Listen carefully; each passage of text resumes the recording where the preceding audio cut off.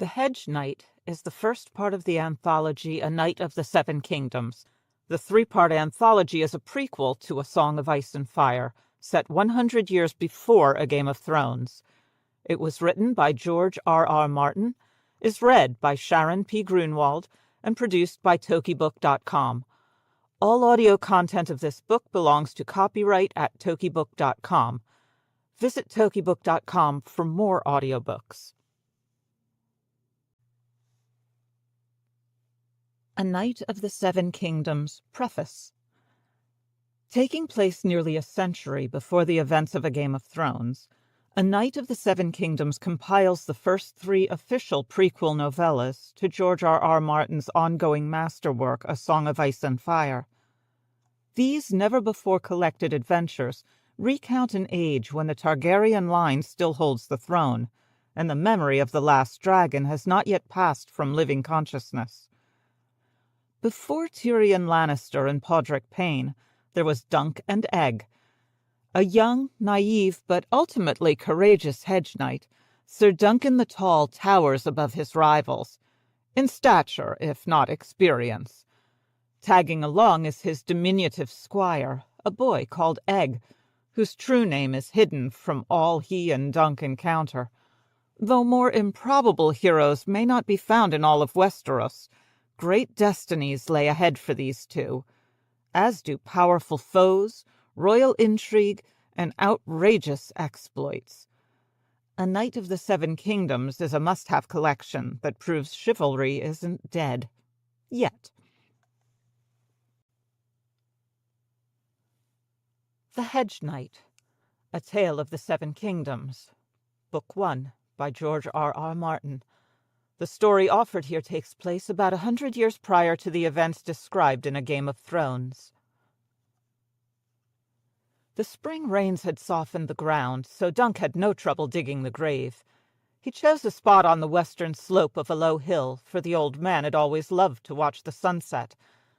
"Another day done," he would sigh. "And who knows what the morrow will bring us, eh, Dunk?" Well, one morrow had brought rains that soaked them to the bones, and the one after had brought wet, gusty winds, and the next a chill. By the fourth day the old man was too weak to ride, and now he was gone. Only a few days past he had been singing as they rode, the old song about going to Gulltown to see a fair maid, but instead of Gulltown he'd sung of Ashford. Off to Ashford to see the fair maid, hi-ho, hi-ho, Dunk thought miserably as he dug. When the hole was deep enough, he lifted the old man's body in his arms and carried him there. He had been a small man and slim, stripped of hauberk, helm, and sword-belt. He seemed to weigh no more than a bag of leaves. Dunk was hugely tall for his age, a shambling, shaggy, big-boned boy of 16 or 17 years, no one was quite certain which, who stood closer to 7 feet than to 6, and had only just begun to fill out his frame. The old man had often praised his strength. He had always been generous in his praise. It was all he had to give. He laid him out in the bottom of the grave and stood over him for a time. The smell of rain was in the air again, and he knew he ought to fill the hole before the rain broke, but it was hard to throw dirt down on that tired old face. There ought to be a septon here to say some prayers over him, but he only has me. The old man had taught Dunk all he knew of swords and shields and lances, but had never been much good at teaching him words.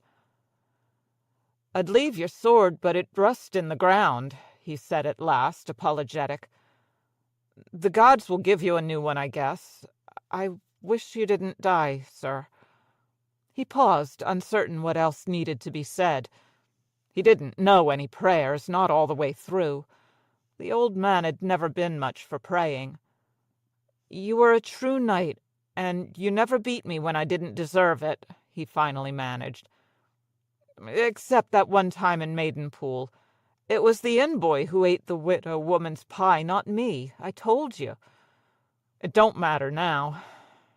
The gods keep you, sir." He kicked dirt in the hole and then began to fill it methodically, never looking at the thing at the bottom. He had a long life, Dunk thought. He must have been closer to 60 than to 50, and how many men can say that? At least he had lived to see another spring. The sun was westering as he fed the horses. There were three: his sway-backed Stout, the old man's palfrey, and Thunder, his war-horse, who was ridden only in tourney and battle. The big brown stallion was not as swift or strong as he had once been, but he still had his bright eye and fierce spirit, and he was more valuable than everything else Dunk owned. If I sold Thunder and old Chestnut, and the saddles and bridles too, I'd come away with enough silver to... Dunk frowned. The only life he knew was the life of a hedge knight, riding from keep to keep, taking service with this lord and that lord, fighting in their battles and eating in their halls until the war was done, and then moving on.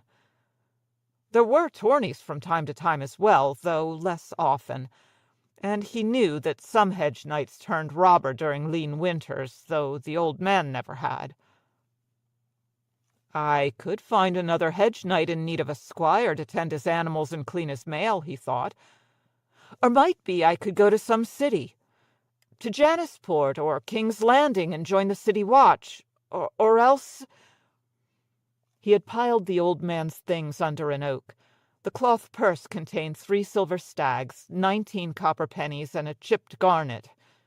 As with most hedge knights, the greatest part of his worldly wealth had been tied up in his horses and weapons. Dunk now owned a chainmail hauberk that had scoured the rust off 1,000 times.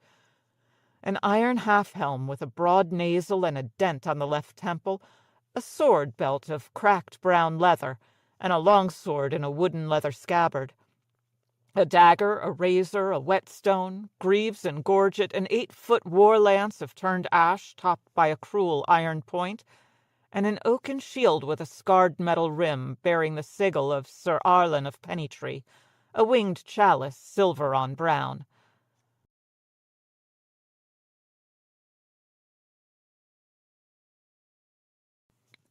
Dunk looked at the shield, scooped up the sword belt, and looked at the shield again. The belt was made for the old man's skinny hips. It would never do for him, no more than the hauberk would. He tied the scabbard to a length of hempen rope, knotted it around his waist, and drew the longsword. The blade was straight and heavy, good castle-forged steel. The grip soft leather wrapped over wood, the pommel a smooth, polished black stone. Plain as it was, the sword felt good in his hand, and Dunk knew how sharp it was, having worked it with whetstone and oilcloth many a night before they went to sleep. It fits my grip as well as it ever fit his, he thought to himself, and there is a tourney at Ashford Meadow. Sweetfoot had an easier gait than old Chestnut, but Dunk was still sore and tired when he spied the inn ahead, a tall daub and timber building beside a stream. The warm yellow light spilling from its windows looked so inviting that he could not pass it by. I have 3 silvers, he told himself, enough for a good meal and as much ale as I care to drink. As he dismounted, a naked boy emerged dripping from the stream and began to dry himself on a rough-spun brown cloak. "Are you the stable boy?" Dunk asked him. The lad looked to be no more than 8 or 9. A pasty-faced, skinny thing, his bare feet caked in mud up to the ankle. His hair was the queerest thing about him. He had none. "I'll want my palfrey rubbed down, and oats for all 3. Can you tend to them?" The boy looked at him brazenly. "I could, if I wanted." Dunk frowned. "I'll have none of that. I am a knight, I'll have you know." "You don't look to be a knight." "Do all knights look the same?" "No, but they don't look like you either. Your sword belt's made of rope." "So long as it holds my scabbard, it serves. Now see to my horses. You'll get a copper if you do well, and a clout in the ear if you don't." He didn't wait to see how the stable boy took that, but turned away and shouldered through the door. At this hour he would have expected the inn to be crowded, but the common room was almost empty. A young lordling in a fine damask mantle was passed out at one table, snoring softly into a pool of spilled wine. Otherwise there was no one. Dunk looked around uncertainly until a stout, short, whey-faced woman emerged from the kitchen and said, Sit where you like. Is it ale you want or food?" "Both." Dunk took a chair by the window, well away from the sleeping man. "There's a good lamb roasted with crust of herbs and some ducks me son shot down. Which will you have?" He had not eaten at an inn in half a year or more. "Both." The woman laughed. "Well, you're big enough for it." She drew a tankard of ale and brought it to his table. "Will you be wanting a room for the night as well?" "No." Dunk would have liked nothing better than a soft straw mattress and a roof above his head, but he need to be careful with his coin. The ground would serve. "Some food, some ale, and it's on to Ashford for me. How much farther is it?" "A day's ride. Bear north when the road forks at the burned mill. Is my boy seeing to your horses, or has he run off again?" "No, he's there," said Dunk. "You seem to have no custom." "Half the town's gone to see the tourney. My own would as well if I allowed it. They'll have this in when I go, but the boy would sooner swagger about with soldiers, and the girl turns to sighs and giggles every time a knight rides by. I swear I couldn't tell you why. Knights are built the same as other men, but I never knew a joust to change the price of eggs." She eyed Dunk curiously. His sword and shield told her one thing, his rope belt and rough-spun tunic quite another. "You're bound for the tourney yourself?" He took a sip of the ale before he answered. A nut-brown colour it was, and thick on the tongue, the way he liked it. "Aye," he said. "I mean to be a champion." "Do you now?" the innkeep answered, polite enough. Across the room the lordling raised his head from the wine-puddle. His face had a sallow, unhealthy cast to it, beneath a rat's nest of sandy brown hair and blond stubble crusting his chin. He rubbed his mouth, blinked at Dunk, and said, "I dreamed of you." His hand trembled as he pointed a finger. "You stay away from me, do you hear? You stay well away." Dunk stared at him uncertainly. "My lord?" The innkeep leaned close. "Never you mind that one, sir. All he does is drink and talk about his dreams. I'll see about that food." She bustled off. "Food?" The lordling made the word an obscenity. He staggered to his feet, one hand on the table to keep himself from falling. "I'm going to be sick," he announced. The front of his tunic was crusty red with old wine stains. "I wanted a whore, but there's none to be found here. All gone to Ashford Meadow. Gods be good. I need some wine." He lurched unsteadily from the common room, and Dunk heard him climbing steps, singing under his breath. A sad creature, thought Dunk. But why did he think he knew me? He pondered that a moment over his ale. The lamb was as good as any he had ever eaten, and the duck even better, cooked with cherries and lemons, and not near as greasy as most. The innkeep brought buttered peas as well, and oaten bread still hot from her oven. "This is what it means to be a knight," he told himself as he sucked the last bit of meat off the bone. "Good food, ale whenever I want it, and no one to clout me in the head." He had a second tankard of ale with the meal, a third to wash it down, and a fourth because there was no one to tell him he couldn't. And when he was done, he paid the woman with a silver stag and still got back a fistful of coppers. It was full dark by the time Dunk emerged. His stomach was full and his purse was a little lighter, but he felt good as he walked to the stables. Ahead he heard a horse whicker. "Easy, lad," a boy's voice said. Dunk quickened his step, frowning.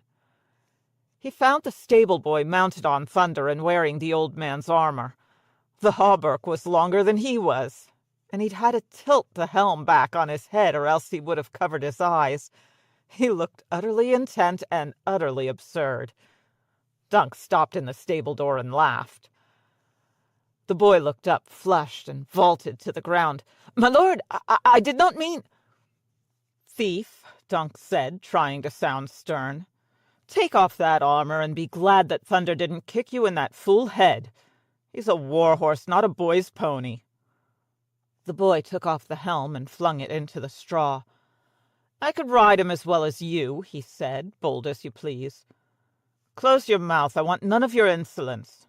The hauberk, too. Take it off. What did you think you were doing?" "How can I tell you with my mouth closed?" The boy squirmed out of the chain mail and let it fall. "You can open your mouth to answer," said Dunk. "Now pick up that mail, shake off the dirt, and put it back where you found it. And the half-helm, too. Now, did you feed the horses as I told you and rub down Sweetfoot?" "Yes," the boy said as she shook straw from the mail. "You're going to Ashford, aren't you? Take me with you, sir." The innkeep had warned him of this. "And what might your mother say to that?" "My mother?" The boy wrinkled up his face. "My mother's dead. She wouldn't say anything." He was surprised. Wasn't the innkeep his mother? Perhaps he was only 'prenticed to her. Dunk's head was a little fuzzy from the ale. "Are you an orphan boy?" he asked uncertainly. "Are you?" the boy threw back. "I was once," Dunk admitted, "till the old man took me in." "If you took me, I could squire for you." "I've no need of a squire," he said. "Every knight needs a squire," the boy said. "You look as though you need one more'n most." Dunk raised a hand threateningly. "And you look as though you need a clout in the ear, it seems to me. Fill me a sack of oats. I'm off for Ashford alone." If the boy was frightened, he hid it well. For a moment he stood there defiant, his arms crossed. But just as Dunk was about to give up on him, the lad turned and went for the oats. Dunk was relieved. "A pity I couldn't. But he has a good life here at the inn. A better one than he'd have squiring for a hedge knight. Taking him would be no kindness." He could still feel the lad's disappointment, though. As he mounted Sweetfoot and took up Thunder's lead, Dunk decided that a copper penny might cheer him. "Here, lad, for your help." He flipped the coin down at him with a smile, but the stable boy made no attempt to catch it. It fell in the dirt between his bare feet, and there he let it lie. "He'll scoop it up as soon as I'm gone," Dunk told himself. He turned the palfrey and rode from the inn, leading the other two horses. The trees were bright with moonlight, and the sky was cloudless and speckled with stars. Yet as he headed down the road, he could feel the stable boy watching his back, sullen and silent.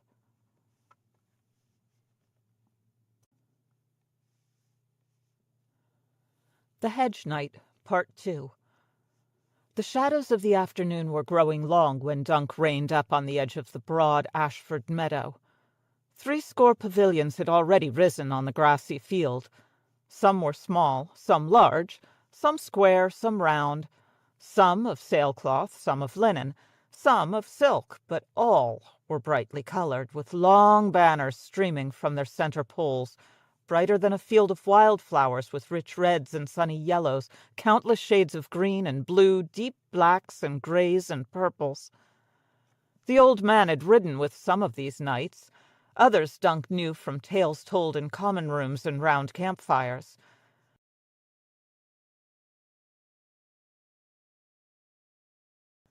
Though he had never learned the magic of reading and writing, the old man had been relentless when it came to teaching him heraldry, often drilling him as they rode.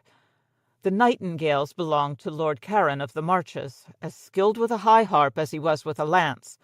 The crowned stag was for Sir Lionel Baratheon, the Laughing Storm. Dunk picked out the Tarley huntsman, House Dondarrion's purple lightning, the red apple of the Fossaways. There roared the lion of Lannister, gold on crimson, and there the dark green sea turtle of the Estermonts swam across a pale green field. The brown tent beneath the red stallion could only belong to Sir Otho Bracken, who was called the Brute of Bracken since slaying Lord Quentin Blackwood 3 years past, during a tourney at King's Landing.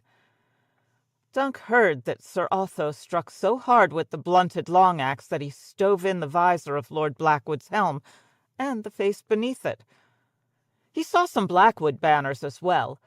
On the west edge of the meadow, as distant from Sir Otho as they could be, Marbrand, Mallister, Cargill, Westerling, Swan, Mullendore, Hightower, Florent, Frey, Penrose, Stokeworth, Daffy, Perrin, Wild. It seemed as though every lordly house of the west and south had sent a knight or 3 to Ashford to see the fair maid and brave the lists in her honor. Yet however fine their pavilions were to look upon, he knew there was no place there for him. A threadbare wool cloak would be all the shelter he had tonight. While the lords and great knights dined on capons and suckling pigs, Dunk's supper would be a hard, stringy piece of salt beef. He knew full well that if he made his camp upon that gaudy field he would need to suffer both silent scorn and open mockery. A few, perhaps, would treat him kindly, yet in a way that was almost worse. A hedge knight must hold tight to his pride. Without it he was no more than a sellsword. I must earn my place in that company. If I fight well, some lord may take me into his household. I'll ride in noble company then, and eat fresh meat every night in a castle hall, and raise my own pavilion at tourneys. But first I must do well. Reluctantly he turned his back on the tourney grounds and led his horses into the trees. On the outskirts of the great meadow, a good half-mile from town and castle, he found a place where a bend in a brook had formed a deep pool. Reeds grew thick along its edge, and a tall leafy elm presided over all. The spring grass there was as green as any knight's banner, and soft to the touch. It was a pretty spot, and no one had yet laid claim to it. "This will be my pavilion," Dunk told himself. A pavilion roofed with leaves greener than the banners of the Tyrells and the Estermonts. His horses came first. After they had been tended, he stripped and waded into the pool to wash away the dust of travel. "A true knight is cleanly as well as godly," the old man had always said, insisting that they wash themselves head to heels every time the moon turned, whether they smelled sour or not. Now that he was a knight, Dunk vowed he would do the same. He sat naked under the elm while he dried, enjoying the warmth of the spring air on his skin as he watched a dragonfly move lazily among the reeds. Why would they name it a dragonfly, he wondered. It looks nothing like a dragon, not that Dunk had ever seen a dragon. The old man had, though. Dunk had heard the story 100 times, how Sir Arlen had been just a little boy when his grandfather had taken him to King's Landing, and how they'd seen the last dragon there the year before it died. She'd been a green female, small and stunted, her wings withered. None of her eggs had ever hatched. "Some say King Aegon poisoned her," the old man would tell. The third Aegon that would be, not King Daeron's father, but the one they named Dragonbane, or Aegon the Unlucky. He was afraid of dragons, for he'd seen his uncle's beast devour his own mother. The summers have been shorter since the last dragon died, and the winters longer and crueler. The air began to cool as the sun dipped below the tops of the trees. When Dunk felt goose-flesh prickling his arms, he beat his tunic and breeches against the trunk of the elm to knock off the worst of the dirt, and donned them once again. On the morrow he would seek out the master of the games and enroll his name, but he had other matters he ought to look into tonight if he hoped to challenge. He did not need to study his reflection in the water to know that he did not look much like a knight. So he slung Sir Arlen's shield across his back to display the sigil. Hobbling the horses, Dunk left them to crop the thick green grass beneath the elm as he set out on foot for the tourney grounds. In normal times the meadow served as a commons for the folk of Ashford town across the river, but now it was transformed. A second town had sprung up overnight, a town of silk instead of stone, larger and fairer than its elder sister. Dozens of merchants had erected their stalls along the edge of the field, selling felts and fruits, belts and boots, hides and hawks, earthenware, gemstones, pewter-work, spices, feathers, and all manner of other goods. Jugglers, puppeteers, and magicians wandered among the crowds plying their trade, as did the whores and the cut-purses. Dunk kept a wary hand on his coin. When he caught the smell of sausages sizzling over a smoky fire, his mouth began to water. He bought one with a copper from his pouch and a horn of ale to wash it down. As he ate, he watched a painted wooden knight battle a painted wooden dragon. The puppeteer who worked the dragon was good to watch, too. A tall drink of water, with olive skin and black hair of Dorn.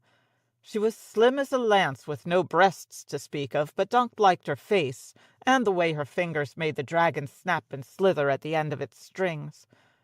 He would have tossed the girl a copper if he'd had one to spare, but just now he needed every coin. There were armorers among the merchants, as he hoped. A Tyroshi with a forked blue beard was selling ornate helms, gorgeous fantastical things wrought in the shapes of birds and beasts, and chased with silver and gold. Elsewhere he found a sword-maker hawking cheap steel blades, and another whose work was much finer, but it was not a sword he lacked. The man he needed was all the way down at the end of the row. A shirt of fine chainmail and a pair of lobstered steel gauntlets displayed on the table before him. Dunk inspected them closely. "You do good work," he said. "None better." A stumpy man, the smith was no more than 5 feet tall, yet wide as Dunk about the chest and arms. He had a black beard, huge hands, and no trace of humility. "I need armor for the tourney," Dunk told him. "A suit of good mail with gorgets, greaves, and a great helm." The old man's half-helm would fit his head, but he wanted more protection for his face than a nasal bar alone could provide. The armorer looked him up and down. "You're a big 'un, but I've armored bigger." He came out from behind the table. "Kneel, I want to measure those shoulders." "Aye, and that thick neck of yours." Dunk knelt.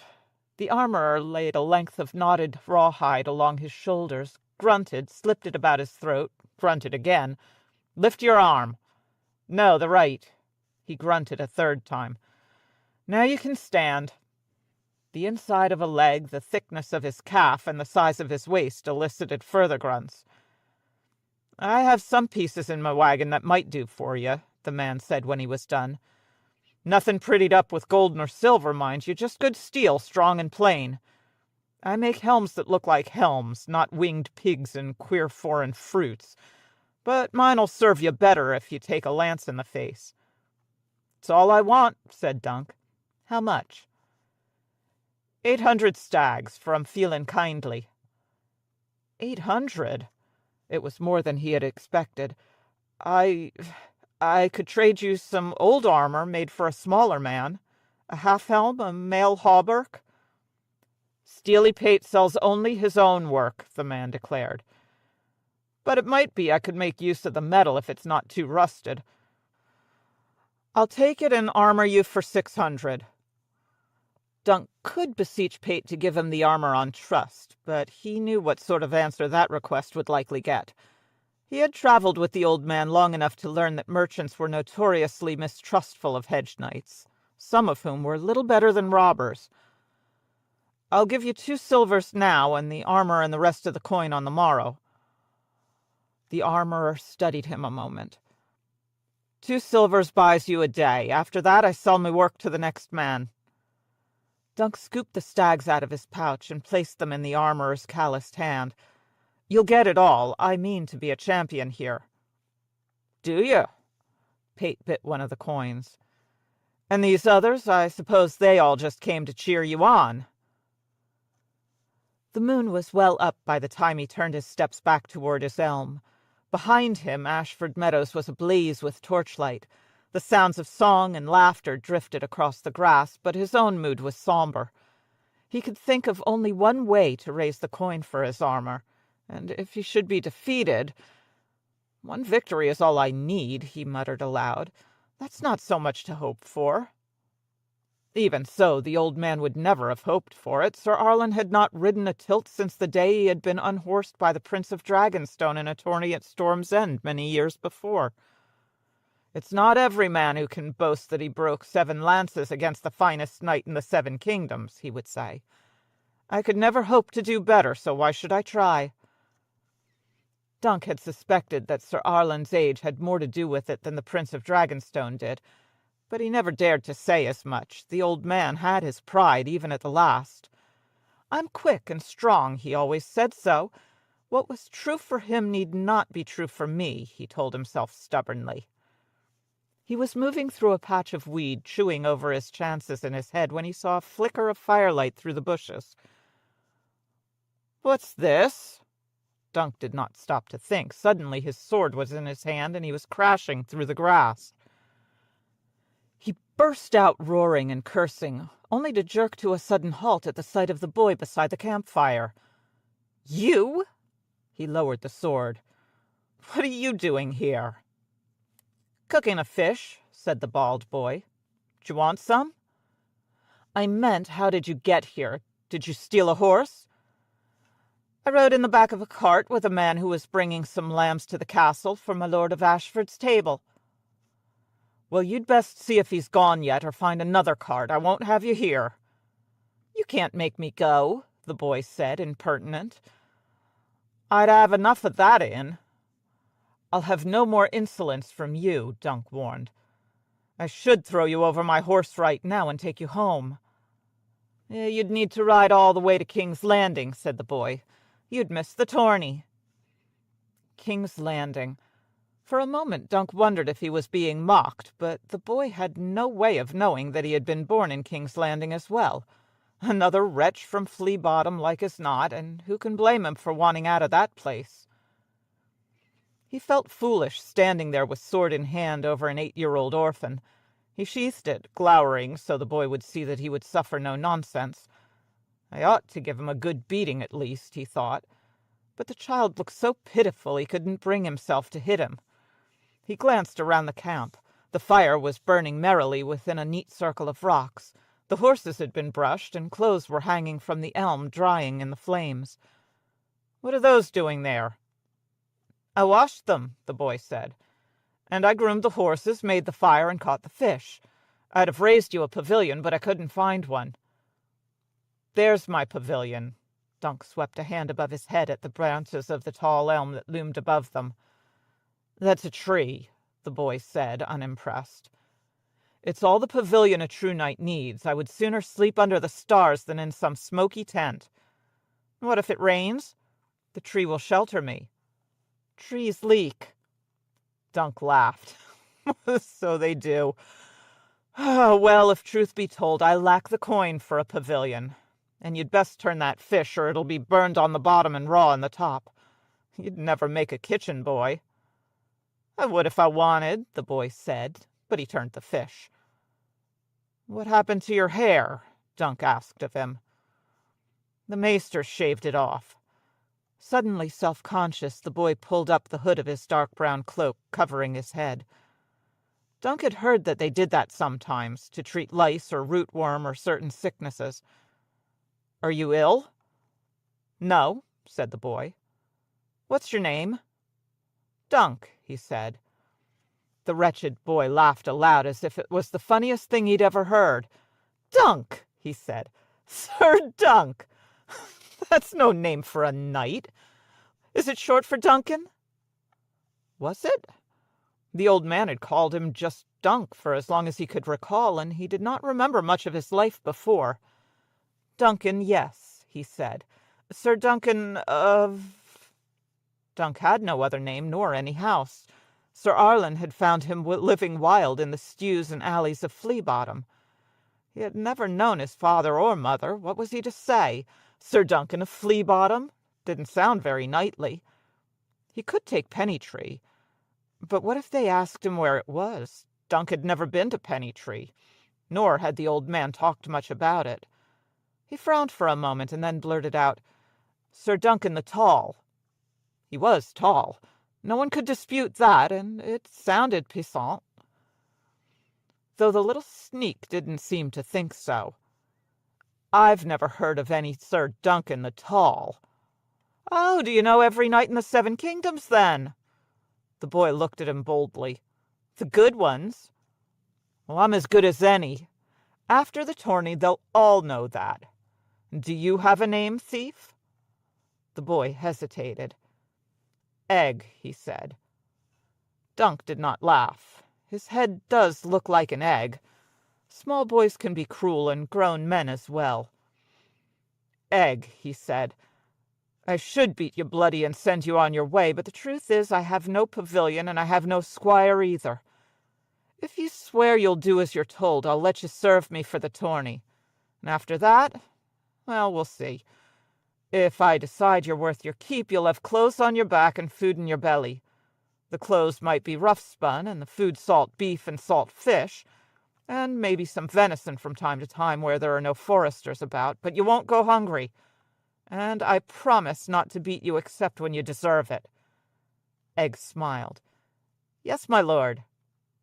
"Sir," Dunk corrected, "I'm only a hedge knight." He wondered if the old man was looking down on him. "I will teach him the arts of battle, the same as you taught me, sir. He seems a likely lad. Might be one day he'll make a knight." The fish was still a little raw on the inside when they ate it, and the boy had not removed all the bones, but it still tasted a world better than hard salt beef.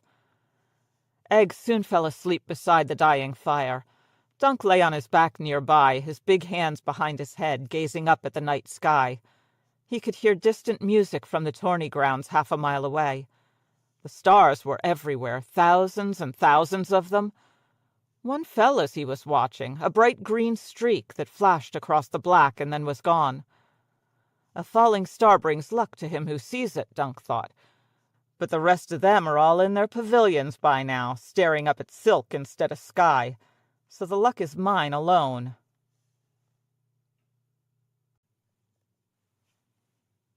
The Hedge Knight, Part 3.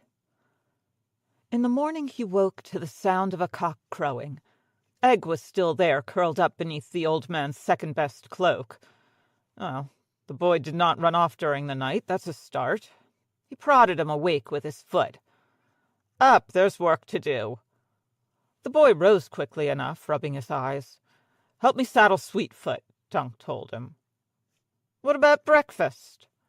"There's salt beef after we've done." "I'd sooner eat the horse," Egg said. "Sir." "You'll eat my fist if you don't do as you're told. Get the brushes, they're in the saddle sack." "Yes, that one." Together they brushed out the palfrey's sorrel coat, hefted Sir Alan's best saddle over her back, and cinched it tight. Egg was a good worker once he put his mind to it, Dunk saw. "I expect I'll be gone most of the day," he told the boy as he mounted. "You're to stay here and put the camp in order.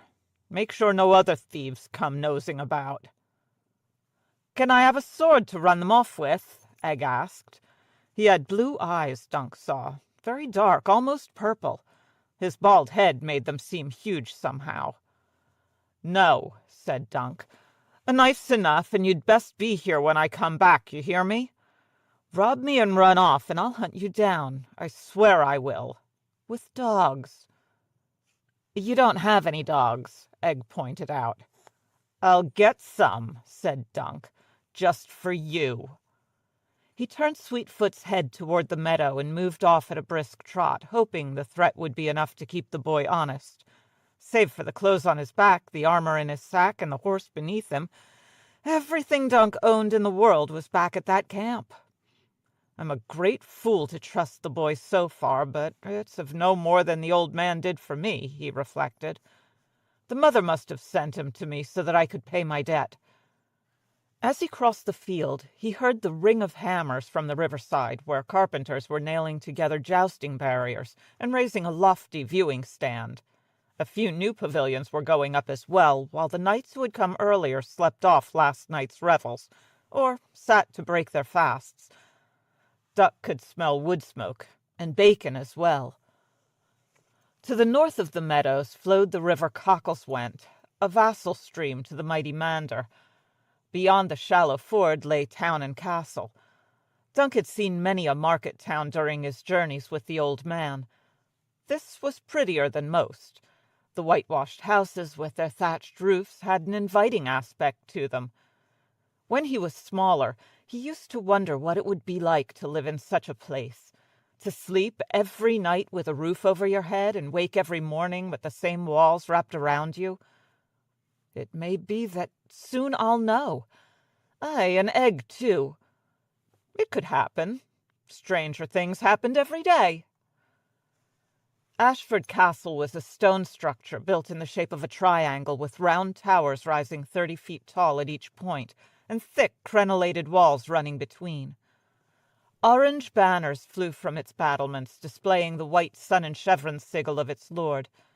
Men-at-arms in orange and white livery stood outside the gates with halberds, watching people come and go, seemingly more intent on joking with a pretty milkmaid than in keeping anyone out. Dunk reined up in front of the short-bearded man he took for their captain and asked for the master of the games. "It's Plummer you want. He's steward here. I'll show you." Inside the yard a stable-boy took Sweetfoot for him. Dunk slung Sir Arlen's battered shield over a shoulder and followed the guard's captain back of the stables to a turret built into an angle of the curtain wall. Steep stone steps led up to the wall walk. "Come to enter your master's name for the lists?" the captain asked as they climbed. "It's my own name I'll be putting in." "Is it now?" Was the man smirking? Dunk was not certain. "That door there, I'll leave you to it and get back to my post." When Dunk pushed open the door, the steward was sitting at a trestle table, scratching on a piece of parchment with a quill. He had thinning gray hair and a narrow, pinched face. "Yes," he said, looking up. "What do you want, man?" Dunk pulled shut the door. "Are you Plummer, the steward? I came for the tourney to enter the lists."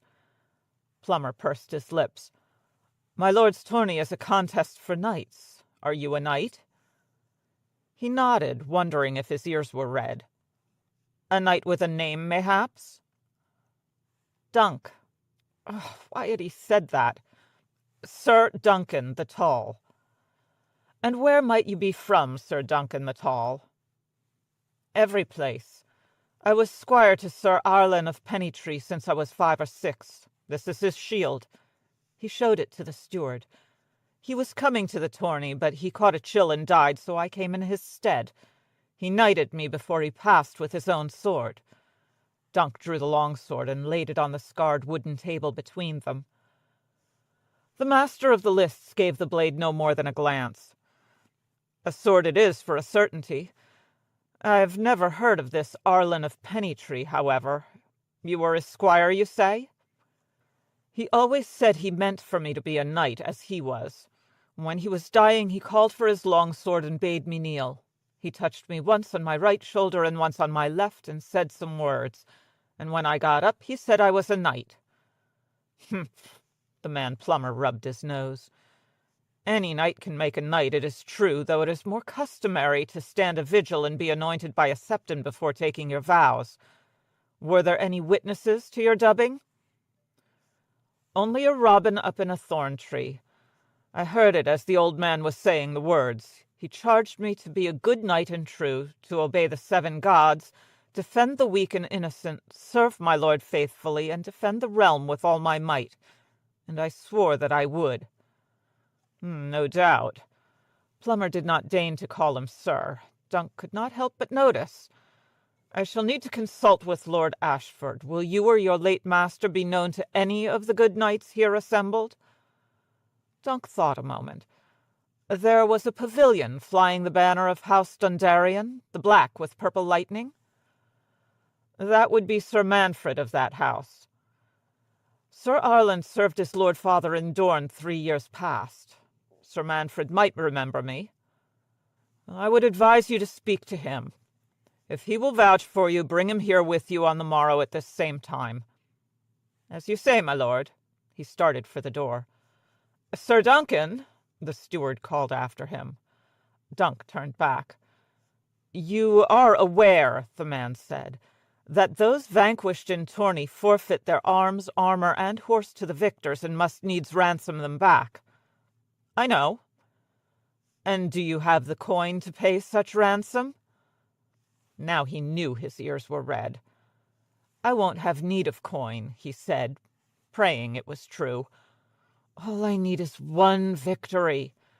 If I win my first tilt, I'll have the loser's armor and horse, or his gold, and I can stand a loss myself." He walked slowly down the steps, reluctant to go on with what he must do next. In the yard he collared one of the stable boys. "I must speak with Lord Ashford's master of horse." "I'll find him for you." It was cool and dim in the stables. An unruly gray stallion snapped at him as he passed, but Sweetfoot only whickered softly and nuzzled his hand when he raised it to her nose. "You're a good girl, aren't you?" he murmured. The old man always said that a knight should never love a horse, since more than a few were like to die under him. But he never heeded his own counsel either. Dunk had often seen him spend his last copper on an apple for old Chestnut, or some oats for Sweetfoot and Thunder. The palfrey had been Sir Arlen's riding horse, and she had borne him tirelessly over thousands of miles, all up and down the 7 kingdoms.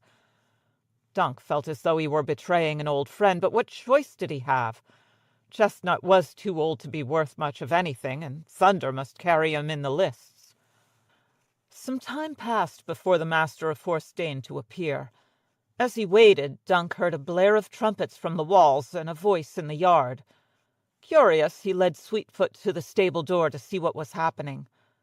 A large party of knights and mounted archers poured through the gates, 100 men at least, riding some of the most splendid horses that Dunk had ever seen. Some great lord is come. He grabbed the arm of a stable boy as he ran past. "Who are they?" The boy looked at him queerly. "Can't you see the banners?" He wrenched free and hurried off. The banners. As Dunk turned his head, a gust of wind lifted the black silk pennon atop the tall staff, and the fierce 3-headed dragon of House Targaryen seemed to spread its wings, breathing scarlet fire. The banner-bearer was a tall knight in white scale armor chased with gold, a pure white cloak streaming from his shoulders. 2 of the other riders were armored in white from head to heel as well, Kingsguard knights with the royal banner. Small wonder Lord Ashford and his sons came hurrying out of the doors of the keep, and the fair maid, too, a short girl with yellow hair and a round pink face. She does not seem so fair to me, Dunk thought. The puppet girl was prettier. "Boy, let go of that nag and see to my horse." A rider had dismounted in front of the stables. He's talking to me, Dunk realized. "I am not a stable boy, my lord." "Not clever enough?" The speaker wore a black cloak bordered in scarlet satin, but underneath was a raiment bright as flame, all reds and yellows and golds. Slim and straight as a dirk, though only of middling height, he was near Dunk's own age. Curls of silver-gold hair framed a face sculpted and imperious, high brow and sharp cheekbones, straight nose, pale, smooth skin without blemish. His eyes were a deep violet color. "If you cannot manage a horse, fetch me some wine and a pretty wench. My lord pardons. I'm no serving man either. I have the honor to be a knight." "Knighthood has fallen on sad days," said the princeling. But then one of the stable boys came rushing up, and he turned away to hand him the reins of his palfrey, a splendid blood bay. Dunk was forgotten in an instant. Relieved, he slunk back inside the stables to wait for the master of horse. He felt ill at ease enough around the lords in their pavilions. He had no business speaking to princes. That the beautiful stripling was a prince, he had no doubt. The Targaryens were the blood of lost Valyria across the seas, and their silver-gold hair and violet eyes set them apart from the common men. Dunk knew Prince Baelor was older, but the youth might well have been one of his sons. Valar, who was often called the young prince to set him apart from his father, or Mataris, the even younger prince, as old Lord Swan's fool had named him once. There were other princelings as well, cousins to Valar and Mataris. Good King Daeron had 4 grown sons, 3 with sons of their own. The line of the Dragon Kings had almost died out during his father's day, but it was commonly said that Daeron II and his sons had left it secure for all time. "You, man, you asked for me?" Lord Ashford's master of horse had a red face made redder by his orange livery and a brusque manner of speaking. "What is it? I have no time for—" "I want to sell this palfrey," Dunk broke in quickly before the man could dismiss him. "She's a good horse, sure of foot." "I have no time, I tell you." The man gave Sweetfoot no more than a glance. "My Lord of Ashford has no need of such. Take her to the town. Perhaps Henley will give you a silver or 3. And that quick, he was turning away. "Thank you, my lord," Dunk said before he could go. "My lord, has the king come?" The master of horse laughed at him. "No, thank the gods. This infestation of princes is trial enough. Where am I going to find the stalls for all these animals? And fodder?" He strode off, shouting at his stable boys. By the time Dunk left the stable, Lord Ashford had escorted his princely guests into the hale, but 2 of the Kingsguard knights in their white armour and snowy cloaks still lingered in the yard, talking with the captain of the guard. Dunk halted before them. "My lords, I am Sir Duncan the Tall." "Well met, Sir Duncan," answered the bigger of the white knights. "I am Sir Roland Craighall, and this is my sworn brother, Sir Donald of Duskendale." The 7 champions of the King's Guard were the most puissant warriors in all the 7 kingdoms, saving only perhaps the Crown Prince, Baylor Breakspear himself. "Have you come to enter the lists?" Dunk asked anxiously. "It would not be fitting for us to ride against those we are sworn to protect," answered Sir Donald, red of hair and beard. "Prince Valar has the honour to be one of Lady Ashford's champions," explained Sir Roland, "and 2 of his cousins mean to challenge. The rest of us have come only to watch." Relieved, Dunk thanked the white knights for their kindness and rode out through the castle gates before another prince should think to accost him. 3 princelings, he pondered as he turned the palfrey toward the streets of Ashford town. Valar was the eldest son of Prince Baelor, second in line to the Iron Throne, but Dunk did not know how much of his father's fabled prowess with lance and sword he might have inherited. About the other Targaryen princes he knew even less. "What will I do if I have to ride against a prince? Will I even be allowed to challenge one so high-born?" He did not know the answer. The old man had often said he was thick as a castle wall, and just now he felt it.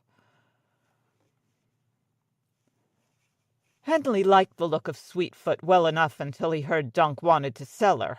Then all the stablemen could see in her were faults. He offered 300 silvers. Dunk said he must have 3,000. After much arguing and cursing, they settled at 750 silver stags. That was a deal closer to Henley's starting price than to Dunk's, which made him feel the loser in the tilt. But the stableman would go no higher, so in the end he had no choice but to yield. A second argument began when Dunk declared that the price did not include the saddle, and Henley insisted that it had. Finally it was all settled. As Henley left to fetch his coin, Dunk stroked Sweetfoot's mane and told her to be brave. "If I win, I'll come back and buy you again. I promise." He had no doubt that all the palfrey's flaws would vanish in the intervening days, and she would be worth twice what she was today. The stableman gave him 3 gold pieces and the rest in silver. Dunk bit one of the gold coins and smiled. He had never tasted gold before, nor handled it. Dragons, men called the coins, since they were stamped with the 3-headed dragon of House Targaryen on one side. The other bore the likeness of the king. 2 of the coins Henley gave him had King Daeron's face. The third was older, well-worn, and showed a different man. His name was there under his head, but Dunk could not read the letters.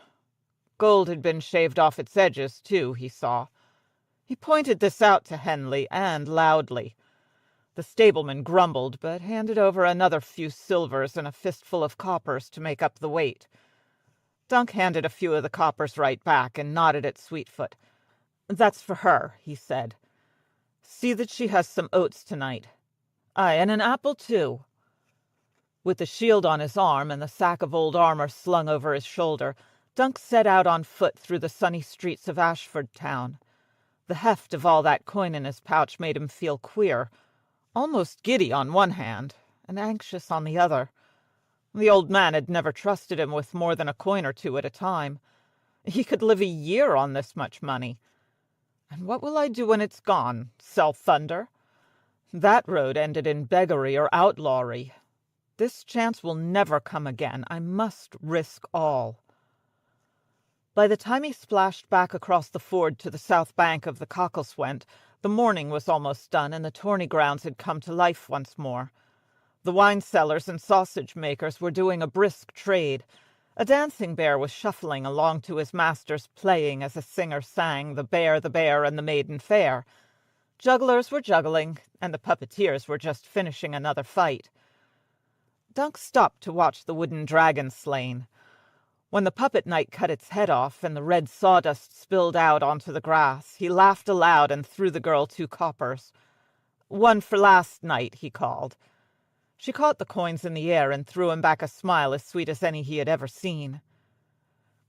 Is it me she smiles at, or the coins?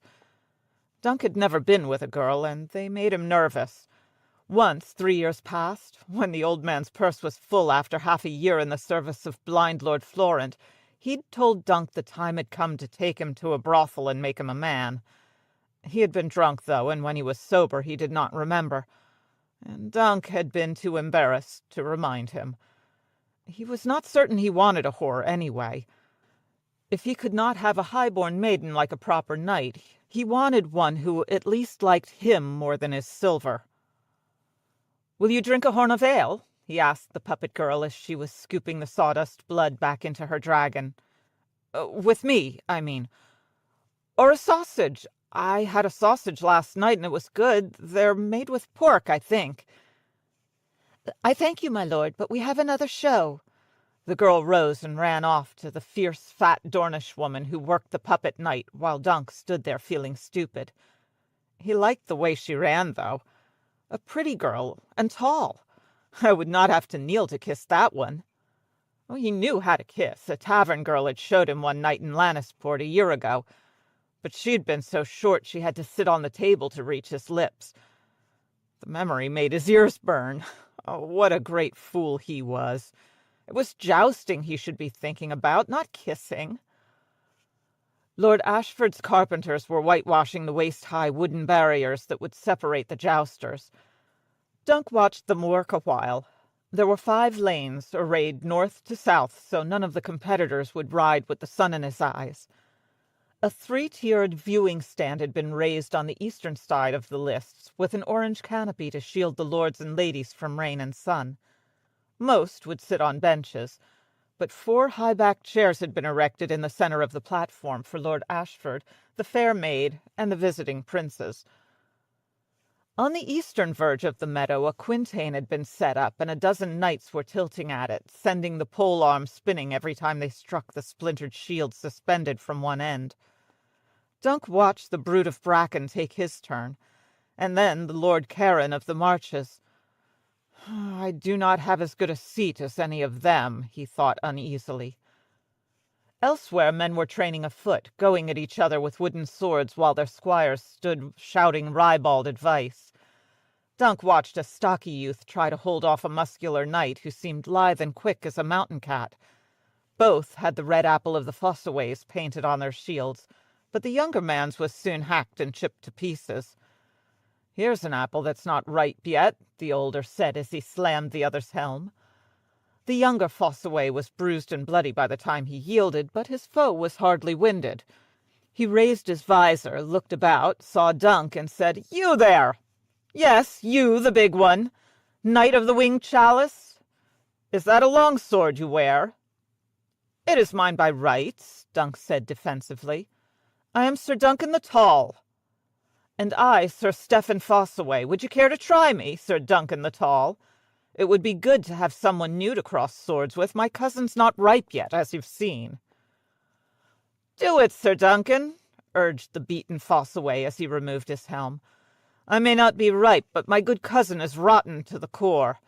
Knock the seeds out of him." Dunk shook his head. Why were these lordlings involving him in their quarrel? He wanted no part of it. "I thank you, sir, but I have matters to attend." He was uncomfortable carrying so much coin. The sooner he paid Steely Pate and got his armor, the happier he'd be. Sir Stephen looked at him scornfully. "The hedge knight has matters." He glanced about and found another likely opponent loitering nearby. "Sir Grants, well met! Come, try me. I know every feeble trick my cousin Raymond has mastered, and it seems that Sir Duncan needs to return to the hedges. Come, come." Dunk stalked away red-faced. He did not have many tricks himself, feeble or otherwise, and he did not want anyone to see him fight until the tourney. The old man always said that the better you knew your foe, the easier it was to best him. Knights like Sir Stephen had sharp eyes to find a man's weakness at a glance. Dunk was strong and quick, and his weight and reach were in his favor, but he did not believe for a moment that his skills were the equal of these others.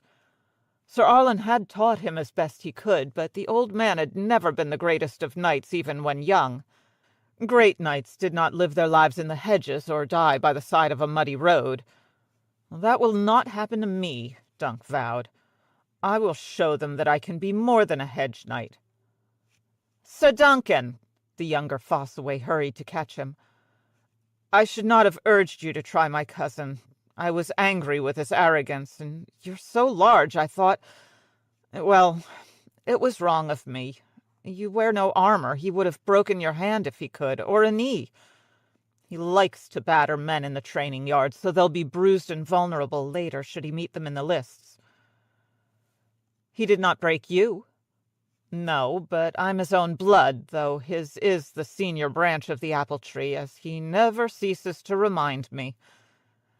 I'm Raymond Fossaway." "Well met. Will you and your cousin ride in the tourney?" "He will, for a certainty. As to me, would that I could. I'm only a squire as yet. My cousin has promised to knight me, but insists that I'm not ripe yet." Raymond had a square face, a pug nose, and short woolly hair, but his smile was engaging. "You have the look of a challenger, it seems to me. Whose shield do you mean to strike?" "It makes no difference," said Dunk. "That was what you were supposed to say, though it made all the difference in the world. I will not enter the lists until the third day." "And by then some of the champions will have fallen, yes," Raymond said. "Well, may the warrior smile on you, sir." "And you." "If he is only a squire, what business do I have being a knight? One of us is a fool." The silver in Dunk's pouch clinked with every step, but he could lose it all in a heartbeat, he knew. Even the rules of the tourney worked against him, making it very unlikely that he would face a green or feeble foe. There were a dozen different forms a tourney might follow, according to the whim of the lord who hosted it. Some were mock battles between teams of knights, others wild melees where the glory went to the last fighter left standing. Where individual combats were the rule, pairings were sometimes determined by lot and sometimes by the master of the games. Lord Ashford was staging this tourney to celebrate his daughter's 13th name-day. The fair maid would sit by her father's side as the reigning queen of love and beauty. 5 champions wearing her favors would defend her. All others must perforce be challengers, but any man who could defeat one of the champions would take his place and stand as a champion himself, until such time as another challenger unseated him. At the end of 3 days of jousting, the 5 who remained would determine whether the fair maid would retain the crown of love and beauty, or whether another would wear it in her place. Dunk stared at the grassy lists and the empty chairs on the viewing stand and pondered his chances. One victory was all he needed. Then he could name himself one of the champions of Ashford Meadow, if only for an hour. The old man had lived nigh on 60 years and had never been a champion. It is not too much to hope for if the gods are good. He thought back on all the songs he had heard, songs of blind Simeon Star-Eyes and noble Serwyn of the Mirror Shield, of Prince Aemon the Dragon Knight and Sir Wyam Redwine and Florian the Fool. They had all won victories against foes far more terrible than any he would face. Oh, but they were great heroes, brave men of noble birth, well, except for Florian. And what am I? Dunk of Flea-Bottom, or Sir Duncan the Tall? He supposed he would learn the truth of that soon enough. He hefted the sack of armor and turned his feet toward the merchant's stalls in search of steely pate. Egg had worked manfully at the campsite. Dunk was pleased. He had been half afraid his squire would run off again. "Did you get a good price for your palfrey?" the boy asked. "How did you know I'd sold her?"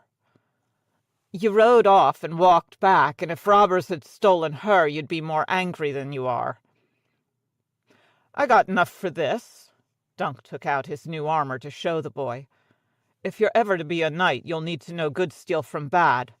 Look here, this is fine work. This mail is double chain, each link bound by 2 others, you see. It gives more protection than single chain. And the helm, Pate's round at the top. You see how it curves? A sword or an axe would slide off where they might bite through a flat-topped helm. Dunk lowered the great helm over his head. How does it look? There's no visor, Egg pointed out. There's air holes. Visors are points of weakness. Steely Pate had said as much. If you knew how many knights had taken an arrow in the eye as they lifted their visor for a suck of cool air, you'd never want one, he'd told Dunk. There's no crest either, said Egg. It's just plain. Dunk lifted off the helm. Plain is fine for the likes of me. Do you see how bright the steel is? It will be your task to keep it that way. You know how to scour mail? In a barrel of sand, said the boy. But you don't have a barrel. Did you buy a pavilion too, sir? I didn't get that good a price. The boy is too bold for his own good. I ought to beat that out of him. He knew he would not, though. He liked the boldness. He needed to be bolder himself. My squire is braver than I am and more clever. You did well here, Egg, Dunk told him. On the morrow you'll come with me. Have a look at the tourney grounds. We'll buy oats for the horses and fresh bread for ourselves. Maybe a bit of cheese as well. They were selling good cheese at one of the stalls. I won't need to go into the castle, will I? Why not? One day I mean to live in a castle. I hope to win a place above the salt before I'm done. The boy said nothing. Perhaps he fears to enter a lord's hall, Dunk reflected. That's no more than might be expected. He will grow out of it in time, and he went back to admiring his armor and wondering how long he would wear it. The Hedge Knight, Part 4.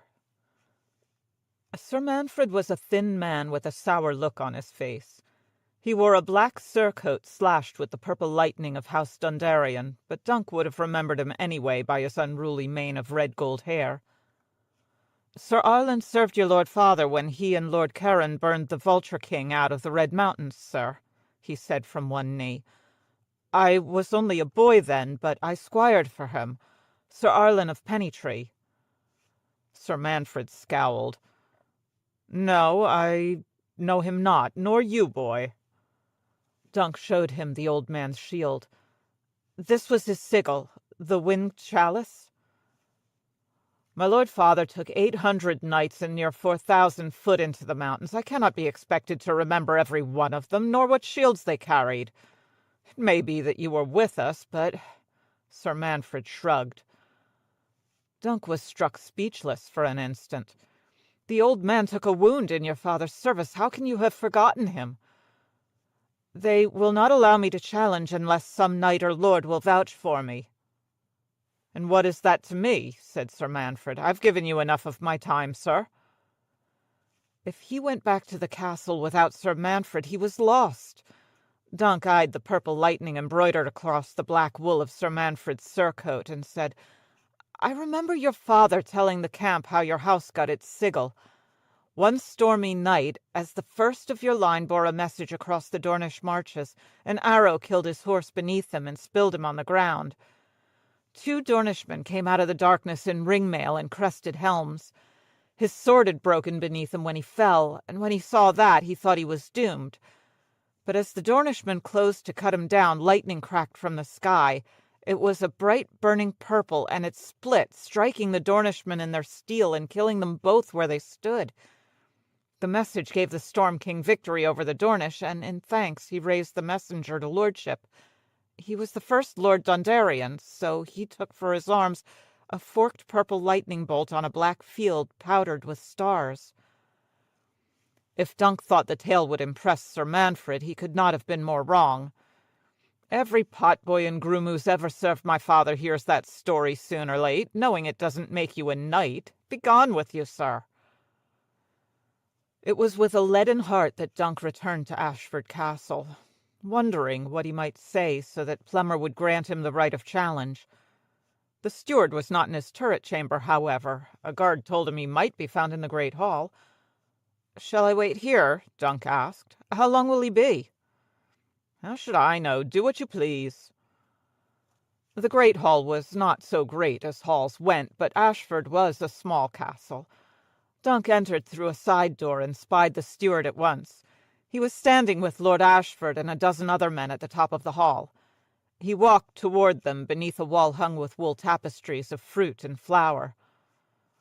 "More concerned if they were your sons, I'll wager," an angry man was saying as Dunk approached. His straight hair and square-cut beard were so fair they seemed white in the dimness of the hall, but as he got closer, he saw they were in truth a pale silvery color, touched with gold. "Darren has done this before," another replied. Plummer was standing so as to block Dunk's view of the speaker. "You should never have commanded him to enter the lists. He belongs on a tourney field no more than Eris does, or Rhaegal." "By which you mean he'd sooner ride a whore than a horse," the first man said. Thickly built and powerful, the prince, well, he was surely a prince, wore a leather brigandine covered with silver studs beneath a heavy black coat trimmed with ermine. Pox scars marked his cheeks, only partly concealed by his silvery beard. "I do not need to be reminded of my son's failings, brother. He has only 18 years. He can change. He will change. God be damned, or I swear I'll see him dead." "Don't be an utter fool. Darren is what he is, but he's still your blood and mine. I have no doubt Sir Roland will turn him up, and Aegon with him." "When the tourney is over, perhaps." "Arion is here. He is a better lance than Darren in any case, if it is the tourney that concerns you." Dunk could see the speaker now. He was seated in the high seat, a sheaf of parchments in one hand, Lord Ashford hovering at his shoulder. Even seated, he looked to be a head taller than the other, to judge from the long straight legs stretched out before him. His short cropped hair was dark and peppered with gray, his strong jaw clean-shaven. His nose looked as though it had been broken more than once, and though he was dressed very plainly in green doublet, brown mantle, and scuffed boots, there was a weight to him, a sense of power and certainty. It came to Dunk that he had walked in on something that he ought never to have heard. "I had best go and come back later when they are done," he decided. But it was already too late. The prince with the silvery beard suddenly took note of him. "Who are you, and what do you mean by bursting in on us?" he demanded harshly. "He is the knight that our good steward was expecting," the seated man said, smiling at Dunk in a way that suggested he had been aware of him all the time. "You and I are the intruders here, brother. Come closer, sir." Dunk edged forward, uncertain what was expected of him. He looked at Plummer, but got no help there. The pinch-faced steward who had been so forceful yesterday now stood silent, studying the stones of the floor. "My lords," he said, "I asked Sir Manfred Dundarian to vouch for me so I might enter the lists, but he refuses. He says he knows me not. Sir Arlen served him, though, I swear it. I have his sword and shield. "A sword and a shield do not make a knight," declared Lord Ashford, a big bald man with a round red face. "Plummer has spoken to me of you. Even if we accept that these arms belonged to this Sir Arlen of Pennytree, it may well be that you found him dead and stole them. So unless you have some better proof of what you say, or some writing, or—" "I remember Sir Arlen of Pennytree," the man in the high seat said quietly. "He never won a tourney that I know, but he never shamed himself either. At King's Landing 16 years ago he overthrew Lord Stokeworth and the Bastard of Harrenhal in the melee, and many years before at Lannisport he unhorsed the Grey Lion himself. The lion was not so grey then, to be sure." "He told me about that many a time," said Dunk. The tall man studied him. "Then you will remember the Grey Lion's true name, I have no doubt." For a moment there was nothing in Dunk's head at all. 1,000 times the old man had told that tale, 1,000 times. The lion, his name. He was near despair when suddenly it came. "Sir Daemon Lannister!" he shouted. "The Grey Lion! He's the Lord of Casterly Rock now." "So he is," said the tall man pleasantly. And he enters the lists on the morrow." He rattled the sheaf of papers in his hand. "How can you possibly remember some insignificant hedge knight who chanced to unhorse Damon Lannister 16 years ago?" said the prince with the silver beard, frowning. "I make it a practice to learn all I can of my foes." "Why would you deign to joust with a hedge knight?" "It was 9 years past, at Storm's End. Lord Baratheon held a hastilude to celebrate the birth of a grandson. The lots made Sir Arlen my opponent in the first tilt. We broke 4 lances before I finally unhorsed him." "7, insisted Dunk, "and that was against the Prince of Dragonstone." No sooner were the words out than he wanted them back. Dunk the Lunk, thick as a castle wall. He could hear the old man chiding him. "So it was." The prince with the broken nose smiled gently. "Tales grow in the telling, I know. Do not think ill of your old master, but it was 4 lances only, I fear." Dunk was grateful that the hall was dim. He knew his ears were red. "My lord—" "No, that's wrong, too." "Your grace." He fell to his knees and lowered his head. "As you say, 4. I mean, no, I never... The old man... Sir Arlen, he used to say I was thick as a castle wall and slow as an oryx." "And strong as an oryx by the look of you," said Baelor Breakspear. "No harm was done, sir. Rise." Dunk got to his feet, wondering if he should keep his head down or if he was allowed to look a prince in the face. "I'm speaking with Baelor Targaryen, Prince of Dragonstone, Hand of the King, and heir apparent to the Iron Throne of Aegon the Conqueror. What could a hedge knight dare to say to such a person?" "You gave him back his horse and armor and took no ransom, I remember," he stammered. "The old Sir Arlen, he told me you were the soul of chivalry and that one day the 7 kingdoms would be safe in your hands." "Well, not for many a year still, I pray," Prince Baelor said. "No," said Dunk, horrified. He almost said, "I didn't mean that the king should die," but stopped himself in time. "I am sorry, my lord. Your grace, I mean." Belatedly, he recalled that the stocky man with the silver beard had addressed Prince Baelor as brother. He is blood of the dragon as well. Ugh, damn me for a fool. He could only be Prince Maekar, the youngest of King Daeron's 4 sons. Prince Aerys was bookish, and Prince Rhaegal mad, meek, and sickly. Neither was like to cross half the realm to attend a tourney, but Maekar was said to be a redoubtable warrior in his own right, though ever in the shadow of his eldest brother. "You wish to enter the lists, is that it?" asked Prince Baelor. "That decision rests with the master of the games, but I see no reason to deny you." The steward inclined his head. "As you say, my lord." Dunk tried to stammer out thanks, but Prince Maekar cut him off. "Very well, sir, you're grateful. Now be off with you." "You must forgive my noble brother, sir," said Prince Baelor. "2 of his sons have gone astray on their way here, and he fears for them." "The spring rains may have swollen many of the streams," said Dunk. "Perhaps the princes are only delayed." "I did not come here to take counsel from a hedge knight," Prince Maekar declared to his brother. "You may go, sir," Prince Baelor told Dunk, not unkindly. "Yes, my lord." He bowed and turned. But before he could get away, the prince called after him. "Sir! One thing more. You are not of Sir Arlen's blood?" "Yes, my lord. I mean, no, I'm not." The prince nodded at the battered shield Dunk carried and the winged chalice upon its face. "By law, only a true-born son is entitled to inherit a knight's arms. You must needs find a new device, sir. A sigil of your own." "I will," said Dunk. "Thank you again, your grace. I will fight bravely, you'll see." "As brave as Baelor Breakspear," the old man would often say.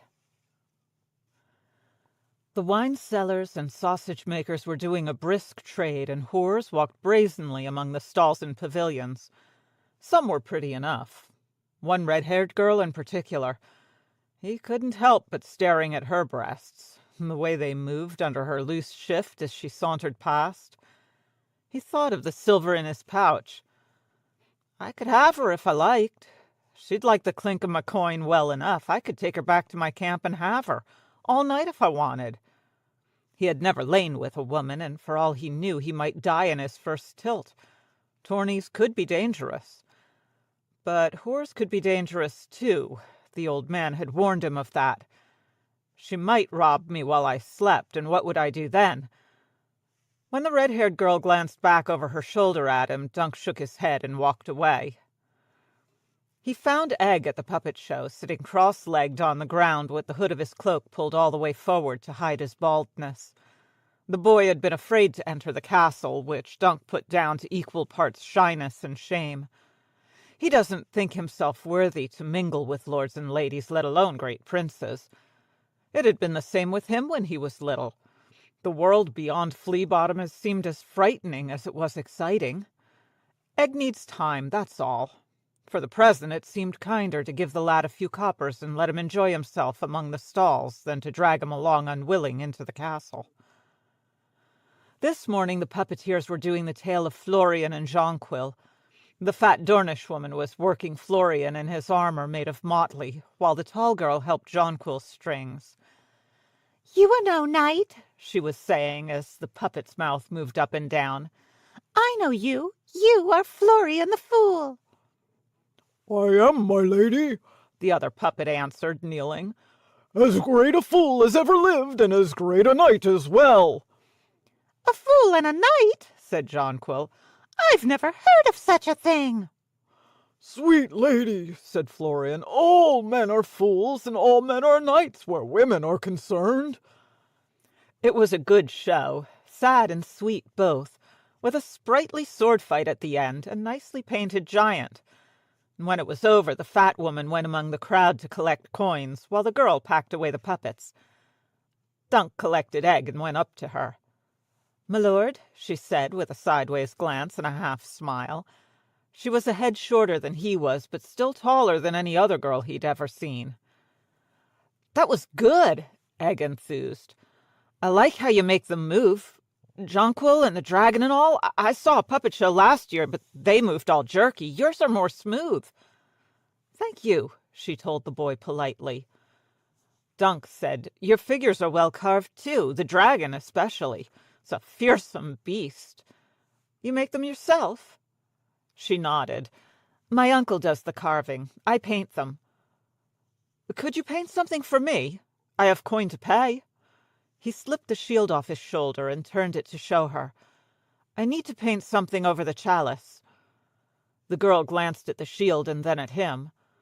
"What would you want painted?" Well, Dunk had not considered that. If not the old man's winged chalice, then what? His head was empty. Dunk the Lunk, thick as a castle wall. Well, I'm not certain." His ears were turning red, he realized miserably. "You must think me an utter fool." She smiled. "All men are fools, and all men are knights." "What color paint do you have?" he asked, hoping that might give him an idea. "Oh, I can mix paints to make any color you want." The old man's brown had always seemed drab to Dunk. "The field should be the color of sunset," he said suddenly. The old man liked sunsets, and the device— "An elm tree," said Egg. "A big elm tree like the one by the pool with a brown trunk and green branches." "Yes," Dunk said, "that would serve. An elm tree. But with a shooting star above. Could you do that?" The girl nodded. "Give me the shield. I'll paint it this very night and have it back to you on the morrow." Dunk handed it over. "I am called Sir Duncan the Tall." "I'm Tenzel," she laughed. "Tenzel Too Tall, the boys used to call me." "You're not too tall," Dunk blurted out. "You're just right for—" He realized what he had been about to say and blushed furiously. Said Tenzel, cocking her head inquisitively. "Puppets," he finished lamely. The Hedge Knight, Part 5. The first day of the tourney dawned bright and clear. Dunk bought a sack full of foodstuffs, so they were able to break their fast on goose eggs, fried bread, and bacon. But when the food was cooked, he found he had no appetite. His belly felt hard as a rock, even though he knew he would not ride today. The right of first challenge would go to knights of higher birth and greater renown, to lords and their sons, and champions from other tourneys.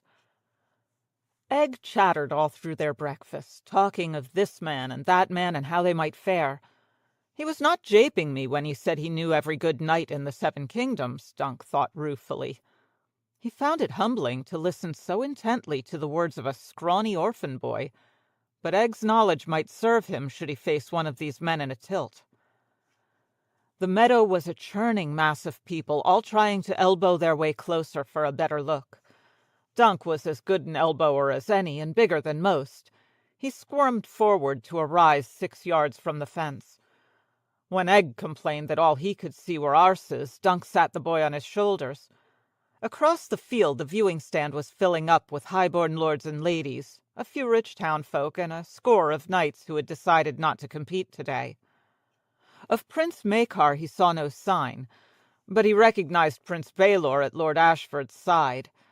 Sunlight flashed golden off the shoulder clasp that held his cloak and the slim coronet about his temples, but otherwise he dressed far more simply than most of the other lords. He does not look like a Targaryen in truth with that dark hair, and Dunk said as much to Egg. It's said he favors his mother, the boy reminded him. She was a Dornish princess. The 5 champions had raised their pavilions at the north end of the lists, with the river behind them. The smallest 2 were orange, and the shields hung outside their doors displayed the white sun and chevron. Those would be Lord Ashford's sons Andrew and Robert, brothers to the fair maid. Dunk had never heard other knights speak of their prowess, which meant they would likely be the first to fall. Beside the orange pavilion stood one of deep-dyed green and much larger. The golden rose of Highgarden flapped above it, and the same device was emblazoned on the great green shield outside the door. "That's Leo Tyrell, Lord of Highgarden," said Egg. "I knew that," said Dunk, irritated. "The old man and I served at Highgarden before you were ever born."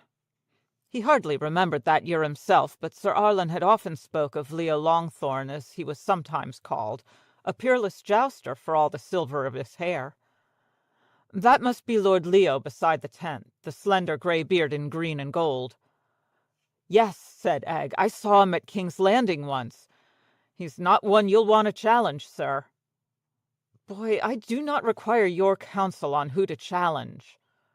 The 4th pavilion was sewn together from diamond-shaped pieces of cloth, alternating red and white. Dunk did not know the colors, but Egg said they belonged to a knight from the Vale of Arryn named Sir Humphrey Harding. "He won a great melee at Maidenpool last year, sir, and overthrew Sir Donald of Duskendale and the Lords Arryn and Royce in the lists."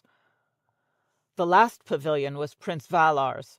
Of black silk it was, with a line of pointed scarlet pennons hanging from its roof like long red flames. The shield on its stand was glossy black, emblazoned with the 3-headed dragon of House Targaryen. One of the Kingsguard knights stood beside it, his shining white armor stark against the black of the tent cloth. Seeing him there, Dunk wondered whether any of the challengers would dare to touch the dragon's shield. Valar was the king's grandson, after all, and son to Baelor Breakspear. He need not have worried. When the horns blew to summon the challengers, all 5 of the maid's champions were called forth to defend her. Dunk could hear the murmur of excitement in the crowd as the challengers appeared one by one at the south end of the lists. Heralds boomed out the names of each knight in turn. They paused before the viewing stand to clip their lances in salute to Lord Ashford, Prince Baelor, and the fair maid, and then circled to the north end of the field to select their opponents. The Grey Lion of Casterly Rock struck the shield of Lord Tyrell, while his golden-haired heir, Sir Tybalt Lannister, challenged Lord Ashford's eldest son. Lord Tully of Riverrun tapped the diamond-patterned shield of Sir Humphrey Harding, and Sir Abelard Hightower knocked upon Valar's, and the youngest Ashford was called out by Sir Lionel Baratheon, the knight they called the Laughing Storm. The challengers trotted back to the south end of the lists to await their foes. Sir Abelard in silver and smoke colors, a stone watchtower on his shield, crowned with fire, the two Lannisters, all crimson, bearing the golden lion of Casterly Rock, the laughing Storm shining in cloth of gold, with a black stag on breast and shield, and a rack of iron antlers on his helm. Lord Tully wearing a striped blue and red cloak clasped with a silver trout at each shoulder. They pointed their 12-foot lances skyward, the gusty wind snapping and tugging at the pennons. At the north end of the field, squires held brightly barded destriers for the champions to mount.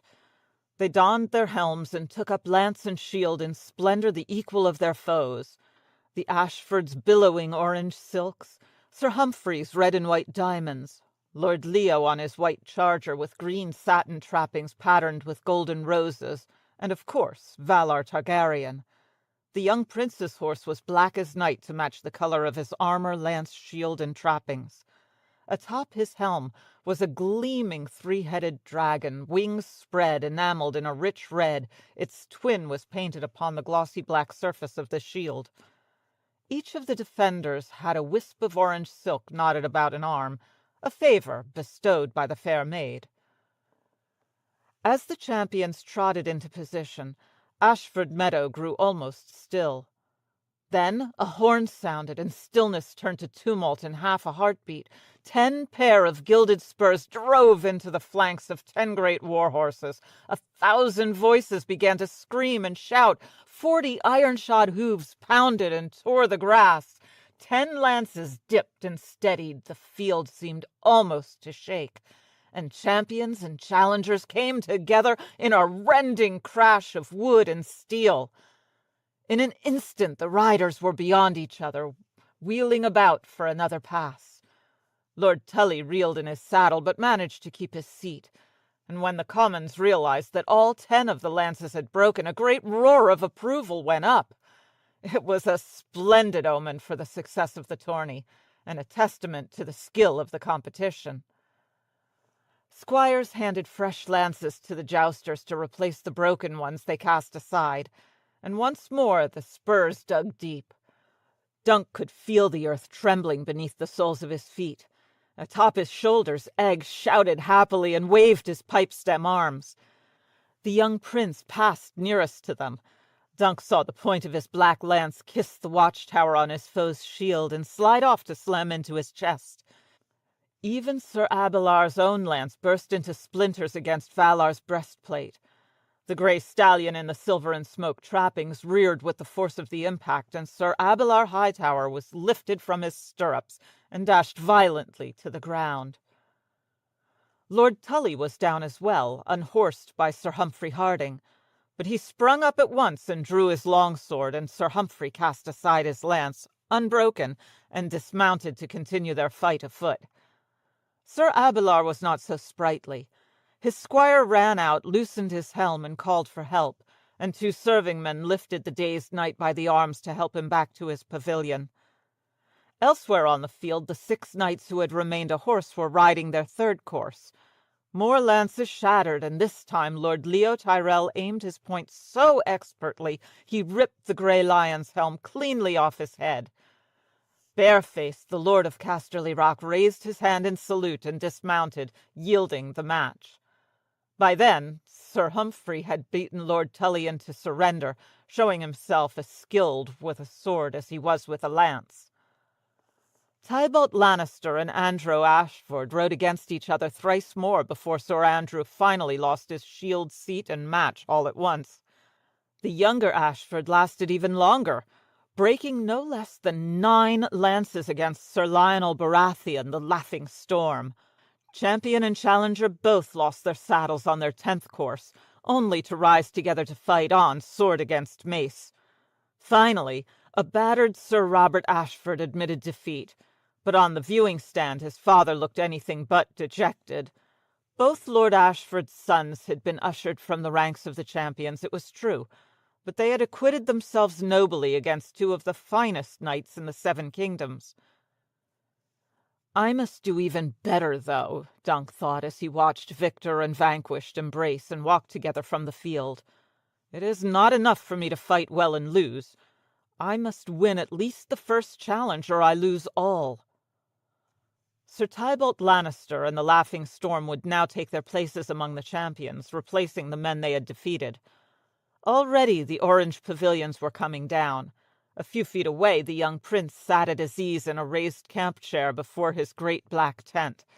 His helm was off. He had dark hair like his father, but a bright streak ran through it. A servingman brought him a silver goblet, and he took a sip. Water, if he's wise, Dunk thought. Wine, if not. He found himself wondering if Valar had indeed inherited a measure of his father's prowess, or whether it had only been that he had drawn the weakest opponent. A fanfare of trumpets announced that 3 new challengers had entered the lists. The heralds shouted their names. "Sir Pierce of House Caron, Lord of the Marches." He had a silver harp emblazoned on his shield, though his surcoat was patterned with nightingales. "Sir Joseph of House Mallister from Seaguard." Sir Joseph sported a winged helm. On his shield a silver eagle flew across an indigo sky. "Sir Gawain of House Swan, Lord of Stonehelm on the Cape of Wrath." A pair of swans, one black and one white, fought furiously on his arms. Lord Gawain's armor, cloak, and horse bardings were a riot of black and white as well, down to the stripes on his scabbard and lance. Lord Caron, harper and singer and knight of renown, touched the point of his lance to Lord Tyrell's rose. Sir Joseph thumped on Sir Humphrey Harding's diamonds, and the black and white knight, Lord Gawain's swan, challenged the Black Prince with the White Guardian. Dunk rubbed his chin. Lord Gawain was even older than the old man, and the old man was dead. "Egg, who is the least dangerous of these challengers?" he asked the boy on his shoulders, who seemed to know so much of these knights. "Lord Gawain," the boy said at once. "Valar's foe." "Prince Valar," he corrected. "A squire must keep a courteous tongue, boy." The 3 challengers took their places as the 3 champions mounted up. Men were making wagers all around them and calling out encouragement to their choices, but Dunk had eyes only for the prince. On the first pass he struck Lord Gawain's shield a glancing blow, the blunted point of the lance sliding aside just as it had with Sir Abelard Hightower. Only this time it was deflected the other way into empty air. Lord Gawain's own lance broke clean against the prince's chest, and Valar seemed about to fall for an instant before he recovered his seat. The second time through the lists, Valar swung his lance left, aiming for his foe's breast, but struck his shoulder instead. Even so, the blow was enough to make the older knight lose his lance. One arm flailed for balance, and Lord Gawain fell. The young prince swung from his saddle and drew his sword, but the fallen man waved him off and raised his visor. "I yield, your grace," he called. "Well fought!" The lords in the viewing stand echoed him, shouting, "Well fought! Well fought!" as Valar knelt to help the gray-haired lord to his feet. "It was not either," Egg complained. "Be quiet, or you can go back to camp." Farther away, Sir Joseph Mallister was being carried off the field unconscious, while the Harp Lord and the Rose Lord were going at each other lustily with blunted long axes, to the delight of the roaring crowd. Dunk was so intent on Valar Targaryen that he scarcely saw them. He is a fair knight, but no more than that, he found himself thinking. I would have a chance against him. If the gods were good, I might even unhorse him, and once afoot my weight and strength would tell. "Get him!" Egg shouted merrily, shifting his seat on Dunk's back in his excitement. "Get him! Hit him! Yes! He's right there! He's right there!" It seemed to be Lord Caron he was cheering on. The harper was playing a different sort of music now, driving Lord Leo back and back as steel sang on steel. The crowd seemed almost equally divided between them, so cheers and curses mingled freely in the morning air. Chips of wood and paint were flying from Lord Leo's shield as Lord Pierce's axe knocked the petals off his golden rose, one by one, until the shield finally shattered and split. But as it did, the axe head hung up for an instant in the wood, and Lord Leo's own axe crashed down on the haft of his foe's weapon, breaking it off not a foot from his hand. He cast aside his broken shield, and suddenly he was the one on the attack. Within moments the Harper knight was on one knee, singing his surrender. For the rest of the morning and well into the afternoon it was more of the same, as challengers took the field in 2s and 3s and sometimes 5 together. Trumpets blew, the heralds called out names, war horses charged, and the crowd cheered. Lances snapped like twigs, and swords rang against helms and mail. It was, small folk and high lord alike agreed, a splendid day of jousting. Sir Humphrey Harding and Sir Humphrey Beesbury, a bold young knight in yellow and black stripes with 3 beehives on his shield, splintered no less than 12 lances apiece in an epic struggle the small folk soon began calling the Battle of Humphrey.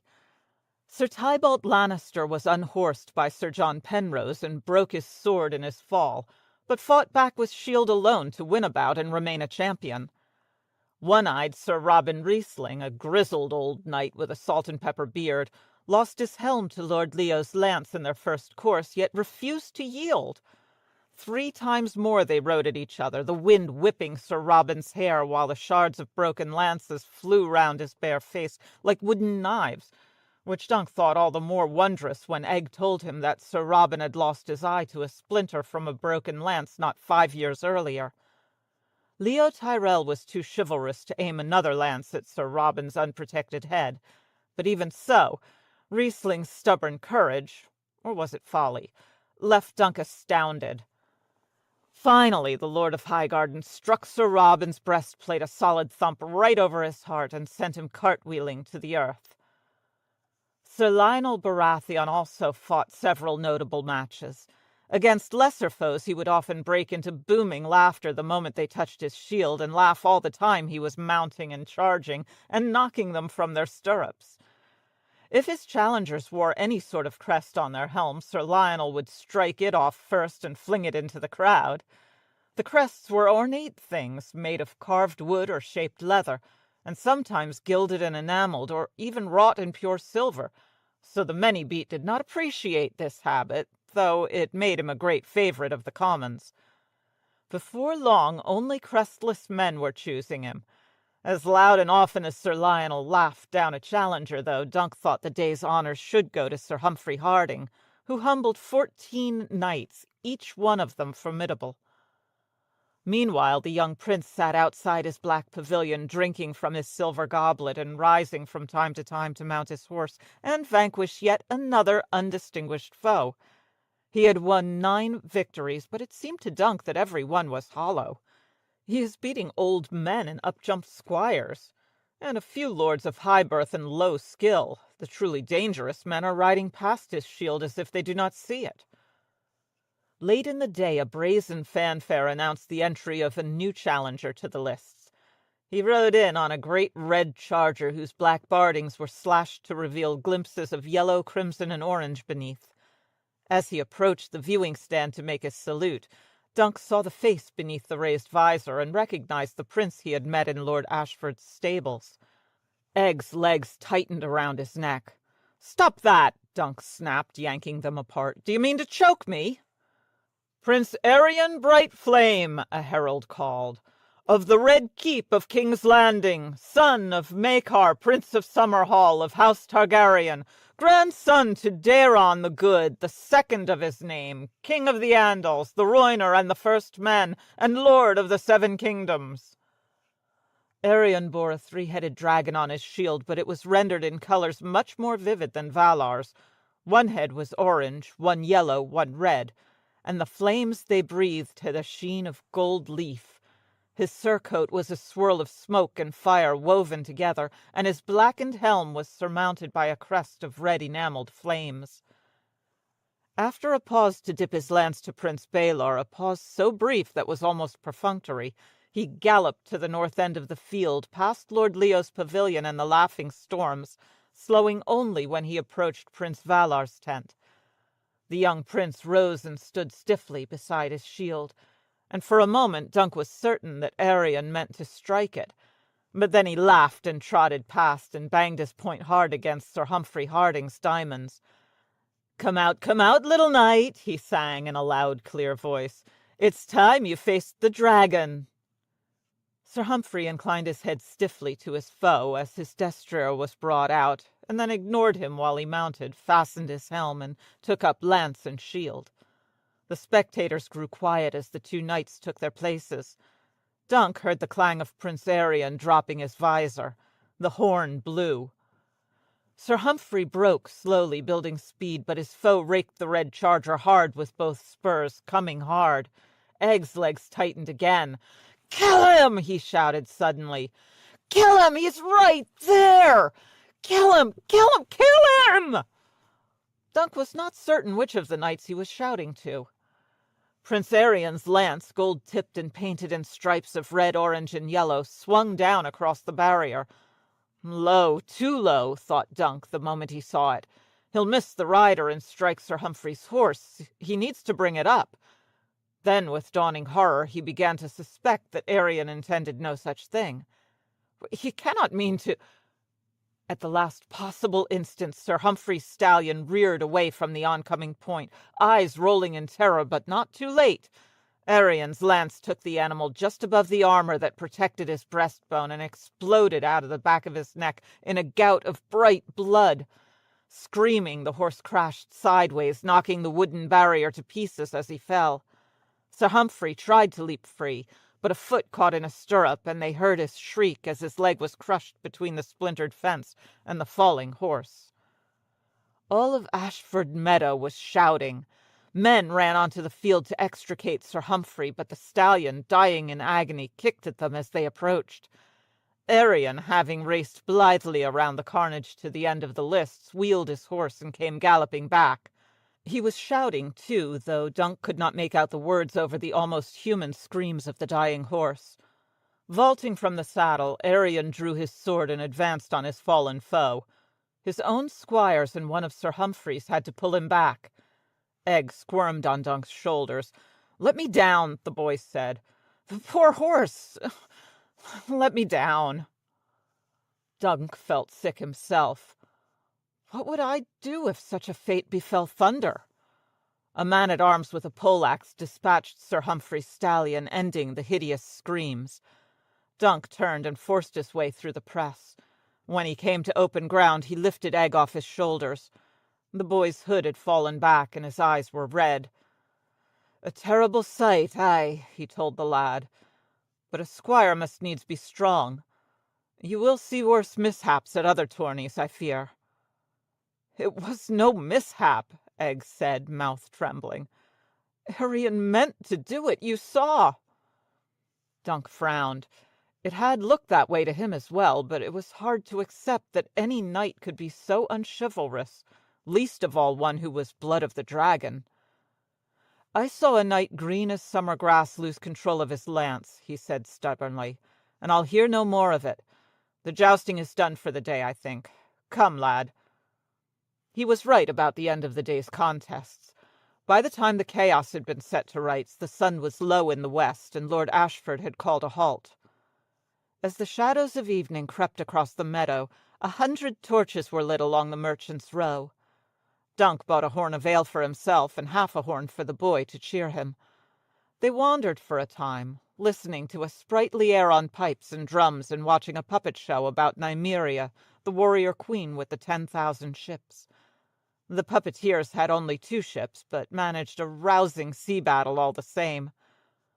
Dunk wanted to ask the girl Tanzel if she had finished painting his shield, but he could see that she was busy. "I'll wait until she's done for the night," he resolved. "Perhaps she'll have a thirst then."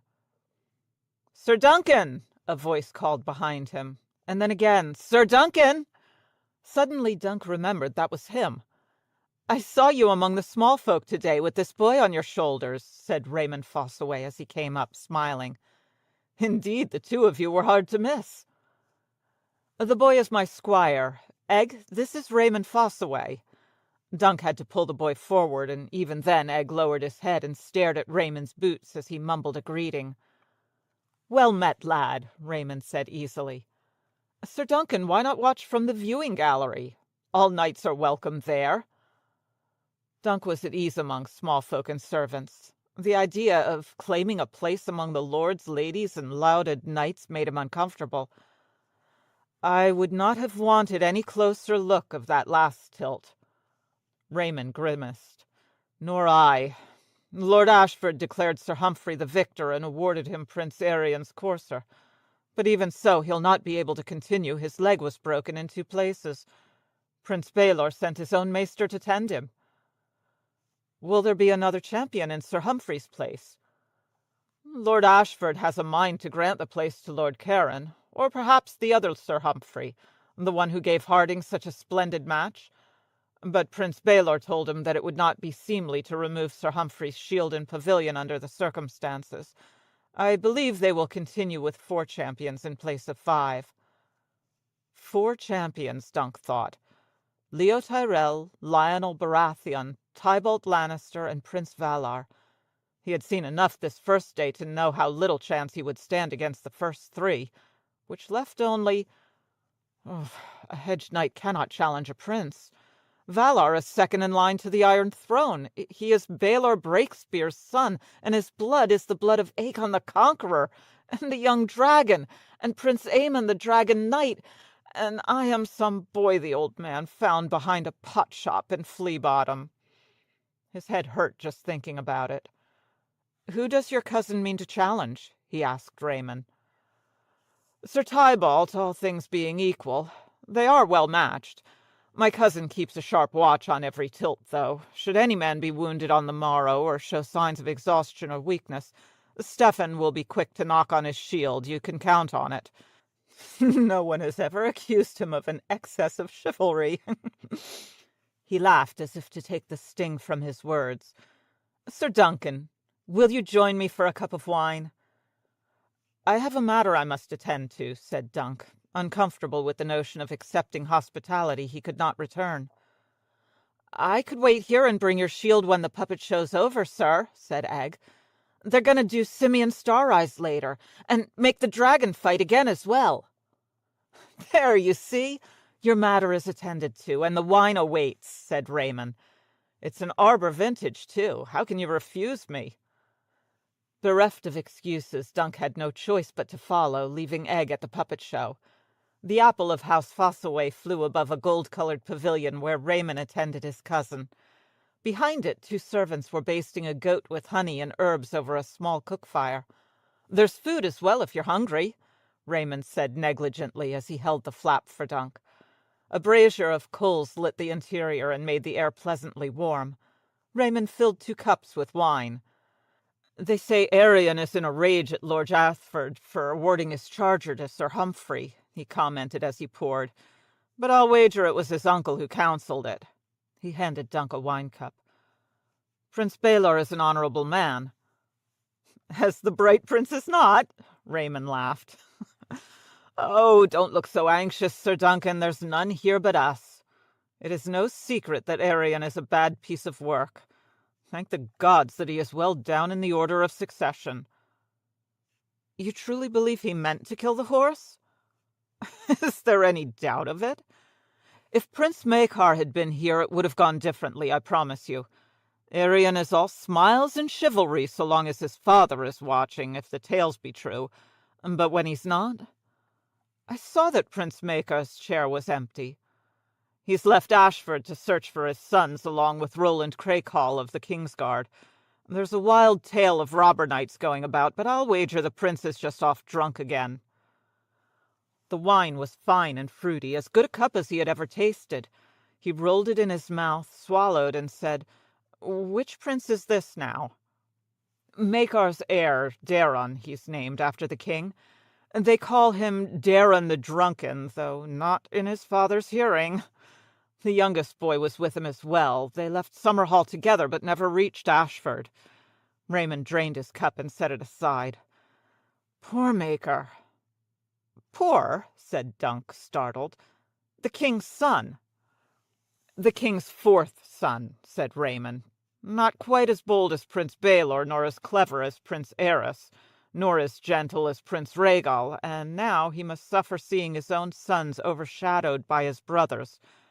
Daron is a sot, Arian is vain and cruel. The 3rd son was so unpromising they gave him to the Citadel to make a maester of him, and the youngest...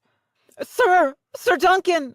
Egg burst in, panting. His hood had fallen back, and the light from the brazier shone in his big dark eyes. "You have to run! He's hurting her!" Dunk lurched to his feet, confused. "Hurting? Who?" "Arion!" the boy shouted. "He's hurting her! The puppet girl! Hurry!" Whirling, he darted back out into the night. Dunk made to follow, but Raymond caught his arm. "Sir Duncan, Arion," he said, "a prince of the blood. Be careful." It was good counsel, he knew. The old man would have said the same, but he could not listen. He wrenched free of Raymond's hand and shouldered his way out of the pavilion. He could hear shouting off in the direction of the Merchants' Row. Egg was almost out of sight. Dunk ran after him. His legs were long and the boy's short, so he quickly closed the distance. A wall of watchers had gathered around the puppeteers. Dunk shouldered through them, ignoring their curses. A man-at-arms in the royal livery stepped up to block him. Dunk put a big hand on his chest and shoved, sending the man flailing backward to sprawl on his arse in the dirt. The puppeteer's stall had been knocked on its side. The fat Dornish woman was on the ground, weeping. One man-at-arms was dangling the puppets of Florian and Jonquil from his hands as another set them afire with a torch. 3 more men were opening chests, spilling more puppets on the ground and stamping on them. The dragon puppet was scattered all about them, a broken wing here, its head there, its tail in 3 pieces, and in the midst of it all stood Prince Arion, resplendent in a red velvet doublet with long, dagged sleeves, twisting Tanzel's arms in both hands. She was on her knees, pleading with him. Arion ignored her. He forced open her hand and seized one of her fingers. Dunk stood there stupidly, not quite believing what he saw. And then he heard a crack, and Tanzel screamed. One of Arion's men tried to grab him and went flying. 3 long strides, then Dunk grabbed the prince's shoulder and wrenched him around hard. His sword and dagger were forgotten, along with everything the old man had ever taught him. His fist knocked Arion off his feet, and the toe of his boot slammed into the prince's belly. When Arion went for his knife, Dunk stepped on his wrist and then kicked him again right in the mouth. He might have kicked him to death right then and there, but the princeling's men swarmed over him. He had a man on each arm and another pounding him across the back. No sooner had he wrestled free of one than 2 more were on him. And finally they shoved him down and pinned his arms and legs. Arion was on his feet again. The prince's mouth was bloody. He pushed it inside with a finger. "You've loosened one of my teeth," he complained. "So we'll start by breaking all of yours." He pushed his hair from his eyes. "You look familiar. You took me for a stable boy." Arion smiled redly. "I recall. You refused to take my horse. Why'd you throw your life away for this whore?" Tanzel was curled up on the ground, cradling her maimed hand. He gave her a shove with the toe of his boot. "She's scarcely worth it. A traitor. The dragon ought never to lose." "He is mad," thought Dunk. "But he is still a prince's son, and he means to kill me. He might have prayed then if he had known a prayer all the way through, but there was no time. There was hardly even time to be afraid." "Nothing more to say?" said Arion. "You bore me, sir." He poked at his bloody mouth again. "Get a hammer, break all his teeth out." "Wait," he commanded. "And then let's cut him open and show him the color of his entrails." "No!" a boy's voice said. "Don't hurt him!" Gods be good, the boy, the brave, foolish boy, Dunk thought. He fought against the arms restraining him, but it was no good. "Hold your tongue, you stupid boy! Run away, they'll hurt you!" "No, they won't." Egg moved closer. "If they do, they'll have to answer to my father and my uncle as well. Let go of him." "I said, wait. Yorkle, you know me. Do as I say." The hands holding his left arm were gone, and then the others. Dunk did not understand what was happening. The men-at-arms were backing away. One even knelt. And then the crowd parted for Raymond Fossaway. He had donned mail and helm, and his hand was on his sword. His cousin, Sir Stephen, just behind him, had already bared his blade, and with them were a 6 men-at-arms with red apple badge sewn on their breasts. Prince Arion paid them no mind. "Impudent little wretch," he said to Egg, spitting a mouthful of blood at the boy's feet. "What happened to your hair?" "I cut it off, brother," said Egg. "I didn't want to look like you." Egg might have sat on the rail while I stood behind him. Instead, Egg would have a seat in the viewing box, dressed in silks and furs, while Dunk's view would be limited to the four walls of the tower cell where Lord Ashford's men had confined him. The chamber had a window, but it faced in the wrong direction. Even so, Dunk crammed himself into the window seat as the sun came up and stared gloomily off across town and field and forest. They had taken his hempen sword belt and his sword and dagger with it, and they had taken his silver as well. He hoped Egg or Raymond would remember Chestnut and Thunder. "Egg," he muttered low under his breath. His squire, a poor lad plucked from the streets of King's Landing. Had ever a knight been made such a fool? Dunk the lunk, thick as a castle wall and slow as an oryx. He had not been permitted to speak to Egg since Lord Ashford's soldiers had scooped them all up at the puppet show. Nor Raymond, nor Tansel, nor anyone, not even Lord Ashford himself. He wondered if he would ever see any of them again. For all he knew, they meant to keep him in this small room until he died. "Oh, what did I think would happen?" he asked himself bitterly. "I knocked down a prince's son and kicked him in the face." Beneath these gray skies, the flowering finery of the high-born lords and great champions would not seem quite so splendid as it had the day before.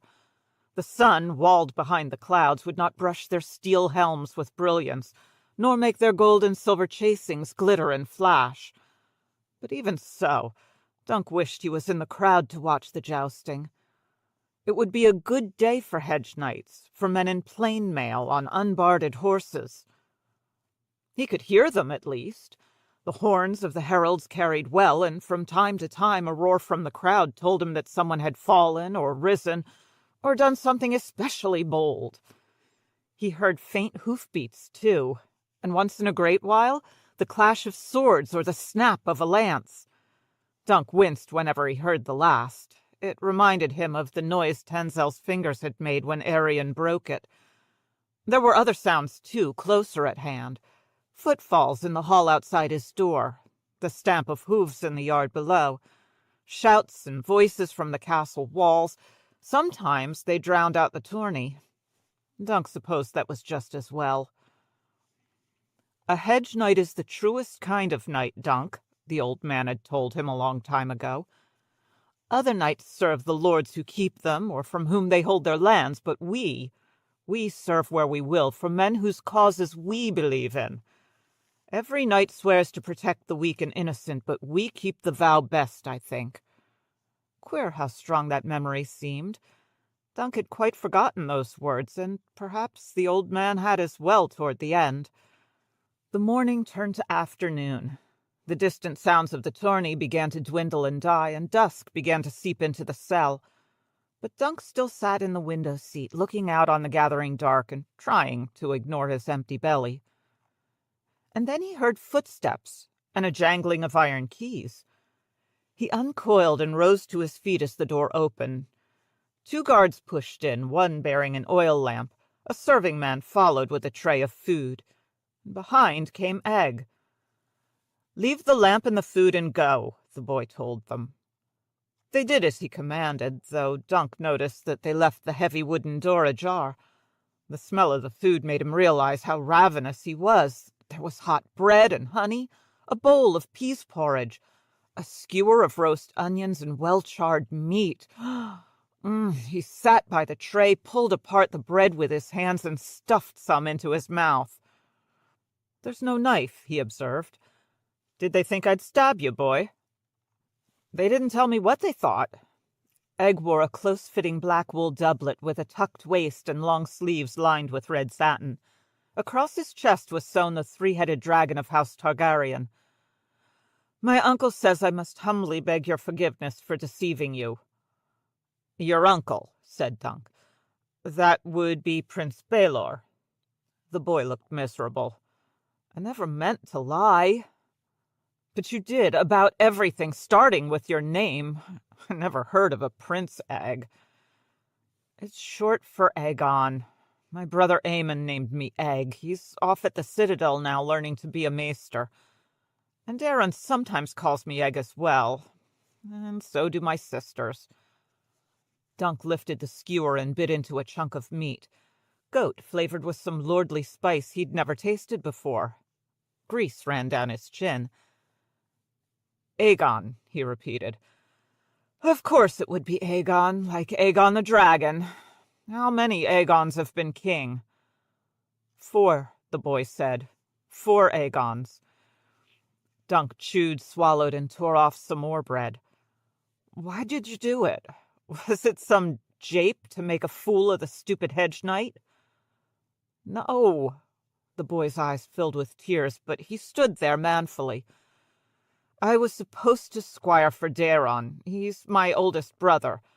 I learned everything I had to learn to be a good squire, but Daeron isn't a very good knight. He didn't want to ride in the tourney, so after we left Summerhill, he stole away from our escort, only instead of doubling back, he went straight on toward Ashford, thinking they'd never look for us that way.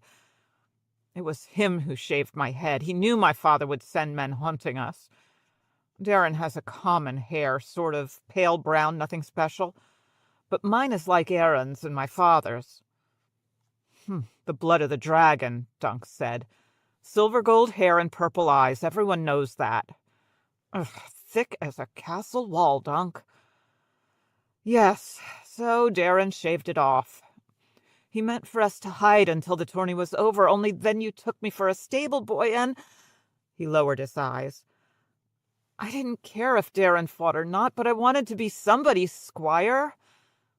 I'm sorry, sir. I truly am. Dunk looked at him thoughtfully. He knew what it was like to want something so badly that you would tell a monstrous lie just to get near it. I thought you were like me, he said. Might be you are, only not the way I thought. Well, we're both from King's Landing still, the boy said hopefully. Dunk had to laugh. Yeah, you from the top of Aegon's Hill and me from the bottom. Well, that's not so far, sir. Dunk took a bite from an onion. Do I need to call you my lord or your grace or something? At court, the boy admitted, but other times you can keep on calling me Egg if you like, sir. What will they do with me, Egg? My uncle wants to see you after you're done eating, sir. Dunk shoved the platter aside and stood. I'm done now, then. I've already kicked one prince in the mouth. I don't mean to keep another one waiting. Lord Ashford had turned his own chambers over to Prince Baelor for the duration of his stay, so it was to the Lord Solar that Aegon, he would have to get used to that, conducted him. Baelor sat reading by the light of beeswax candle. Dunk knelt before him. Rise, the prince said. Would you care for wine? As it please you, your grace. Pour Sir Duncan a cup of the sweet Dornish red, Aegon, the prince commanded. Try not to spill it on him. You've done him sufficient ill already. The boy won't spill, your grace, said Dunk.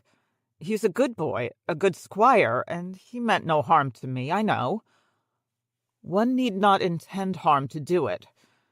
Aegon should have come to me when he saw what his brother was doing to those puppeteers. Instead, he ran to you. That was no kindness. What you did, sir? Well, I might have done the same in your place, but I am a prince of the realm, not a hedge knight.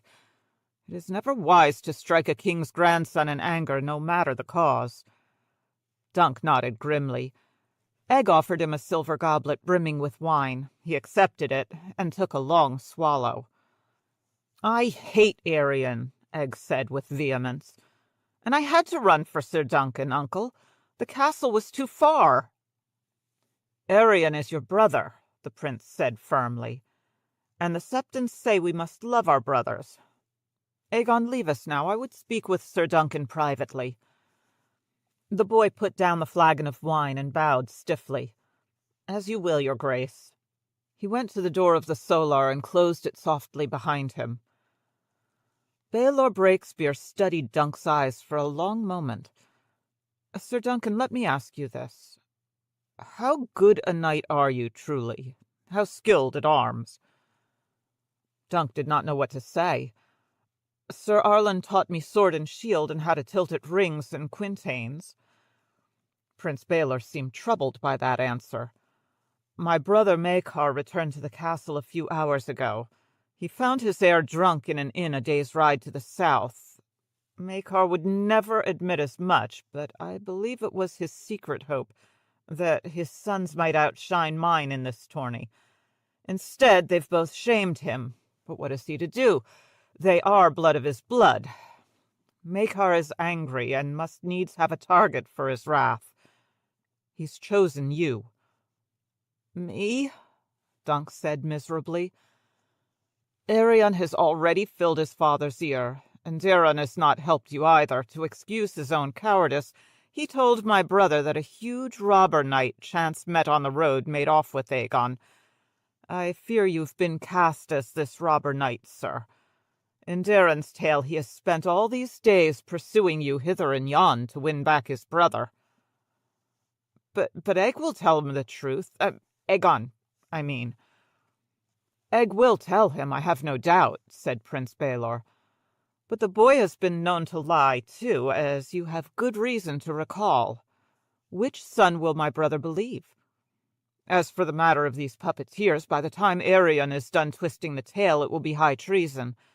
The dragon is the sigil of the royal house. To portray one being slain, sawdust blood spilling from its neck, well, it was doubtless innocent, but it was far from wise. Arion called it a veiled attack on House Targaryen, an incitement to revolt, and Maekar will likely agree. My brother has a prickly nature, and he has placed all his best hopes on Arion, since Daron has been such a grave disappointment to him." The prince took a sip of wine, and then set the goblet aside. "Whatever my brother believes or fails to believe, one truth is beyond dispute. You laid hands upon the blood of the dragon, and for that offense you must be tried and judged and punished." "Punished?" Dunk did not like the sound of that. "Arion would like your head, with or without teeth. He will not have it, I promise you, but I cannot deny him a trial. As my royal father is hundreds of leagues away, my brother and I must sit in judgment of you, along with Lord Ashford, whose domains these are, and Lord Tyrell of Highgarden, his liege lord. The last time a man was found guilty of striking one of royal blood, it was decreed that he should lose the offending hand." "My hand?" said Dunk aghast. "And your foot. You kicked him too, did you not?" Dunk could not speak. "To be sure, I will urge my fellow judges to be merciful.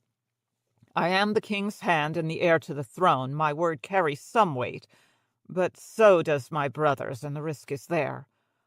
"I," said Dunk, Your Grace, They meant no treason. It was only a wooden dragon. It was never meant to be a royal prince," he wanted to say, but his words had deserted him once and all. He had never been any good with words. "You have another choice, though," Prince Baelor said quietly. "Whether it is a better choice or a worse one I cannot say, but I remind you that any knight accused of a crime has the right to demand trial by combat. So I ask you once again, Sir Duncan the Tall, how good a knight are you, truly?" "A trial of 7, said Prince Arion, smiling. "That is my right, I do believe." Prince Baelor drummed his fingers on the table, frowning. To his left, Lord Ashford nodded slowly. "Why?" Prince Maekar demanded, leaning forward toward his son. "Are you afraid to face this hedge knight alone and let the gods decide the truth of your accusations?" "Afraid?" said Arion. "Of such as this? Don't be absurd, father. My thought is for my beloved brother Daron, who has been wronged by this Sir Duncan as well, and has first claim to his blood. A trial of 7 allows both of us to face him." "Do me no favors, brother," muttered Daron Targaryen. The eldest son of Prince Maekar looked even worse than he had when Dunk had encountered him in the inn. He seemed to be sober this time, his red and black doublet unstained by wine, but his eyes were bloodshot, and a fine sheen of sweat covered his brow. "I am content to cheer you on as you slay the rogue." "You're too kind, sweet brother," said Prince Arion, all smiles. "But it would be selfish of me to deny you the right to prove the truth of your words at the hazard of your body. I must insist upon a trial of 7. Dunk was lost. "Your Grace, my lords," he said to the dais, "I do not understand. What is this trial of 7? Prince Baelor shifted uncomfortably in his seat. "It is another form of trial by combat. Ancient, seldom invoked. It came across the narrow sea with the Andals and their 7 gods. In any trial by combat, the accuser and accused are asking the gods to decide the issue between them. The Andals believed that if the 7 champions fought on each side, the gods, being thus honored, would be more like to take a hand and see that a just result was achieved. Or mayhap they simply had a taste for sword-play," said Lord Leo Tyrell. A cynical smile touched his lips. "Regardless, Sir Arion is within his rights. A trial of 7 it must be." "I must fight 7 men, then?" Dunk asked hopelessly. "Not alone, sir," Prince Maekar said impatiently. "Don't play the fool. It will not serve. It must be 7 against 7. You must needs find 6 other knights to fight beside you." 6 knights? Dunk thought. They might as well have told him to find 6,000. He had no brothers, no cousins, no old comrades who stood beside him in battle. Why would 6 strangers risk their own lives to defend a hedge knight against 2 royal princelings? "Your Graces, my lords," he said, "what if no one will take my part?" Maekar Targaryen looked down on him coldly. "If a cause is just, good men will fight for it. If you can find no champions, sir, it will be because you are guilty. Could anything be more plain?" Dunk had never felt so alone as he did when he walked out the gates of Ashford Castle and heard the portcullis rattle down behind him. A soft rain was falling, light as dew on his skin, and yet he shivered at the touch of it. Across the river, colored rings haloed the scant few pavilions where fires still burned. The night was half gone, he guessed. Dawn would be on him in a few hours, and with the dawn comes death.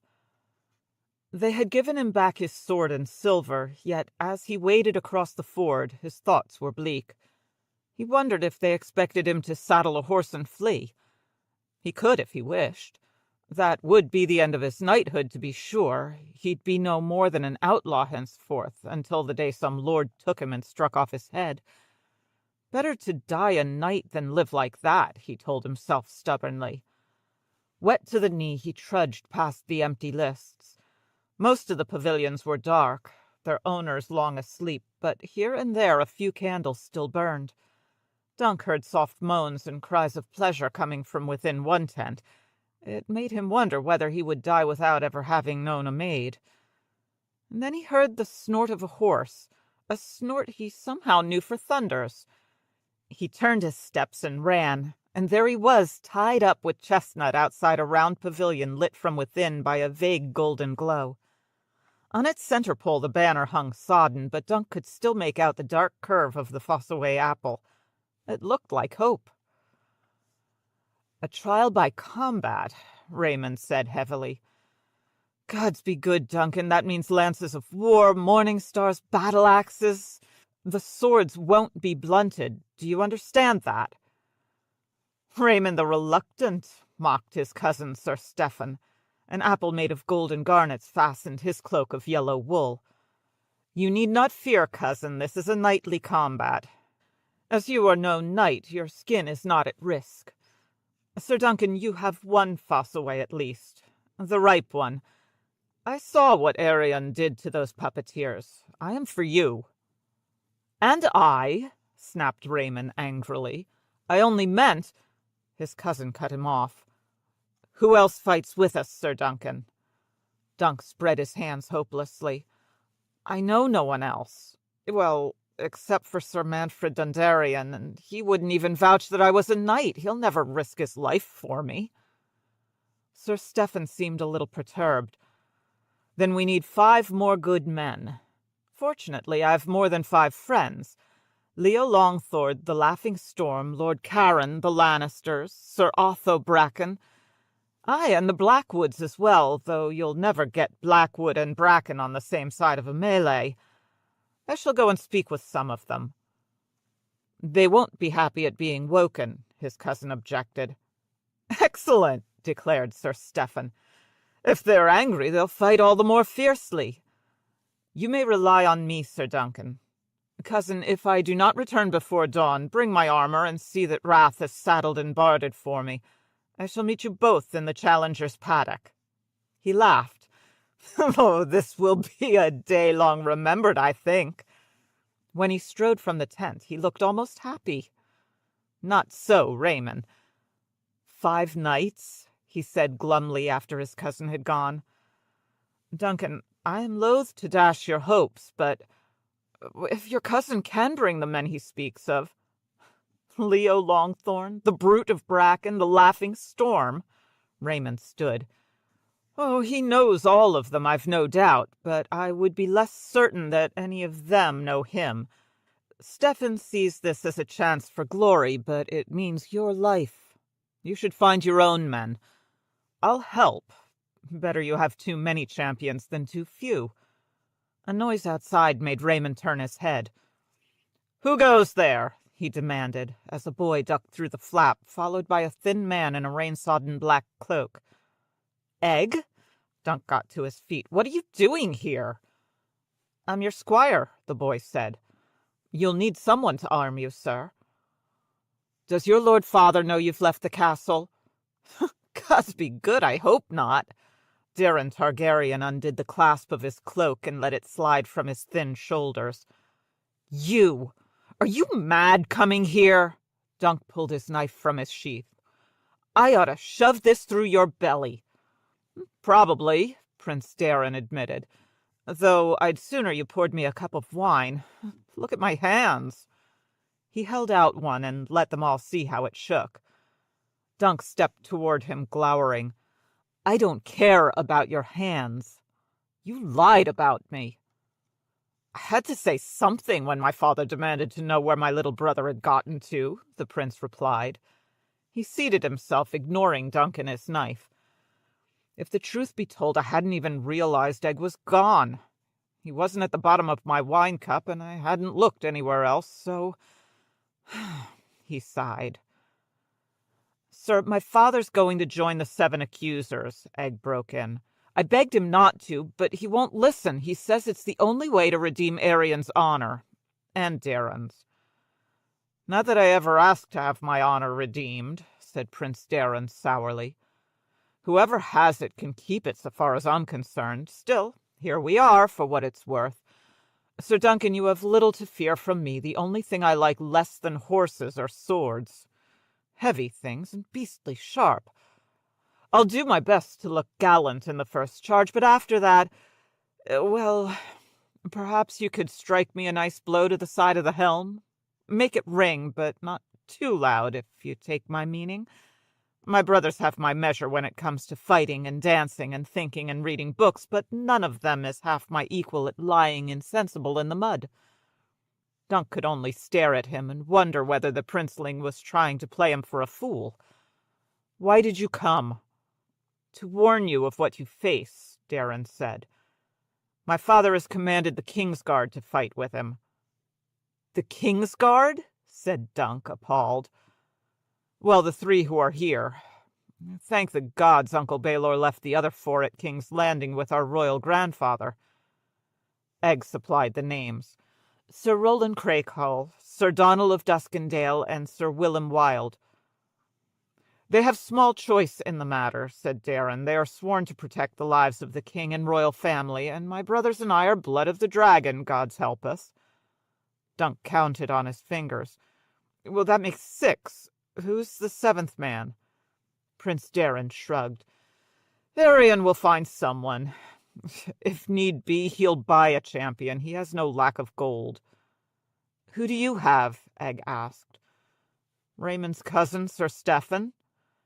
Darren winced. Only one. Sir Stephen has gone to some of his friends. I can bring people, said Egg. Knights, I can. Egg, said Dunk, I'll be fighting your own brothers. You won't hurt Darren, though, the boy said. He told you he'd fall down, and Arion? I remember when I was little he used to come into my bedchamber at night and put his knife between my legs. He had too many brothers, he'd say. Maybe one night he'd make me his sister, then he could marry me. He threw my cat in the well, too. He says he didn't, but he always lies. Prince Darren gave a weary shrug. Egg has the truth of it.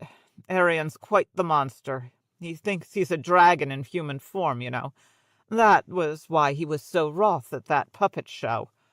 A pity he wasn't born a Fossaway, then he'd think himself an apple and we'd all be deal safer. But there you are. Bending, he scooped up his fallen cloak and shook the rain from it.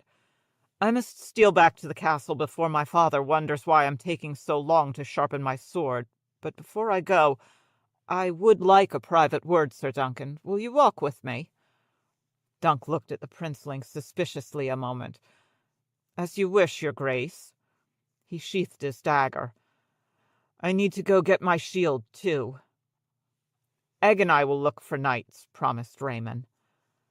Prince Darren knotted his cloak around his neck and pulled up the hood. Dunk followed him back out into the soft rain, and they walked toward the merchants' wagons. I dreamed of you, said the prince. You said that at the inn. Did I? Well, it's so. My dreams are not like yours, Sir Duncan. Mine are true. They frighten me. You frighten me. I dreamed of you and a dead dragon, you see. A great beast, huge, with wings so large they could cover this meadow. It had fallen on top of you, but you were alive and the dragon was dead. Did I kill it? That I could not say, but you were there, and so was the dragon. We were the masters of dragons once, we Targaryens. Now they are all gone, but we remain. I don't care to die today. The gods alone know why, but I don't. So do me a kindness, if you would, and make certain it is my brother Arion that you slay. I don't care to die either, said Dunk. Well, I shan't kill you, sir. I'll withdraw my accusation as well, but it won't serve unless Arion withdraws his. He sighed. It may be that I've killed you with my lie, and if so, I am sorry. I'm doomed to some hell, I know. Likely one without wine. He shuddered, and on that they parted there in the cool, soft rain. The merchants had drawn up their wagons on the western verge of the meadow beneath a stand of birch and ash. Dunk stood under the trees and looked helplessly at the empty place where the puppeteer's wagon had been. Gone.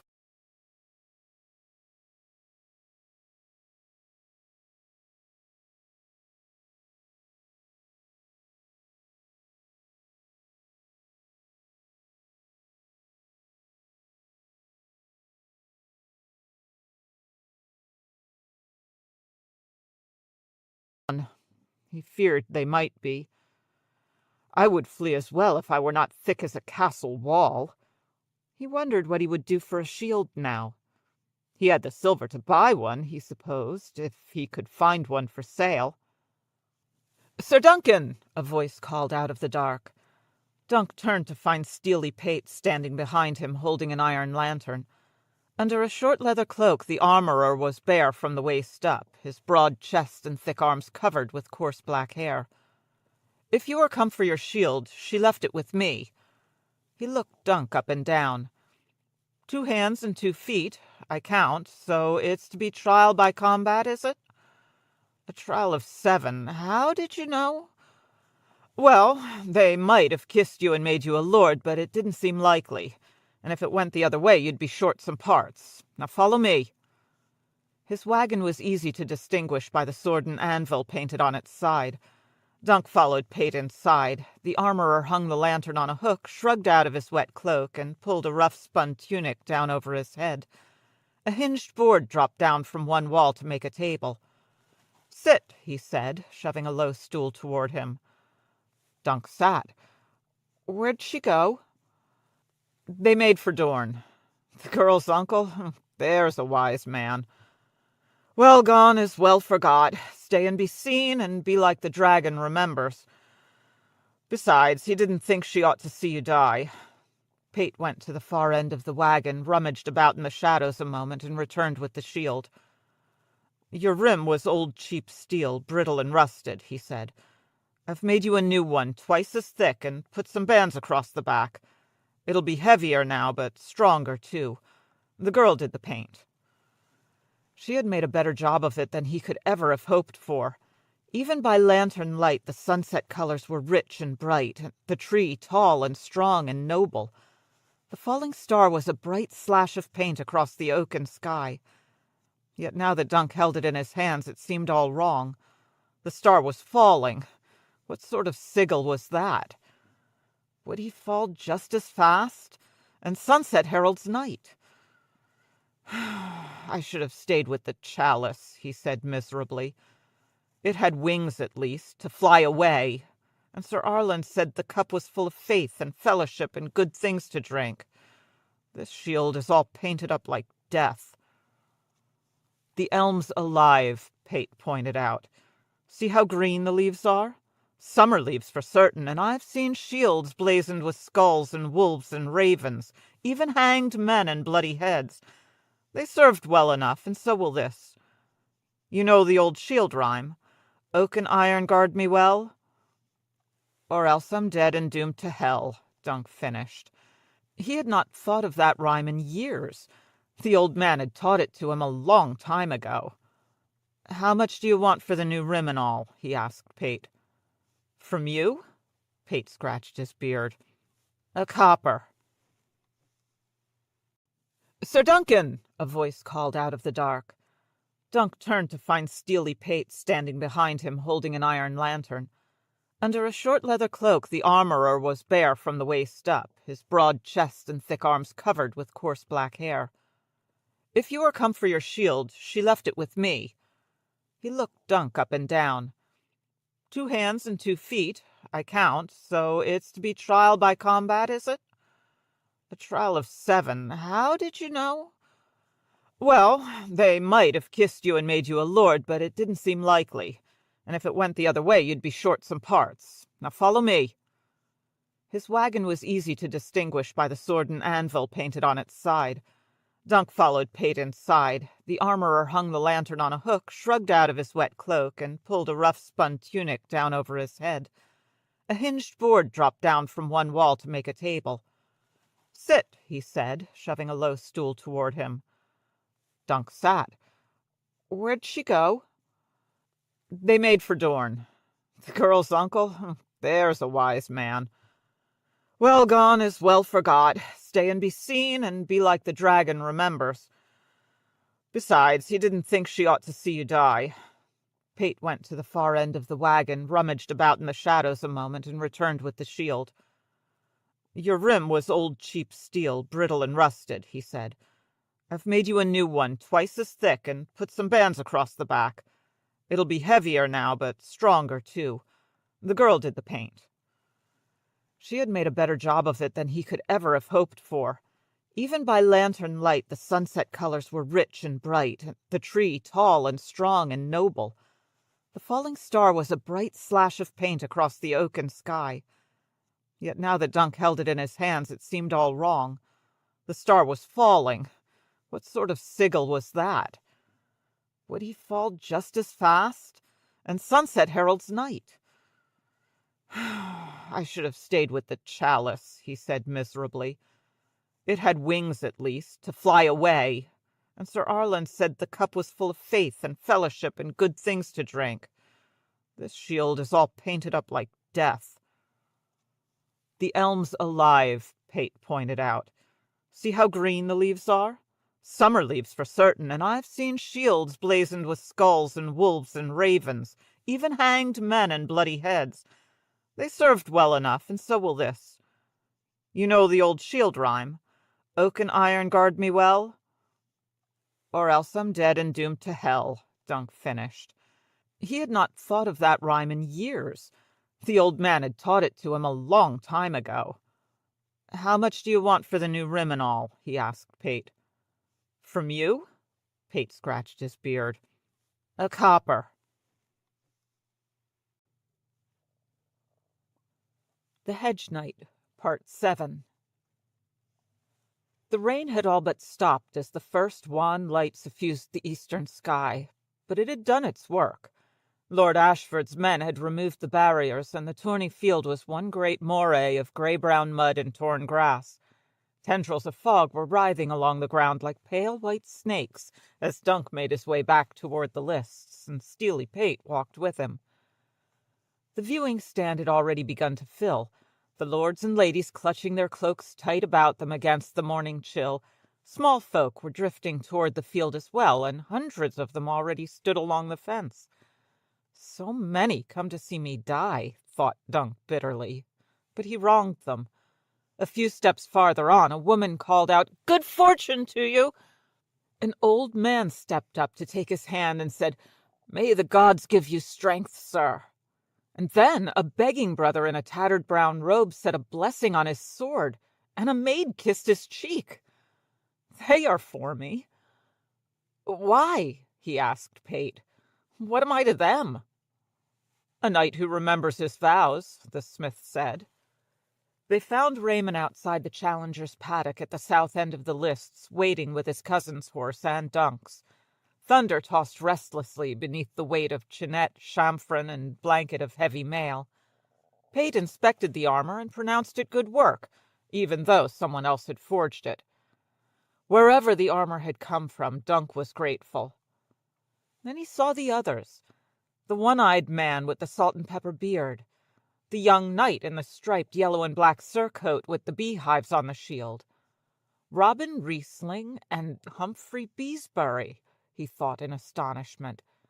And Sir Humphrey Harding as well? Harding was mounted on Arian's red charger, now barded in his red and white diamonds. He went to them. "Sirs, I am in your debt." "The debt is Arian's," Sir Humphrey Harding replied, "and we mean to collect it." "I had heard your leg was broken." "You heard the truth," Harding said. "I cannot walk, but so long as I can sit a horse, I can fight." Raymond took Dunk aside. "I hoped Harding would want another chance at Arian, and he did. As it happens, the other Humphrey is his brother by marriage. Egg is responsible for Sir Robin, whom he knew from the other tourneys, so you're 5. "6," said Dunk in wonder, pointing. A knight was entering the paddock, his squire leading his charger behind him. The Laughing Storm. A head taller than Sir Raymond and almost a height with Dunk, Sir Lionel wore a cloth of gold surcoat bearing the crowned stag of House Baratheon, and carried his antler helm under his arm. Dunk reached for his hand. "Sir Lionel, I cannot thank you enough for coming, nor Sir Stephen for bringing you." "Sir Stephen?"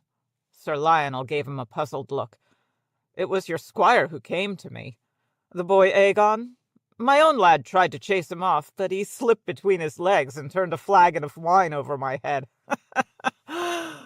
There has not been a trial of 7 for more than 100 years. Did you know that? I was not about to miss a chance to fight the Kingsguard knights and tweak Prince Maekar's nose in the bargain." 6, Dunk said hopefully to Raymond Fossaway as Sir Lionel joined the others. "Your cousin will bring the last, surely." A roar went up from the crowd. At the north end of the meadow, a column of knights came trotting out of the river mist. The 3 Kingsguard came first, like ghosts in their gleaming white enamel armor, long white cloaks trailing behind them. Even their shields were white, blank and clean as a field of new-fallen snow. Behind rode Prince Makar and his sons. Arion was mounted on a dapple gray, orange and red flickering through the slashes in the horse's caparison at each stride. His brother's destrier was a smaller bay, armored in overlapping black and gold scales. A green silk plume trailed from Darren's helm. It was their father who made the most fearsome appearance, however. Black curved dragon teeth ran across his shoulders, along the crest of his helm, and down his back, and the huge spiked mace strapped to his saddle was as deadly-looking a weapon as any Dunk had ever seen. 6! Raymond exclaimed suddenly. They're only 6! It was true, Dunk saw. 3 black knights and 3 white. They are a man short as well. Was it possible that Arion had not been able to find a 7th man? What would that mean? Would they fight 6 against 6 if neither found a 7th? Egg slipped up beside him as he was trying to puzzle it out. Sir, it's time you donned your armor. Thank you, squire. If you would be so good? Steely Pate lent the lad a hand. Hauberk and gorget, greaves and gauntlets, coif and codpiece. They turned him into steel, checking each buckle and each clasp thrice. Sir Lionel sat sharpening his sword on a whetstone, while the Humphreys talked quietly. Sir Robin prayed, and Raymond Fossaway paced back and forth, wondering where his cousin had got to. Dunk was fully armored by the time Sir Stephen finally appeared. "Raymond," he called, "my mail, if you please." He had changed into a padded doublet to wear beneath his steel. "Sir Stephen," said Dunk, "what of your friends? We need another knight to make our 7. "You need 2, I fear," Sir Stephen said, Raymond lacing up the back of the hauberk. "My lord?" Dunk did not understand. 2? Sir Stephen picked up a gauntlet of fine lobstered steel and slid his left hand into it, flexing his fingers. "I see 5 here," he said, while Raymond fastened his sword belt. "Beesbury, Riesling, Harding, Baratheon, and yourself." "And you," said Dunk. "You're the 6th." "I am the 7th," said Sir Stephen, smiling. "But for the other side, I fight with Prince Arion and the accusers." Raymond had been about to hand his cousin his helm. He stopped as if struck. "No." "Yes," Sir Stephen shrugged. "Sir Duncan understands, I'm sure. I have a duty to my prince." "You told him to rely on you." Raymond had gone pale. "Did I?" He took the helm from his cousin's hands. "No doubt I was sincere at the time. Bring me my horse." "Get him yourself," said Raymond angrily. "If you think I wish any part of this, you're as thick as you are vile." "Vile?" Sir Stephen tisked. "Guard your tongue, Raymond. We're both apples from the same tree. And you're my squire, or have you forgotten your vows?" "No. Have you forgotten yours? You swore to be a knight." "I shall be more than a knight before this day is done." "Lord Fossaway. I like the sound of that." Smiling, he pulled on his other gauntlet, turned away, and crossed the paddock to his horse. Though the other defenders stared at him with contemptuous eyes, no one made a move to stop him. Dunk watched Sir Stephen lead his destrier back across the field, his hands coiled into fists, but his throat felt too raw for speech. No word would move the likes of him anyway. "Knight me." Raymond put a hand on Dunk's shoulder and turned him. "I will take my cousin's place. Sir Duncan, knight me." He went to one knee. Frowning, Dunk moved a hand to the hilt of his longsword, then hesitated. "Raymond, I should not." "You must. Without me you are only 5. "The lad has the truth of it," said Sir Lionel Baratheon. "Do it, Sir Duncan. Any knight can make a knight." "Do you doubt my courage?" Raymond asked. "No," said Dunk. "Not that, but—" Still he hesitated. A fanfare of trumpets cussed the misty morning air.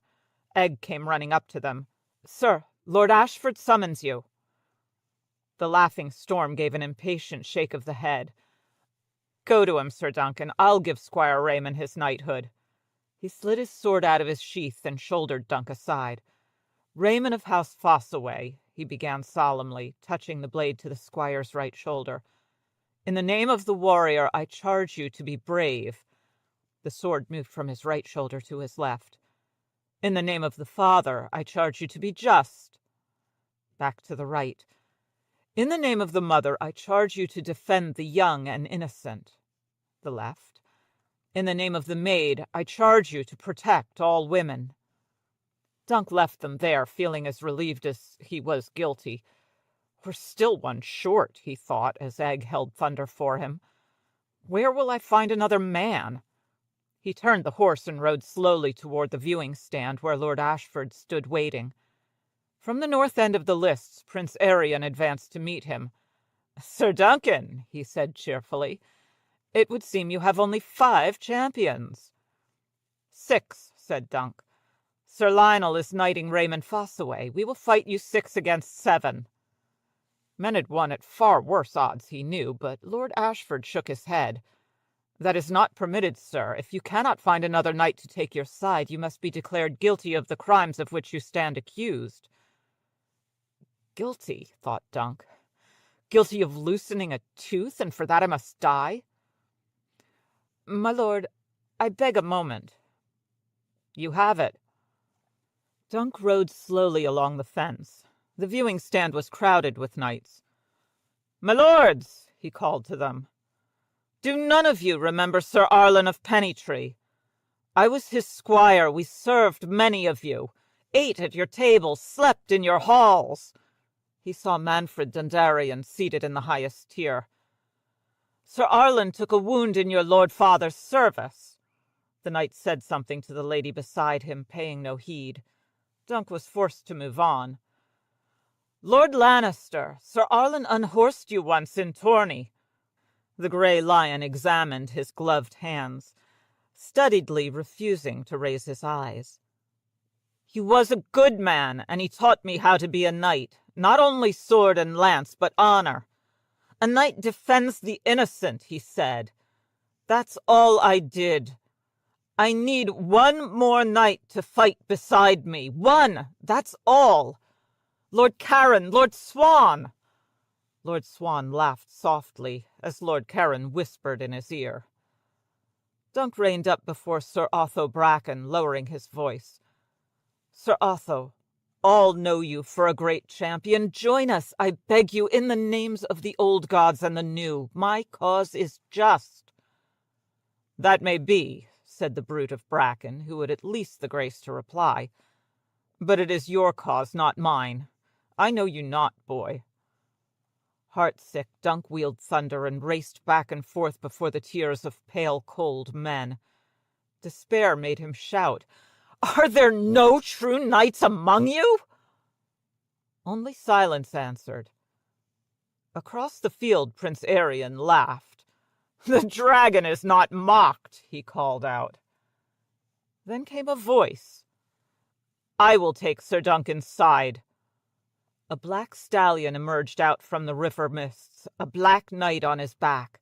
Dunk saw the dragon's shield and the red enamel crest upon his helm with its 3 roaring heads. The young prince? Gods be good, is it truly him?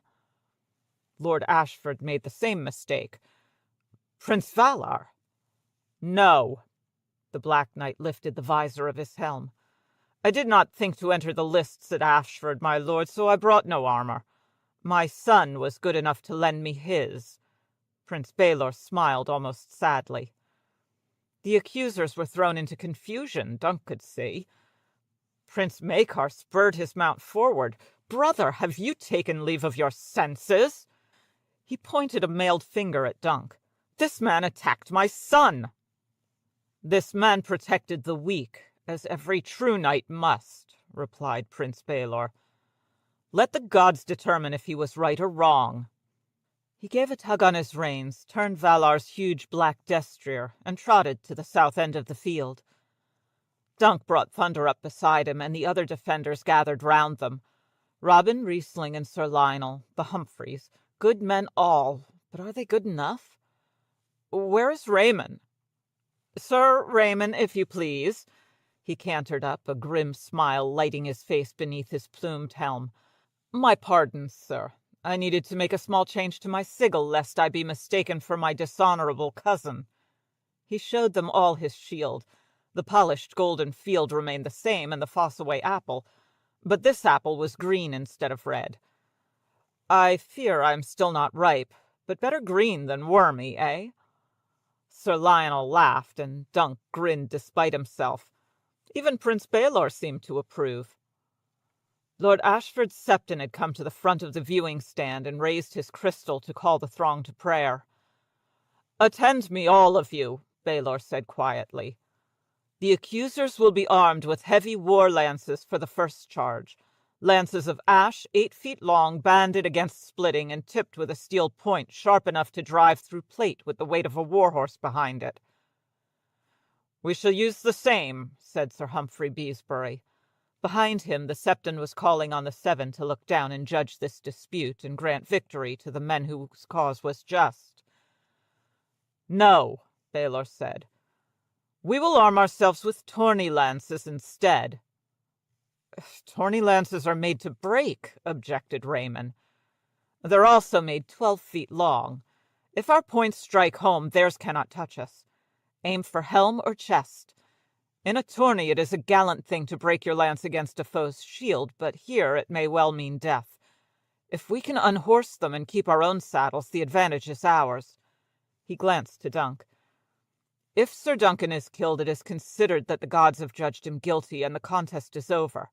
If both of his accusers are slain or withdraw their accusations, the same is true. Elsewise, all 7 of one side or the other must perish or yield for the trial to end." "Prince Darren will not fight," Dunk said. "Not well, anyway," laughed Sir Lionel. "Against that we have 3 of the white swords to contend with." Baelor took that calmly. "My brother erred when he demanded that the Kingsguard fight for his son. Their oath forbids them to harm a prince of the blood. Fortunately, I am such." He gave them a faint smile. "Keep the others off me long enough, and I shall deal with the Kingsguard." "My prince, is that chivalrous?" asked Sir Lionel Baratheon as the Septon was finishing his invocation. "The gods will let us know," said Baelor Breakspear. A deep, expectant silence had fallen across Ashford Meadow. 80 yards away, Arian's gray stallion trumpeted with impatience and pawed the muddy ground. Thunder was very still by comparison. He was an older horse, a veteran of 100 fights, and he knew what was expected of him. Egg handed Dunk up his shield. "May the gods be with you, sir," the boy said. The sight of his elm tree and shooting star gave him heart. Dunk slid his left arm through the strap and tightened his fingers around the grip. "Oak and iron, guard me well, or I am dead and doomed to hell." Steely Pate brought his lance to him, but Egg insisted that it must be he who put it into Dunk's hand. To either side his companions took up their own lances and spread out in a long line. Prince Baelor was to his right and Sir Lionel to his left, but the narrow eye-slit of the great helm limited Dunk's vision to what was directly ahead of him. The viewing stand was gone, and likewise the small folk crowding the fence. There was only the muddy field, the pale blowing mist, the river, town, and castle to the north, and the princeling on his gray charger with flames on his helm and a dragon on his shield. Dunk watched Arian's squire hand him a war-lance, 8 foot long and black as night. He will put that through my heart if he can. A horn sounded. For a heartbeat, Dunk sat as still as a fly in amber, though all the horses were moving. A stab of panic went through him. "I've forgotten," he thought wildly. I've forgotten all. I will shame myself. I'll lose everything." Thunder saved him. The big brown stallion knew what to do, even if his rider did not. He broke into a slow trot. Dunk's training took over then. He gave the war-horse a light touch of spur and couched his lance. At the same time he swung his shield until it covered most of the left side of his body. He held it at an angle to deflect blows away from him. "Oak and iron, guard me well, or else I'm dead and doomed to hell." The noise of the crowd was no more than the crash of distant waves. Thunder slid into a gallop. Dunk's teeth jarred together with the violence of the pace. He pressed his heels down, tightening his legs with all his strength, and letting his body become part of the motion of the horse beneath. I am Thunder, and Thunder is me. We are one beast. We are joined. We are one. The air inside his helm was already so hot he could scarce breathe. In a tourney joust, his foe would be to his left across the tilting barrier, and he would need to swing his lance across Thunder's neck. The angle made it more likely that the wood would split on impact. But this was a deadlier game they played today. With no barriers dividing them, the destriers charged straight at one another. Prince Baelor's huge black was much faster than Thunder, and Dunk glimpsed him pounding ahead through the corner of his eye slit. He sensed more than he saw the others. But they do not matter. Only Arion matters. Only him. He watched the dragons come. Spatters of mud sprayed back from the hoofs of Prince Arion's gray, and Dunk could see the horse's nostrils flaring. The black lance still angled upward. A knight who holds his lance high and brings it on line at the last moment always risks lowering it too far, the old man told him. He brought his own point to bear on the center of the princeling's chest. My lance is part of my arm, he told himself. It's my finger, a wooden finger. All I need do is touch him with my long wooden finger. He tried not to see the sharp iron point at the end of Arion's black lance, growing larger with every stride. The dragon, look at the dragon, he thought. The great three-headed beast covered the prince's shield, red wings and gold fire. No, look only where you mean to strike, he remembered suddenly, but his lance had already begun to slide off-line. Dunk tried to correct, but it was too late. He saw his point strike Arion's shield, taking the dragon between two of its heads, gouging into a gout of painted flame. At the muffled crack he felt Thunder recoil under him, trembling with the force of the impact, and half a heartbeat later something smashed into his side with awful force. The horses slammed together violently, armor crashing and clanging, as Thunder stumbled and Dunk's lance fell from his hand. And then he was past his foe, clutching at his saddle in a desperate effort to keep his seat. Thunder lurched sideways in the sloppy mud, and Dunk felt his rear legs slip out from under. They were sliding, spinning, and then the stallion's hindquarters slapped down hard. "Up!" Dunk roared, lashing out with his spurs. "Up, Thunder!" And somehow the old warhorse found his feet again. He could feel a sharp pain under his rib, and his left arm was being pulled down. Arion had driven his lance through oak, wood, and steel. 3 feet of splintered ash and sharp iron stuck from his side. Dunk reached over with his right hand, grasped the lance just below the head, clenched his teeth, and pulled it out of him with one savage yank. Blood followed, seeping through the rings of his mail to redden his surcoat. The world swam, and he almost fell. Dimly, through the panic, he could hear voices calling his name.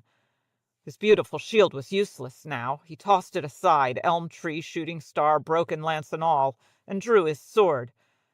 But he hurt so much he did not think he could swing it. Turning Thunder in a tight circle, he tried to get a sense of what was happening elsewhere on the field. Sir Humphrey Harding clung to the neck of his mount, obviously wounded. The other Sir Humphrey lay motionless in a lake of blood-stained mud, a broken lance protruding from his groin. He saw Prince Baelor gallop past, lance still intact, and drive one of the King's Guard from his saddle. Another of the white knights were already down, and Macar had been unhorsed as well. The third of the King's Guard was fending off Sir Robin Riesling. Arion! Where is Arion? The sound of drumming hooves behind him made Dunk turn his head sharply. Thunder bugled and reared, hooves lashing out futilely as Arion's gray stallion barreled into him at full gallop. This time there was no hope of recovery. His longsword went spinning from his grasp, and the ground rose up to meet him. He landed with a bruising impact that jarred him to the bone. Pain stabbed through him, so sharp he sobbed. For a moment it was all he could do to lie there. The taste of blood filled his mouth. Dunk the Lunk thought he could be a knight. He knew he had to find his feet again or die. Groaning, he forced himself to hands and knees. He could not breathe, nor could he see. The eye-slit of his helm was packed with mud. Lurching blindly to his feet, Dunk scraped the mud with a mailed finger. "There, that's—" Through his fingers he glimpsed a dragon flying and a spiked morning star whirring on the end of a chain, and then his head seemed to burst into pieces. When his eyes opened, he was on the ground again, sprawled on his back. The mud had all been knocked from his helm, but now one eye was closed by blood.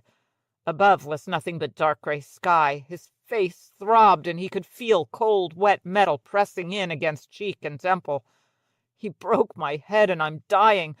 What was worse was the others who would die with him. Raymond and Prince Baelor and the rest. I failed them. I'm no champion. I'm not even a hedge knight. I'm nothing. He remembered Prince Darren boasting that no one could lie insensible in the mud as well as he did. He never saw Dunk the Hunk, though, did he? The shame was worse than the pain. The dragon appeared above him. 3 heads it had, and wings bright as flame, red and yellow and orange. It was laughing. "Are you dead yet, hedge knight?" it asked. "Cry for quarter and admit your guilt, and perhaps I'll only claim a hand and a foot. Oh, and those teeth!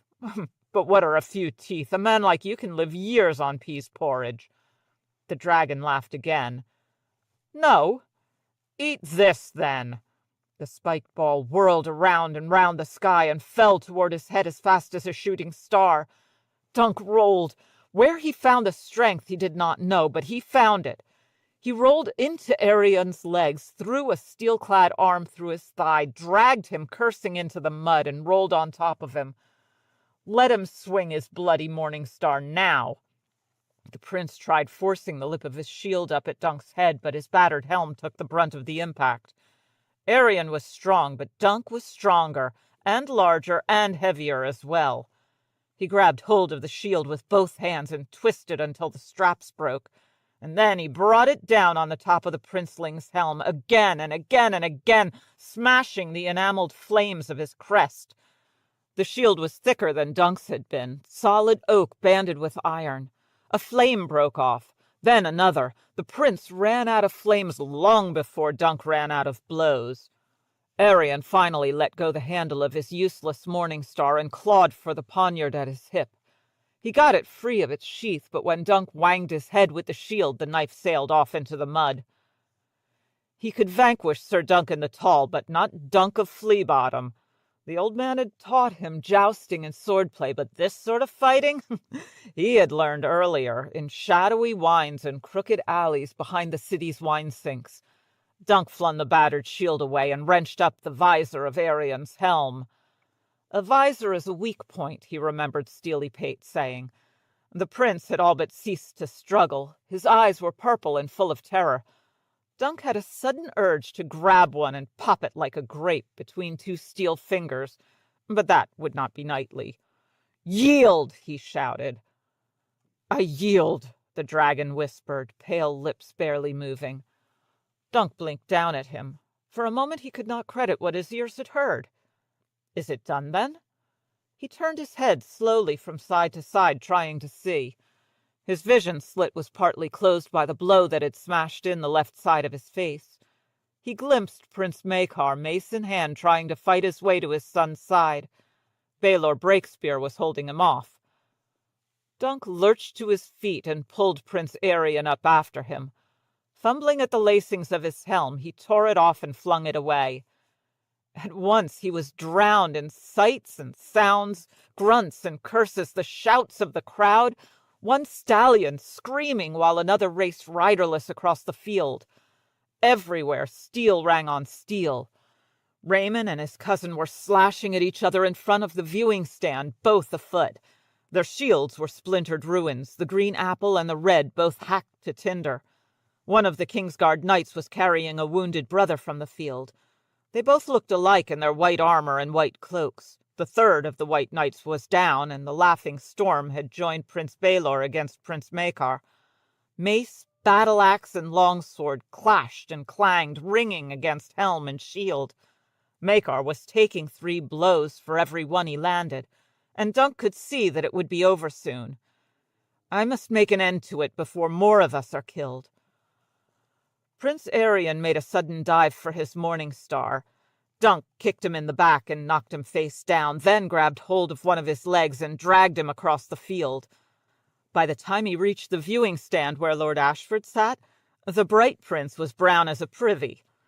Dunk hauled him onto his feet and rattled him, shaking some of the mud into Lord Ashford and the fair maid. "Tell him!" Arion Brightflame spit out a mouthful of grass and dirt. "I withdraw my accusation." Afterward, Dunk could not have said whether he walked from the field under his own power or had required help. He hurt everywhere, and some places worse than others. Am I a knight now in truth? He remembered wondering. Am I a champion? Egg helped him remove his greaves and gorget, and Raymond as well, and even Steely Pate. He was too dazed to tell them apart. They were fingers and thumbs and voices. Pate was the one complaining, Dunk knew. "Look what he's done to me armor," he said. "All dinted and banged and scratched. I ask you, why do I bother? I'll have to cut that mail off in my fear." "Raymond," Dunk said urgently, clutching at his friend's hands. "The others, how did they fare?" He had to know. "Has anyone died?" "Beesbury," Raymond said. "Slain by Donald of Duskendale in the first charge. Sir Humphrey is gravely wounded as well. The rest of us are bruised and bloody, no more, save for you." "And them? The accusers?" "Sir Willem Wilde of the Kingsguard was carried from the field insensate, and I think I cracked a few of my cousin's ribs. At least I hope so." "And Prince Darren?" Dunk blurted. "Did he survive?" "Once Sir Robin unhorsed him, he lay where he fell. He may have broken a foot. His own horse trod on him while running loose about the field." Dazed and confused as he was, Dunk felt a huge sense of relief. His dream was wrong, then. The dead dragon? Unless Arion died. He didn't, though, did he? "No," said Egg. "You spared him, don't you remember?" "I suppose." Already his memories of the fight were becoming confused and vague. "One moment I feel drunk, the next it hurts so badly I know I'm dying." They made him lie down on his back and talked over him as he gazed up into the roiling gray sky. It seemed to Dunk that it was still morning. He wondered how long the fight had taken. "Gods be good, the lance point drove the rings deep into his flesh," he heard Raymond saying. "It will mortify unless—" "Get him drunk and pour some boiling oil into it," someone suggested. "That's how the maesters do it." "Wine." The voice had a hollow metallic ring to it. "Not oil. That will kill him. Boiling wine. I will send Maester Yormwell to have a look at him when he's done tending my brother." A tall knight stood above him in black armor, dinted and scarred by many blows. Prince Baelor. The scarlet dragon on his helm had lost a head, both wings, and most of its tail. "Your Grace," Dunk said, "I am your man. Please? Your man." "My man." The Black Knight put a hand on Raymond's shoulder to steady himself. "I need good men, Sir Duncan. The realm—" His voice sounded oddly slurred. Perhaps he'd bit his tongue? Dunk was very tired. It was hard to stay awake. "Your man," he murmured once more. The prince moved his head slowly from side to side. "Sir Raymond, my helm, if you'd be so kind. Visor's cracked, and my fingers feel like wood." "At once, your grace." Raymond took the prince's helm in both hands and grunted. "Goodman Pate, a hand?" Steely Pate dragged over a mounting stool. "It's crushed down at the back, your grace, toward the left side. Smashed into the gorget. Good steel, this, to stop such a blow."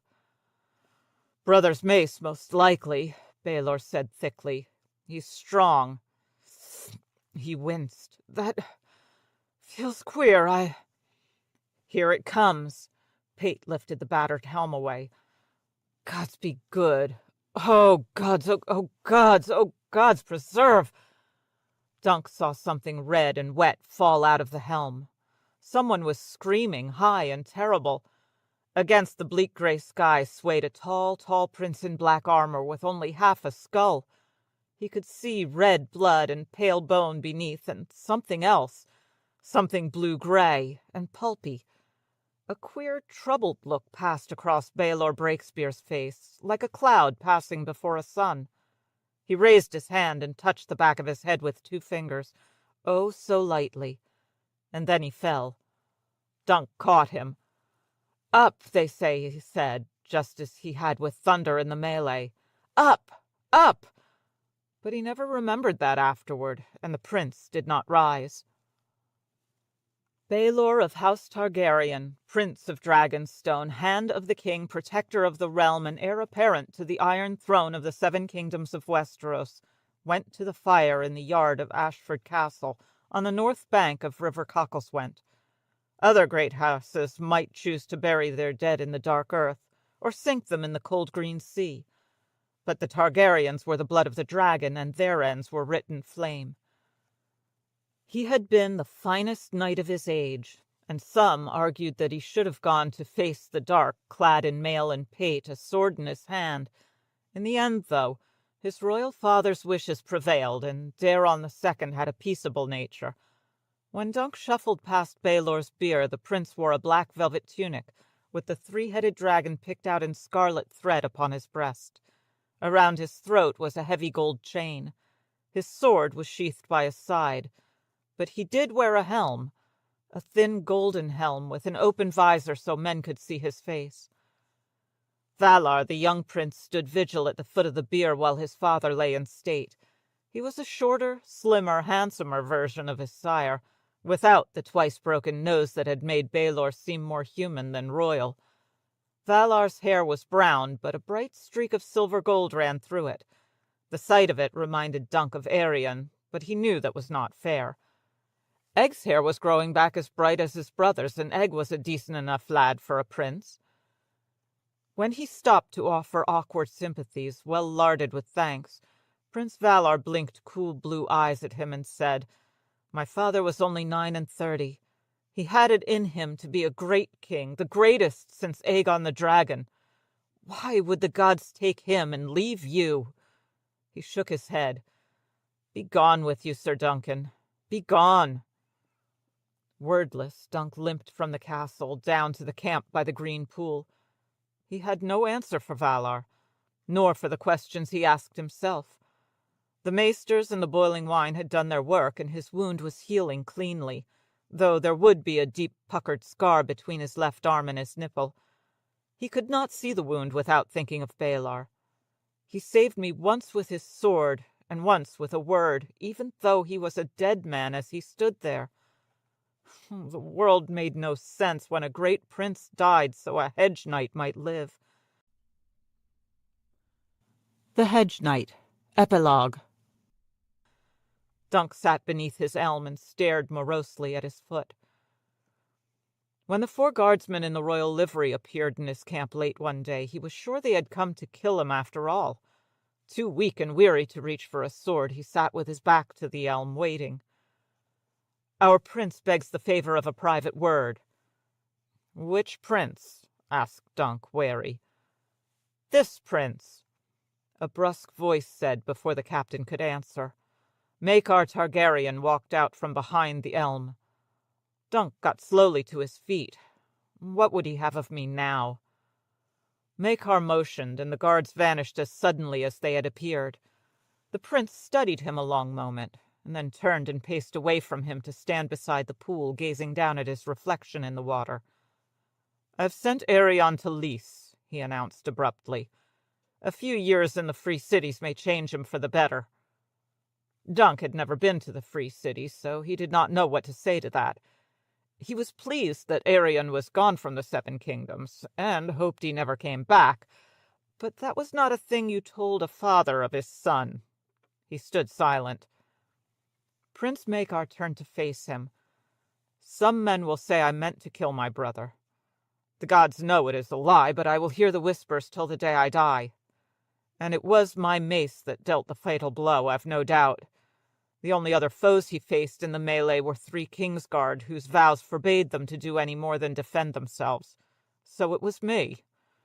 Strange to say, I do not recall the blow that broke his skull. Is that a mercy or a curse?" some of both, I think." From the way he looked at Dunk, it seemed the prince wanted an answer. "I could not say, your grace." Perhaps he should have hated Makar, but instead he felt a queer sympathy for the man. "You swung the mace, my lord, but it was for me Prince Baelor died, so I killed him too, as much as you." "Yes," the prince admitted, "and you'll hear them whisper as well. The king is old. When he dies, Valar will climb the Iron Throne in place of his father, and each time a battle is lost or a crop fails, the fools will say Baelor would not have let it happen, but the Hedge Knight killed him." Dunk could see the truth in that. "If I had not fought, you would have had my hand off, and my foot. Sometimes I sit under that tree there and look at my feet and ask if I couldn't have spared one. How could my foot be worth a prince's life? And the other two as well, the Humphreys. They were good men, too. Sir Humphrey Harding had succumbed to his wounds only last night." "And what answer does your tree give you?" "None that I can hear. But the old man, Sir Arlen, every day at evenfall he'd say, 'I wonder what the morrow will bring.' He never knew no more than we do. Well, mightn't it be that some morrow will come when I'll have need of that foot? When the realm will need that foot even more than a prince's life?" Makar chewed on that a time, mouth clenched beneath the silvery pale beard that made his face seem so square. "It's not bloody likely," he said harshly. "The realm has as many hedge knights as hedges, and all of them have feet." "If your grace has a better answer, I'd want to hear it." Makar frowned. "It may be that the gods have a taste for cruel japes. Or perhaps there are no gods. Perhaps none of this has any meaning. I'd ask the High Septon, but the last time I went to him he told me that no man can truly understand the workings of the gods. Well, perhaps he should try sleeping under a tree." He grimaced. "My youngest son seems to have grown fond of you, sir. It is time he was a squire, but he tells me he will serve no knight but you. He is an unruly boy, as you will have noticed. Will you have him?" "Me?" Dunk's mouth opened and closed and opened again. Aegon, I mean. He is a good lad, but your grace, I know you honor me, but I'm only a hedge knight." "That can be changed," said Makar. "Aegon is to return to my castle at Summerhall. There's a place there for you if you wish. A knight of my household. You'll swear your sword to me, and Aegon can swear for you. And while you train him, my master-at-arms will finish your own training." The prince gave him a shrewd look. "Your Sir Arlen did all he could for you, I've no doubt, but you still have much to learn." "I know, my lord." Dunk looked about him, at the green grass and the reeds, the tall elm, the ripples dancing across the surface of the sunlit pool. Another dragonfly was moving across the water, or perhaps it was the same one. "Well, what shall it be, Dunk?" he asked himself. "Dragonflies or dragons?" A few days ago he would have answered at once. It was all he had ever dreamed. But now? Now the prospect was at hand. It frightened him. "Just before Prince Baelor died, I swore to be his man." "Presumptuous of you," said Makar. "What did he say?" "That the realm needed good men." "That's true enough. What of it?" "I will take your son as squire, your grace, but not at Summerhall. Well, not for a year or two. He's seen sufficient of castles, I would judge. I'll have him only if I can take him on the road with me." He pointed to old Chestnut. "He'll ride my steed and wear my old cloak, and he'll keep my sword sharp and my mail scoured. We'll sleep in inns and stables, and now and again in the halls of some landed knight or lesser lordling, maybe under trees when we must." Prince Makar gave him an incredulous look. "Did the trial addle your wits, man? Aegon's a prince of the realm, the blood of the dragon. Princes are not made for sleeping in ditches and eating hard salt beef." He saw Dunk hesitate. "What is it that you're afraid to tell me? Say what you will, sir."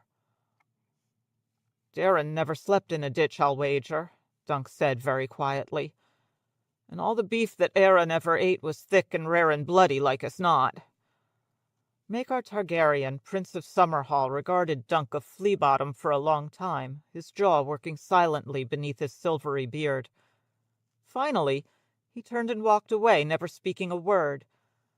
Dunk heard him riding off with his men, and when they were gone there was no sound but the faint thrum of the dragonfly's wings as it skimmed across the water.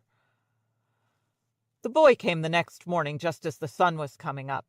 He wore old boots, brown breeches, a brown wool tunic, and an old traveller's cloak. "My lord father says I am to serve you." "Serve you, sir," Dunk reminded him. "You can start by saddling the horses. Chestnut is yours. Treat her kindly. I don't want to find you on Thunder unless I put you there." Egg went to get to the saddles. "Where are we going, sir?" Dunk thought for a moment. "I've never been over the Red Mountains. Would you like to have a look at Dorne?" Egg grinned. "I hear they have good puppet shows," he said. The Sworn Sword. Preface. A Song of Ice and Fire began life as a trilogy and has since expanded to 6 books. As J.R.R. Tolkien once said, the tale grew in the telling. The setting for the books is the great continent of Westeros, in a world both like and unlike our own, where the seasons last for years and sometimes decades. Standing hard against the sunset sea at the western edge of the known world, Westeros stretches from the red sands of Dorne in the south to the icy mountains and frozen fields of the north, where snow falls even during the long summers. The children of the forest were the first known inhabitants of Westeros during the dawn of days, a race small of stature who made their homes in the greenwood and carved strange faces in the bone-white weirwood trees. Then came the first men, who crossed a land bridge from the larger continent to the east with their bronze swords and horses, and warred against the children for centuries, before finally making peace with the older race and adopting their nameless ancient gods. The compact marked the beginning of the Age of Heroes, when the first men and the children shared Westeros, and 100 petty kingdoms rose and fell. Other invaders came in turn. The Andals crossed the narrow sea in ships, and with iron and fire they swept across the kingdoms of the first men, and drove the children from their forests, putting many of their weirwoods to the axe. They brought their own faith, worshipping a god with 7 aspects, whose symbol was a 7-pointed star. Only in the far north did the first men, led by the Starks of Winterfell, throw back the newcomers. Elsewhere the Andals triumphed and raised kingdoms of their own. The children of the forest dwindled and disappeared, while the first men intermarried with their conquerors. The Rhoynar arrived some thousands of years after the Andals and came not as invaders but as refugees, crossing the seas in 10,000 ships to escape the growing might of the freehold of Valyria. The lords freeholder of Valyria ruled the greater part of the known world. They were sorcerers great in lore, and alone of all the races of man they had learned to breed dragons and bend them to their will. 400 years before the opening of A Song of Ice and Fire, however, the doom descended on Valyria, destroying the city in a single night. Thereafter, the great Valyrian Empire disintegrated into dissension, barbarism, and war. Westeros, across the narrow sea, was spared the worst of the chaos that followed. By that time, only 7 kingdoms remained where once there had been hundreds. But they would not stand for much longer. A scion of lost Valyria named Aegon Targaryen landed at the mouth of the Blackwater with a small army. His 2 sisters, who were also his wives, and 3 great dragons.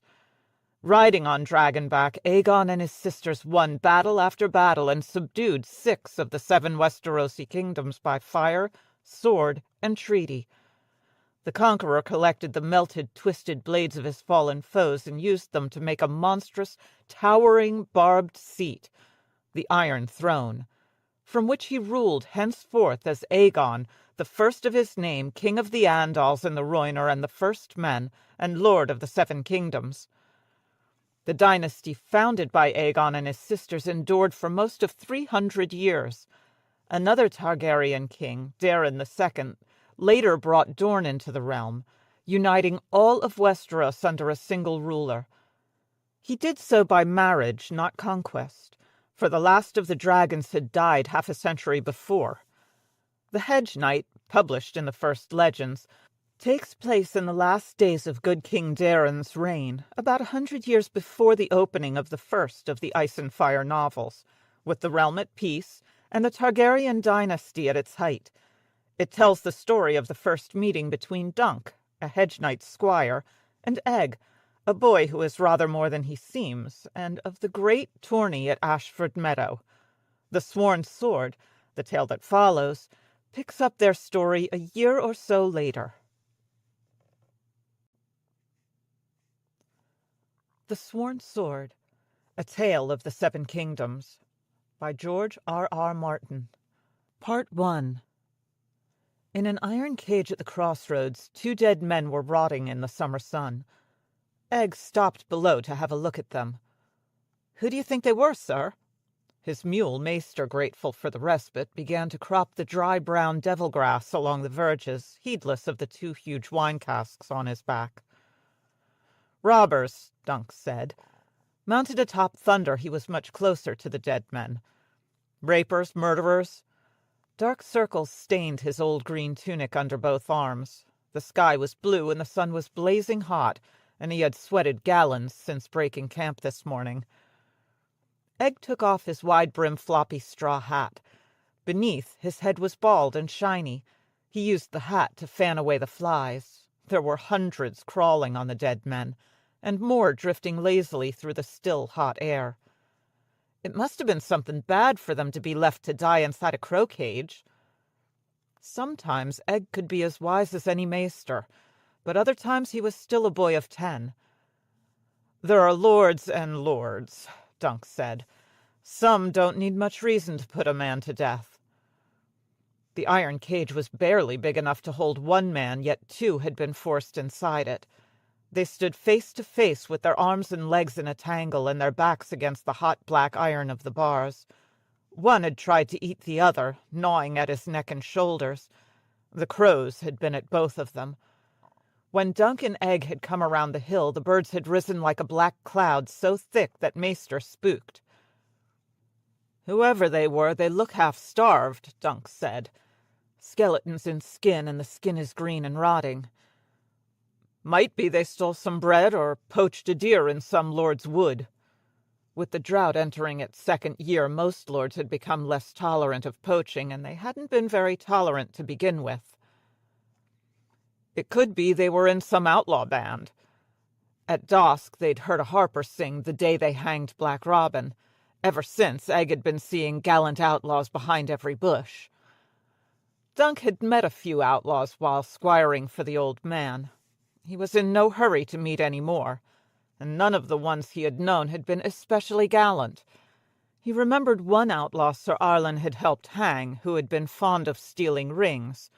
He would cut off a man's fingers to get at them, but with women he preferred to bite. There were no songs about him that Dunk knew. Outlaws or poachers makes no matter. Dead men make poor company. He walked Thunder slowly around the cage. The empty eyes seemed to follow him. One of the dead men had his head down and his mouth gaping open. "He has no tongue," Dunk observed. He supposed the crows might have eaten it. Crows always pecked a corpse's eyes out first, he had heard, but maybe the tongue was second. Or maybe a lord had torn it out for something that he said. Dunk pushed his fingers through his mop of sun-streaked hair. The dead were beyond his help, and they had casks of wine to get to Standfast. "Which way did we come?" he asked, looking from one road to the other. "I'm turned around." "Steadfast is that way, sir," Egg pointed. "That's for us, then. We could be back by evenfall, but not if we sit here all day counting flies." He touched Thunder with his heels and turned the big destrier toward the left-hand fork. Egg put his floppy hat back on and tugged sharply at Maester's lead. The mule left off cropping at the devil-grass and came along without an argument for once. He's hot as hell, Dunk thought, and those wine casks must be heavy. The summer sun had baked the road as hard as brick. Its ruts were deep enough to break a horse's legs, so Dunk was careful to keep Thunder to the high ground between them. He had twisted his own ankle the day they left Dosk, walking in the black of night when it was cooler. A knight had to learn to live with aches and pains, the old man used to say. Aye, lad, and with broken bones and scars. They're as much a part of knighthood as your swords and shields. If Thunder was to break a leg, though, well, a knight without a horse was no knight at all. Egg followed 5 yards behind him with Maester and the wine casks. The boy was walking with one bare foot in a rut and one out, so he rose and fell with every step. His dagger was sheathed on one hip, his boots slung over his backpack, his ragged brown tunic rolled up and knotted around his waist. Beneath his wide-brimmed straw hat, his face was smudged and dirty, his eyes large and dark. He was 10, not quite 5 feet tall. Of late he had been sprouting fast, though he had a long way to grow before he'd be catching up to Dunk. He looked just like the stable boy he wasn't, and not at all like who he really was. The dead men soon disappeared behind them, but Dunk found himself thinking about them all the same. The realm was full of lawless men these days. The drought showed no signs of ending, and small folk by the thousands had taken to the roads, looking for some place where the rain still fell. Lord Bloodraven had commanded them to return to their own lands and lords, but few obeyed. Many blamed Bloodraven and King Aerys for the drought. It was a judgment from the gods, they said, for the kinslayer is accursed. If they were wise, though, they did not say it loudly. How many eyes does Lord Bloodraven have? Ran the riddle Egg had heard in Old Town. 1,000 eyes and one. 6 years ago in King's Landing, Dunk had seen him with his own 2 eyes as he rode a pale horse up the street of steel with 50 ravens' teeth behind him. That was before King Aerys had ascended to the Iron Throne and made him the Hand. But even so, he cut a striking figure, garbed in smoke and scarlet with dark sister on his hip. His pallid skin and bone-white hair made him look like a living corpse. Across his cheek and chin spread a wine-stained birthmark that was supposed to resemble a red raven, though Dunk only saw an odd-shaped blotch of discolored skin. He stared so hard that Bloodraven felt it. The king's sorcerer had turned to study him as he went by. He had one eye, and that one red. The other was an empty socket. The gift Bittersteel had given him upon the Redgrass field. Yet it seemed to Dunk that both eyes had looked right through his skin down to his very soul. Despite the heat, the memory made him shiver. "Sir," Egg called, "are you unwell?" "No," said Dunk. "I'm as hot and thirsty as them." He pointed toward the field beyond the road where rows of melons were shriveling on the vines. Along the verges, goat heads and tufts of devil-grass still clung to life, but the crops were not faring near as well. Dunk knew just how the melons felt. Sir Arlen used to say that no hedge knight need ever go thirsty, not so long as he has a helm to catch the rain in. Rainwater is the best drink there is, lad. Well, the old man never saw a summer like this one, though. Dunk had left his helm at Standfast. It was too hot and heavy to wear, and there had been precious little rain to catch in it. What's a hedge knight to do when even the hedges are brown and parched and dying? Maybe, when they reached the stream, he'd have a soak. He smiled, thinking how good that would feel, to jump right in and come up sopping wet and grinning, with water cascading down his cheeks and through his tangled hair, and his tunic clinging sodden to his skin. Egg might want to soak as well, though the boy looked cool and dry, more dusty than sweaty. He never sweated much. He liked the heat. In Dorne he went about bare-chested and turned brown as a Dornishman. It's his dragon blood, Dunk told himself. Who ever heard of a sweaty dragon? He would gladly have pulled his own tunic off, but it would not be fitting. A hedge knight could ride bare naked if he chose. He had no one to shame but himself. It was different when your sword was sworn. When you accept a lord's meat and mead, all you do reflects on him, Sir Arlen used to say. Always do more than he expects of you, never less. Never flinch at any task or hardship, and above all, never shame the lord you serve. At Standfast, meat and mead meant chicken and ale, but Sir Eustace ate the same plain fare himself. So Dunk kept his tunic on, and sweltered. Sir Bennis of the Brown Shield was waiting at the old plank bridge. "So you come back," he called out. "You were gone so long I thought you run off with the old man's silver." Bennis was sitting on his shaggy garron, chewing a wad of sourleaf that made it look as if his mouth were full of blood. "We had to go all the way to Dosk to find some wine," Dunk told him. "The Krakens raided Little Dosk. They carried off the wealth and women and burned half what they did not take." "That Dagon Greyjoy wants for hanging," Bennis said. "Aye, but who's to hang him? You see old Pinch-Bottom Pate? They told us he was dead. The Ironmen killed him when he tried to stop them taking off his daughter." "Seven bloody hells!" Bennis turned his head and spat. "I seen that daughter once. Not worth dying for, you ask me. That fool Pate owed me half a silver." The Brown Knight looked just as he had when they left, and worse, he smelled the same as well. He wore the same garb every day: brown breeches, a shapeless rough-spun tunic, horsehide boots, and when armored he donned a loose brown surcoat over a shirt of rusted mail. His sword-belt was a cord of boiled leather, and his seamed face might have been made of the same thing. "His head looks like one of those shriveled melons that we passed." Even his teeth were brown under the red stains left by the sourleaf he liked to chew.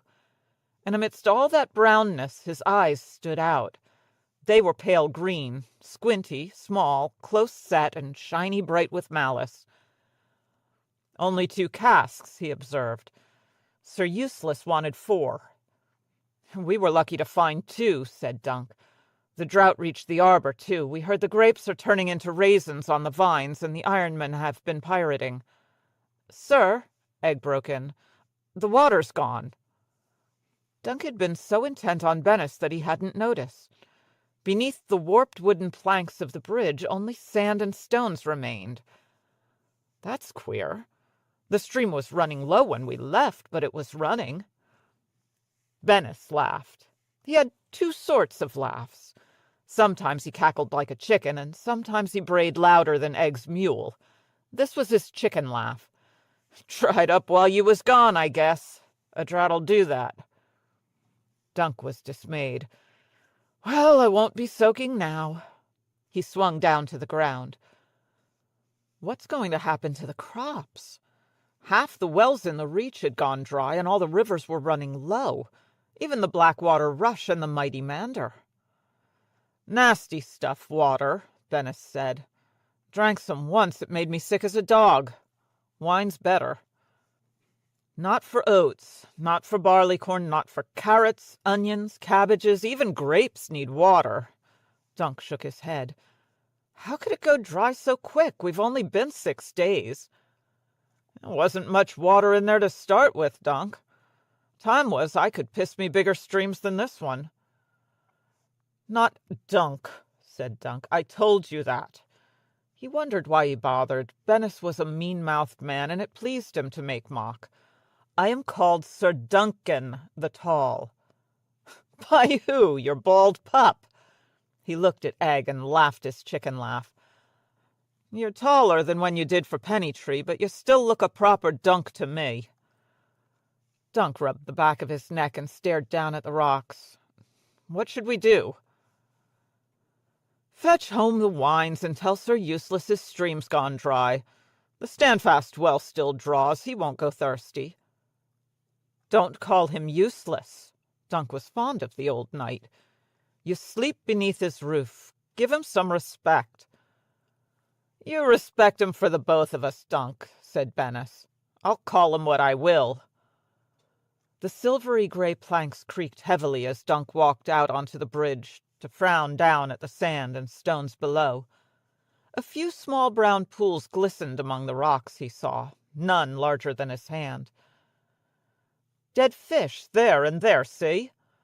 The smell of them reminded him of the dead men at the crossroads. "I see them, sir," said Egg.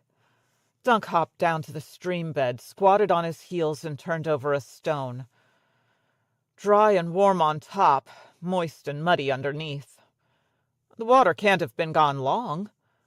Standing, he flicked the stone sidearm at the bank, where it crashed through a crumbling overhang in a puff of dry brown earth. The soil's cracked along the banks, but soft and muddy in the middle. Those fish were alive yesterday. "Dunk the Lunk, Pennytree used to call you, I recall." Sir Bennis spat a wad of sour leaf onto the rocks. It glistened red and slimy in the sunlight. "Lunks shouldn't try and think. Their heads is too bloody thick for such." Dunk the Lunk, thick as a castle wall. From Sir Arlen the words had been affectionate. He had been a kindly man, even in his scolding. In the mouth of Sir Bennis of the Brown Shield they sounded different. "Sir Arlen's 2 years dead," Dunk said, "and I am called Sir Duncan the Tall." He was sorely tempted to put his fist through the brown knight's face and smash those red and rotten teeth to splinters. Bennis of the Brown Shield might be a nasty piece of work, but Dunk had a good 1.5 foot on him and 4 stone as well. Oh, he might be a lunk, but he was big. Sometimes it seemed as though he'd thumped his head on half the doors in Westeros, not to mention every beam in every inn from the Dorne up to the neck. Egg's brother Aemon had measured him in Oldtown and found he lacked an inch of 7 feet. Oh, but that was half a year ago. He might have grown since. Growing was the one thing that Dunk did really well, the old man used to say. He went back to Thunder and mounted up again. "Egg, get on back to Standfast with the wine. I'm going to see what happened to the water." "Streams dry up all the time," said Bennis. "I just want to have a look. I like how you looked under that rock. Shouldn't go turning over rocks, Lunk. Never know what might crawl out. We got us nice straw pallets back at Standfast. There's eggs more days than not, and not much to do but listen to Sir Useless go on about how great he used to be. Leave it be, I say. The stream went dry, that's all." Dunk was nothing if not stubborn.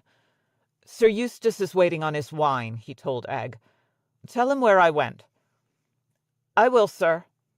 Egg gave a tug on Maester's lead. The mule twitched his ears, but started off again at once. He wants to get those wine casks off his back. Dunk could not blame him. The stream flowed north and east when it was flowing, so he turned Thunder south and west. He had not ridden a dozen yards before Bennis caught him. "I best come see you don't get hanged." He pushed a fresh sour leaf into his mouth. "Past that clump of sand willows the whole right bank is Spiderland." "I'll stay on our side." Dunk wanted no trouble with the Lady of the Cold Moat. As Standfast you heard ill things of her. The Red Widow, she was called, for the husbands she had put in the ground. Old Sam Stoops said she was a witch, a poisoner, and worse. 2 years ago she had sent her knights across the stream to seize an Osgray man for stealing sheep. When my lord rode to Cold Moat to demand him back, he was told to look for him at the bottom of the moat, Sam had said. She'd sewn poor Dake in a bag of rocks and sunk him.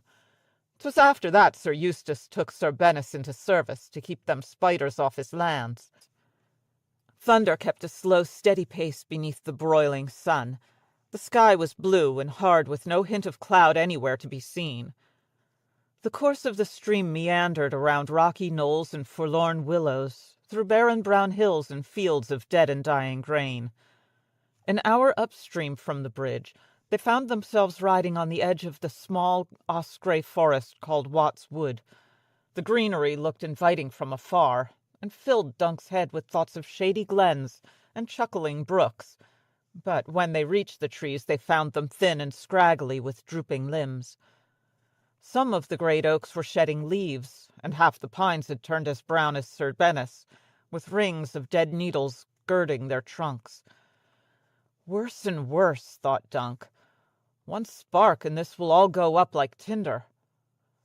For the moment, though, the tangled underbrush along the checky water was still thick with thorny vines, nettles, and tangles of briar-white and young willow.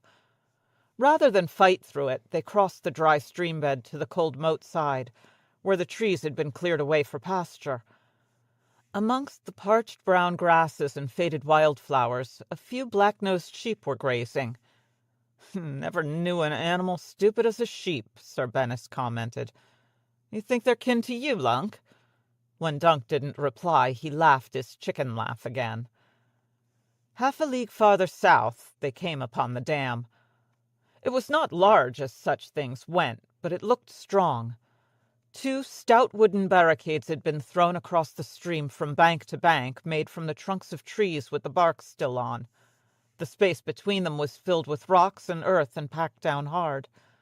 Behind the dam, the flow was creeping up the banks and spilling off into a ditch that had been cut through Lady Weber's fields. Dunk stood in his stirrups for a better look. The glint of sun on water betrayed a score of lesser channels running off in all directions like a spider's web. "They're stealing our stream." The sight filled him with indignation, especially when it dawned on him that the trees must surely have been taken from Watts Wood. "You see what you went and did, Lunk," said Bennis. "Couldn't have it that the stream dried up. No, might be this starts with water, but it'll end with blood. Yours and mine, most like." The Brown Knight drew his sword. "Well, no help for it now. There's your thrice-damned diggers. Best we put some fear in them." He raked his garron with his spurs and galloped through the grass. Dunk had no choice but to follow. Sir Arlen's long sword rode his hip, a good straight piece of steel. If these ditch-diggers have a lick of sense, they'll run. Thunder's hoofs kicked up clods of dirt. One man dropped his shovel at the sight of the oncoming knights, but that was all. There were a score of the diggers, short and tall, old and young, all baked brown by the sun. They formed a ragged line as Bennis slowed, clutching their spades and picks. "This is Cold Moat land," one shouted. "And that's an Osprey stream." Bennis pointed with his long sword. "Who put that damned dam up?" "Maester Carrick made it," said one young digger. "No," an older man insisted. "The grey pup pointed some and said do this and do that, but it were us who made it." "Well, then you can bloody well unmake it." The digger's eyes were sullen and defiant. One wiped the sweat off his brow with the back of his hand. No one spoke. "You lot don't hear so good," said Bennis. "Do I need to lop me off an ear or two? Who's first?"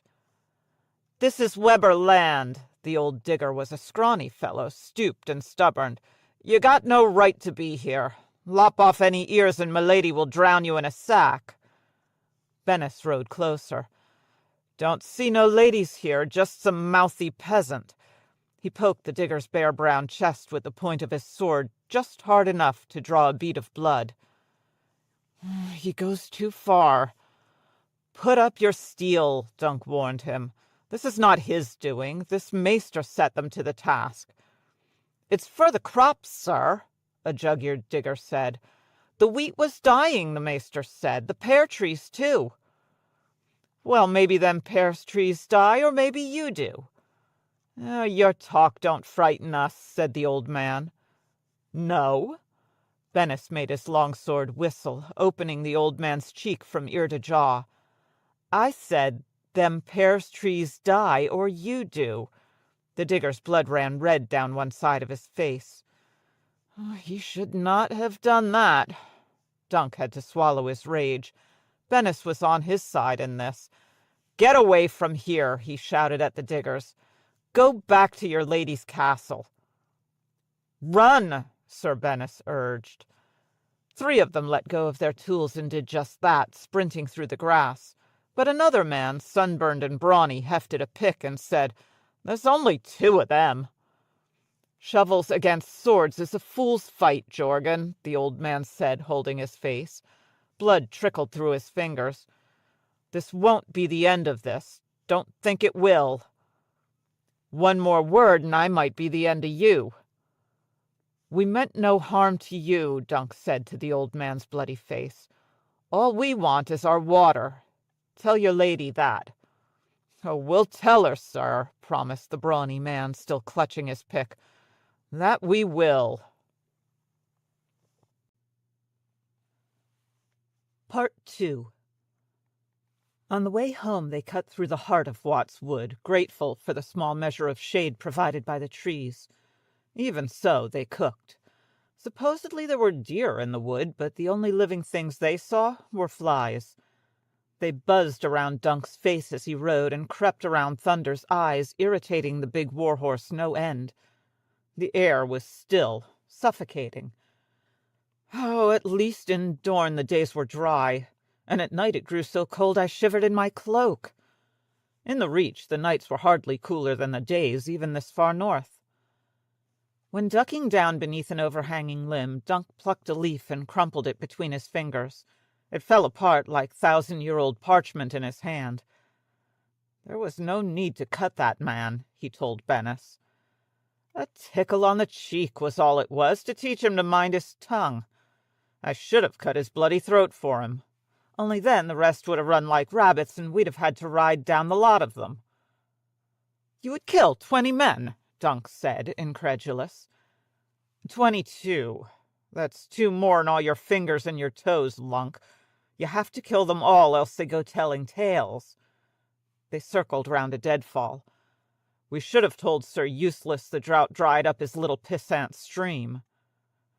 Sir Eustace? You would have lied to him? Aye, and why not? Who's to tell him any different? The flies? Bennis grinned a wet red grin. Sir Useless never leaves the tower except to see the boys down in the blackberries. A sworn sword owes his lord the truth. There's truths and truths, Slunk. Some don't serve. He spat. The gods make droughts. A man can't do a bloody buggering thing about the gods. The Red Widow, though.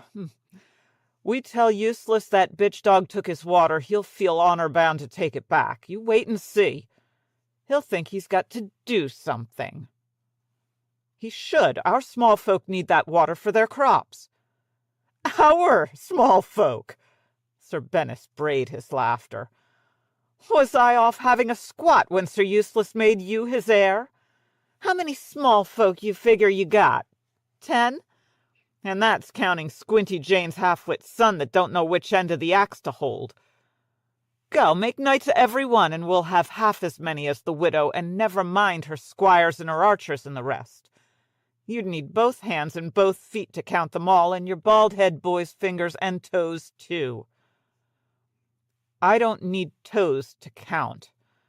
Dunk was sick of the heat, the flies, and the brown knight's company. He may have ridden with Sir Arlen once, but that was years and years ago. The man has grown mean and false and craven. He put his heels into his horse and trotted out ahead to put the smell behind him. Standfast was a castle only by courtesy. Though it stood bravely atop a rocky hill and could be seen for leagues around, it was no more than a tower house. A partial collapse a few centuries ago had required some rebuilding, so the north and west faces were pale gray stone above the windows, and the old black stone below. Turrets had been added to the roofline during the repair, but only on the sides that were rebuilt. At the other 2 corners crouched ancient stone grotesques, so badly abraded by wind and weather that it was hard to say what they had been. And the pine-wood roof was flat, but badly warped and prone to leaks. A crooked path led from the foot of the hill up to the tower, so narrow it could only be ridden single file. Dunk led the way on the ascent, with Bennis just behind. He could see Egg above them, standing on a jut of rock in his floppy straw hat. They reined up in front of the little daub and wattle stable that nestled at the tower's foot, half hidden under a misshapen heap of purple moss. The old man's grey gelding was in one of the stalls next to Maester. Egg and Sam Stoops had gotten the wine inside, it seemed. Hens were wandering the yard. Egg trotted over. "Did you find what happened to the stream?" "The Red Widows dammed it up." Dunk dismounted and gave Thunder's reins to Egg.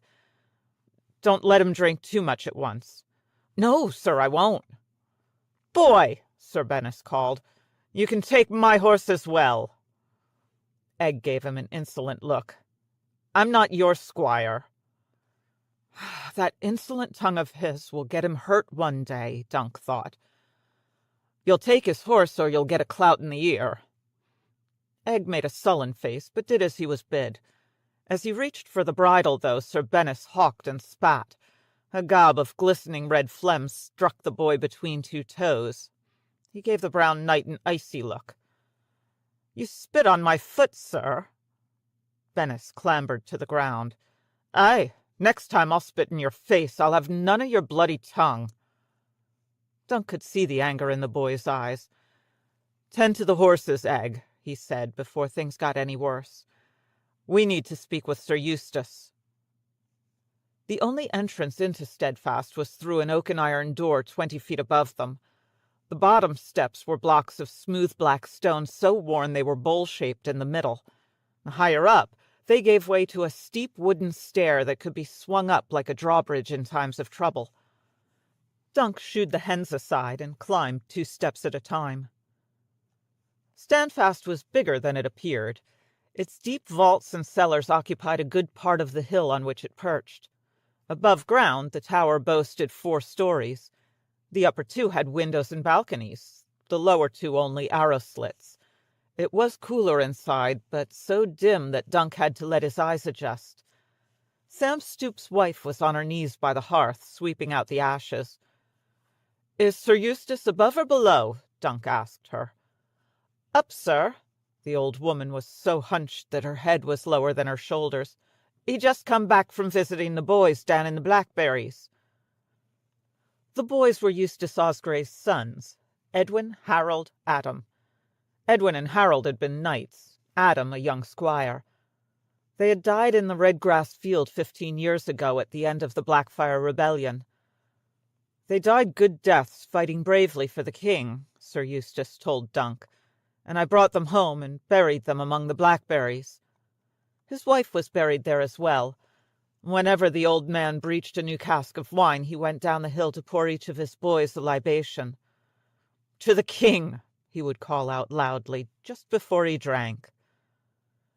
Sir Eustace's bedchamber occupied the 4th floor of the tower, with his solar just below. That was where he would be found, Dunk knew, puttering amongst the chests and barrels. The solar's thick grey walls were hung with rusted weaponry and captured banners, prizes from battles fought long centuries ago, and now remembered by no one but Sir Eustace.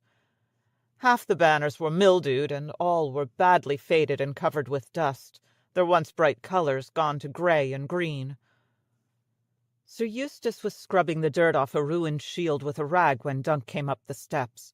Bennis followed, fragrant at his heels. The old knight's eyes seemed to brighten a little at the sight of Dunk.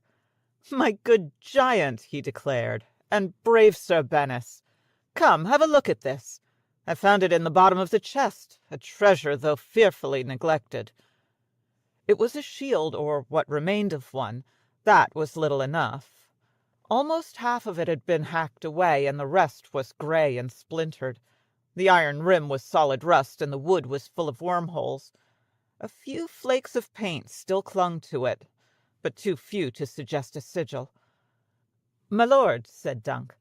The Osgrays had not been lords for centuries, yet it pleased Sir Eustace to be styled so, echoing as it did the past glories of his house. "What is it?" "The little lion's shield." The old man rubbed at the rim, and some flakes of rust came off. "Sir Wilbert Osgrey bore this at the battle where he died. I am sure you know the tale." "No, my lord," said Bennis, "we don't, as it happens." "The little lion, did you say? What, was he a dwarf or some such?" "Certainly not." The old knight's moustache quivered. "Sir Wilbert was a tall and powerful man and a great knight. The name was given him in childhood as the youngest of 5 brothers. In his day there were still 7 kings in the 7 kingdoms, and Highgarden and the Rock were off at war. The Green Kings ruled us then, the Gardeners. They were the blood of the old Garth Greenhand, and a green hand upon white field was their kingly banner. Giles the Third took his banner east to war against the Storm King, and Wilbert's brothers all went with him. for in those days the Chequy lion always flew beside the green band when the King of the Reach went forth to battle. Yet it happened that while King Giles was away, the King of the Rock saw his chance to tear a bite out of the Reach. So he gathered up a host of Westermen and came down upon us. The Osgrays were the marshals of the North March, so it fell to the little lion to meet them. It was the 4th King Lancel who led the Lannisters, it seems to me, or mayhaps the 5th? Well, Sir Wilbert blocked King Lancel's path and bid him halt. "Come no farther," he said. "You are not welcome here. I forbid you to set forth on the Reach." But the Lannister ordered all his banners forward. They fought for half a day, the Gold Lion and the Chequy. The Lannister was armed with a Valyrian sword that no common steel can match, so the little lion was hard-pressed, his shield in ruins. In the end, bleeding from a dozen grievous wounds with his own blade broken in his hand, he threw himself headlong at his foe. King Lancel cut him near in half, the singers say. But as he died, the little lion found the gap in the king's armor beneath his arm and plunged his dagger home. And when their king died, the Westermen turned back and the Reach was saved. The old man stroked the broken shield as tenderly as if it had been a child. "Aye, my lord," Bennis croaked. "We could use a man like that today. Dunk and me had a look at your stream, my lord. Dry as a bone, and not from no drought." The old man set the shield aside. "Tell me." He took a seat and indicated that they should do the same. As the Brown Knight launched into the tale, he sat listening intently, with his chin up and his shoulders back, as upright as a lance. In his youth, Sir Eustace Osgrey must have been the very picture of chivalry, tall and broad and handsome. Time and grief had worked their will on him, but he was still unbent, a big-boned, broad-shouldered, barrel-chested man with features as strong and sharp as some old eagle. His close-cropped hair had gone white as milk, but the thick moustache that hid his mouth remained as ashy gray. His eyebrows were the same color, the eyes beneath a paler shade of gray and full of sadness. They seemed to grow sadder still when Bennis touched upon the dam. "That stream has been known as the Chequy Water for 1,000 years or more," the old knight said. "I caught fish there as a boy, and my sons all did the same. Alysanne liked to splash in the shallows on hot summer days like this." Alysanne had been his daughter, who had perished in the spring. "It was on the banks of the Chequy Water that I kissed a girl for the first time. A cousin, she was, my uncle's youngest daughter, of the Osgrays of Leafy Lake. They're all gone now, even her." His mustache quivered. "This cannot be borne, sirs. The woman will not have my water. She will not have my Chequy water." "Dam's built strong, my lord," Sir Bennis warned.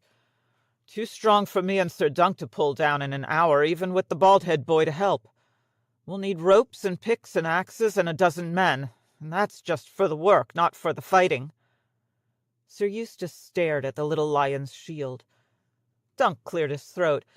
"My lord, as to that, when we came upon the diggers, well—" "Dunk, don't trouble my lord with trifles," said Bennis. "I taught one fool a lesson, that was all." Sir Eustace looked up sharply. "What sort of lesson?" "With my sword, as it were. A little claret on his cheek, that's all it were, my lord."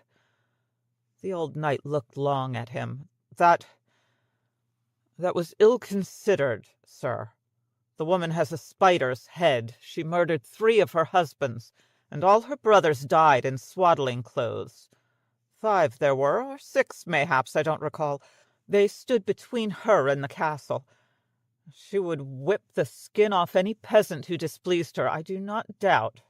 But for you to cut one— no, she will not suffer such an insult, make no mistake. She will come for you as she came for Lem." "Dake, my lord," Sir Bennis said, "begging your lordly pardon, you knew him, and I never did, but his name were Dake." "If it please my lord, I could go to Golden Grove and tell Lord Rowan of the dam," said Dunk. Rowan was the old knight's liege lord. The Red Widow held her lands of him as well. "Rowan? No, Look for no help there. Lord Rowan's sister wed Lord Wyman's son Wendell, so he is kin to the Red Widow. Besides, he loves me not. Sir Duncan, on the morrow you must make the rounds of all my villages and roust out every able-bodied man of fighting age. I'm old, but I'm not dead. The woman will soon find that the Checky lion still has claws. 2, Dunk thought glumly, and I'm one of them. Sir Eustace's land supported 3 small villages, none more than a handful of hovels, sheepfolds, and pigs. The largest boasted a thatched one-room sept with crude pictures of the Seven scratched upon the walls in charcoal. Mudge, a stooped-back old swineherd who'd once been to Oldtown, led devotions there every 7th day. Twice a year a real septon came through to forgive the sins in the mother's name.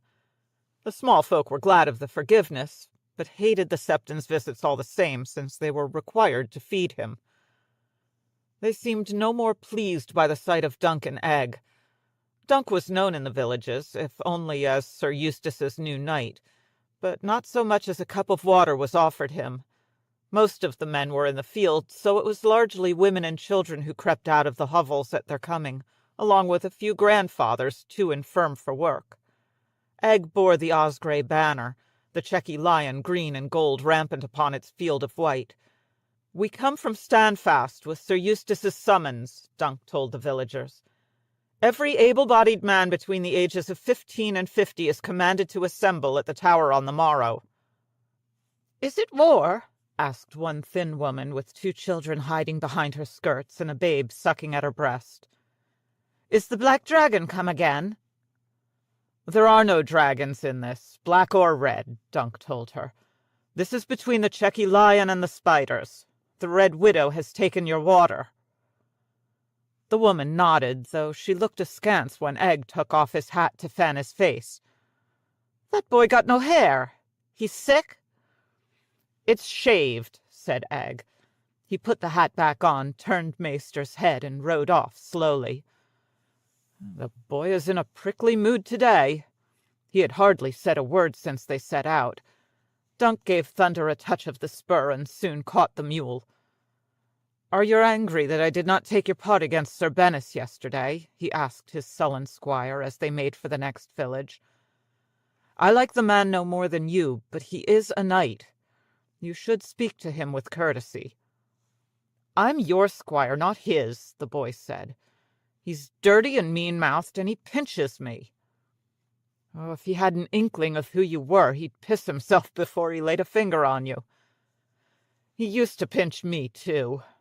Dunk had forgotten that till Egg's words brought it back. Sir Bennis and Sir Arlen had been among a party of knights hired by a Dornish merchant to see him safe from Lannisport to the Prince's Pass. Dunk had been no older than Egg, though taller. "He would pinch me under the arm so hard he'd leave a bruise. His fingers felt like iron pincers, but I never told Sir Arlen." One of the other knights had vanished near Stony Sept, and it was bruited about that Bennis had gutted him in a quarrel. "If he pinches you again, tell me and I'll end it. Till then, it does not cost you much to tend his horse." "Someone has to," Egg agreed.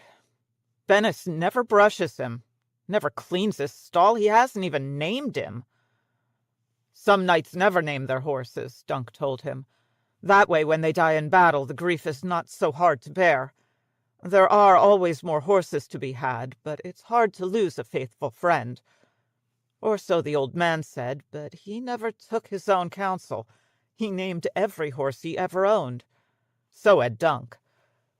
We'll see how many men turn up at the tower, but whether it's 5 or 50, you'll need to do for them as well." Egg looked indignant. "I have to serve small folk." "Not serve, help. We need to turn them into fighters, if the widow gives us time enough. If the gods are good, a few will have done some soldiering before, but most will be as green as summer grass, more used to holding hoes than spears. Even so, a day may come when our lives depend on them. How old were you when you first took up a sword?" "I was little, sir. The sword was made from wood." "Common boys fight with wooden swords, too, only theirs are sticks and broken branches. Egg, These men may seem fools to you. They won't know the proper names for bits of armor, or the arms of great houses, or which king it was who abolished the lord's right to the first knight. But treat them with respect all the same. You are a squire born of noble blood, but you are still a boy. Most of them will be men grown. A man has pride no matter how low-born he may be, and you would seem just as lost and stupid in their villages. And if you doubt that, go hoe a row and shear a sheep, and tell me the names of all the weeds and wildflowers in Wat's Wood. The boy considered for a moment. I could teach them the arms of the great houses, and how Queen Alisane convinced King Jaehaerys to abolish the first knight. And they could teach me which weeds are best for making poisons, and whether those green berries are safe to eat. They could, Dunk agreed. But before you get to King Jaehaerys, you would best help us teach them how to use a spear. And don't go eating anything that Maester won't. Part 3. The next day, a dozen would-be warriors found their way to Standfast to assemble among the chickens. One was too old, 2 were too young, and 1 skinny boy turned out to be a skinny girl. Those Dunk sent back to their villages, leaving 8. 3 Wats, 2 Wills, a Lem, a Pate, and a big Rob the Lackwit. A sorry lot, he could not help but think. The strapping, handsome peasant boys who won the hearts of high-born maidens in the songs were nowhere to be seen. Each man was dirtier than the last. Lem was 50 if he was a day, and Pate had weepy eyes. They were the only 2 who had ever soldiered before. Both had been gone with Sir Eustace and his sons to fight in the Blackfire Rebellion. The other 6 were as green as Dunk had feared, and all 8 had lice. 2 of the Watts were brothers. "Guess your mother didn't know no other name?" Bennis said, cackling. As far as arms went, they brought a scythe, 3 hoes, an old knife, some stout wooden clubs. Lem had a sharpened stick that might serve for a spear, and one of the Wills allowed that he was good at chucking rocks. "Well and good," Bennis said. "We got us a bloody trebuchet." After that, the man was known as Treb. "And are any of you skilled with a longbow?" Dunk asked them. The men scuffed at the dirt, while hens pecked the ground around them. Pate of the weepy eyes finally answered, "Begging your pardon, sir, but my lord don't permit us longbows. Us grey deers is for the Checky lions, not the likes of us." "We will get swords and helms and chainmail?" the youngest of the 3 Watts wanted to know. "Why, sure you will," said Bennis. "Just as soon as you kill one of the widow's knights and strip his bloody corpse. Make sure you stick your arm up the horse's arse, too. That's where you'll find his silver." He pinched young Wat beneath his arm until the lad squealed in pain, and then marched the whole lot of them off to Wat's Wood to cut some spears. When they came back, they had 8 fire-hardened spears of wildly unequal length, and crude shields of woven branches. Sir Bennis had made himself a spear as well, and he showed them how to thrust with the point and use the shaft to parry, and where to put the point to kill. "The belly and the throat are best, I find." He pounded his fist against his chest. "Right there's the heart. That'll do the job as well. Trouble is, the ribs is in the way. The belly's nice and soft, gutting slow but certain. Never knew a man to live when his guts was hanging out. Now, if some fool goes and turns his back on you, put your point between his shoulder blades or through his kidney. That's here. They don't live long once you prick 'em in the kidney." Having 3 Watts in the company caused confusion when Bennis was trying to tell them what to do. "We should give them village names, sir," Egg suggested. "Like Sir Arlen of Pennytree, your old master." Well, that might have worked, only their villages had no names either. "Well," said Egg, "we could call them for their crops, sir." One village sat amongst bean fields, one planted mostly barley corn, and the third cultivated rows of cabbages, carrots, onions, turnips, and melons. Well, no one wanted to be a cabbage or a turnip, so the last lot became the melons. They ended up with 4 barley corns, 2 melons, and 2 beans. As the brothers Watt were both barleycorns, some further distinction was required. When the youngest brother made mention of once having fallen down the village well, Bennis dubbed him Wet Watt, and that was that. The men were thrilled to have been given lords' names, save for Big Rob, who could not seem to remember whether he was a bean or a barleycorn. Once all of them had names and spears, Sir Eustace emerged from Standfast to address them. The old knight stood outside the tower door wearing his mail and plate beneath a long woolen surcoat that age had turned more yellow than white. On front and back it bore the Chequy lion, sewn in little squares of green and gold. "Lads," he said, "you all remember Dake. The Red Widow threw him in a sack and drowned him. She took his life, and now she thinks to take our water too, the Chequy water that nourishes our crops.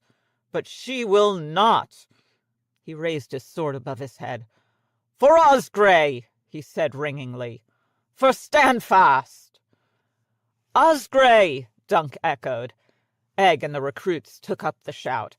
"Osgray! Osgray! For Standfast!"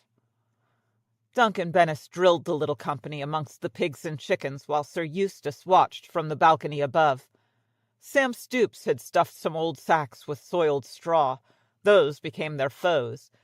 The recruits began practicing their spear work as Bennis bellowed at them. "Stick and twist and rip it free. Stick and twist and rip, but get the damn thing out. You'll be wanting it soon enough for the next one.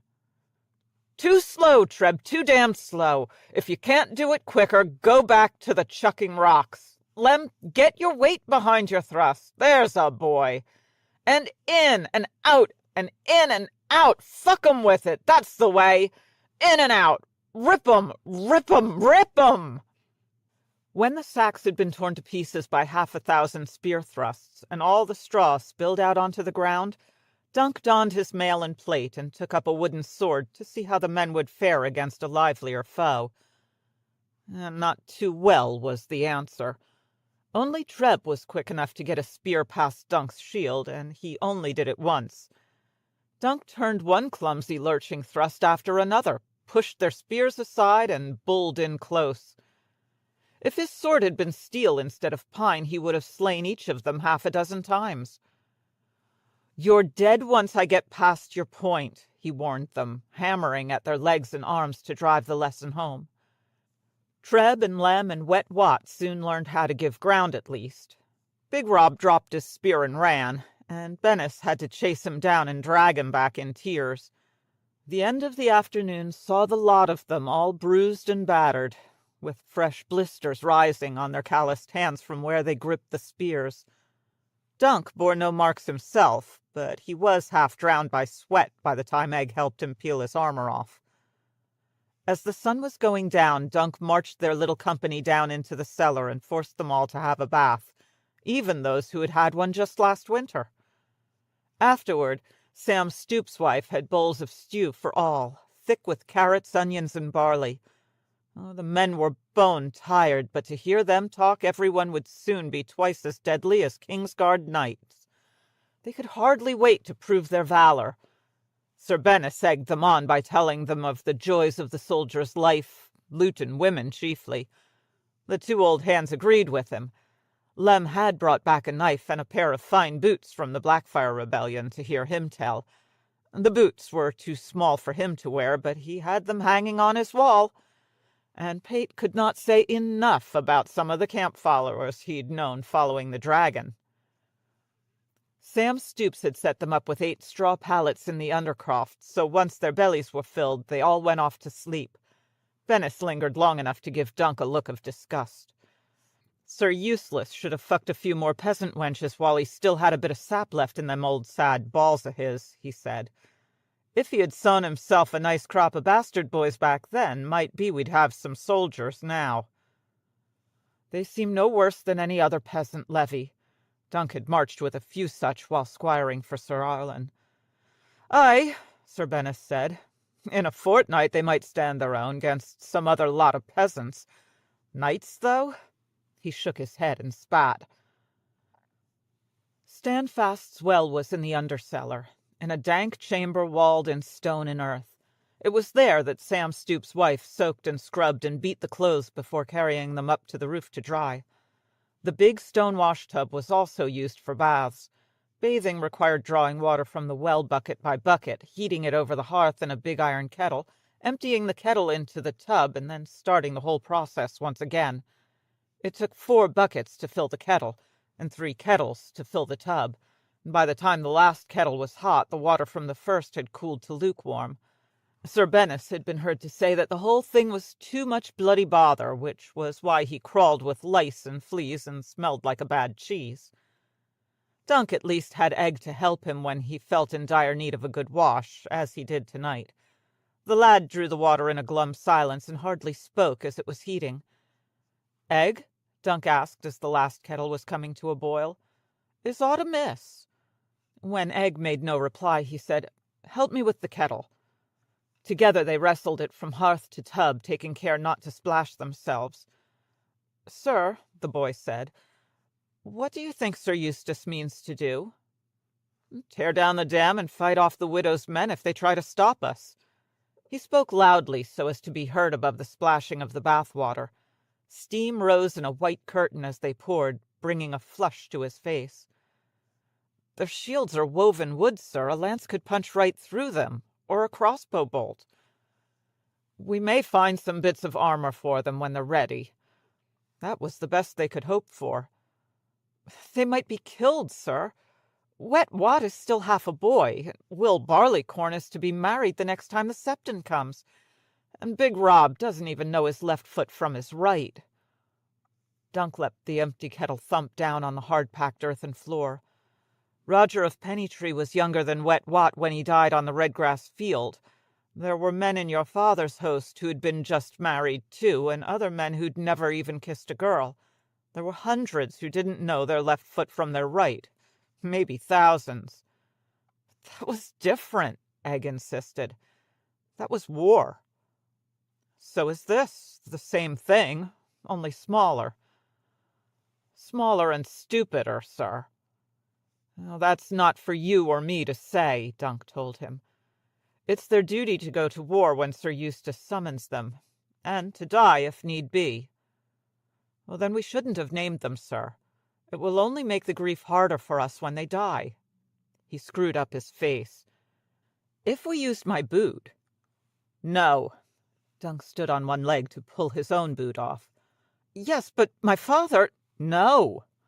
The second boot went the way of the first. "No." Dunk pulled his sweat-stained tunic up over his head and tossed it at Egg. "Ask Sam Stoop's wife to wash that for me." "I will, sir, but—" "No," I said. "Do you need a clout in the ear to help you hear better?" He unlaced his breeches.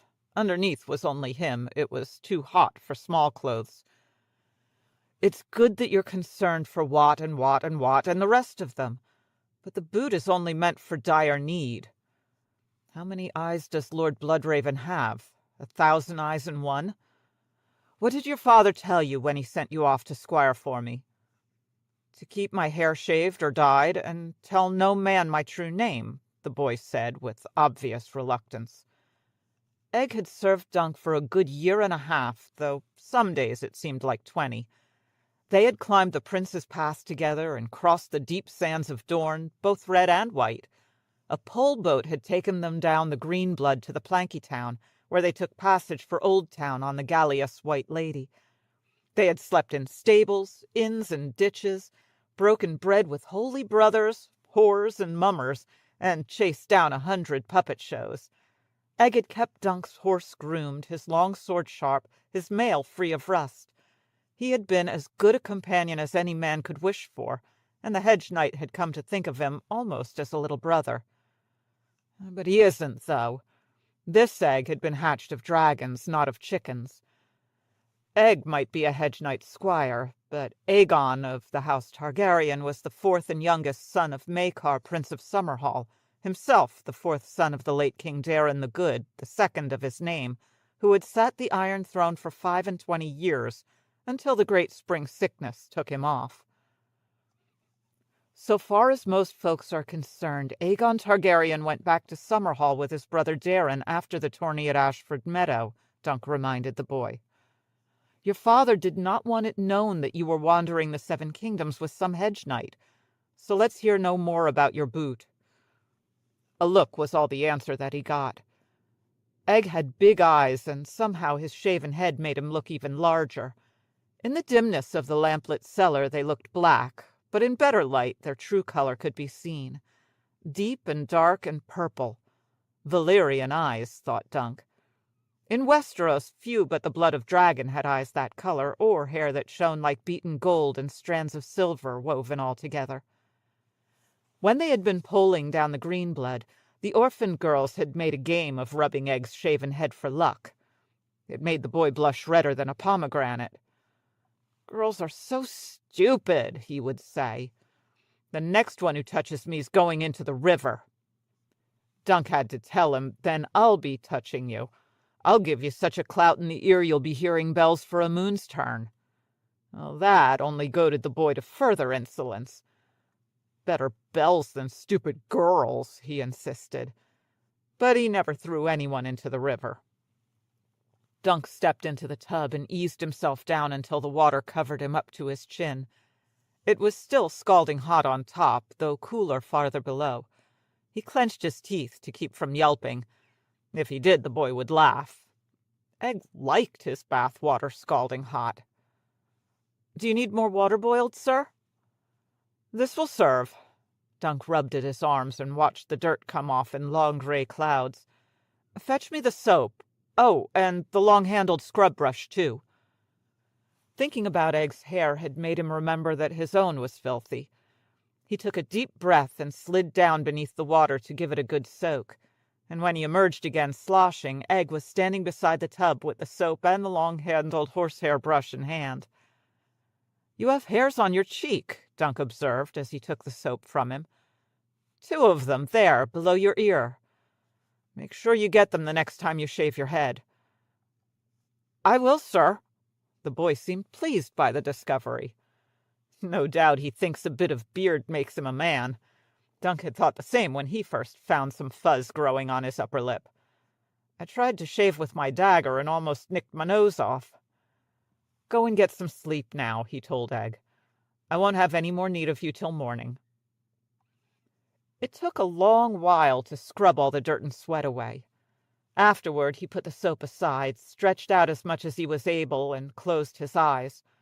The water had cooled by then, and after the savage heat of the day, it was a welcome relief. He soaked till his feet and fingers were all wrinkled up, and the water had gone gray and cold, and only then reluctantly climbed out.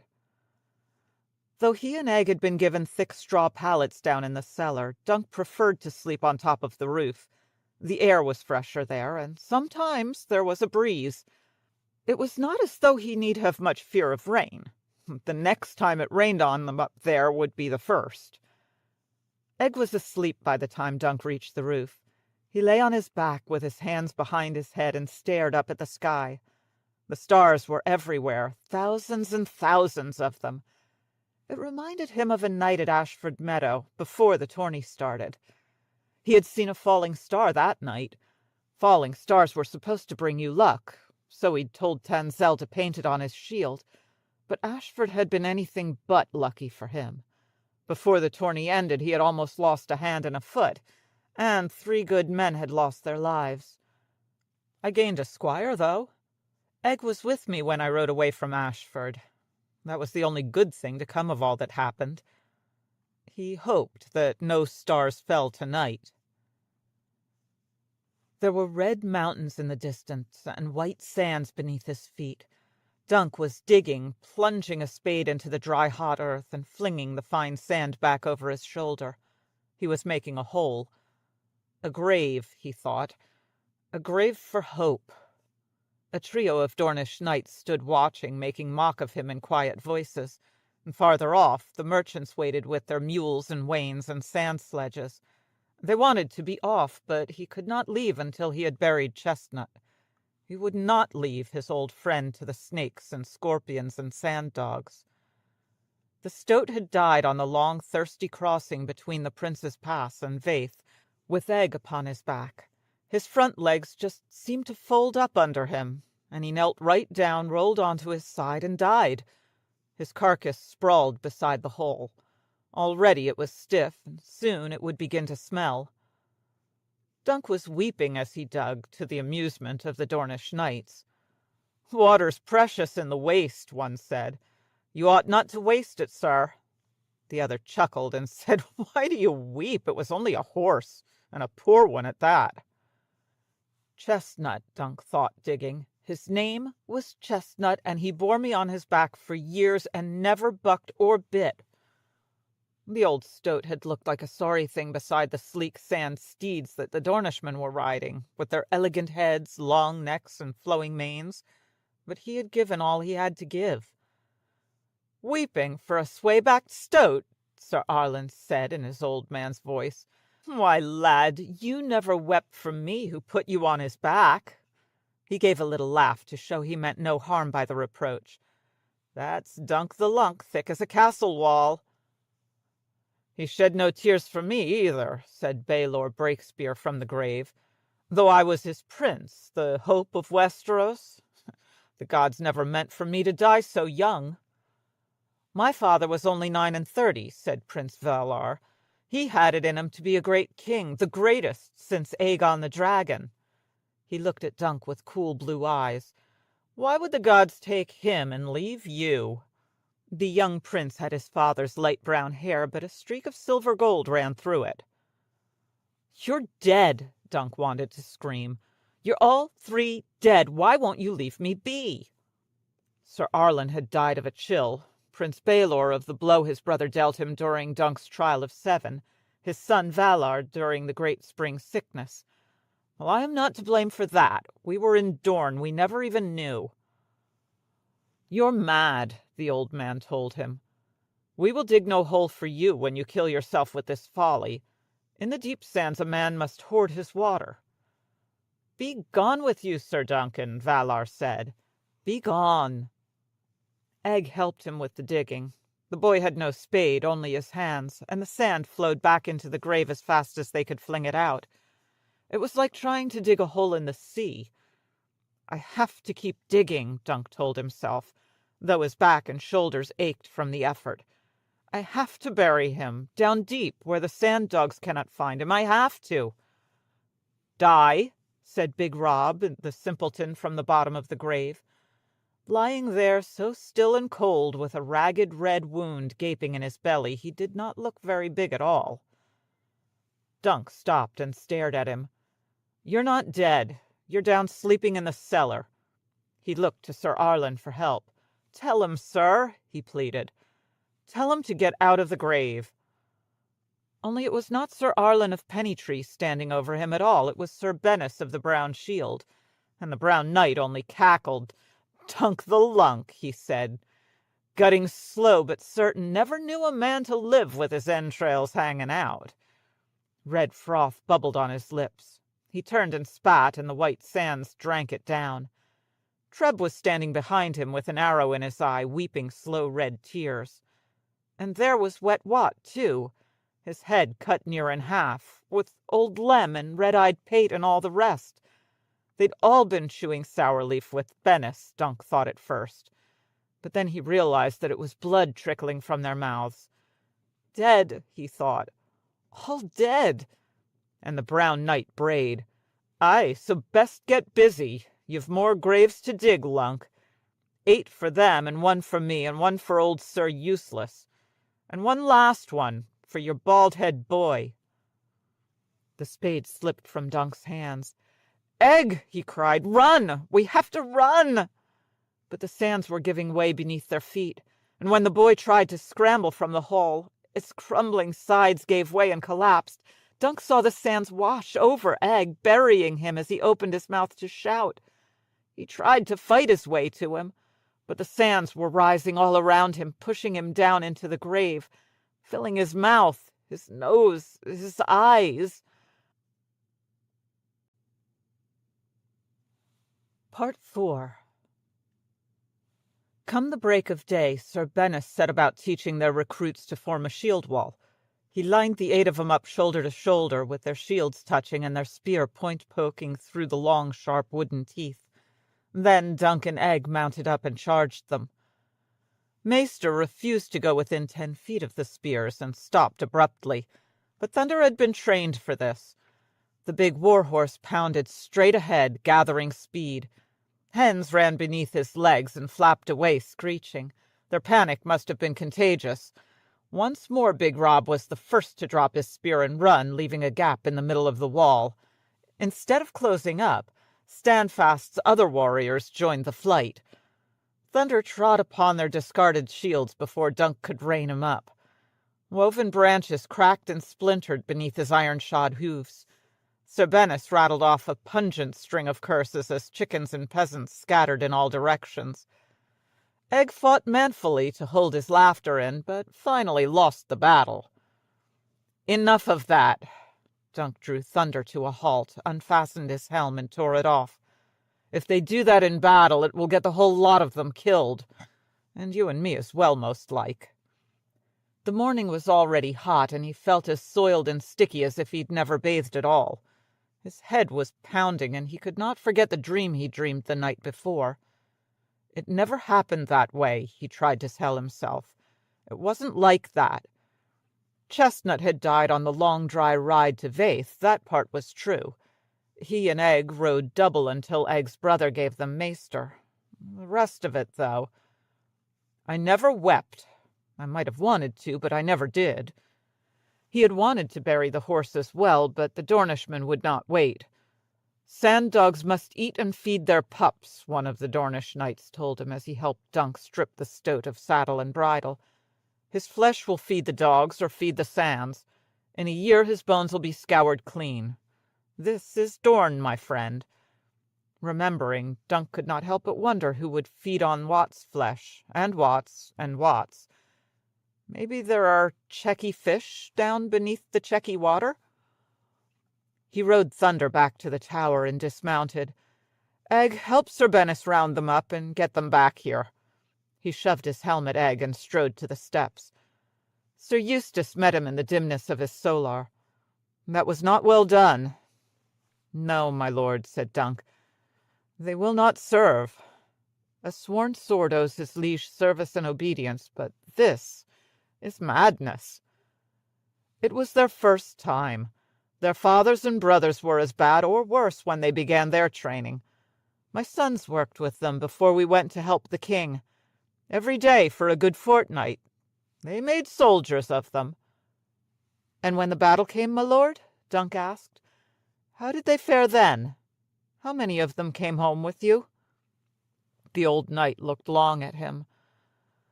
Lem, he said at last, and Pate and Dake. Dake foraged for us. He was as fine a forager as I ever knew. We never marched on empty bellies. 3 came back, sir. 3 and me. His mustache quivered. It may take longer than a fortnight. My lord, said Dunk, the women could be here upon the morrow with all her men. They're good lads, he thought, but they will soon be dead lads if they go up against the knights of Coldmoat. There must be some other way. Some other way? Sir Eustace ran his fingers lightly across the little lion's shield. I will have no justice from Lord Rowan, nor this king. He grasped Dunk by the forearm.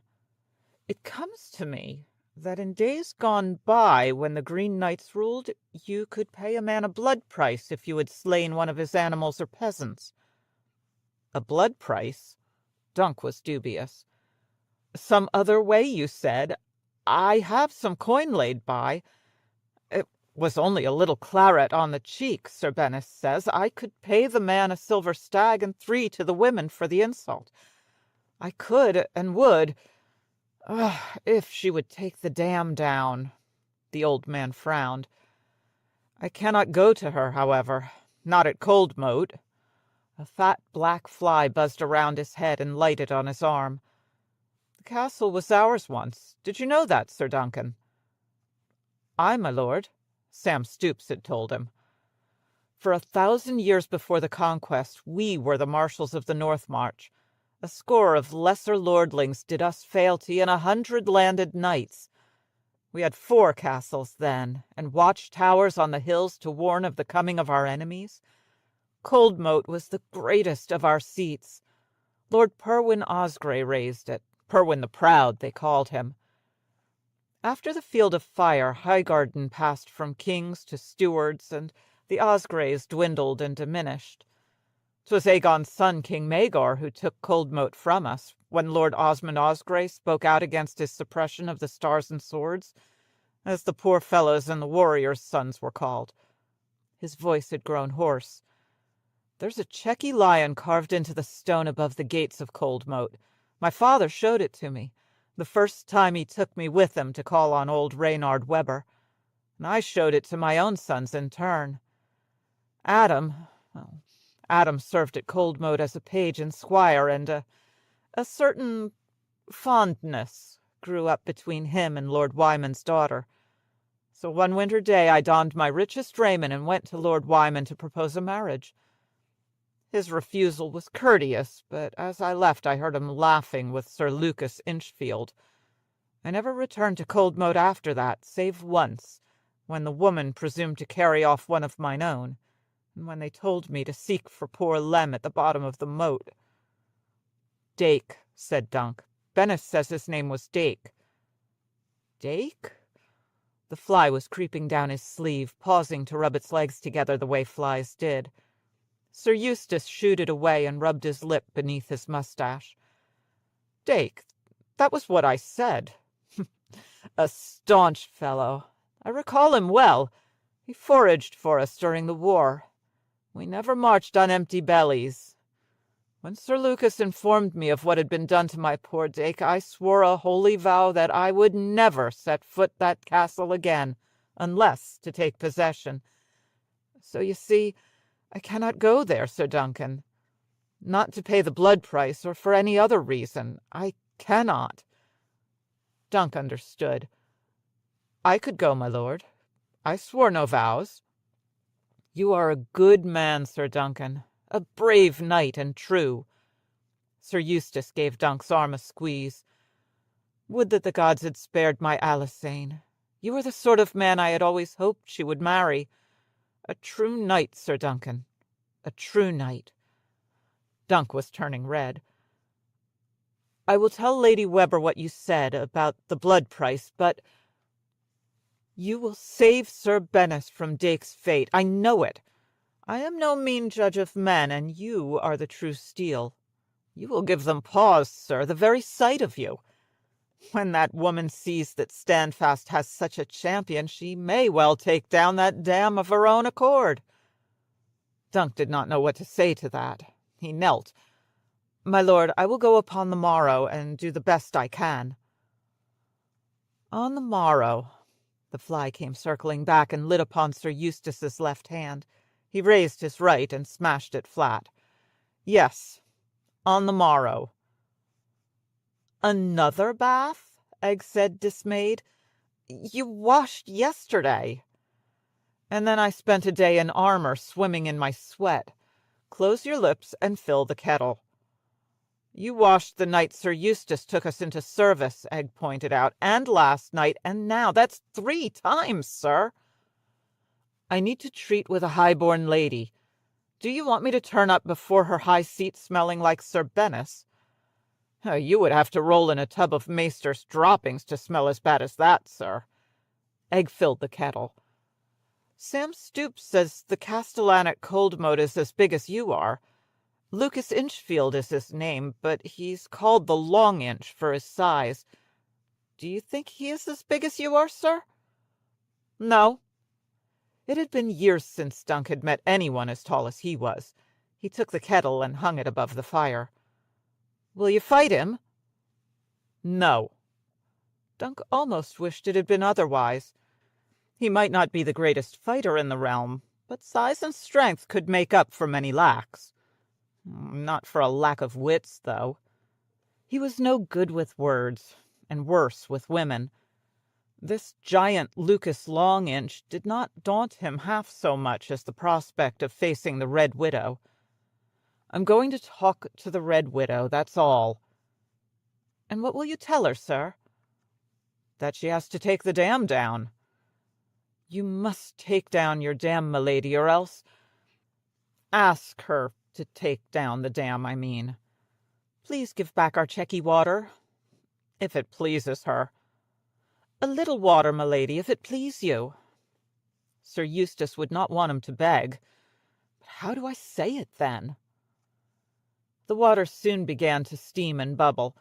"Help me lug this to the tub," Dunk told the boy, and together they lifted the kettle from the hearth and crossed the cellar to the big wooden tub. "I don't know how to talk with high-born ladies," he confessed as they were pouring. "We both might have been killed in Dorne on account of what I said to Lady Vaith." "Lady Vaith was mad," Egg reminded him. "But you could have been more gallant. Ladies like it when you're gallant. If you were to rescue the Red Widow the way you rescued that puppet girl from Arion—" "Arion's in lease, and the widow's not in want of rescuing." He did not want to talk of Tanzelle. Tanzelle Too Tall was her name, but she was not too tall for me. "Well," the boy said, "some knights sing gallant songs to their ladies, or play them tunes upon a lute." "I have no lute." Dunk looked morose. "And that night I drank too much in the Planky Town, you told me I sang like an ox in a mud wallow." "I had forgotten, sir." "How could you forget?" "You told me to forget, sir," said Egg, all innocence. "You told me I'd get a clout in the ear the next time I mentioned it." "There will be no singing." Even if he had the voice for it, the only song Dunk knew all the way through was The Bear and the Maiden Fair. He doubted that would do much to win over Lady Webber. The kettle was steaming once again, and they wrestled it over to the tub and upended it. Egg drew water to fill it for the third time, and then clambered back onto the well. "You'd best not take any food or drink at Coldmoat, sir. The Red Widow poisoned all her husbands."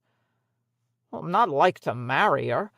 She's a high-born lady, and I'm Dunk of Flea-Bottom, remember?" He frowned. Just how many husbands has she had, do you know?" "4," said Egg, "but no children. Whenever she gives birth, a demon comes by night to carry off the issue. Sam Stoop's wife says she sold her babies unborn to the Lord of the Seven Hills, so he'd teach her his black arts." "High-born ladies don't meddle with the black arts. They dance and sing and do embroidery." "Maybe she dances with demons and embroiders evil spells," Egg said with relish. "And how would you know what high-born ladies do, sir? Lady Vaith is the only one you ever knew." That was insolent, but true. "Might be I don't know any high-born ladies, but I know a boy who's asking for a clout in the ear." Dunk rubbed the back of his neck. A day in chainmail always left it hard as wood. "You've known queens and princesses. Did they dance with demons and practice the black arts?" "Lady Shiera does. Lord Bloodraven's paramour. She bathes in blood to keep her beauty, and once my sister Ray put a love potion in my drink so I'd marry her instead of my sister Dela." Egg spoke as if such incest was the most natural thing in the world. "For him it is. The Targaryens had been marrying brother to sister for hundreds of years to keep the blood of the dragon pure. Though the last actual dragon had died before Dunk was born, the Dragon Kings went on. Maybe the gods don't mind them marrying their sisters?" "And did the potion work?" Dunk asked. "It would have," said Egg, "but I spit it out. I don't want a wife. I want to be a knight of the Kingsguard and live only to serve and defend the king. The Kingsguard are sworn not to wed. Well, that's a noble thing, but when you're older you may find you'd sooner have a girl than a white cloak." Dunk was thinking of Tanzelle Too Tall and the way she had smiled at him at Ashford. Sir Eustace said I was the sort of man he'd hope to have his daughter wed. Her name was Alisane." "She's dead, sir." "I know she's dead," said Dunk, annoyed. "If she was alive," he said. "If she was, he'd like her to marry me, or someone like me. I've never had a lord offer me his daughter before." "His dead daughter. And the Ospreys might have been lords in the old days, but Sir Eustace is only a landed knight." I know what he is. Do you want a clout in the ear?"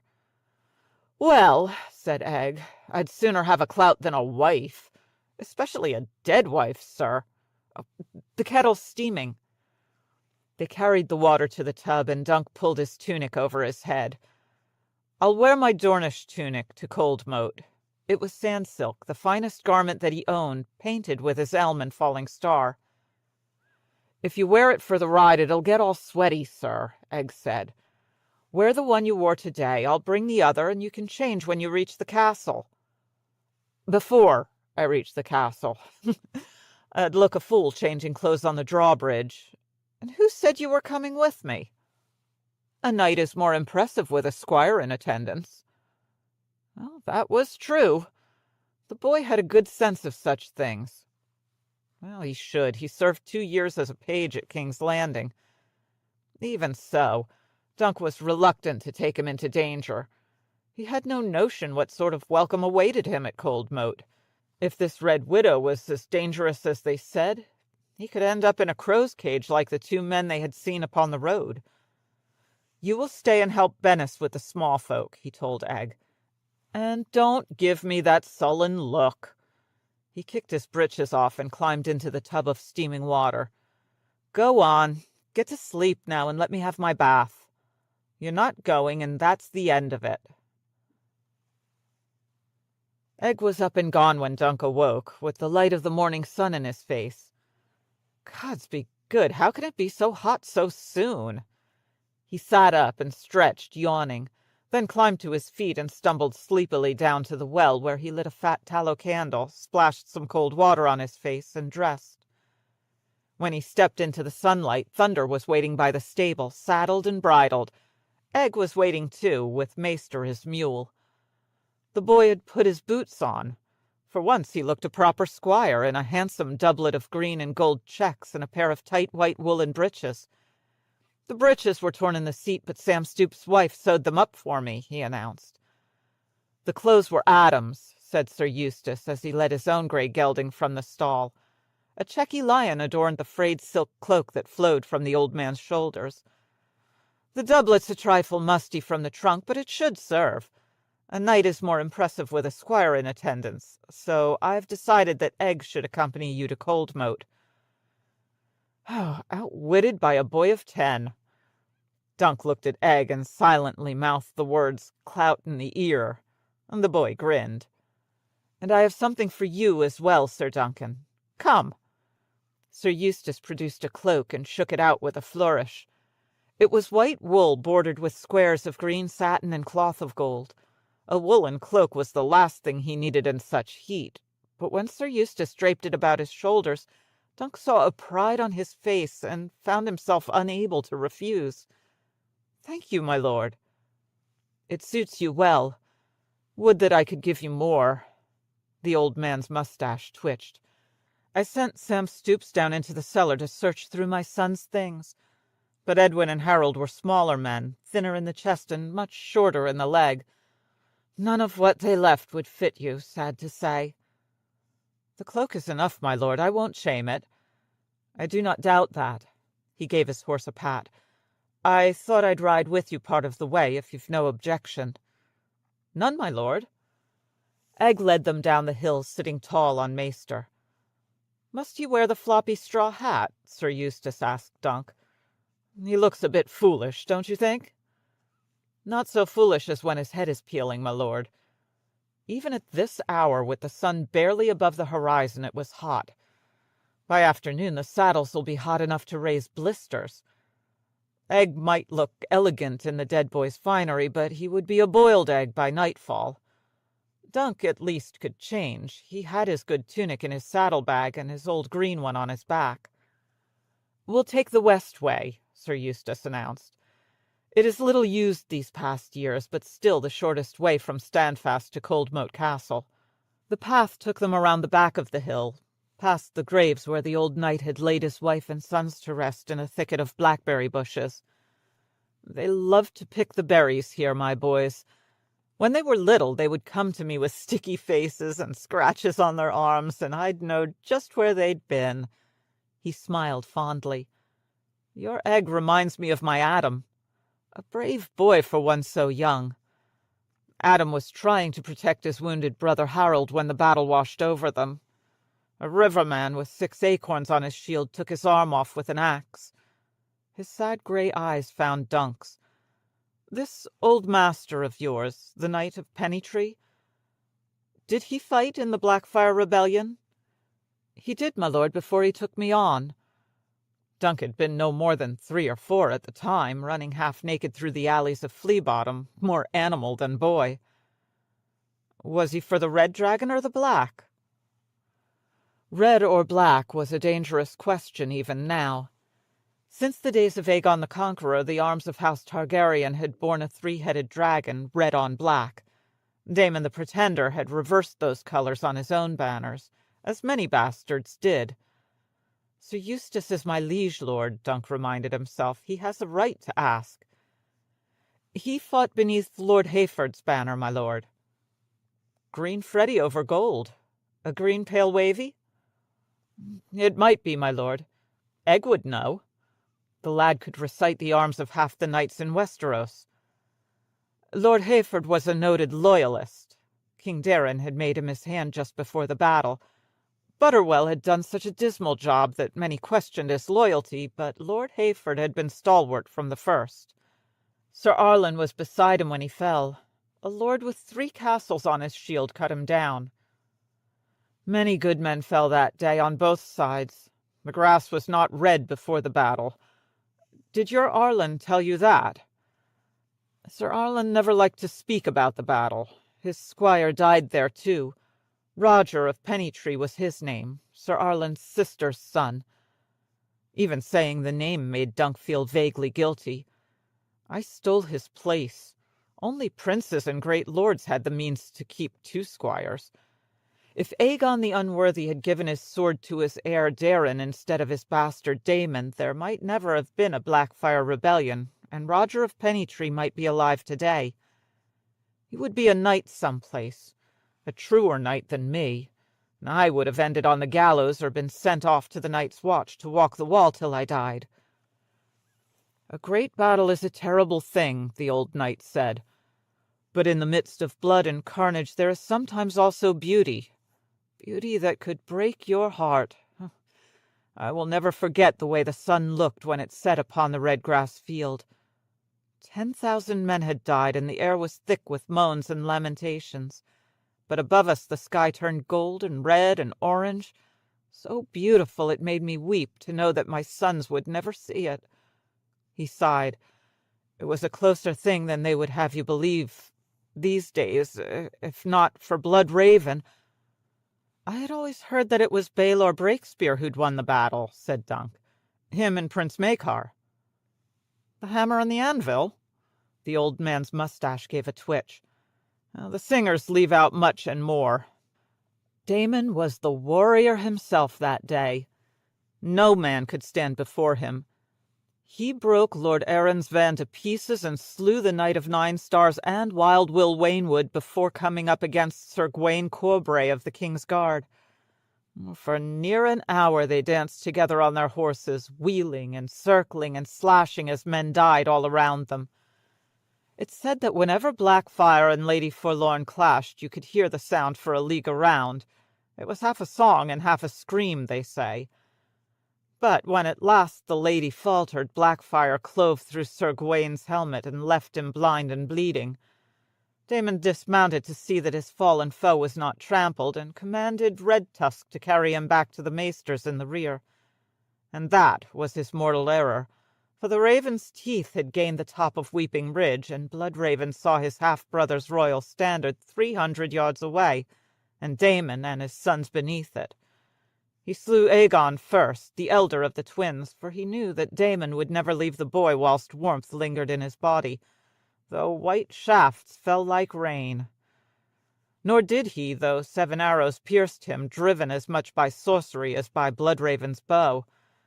Young Aemon took up Blackfire when the blade slipped from his dying father's fingers, so Bloodraven slew him, too, the younger of the twins, and thus perished the Black Dragon and his sons. There was much and more afterward, I know. I saw a bit of it myself. The rebels running, bitter steel turning the rout and leading his mad charge. His battle with Bloodraven second only to the one Damon fought with Gawain Corbe. Prince Baelor's hammer blow against the rebel rear, the Dornishmen all screaming as they filled the air with spears. But at the end of the day it made no matter. The war was done when Damon died. Oh, so close a thing. If Damon had ridden over Gawain Corbray and left him to his fate, he might have broken Makar's left before Bloodraven could take the ridge. The day would have belonged to the Black Dragon's den, with the hand slain and the road to King's Landing open before them. Damon might have been sitting on the Iron Throne by the time Prince Baelor could come up with his Stormlords and his Dornishmen. Now, the singers can go on about their hammer and their anvil, sir, but it was the Kinslayer who turned the tide with a white arrow and a black spell. He rules us now as well, make no mistake. King Eris is his creature. It would not surprise to learn that Bloodraven had ensorcelled his grace to bend him to his will. Small wonder we're cursed. Sir Eustace shook his head and lapsed into a brooding silence. Dunk wondered how much Egg had overheard, but there was no way to ask him. How many eyes does Lord Bloodraven have? He thought. Already the day was growing hotter. Even the flies have fled, Dunk noted. Flies have better sense than knights. They stay out of the sun. He wondered whether he and Egg would be offered hospitality at Coldmoat. A tankard of cool brown ale would go down well. Dunk was considering that prospect with pleasure when he remembered what Egg had said about the Red Widow poisoning her husbands. His thirst fled at once. There were worse things than dry throats. There was a time when House Osgrey held all the lands for many leagues around, from Nooney in the east to Cobblecover, Sir Eustace said. Coldmoat was ours, and the Horseshoe Hills, the caves at Daring Downs, the villages of Dosk and Little Dosk and Brandybottom, both sides of Leaky Lake. Osgrey maids wed Florence, Swans, and Tarbecks, even High Towers and Blackwoods. The edge of Watts Wood had come in sight. Dunk shielded his eyes with one hand and squinted at the greenery. For once he envied Egg his floppy hat. At least we'll have some shade. Watts Wood once extended all the way to Coldmoat, Sir Eustace said. I do not recall who Wat was. Before the conquest you could find aurochs in this wood, though, and great elks of 20 hand and more. There were more red deer than any man could take in a lifetime, for none but the king and the Checky lion were allowed to hunt here. Even in my father's day there were trees on both sides of the stream, but the spiders cleared the woods away to make pasture for their cows and sheep and horses. A thin finger of sweat crept down Dunk's chest. He found himself wishing devoutly that his liege lord would keep quiet. It is too hot for talk. It is too hot for riding. It's just too bloody hot. In the woods they came upon the carcass of a great brown tree-cat crawling with maggots. "Ew," Egg said as he walked maester-wide around it. "That stinks worse than Sir Bennis." Sir Eustace reined up. A tree-cat? I had not known there were any left in this wood. I wonder what killed him. When no one answered, he said, I will turn back here. Just continue on the west way, and it will take you straight to Coldmoat. You have the coin? Dunk nodded. Good. Come home with my water, sir. The old knight trotted off back the way they'd came. When he was gone, Egg said, I thought how you should speak to Lady Weber, sir. You should win her to your side with gallant compliments. The boy looked as cool and crisp in his checky tunic as Sir Eustace had in his cloak. Am I the only one who sweats? Gallant compliments, Dunk echoed. What sort of gallant compliments? Oh, you know, sir. Tell her how fair and beautiful she is. Dunk had doubts. She's outlived 4 husbands. She must be as old as Lady Vaith. If I say she's fair and beautiful when she's old and warty, she'll take me for a liar. Well, you just need to find something true to say about her. That's what my brother Darren does. Even ugly old horse can have nice hair or well-shaped ears, he says. Well-shaped ears? Dunk's doubts were growing. Or pretty eyes. Tell her that her gown brings out the color of her eyes. The lad reflected for a moment. Oh, unless she only has the one eye like Lord Bloodraven. My lady, that gown brings out the color of your eye. Dunk had heard knights and lordlings mouth such gallantries at other ladies. They never put it quite so baldly, though. Good lady, that gown is beautiful. It brings out the color of both your lovely eyes. Well, some of the ladies had been old and scrawny, or fat and florid, or pox-scarred and homely, but all wore gowns and had two eyes, and as Dunk recalled, they'd been well pleased by the flowery words. What a lovely gown, my lady! It brings out the lovely beauty of your beautiful colored eyes. A hedge knight's life is simpler, Dunk said glumly. If I say the wrong thing, she's like to sew me in a sack of rocks and throw me in her moat. I doubt she'll have that big a sack, sir, said Egg. We could use my boot instead. No, Dunk growled, we couldn't. When they emerged from Watt's Wood, they found themselves well upstream of the dam. The waters had risen high enough for Dunk to take that soak he had dreamed of. Deep enough to drown a man, he thought. On the far side, the bank had been cut through and a ditch dug to divert some of the flow westward. The ditch ran along the road, feeding a myriad of smaller channels that snaked off through the fields. Once we crossed the stream, we're in the widow's power. Dunk wondered what he was riding into. He was only one man, with a boy of 10 to guard his back. Egg fanned his face. Sir, why are we stopped? We're not. Dunk gave his mount his heels and splashed down into the stream. Egg followed on the mule.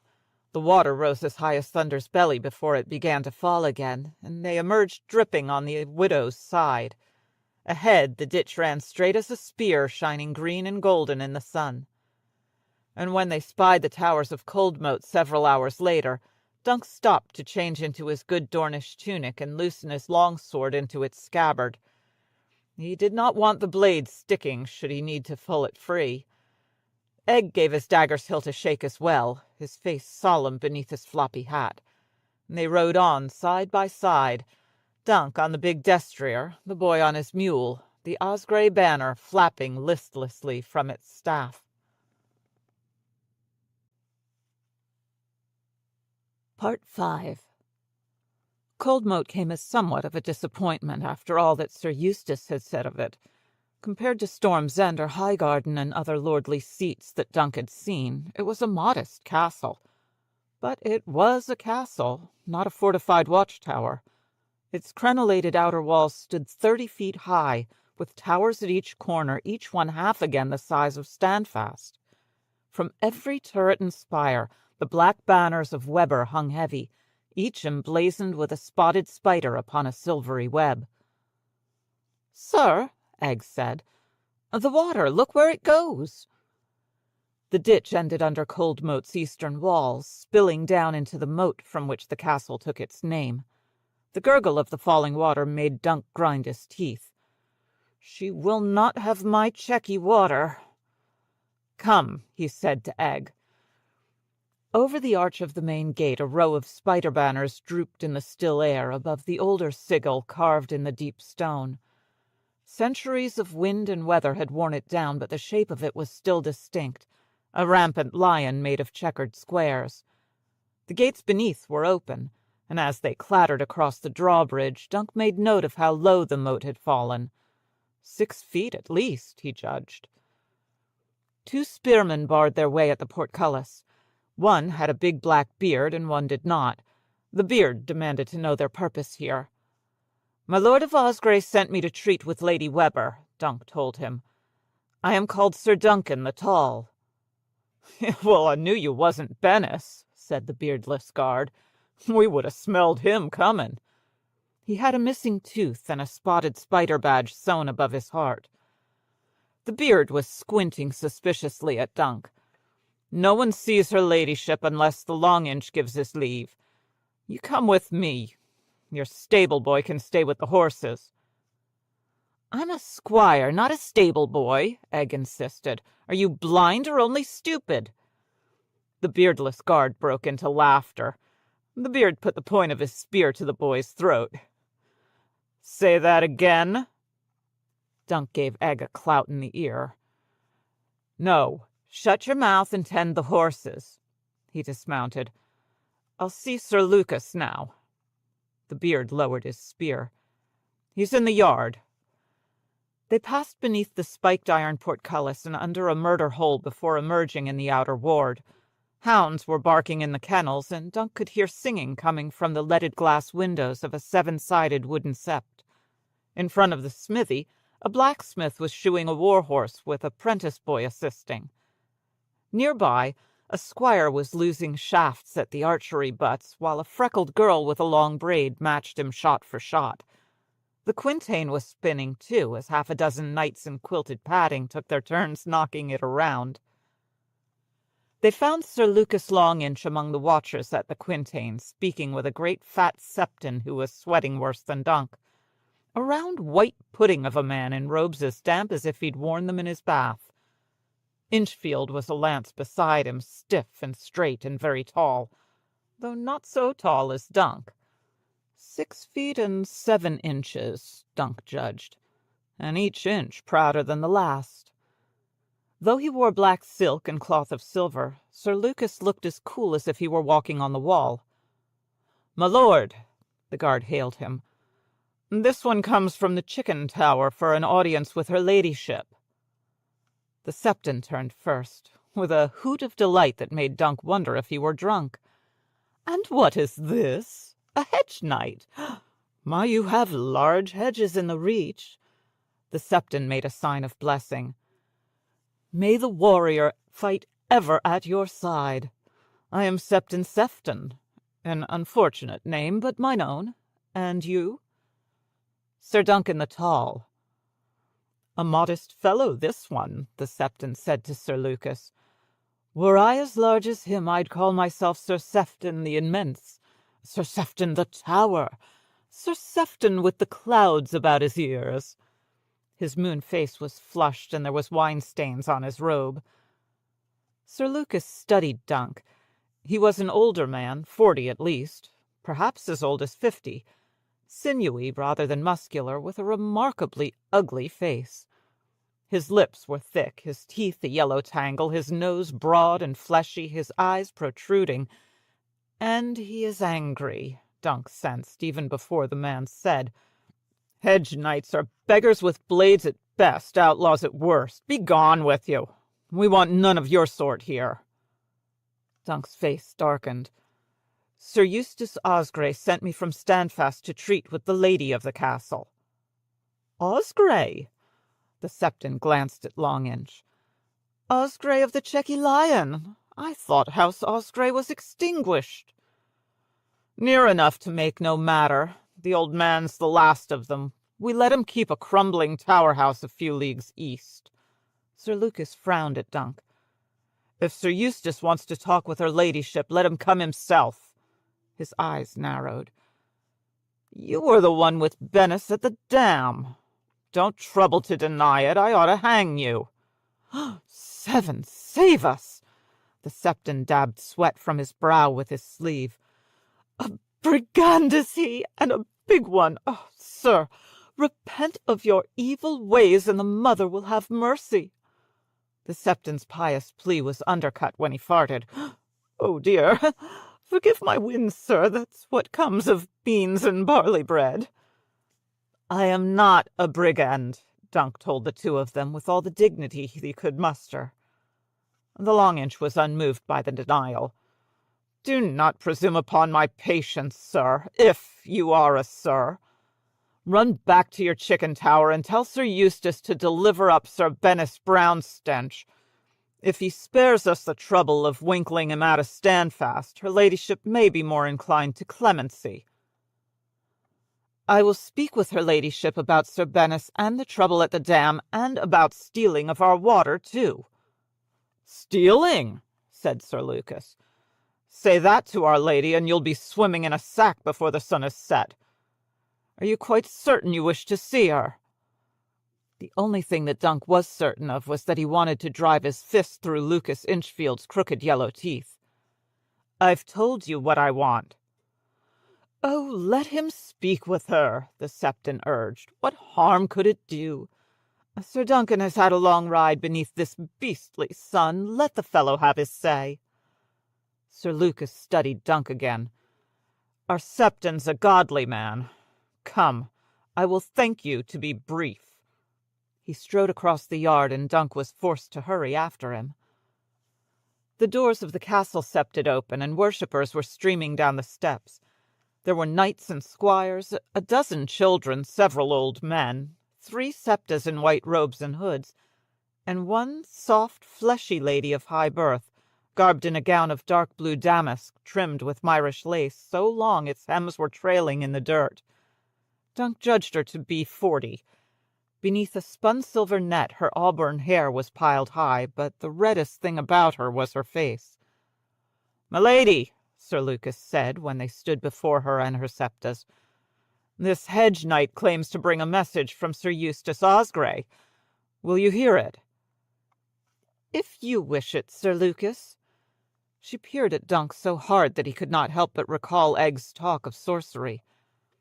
I don't think this one bathed in blood to keep her beauty. The widow was stout and square, with an oddly pointed head that her hair could not quite conceal. Her nose was too big and her mouth too small. She did have 2 eyes, he was relieved to see, but all thought of gallantry had abandoned Dunk by then. "Sir Eustace bid me talk with you concerning the recent trouble at your dam." She blinked. The dam, you say?" A crowd was gathering about them. Dunk could feel unfriendly eyes upon him. "The stream," he said. "The Chequy water. Your ladyship built a dam across it." "Oh, I'm quite sure I haven't," she replied. "Why, I've been at my devotions all morning, sir." Dunk heard Sir Lucas chuckle. "I did not mean to say that your ladyship built the dam herself, only that without that water all our crops will die. The small folk have beans and barley in the fields, and melons." "Truly? Oh, I am very fond of melons." Her small mouth made a happy bow. "What sort of melons are they?" Dunk glanced uneasily at the ring of faces and felt his own face growing hot. Something is amiss here. The long inch is playing me for a fool. Milady, could we continue our discussion in some more private place? "A silver says the great oaf means to better," someone japed, and a roar of laughter went up all around him. The lady cringed away, half in terror, and raised both hands to shield her face. One of the septas moved quickly to her side and put a protective arm around her shoulders. "And what is all this merriment?" The voice cut through the laughter, cool and firm. "Will no one share the jape? Sir Knight, why are you troubling my good sister?" It was the girl he had seen earlier at the archery butts. She had a quiver of arrows on one hip and held a longbow that was just as tall as she was, which wasn't very tall. If Dunk was shy an inch of 7 feet, the archer was shy an inch of 5. He could have spanned her waist with his 2 hands, and her red hair was bound up in a braid so long it brushed past her thighs, and she had a dimpled chin, a snub nose, and light spray of freckles across her cheeks. "Forgive us, Lady Rohane." The speaker was a pretty young lord with the Caswell centaur embroidered on his doublet. "This great oaf took the Lady Helicent for you." Dunk looked from one lady to the other. "You are the Red Widow?" he heard himself blurt out. "But you're too young." The girl tossed her longbow to the lanky lad he had seen her shooting with. "I'm 25, as it happens. Or was it small you meant to say?" "Pretty. It was pretty." Dunk did not know where that came from, but he was glad it came. He liked her nose, and the strawberry blonde color of her hair, and the small but well-shaped breasts beneath her leather jerkin. I thought that you'd be... I mean... They said you were 4 times a widow, so... My husband died when I was 10. He was 12. my father's squire ridden down upon the red-grass field. My husband seldom linger long, I fear. The last died in the spring." That was what they always said of those who had perished during the great spring sickness 2 years past. He died in the spring. Many tens of thousands had died in the spring, among them a wise old king and 2 young princes full of promise. I am sorry for all your losses, my lady." "A gallantry, you lunk! Give her a gallantry! I would like to say, your gown—" "Gown?" She glanced down at her boots and breeches, loose linen tunic and leather jerkin. "I wear no gown. Your hair, I meant. It's soft and—" "And how would you know that, sir? If you had ever touched my hair, I should think that I might remember." "Not soft," Dunk said miserably. "Red, I meant to say. Your hair is very red." "Very red, sir? Oh, not as red as your face, I hope." She laughed, and the onlookers laughed with her. All but Sir Lucas Longinch. "Milady," he broke in, "this man is one of Standfast's sellswords.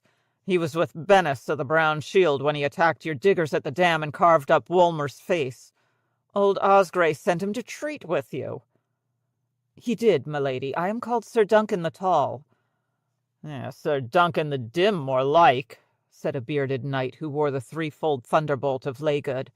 More guffaws sounded. Even Lady Helicent had recovered herself enough to give a chuckle. "Did the courtesy of Coldmoat die with my lord father?" the girl asked. "No, not a girl, a woman grown." "How did Sir Duncan come to make such an error, I wonder?" Dunk gave Inchfield an evil look. "The fault was mine." "Was it?" The Red Widow looked Dunk over from his heels up to his head, though her gaze lingered longest on his chest. "A tree and shooting star? I have never seen those arms before." She touched his tunic, tracing a limb of his elm tree with 2 fingers. "And painted, not sewn. The Dornish paint their silks, I've heard, but you look too big to be a Dornishman." "Not all Dornishmen are small, my lady." Dunk could feel her fingers through the silk. Her hand was freckled, too. "I'll bet she's freckled all over." His mouth was oddly dry. "I spent a year in Dorne." "Do all the oaks grow so tall there?" she said, as her fingers traced a tree limb around his heart. "It is meant to be an elm, my lady." "I shall remember." She drew her hand back, solemn. "The ward is too hot and dusty for a conversation. Septon, show Sir Duncan to my audience chamber." "It would be my great pleasure, good sister." "Our guest will have a thirst. You may send for a flagon of wine as well." "Must I?" The fat man beamed. "Well, if it please you." "I will join you as soon as I have changed." Unhooking her belt and quiver, she handed them to her companion. "I'll want Maester Carrick as well. Sir Lucas, go ask him to attend me." "I will bring him at once, my lady," said Lucas the Longinch. The look she gave her castellan was cool. "No need.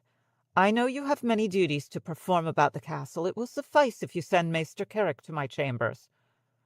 "Milady," Dunk called after her, "my squire was made to wait by the gates. Might he join us as well?" "Your squire?" When she smiled, she looked a girl of 5 and 10, not a woman of 5 and 20. A pretty girl, full of mischief and laughter.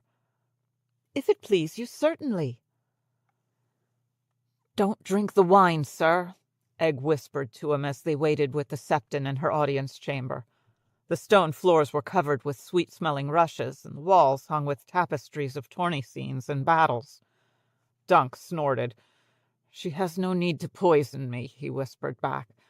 "She thinks I'm some great lout with peas porridge between his ears, you mean." "As it happens, my good sister likes peas porridge," said Septon Sefton, as he reappeared with a flagon of wine, a flagon of water, and 3 cups. "Yes, yes, I heard. I'm fat, not deaf." He filled 2 cups with wine and 1 with water. The third he gave to Egg, who gave it a long, dubious look and put it aside. The Septon took no notice. "This is an arbor vintage," he was telling Dunk. "Very fine, and the poison gives it a special piquance." He winked at Egg. "I seldom touch the grape myself, but I have heard." He handed Dunk a cup. The wine was lush and sweet, but Dunk sipped it gingerly, and only after the Septon had quaffed down half of his in 3 big, lip-smacking gulps. Egg crossed his arms and continued to ignore his water.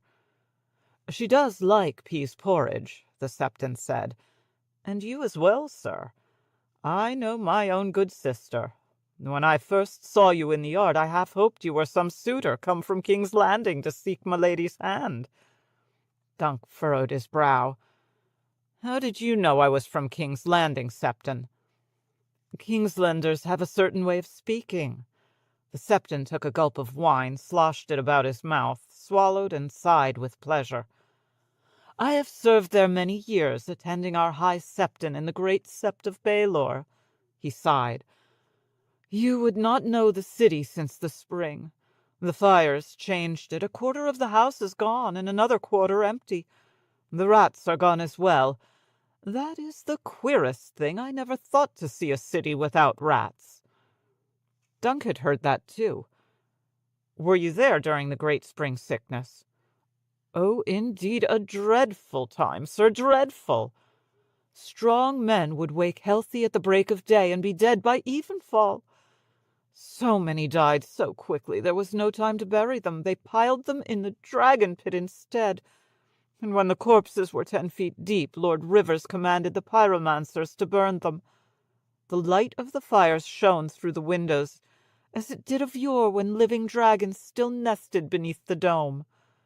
By night you could see the glow all through the city, the dark green glow of wildfire. The color green still haunts me to this day. They say the spring was bad in Lannisport, and worse in Old Town, but in King's Landing it cut down 4 of 10. Neither young nor old were spared, nor rich nor poor, nor great nor humble. Our good High Septon was taken, the god's own voice on earth, with 1/3 of the most devout and near all our silent sisters. His Grace King Daeron, sweet Mataris, and bold Valar the Hand. Oh, it was a dreadful time. By the end, half the city was praying to the stranger." He had another drink. "And where were you, sir?" "In Dorne," said Dunk. "Thank the Mother for her mercy, then." The great spring sickness had never come to Dorne, perhaps because the Dornish had closed their borders and their ports, as had the Arryns of the Vale, who had also been spared. "All this talk of death is enough to put a man off wine, but cheer is hard to come by in such times as we are living. The drought endures for all our prayers. The Kingswood is one great tinderbox, and fires rage there night and day. Bittersteel and the sons of Daemon Blackfire are hatching plots in Tyrosh, and Dagon Greyjoy's krakens prowl the sunset sea like wolves, raiding as far south as the Arbor. They carried off half the wealth of Fair Isle, it's said, and 100 women, too. Lord Farman is repairing his defences, though that strikes me as akin to the man who claps his pregnant daughter in a chastity belt when her belly's big as mine. Lord Bracken is dying slowly on the Trident, and his eldest son perished in the spring. That means Sir Otho must succeed. The Blackwoods will never stomach the brute of Bracken as a neighbor. It will mean war." Dunk knew about the ancient enmity between the Blackwoods and the Brackens. "Won't their liege lord force a peace?" "Alas," said Septon Sefton, "Lord Tully is a boy of 8, surrounded by women.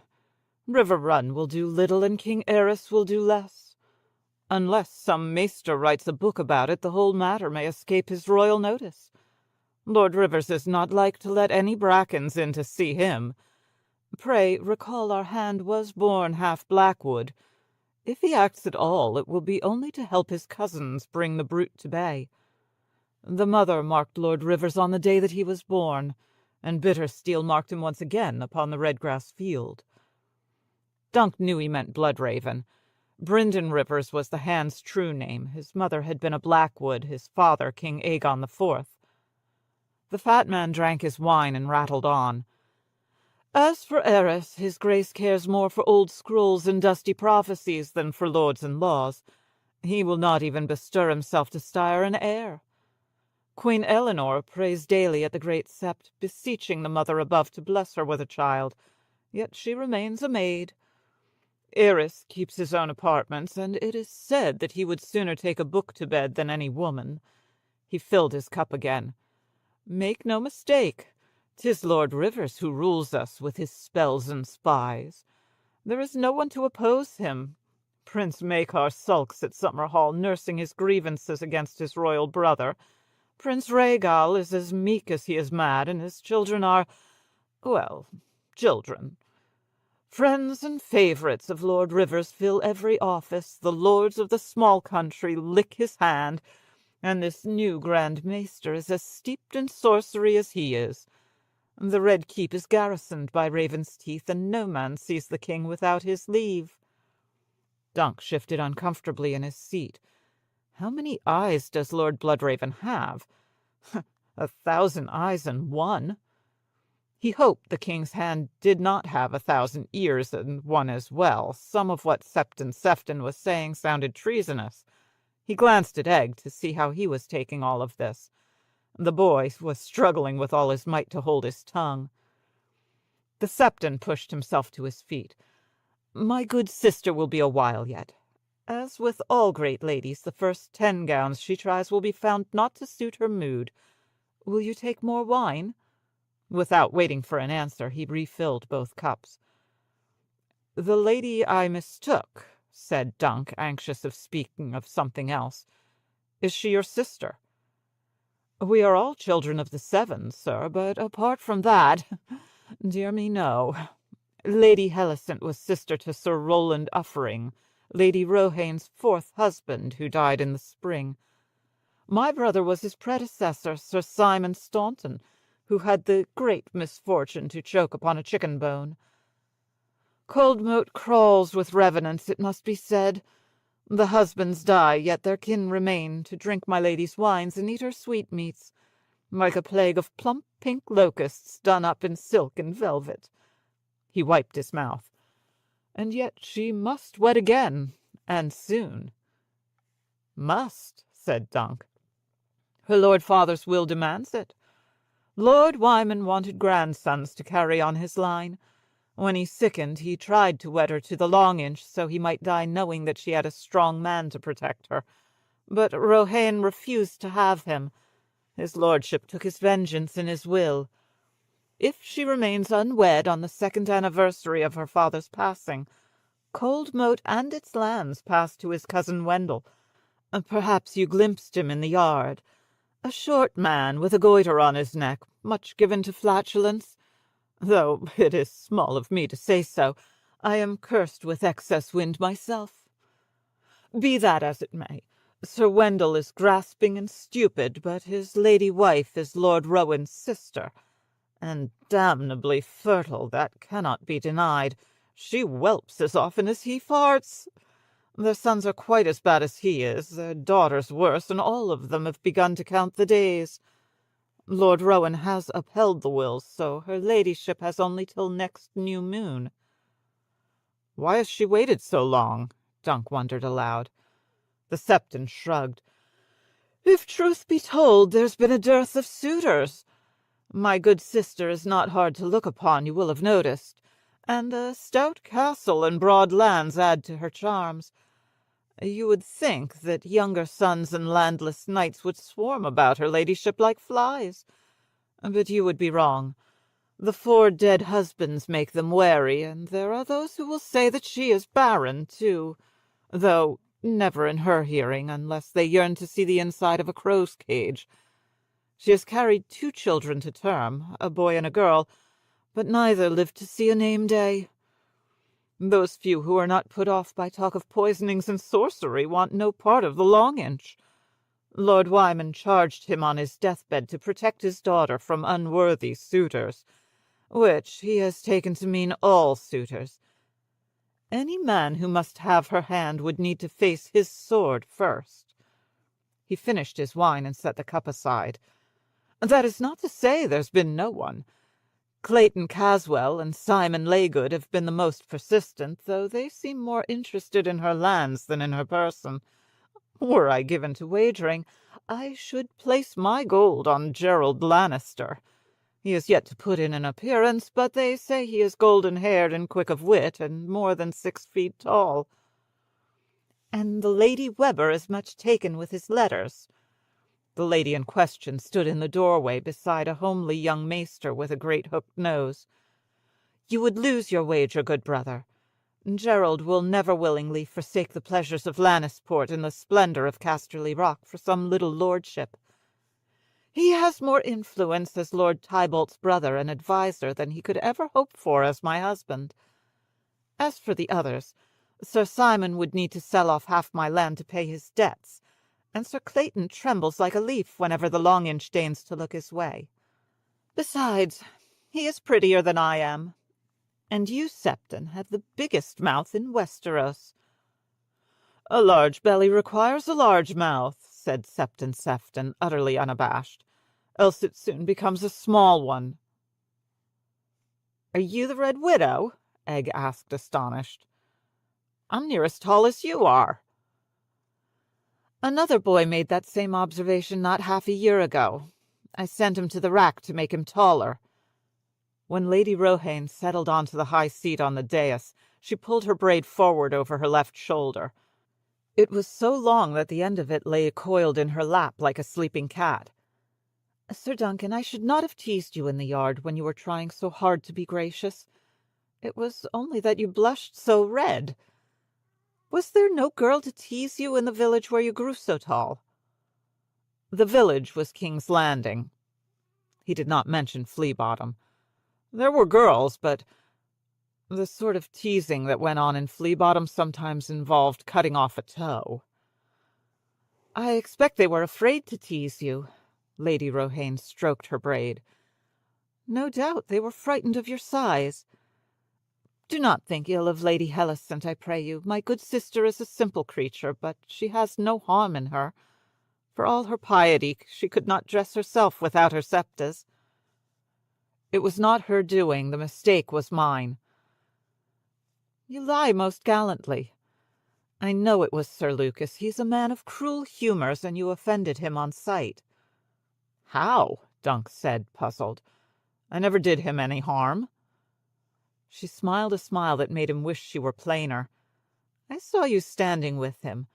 You're taller by a hand, or near enough. It's been a long while since Sir Lucas met anyone he could not look down on. How old are you, sir?"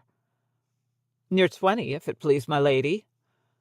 Dunk liked the ring of 20, though most like he was a year younger, maybe 2.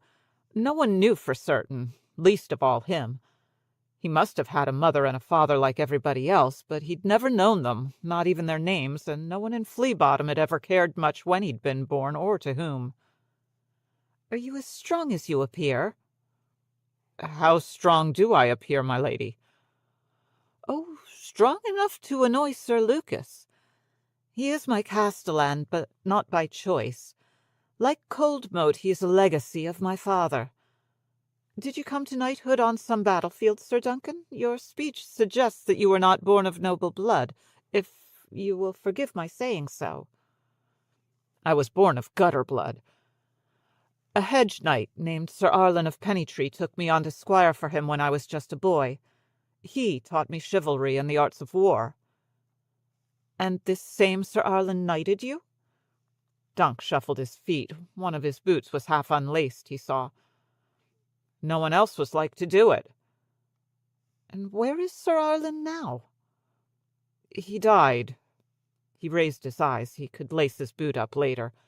"I buried him on a hillside." "Did he fall valiantly in battle?" "There were rains. He caught a chill." "Old men are frail, I know. I learned that from my second husband. I was 13 when we wed.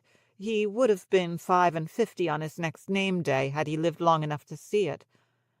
When he was half a year in the ground, I gave him a little son, but the stranger came for him as well. The Septon said his father wanted him beside him. What do you think, sir?" "Well," Dunk said hesitantly, "that might be, my lady." "Nonsense," she said. "The boy was born too weak, such a tiny thing. He scarce had strength enough to nurse. Still, the gods gave his father 55 years. You would think they might have granted more than 3 days to the son." "You would." Dunk knew little and less about the gods. He went to Sept sometimes, and prayed to the warrior to lend strength to his arms, but elsewise he let the 7 be. "I am sorry your Sir Arlen died," she said, "and sorrier still that you took service with Sir Eustace. All old men are not the same, Sir Duncan. You would do well to go home to Pennytree." "I have no home but where I swear my sword." Dunk had never seen Pennytree. He couldn't even say if it was in the Reach. "Swear it here, then. The times are uncertain. I have need of knights. You look as though you have a healthy appetite, Sir Duncan. How many chickens can you eat? At Coldmoat you would have your fill of warm pink meat and sweet fruit tarts. Your squire looks in need of sustenance as well. He's so scrawny that all his hair has fallen out. We'll have him share a cell with other boys of his own age. He'll like that. And my master-at-arms can train him in all the arts of war." "I train him," said Dunk defensively. "And who else? Bennis? Old Osgray? The chickens?" There had been days when Dunk had set Egg to chasing chickens. It helps make him quicker, he thought. But he knew that if he said it, she would laugh. She was distracting him with her snub nose and her freckles. Dunk had to remind himself of why Sir Eustace had sent him here. "My sword is sworn to my Lord of Osgray, my lady," he said, "and that's the way it is." "So be it, sir. Let us speak of less pleasant matters." Lady Rohane gave her braid a tug. "We do not suffer attacks on Coldmoat or its people, so tell me why I should not have you sewn in a sack." "I came to parley," he reminded her, "and I've drunk your wine." The taste still lingered in his mouth, rich and sweet. So far it had not poisoned him. Perhaps it was the wine that made him bold. "And you don't have a sack big enough for me." To his relief, Egg's jape made her smile. "I have several that are big enough for Bennis, though. Maester Carrick says Wolmer's face was sliced open almost to the bone." "Sir Bennis lost his temper with the man, my lady. Sir Eustace sent me here to pay the blood price." "The blood price?" she laughed. "He is an old man, I know, but I had not realized that he was so old as that. Does he think we are living in the age of heroes, when a man's life was reckoned to be worth no more than a sack of silver?" "The digger was not killed, my lady," Dunk reminded her. "No one was killed that I saw. His face was cut, is all." Her fingers danced idly along her braid. "And how much does Sir Eustace reckon Wolmer's cheek to be worth, pray?" 1 silver stag, and 3 for you, my lady." "Sir Eustace sets a niggard's price upon my honour, though 3 silvers are better than 3 chickens, I grant you. He would do better to deliver Bennis up to me for chastisement." "Would this involve that sack you mentioned?" "It might." She coiled her braid around one hand. "Osgray can keep his silver. Only blood can pay for blood." "Well," said Dunk, "it may be as you say, my lady, but why not send for that man that Bennis cut, and ask him if he'd sooner have a silver stag or Bennis in a sack?" "Oh, he'd pick the silver, if he couldn't have both, I don't doubt that, sir. But it's not his choice to make. This is about the lion and the spider now, not some peasant's cheek. It is Bennis I want, and Bennis I shall have. No one rides onto my lands, does harm to one of mine, and escapes to laugh about it." "Your ladyship rode onto Standfast land and did harm to one of Sir Eustace's," Dunk said, before he stopped to think about it. "Did I?" She tugged her braid again. Oh, if you mean the sheep-stealer, the man was notorious. I had twice complained to Osgray, yet he did nothing. I do not ask thrice. The king's law grants me the power of pit and gallows. It was Egg who answered her. On your own lands, the boy insisted. The king's law gives lords the power of pit and gallows on their own lands. Clever boy, she said. If you know that much, you will also know that landed knights have no right to punish without their liege lord's leave. Sir Eustace holds standfast of Lord Rowan.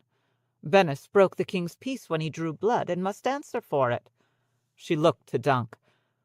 If Sir Eustace will deliver Bennis to me, I'll slit his nose, and that will be the end of it. If I must come and take him, I make no such promise. Dunk had a sudden sick feeling in the pit of his stomach. I'll tell him, but he won't give up Sir Bennis. He hesitated. The dam was the cause of the trouble. If your ladyship would consent to take it down— Impossible, declared the young maester by Lady Rohane's side. Coldmoat supports 20 times as many small folk as does Standfast. Her ladyship has fields of wheat and corn and barley, all dying from the drought. She has 6 orchards, apples and apricots, and 3 kinds of pears. She has cows about to calf, 500 head of black-nosed sheep, and she breeds the finest horses in the Reach. We have 12 mares about to foal. Sir Eustace has sheep, too, Dunk said. He has melons in the fields, beans and barley-corn, and— You were taking water for the moat, Egg said loudly. I was getting to the moat, Dunk thought. The moat is essential to Coldmoat's defences, the maester insisted.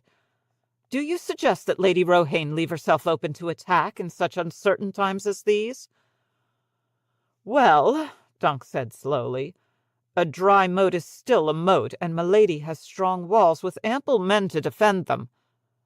Sir Duncan, Lady Rohane said, I was 10 years old when the Black Dragon rose. I begged my father not to put himself at risk, or at least to leave my husband. Who would protect me if both my men were gone? So he took me up onto the ramparts and pointed out Coldmoat's strong points.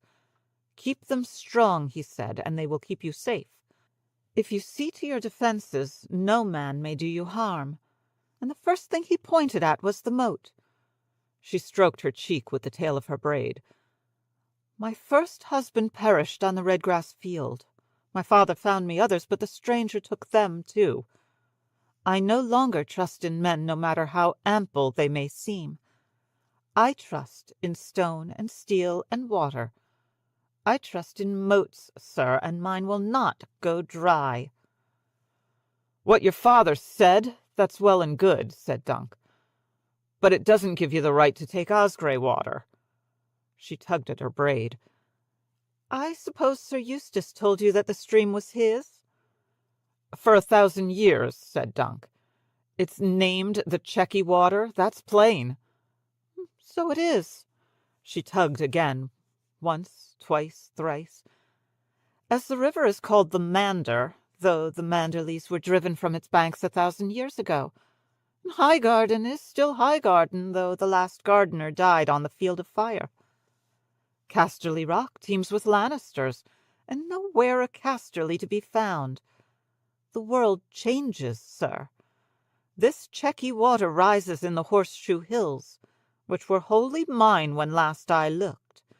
The water is mine as well. Maester Carrick, show him. The maester descended from the dais.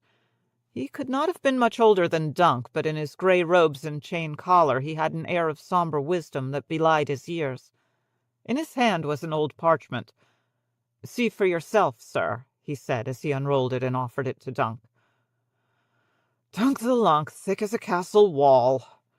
He felt his cheeks reddening again. Gingerly he took the parchment from the maester and scowled at the writing.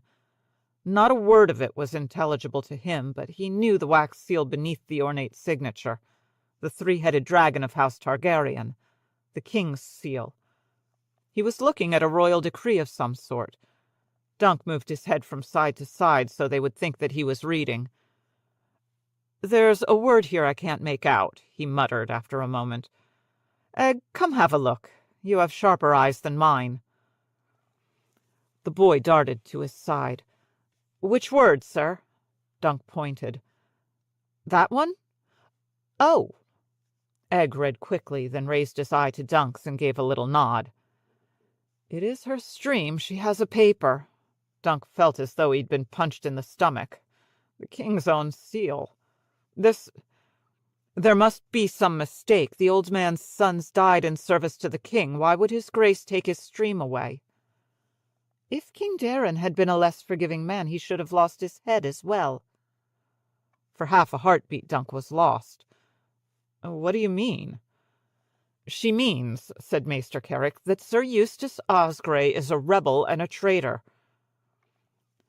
"Sir Eustace chose the Black Dragon over the Red in the hopes that a Blackfire king might restore the lands and castles that the Osgreys had lost under the Targaryens," Lady Rohane said.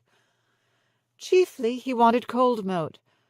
His sons paid for his treason with their life's blood, and when he brought their bones home and delivered his daughter to the king's men for a hostage, his wife threw herself from the top of Standfast Tower. Did Sir Eustace tell you that?" Her smile was sad. "No, I did not think so." "The Black Dragon. You swore your sword to a traitor, Lunk. You ate a traitor's bread and slept beneath a rebel's roof." "Milady," he said, groping. "The Black Dragon, that was 15 years ago. This is now, and there's a drought. Even if he was a rebel once, Sir Eustace still needs water." The Red Widow rose and smoothed her skirts. "He had best pray for rain, then." That was when Dunk recalled Osgrey's parting words in the wood.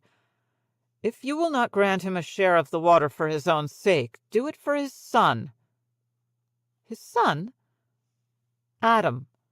He served here as your father's page and squire." Lady Rohane's face was stone. "Come closer." He did not know what else to do but to obey. The dais added a good foot to her height, yet even so Dunk towered over her. "Kneel," she said. He did. The slap she gave him had all her strength behind it, and she was stronger than she looked. His cheek burned, and he could taste blood in his mouth from a broken lip. But she hadn't truly hurt him. For a moment all Dunk could think of was grabbing her by that long red braid and pulling her across his lap to slap her arse as you would a spoiled child. "If I do, she'll scream, though, and 20 knights'll come bursting in to kill me." "You dare appeal to me in Adam's name?" Her nostrils flared. "Remove yourself from Coldmoat, sir, at once." "I never meant—" "Go, or I will find a sack large enough for you if I have to sew one up myself. Tell Sir Eustace to bring me Bennis of the Brown Shield by the morrow, else I will come for him myself with fire and sword. Do you understand me? Fire and sword." Septon Sefton took Dunk's arm and pulled him quickly from the room. Egg followed close behind them. "That was most unwise, sir," the fat Septon whispered, and he led them to the steps. "Most unwise. To mention Adam Osgrey. Sir Eustace told me she was fond of the boy." "Fond?" The Septon huffed heavily. "She loved the boy, and him her. It never went beyond a kiss or two, but it was Adam she wept for after the Redgrass field, not the husband she hardly knew. She blames Sir Eustace for his death, and rightly so. The boy was 12. Dunk knew what it was to bear a wound. Whenever someone spoke of Ashford Meadow, he thought of the 3 good men who had died to save his foot, and it never failed to hurt. Tell milady that it was not my wish to hurt her. Beg her pardon." "I shall do all I can, sir," Septon Sefton said. "But tell Sir Eustace to bring her Bennis, and quickly. Elsewise it will go hard on him. Oh, it will go very hard."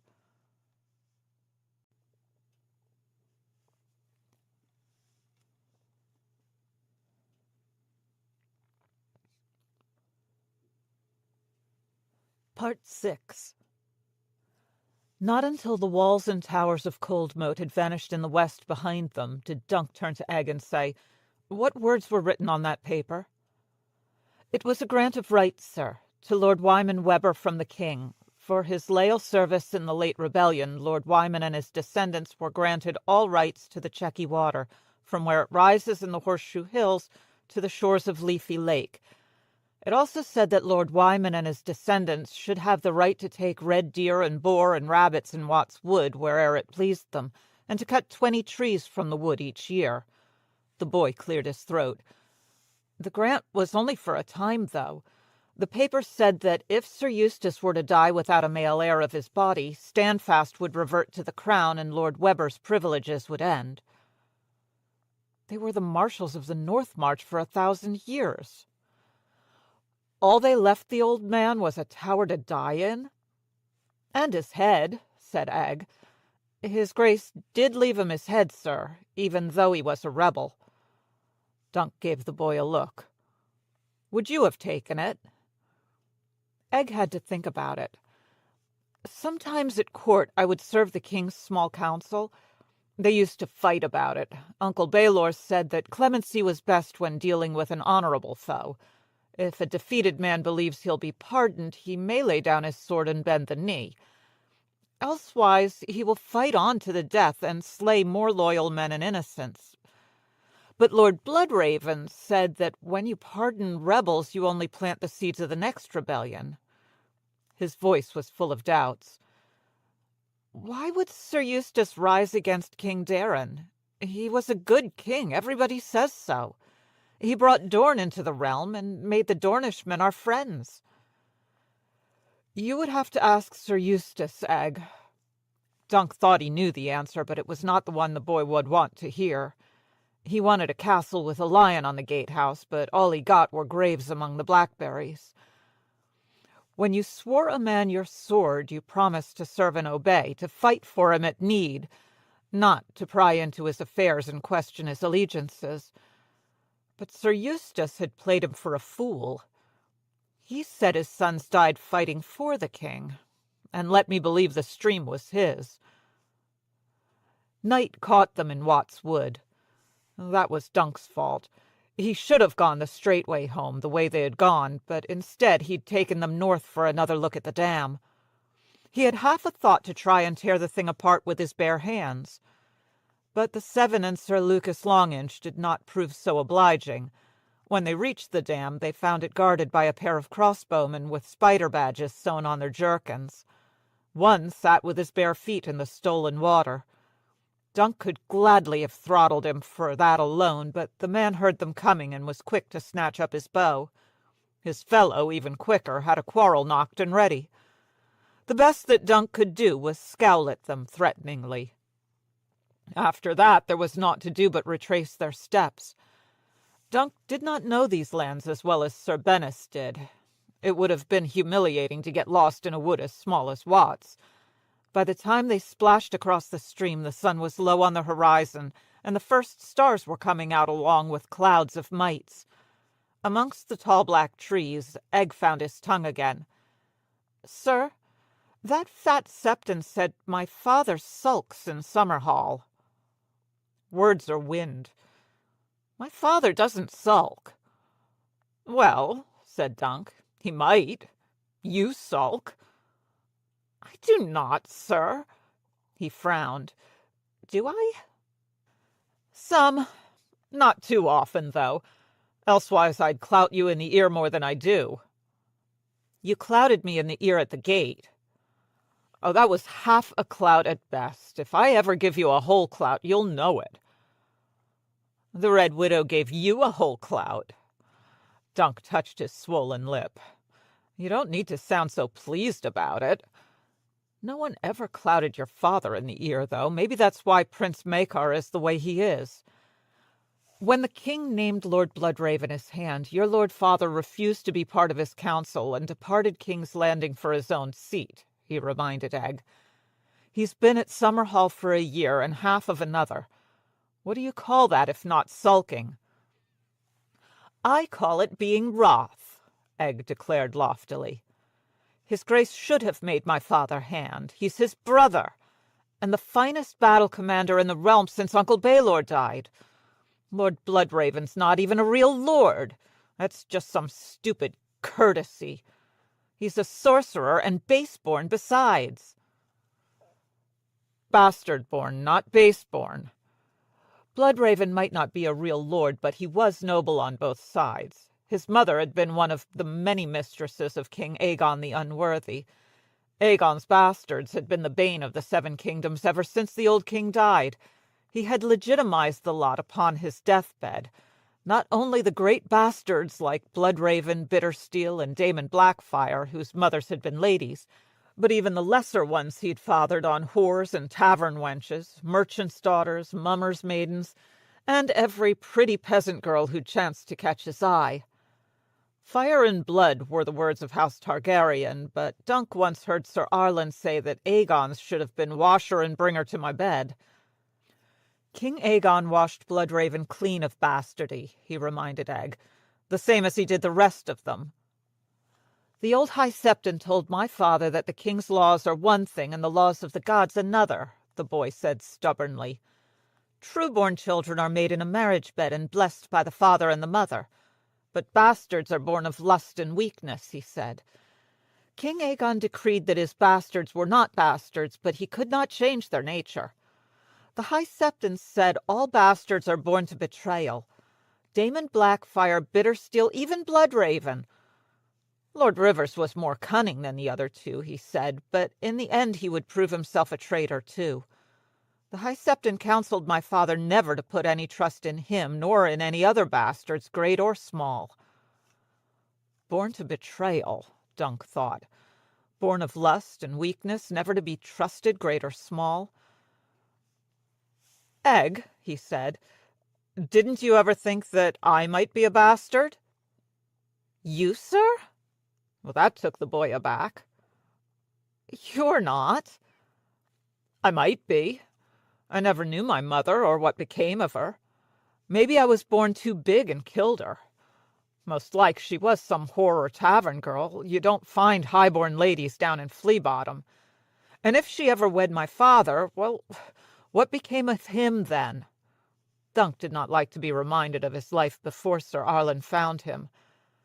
There was a pot shop in King's Landing where I used to sell them rats and cats and pigeons for the brown.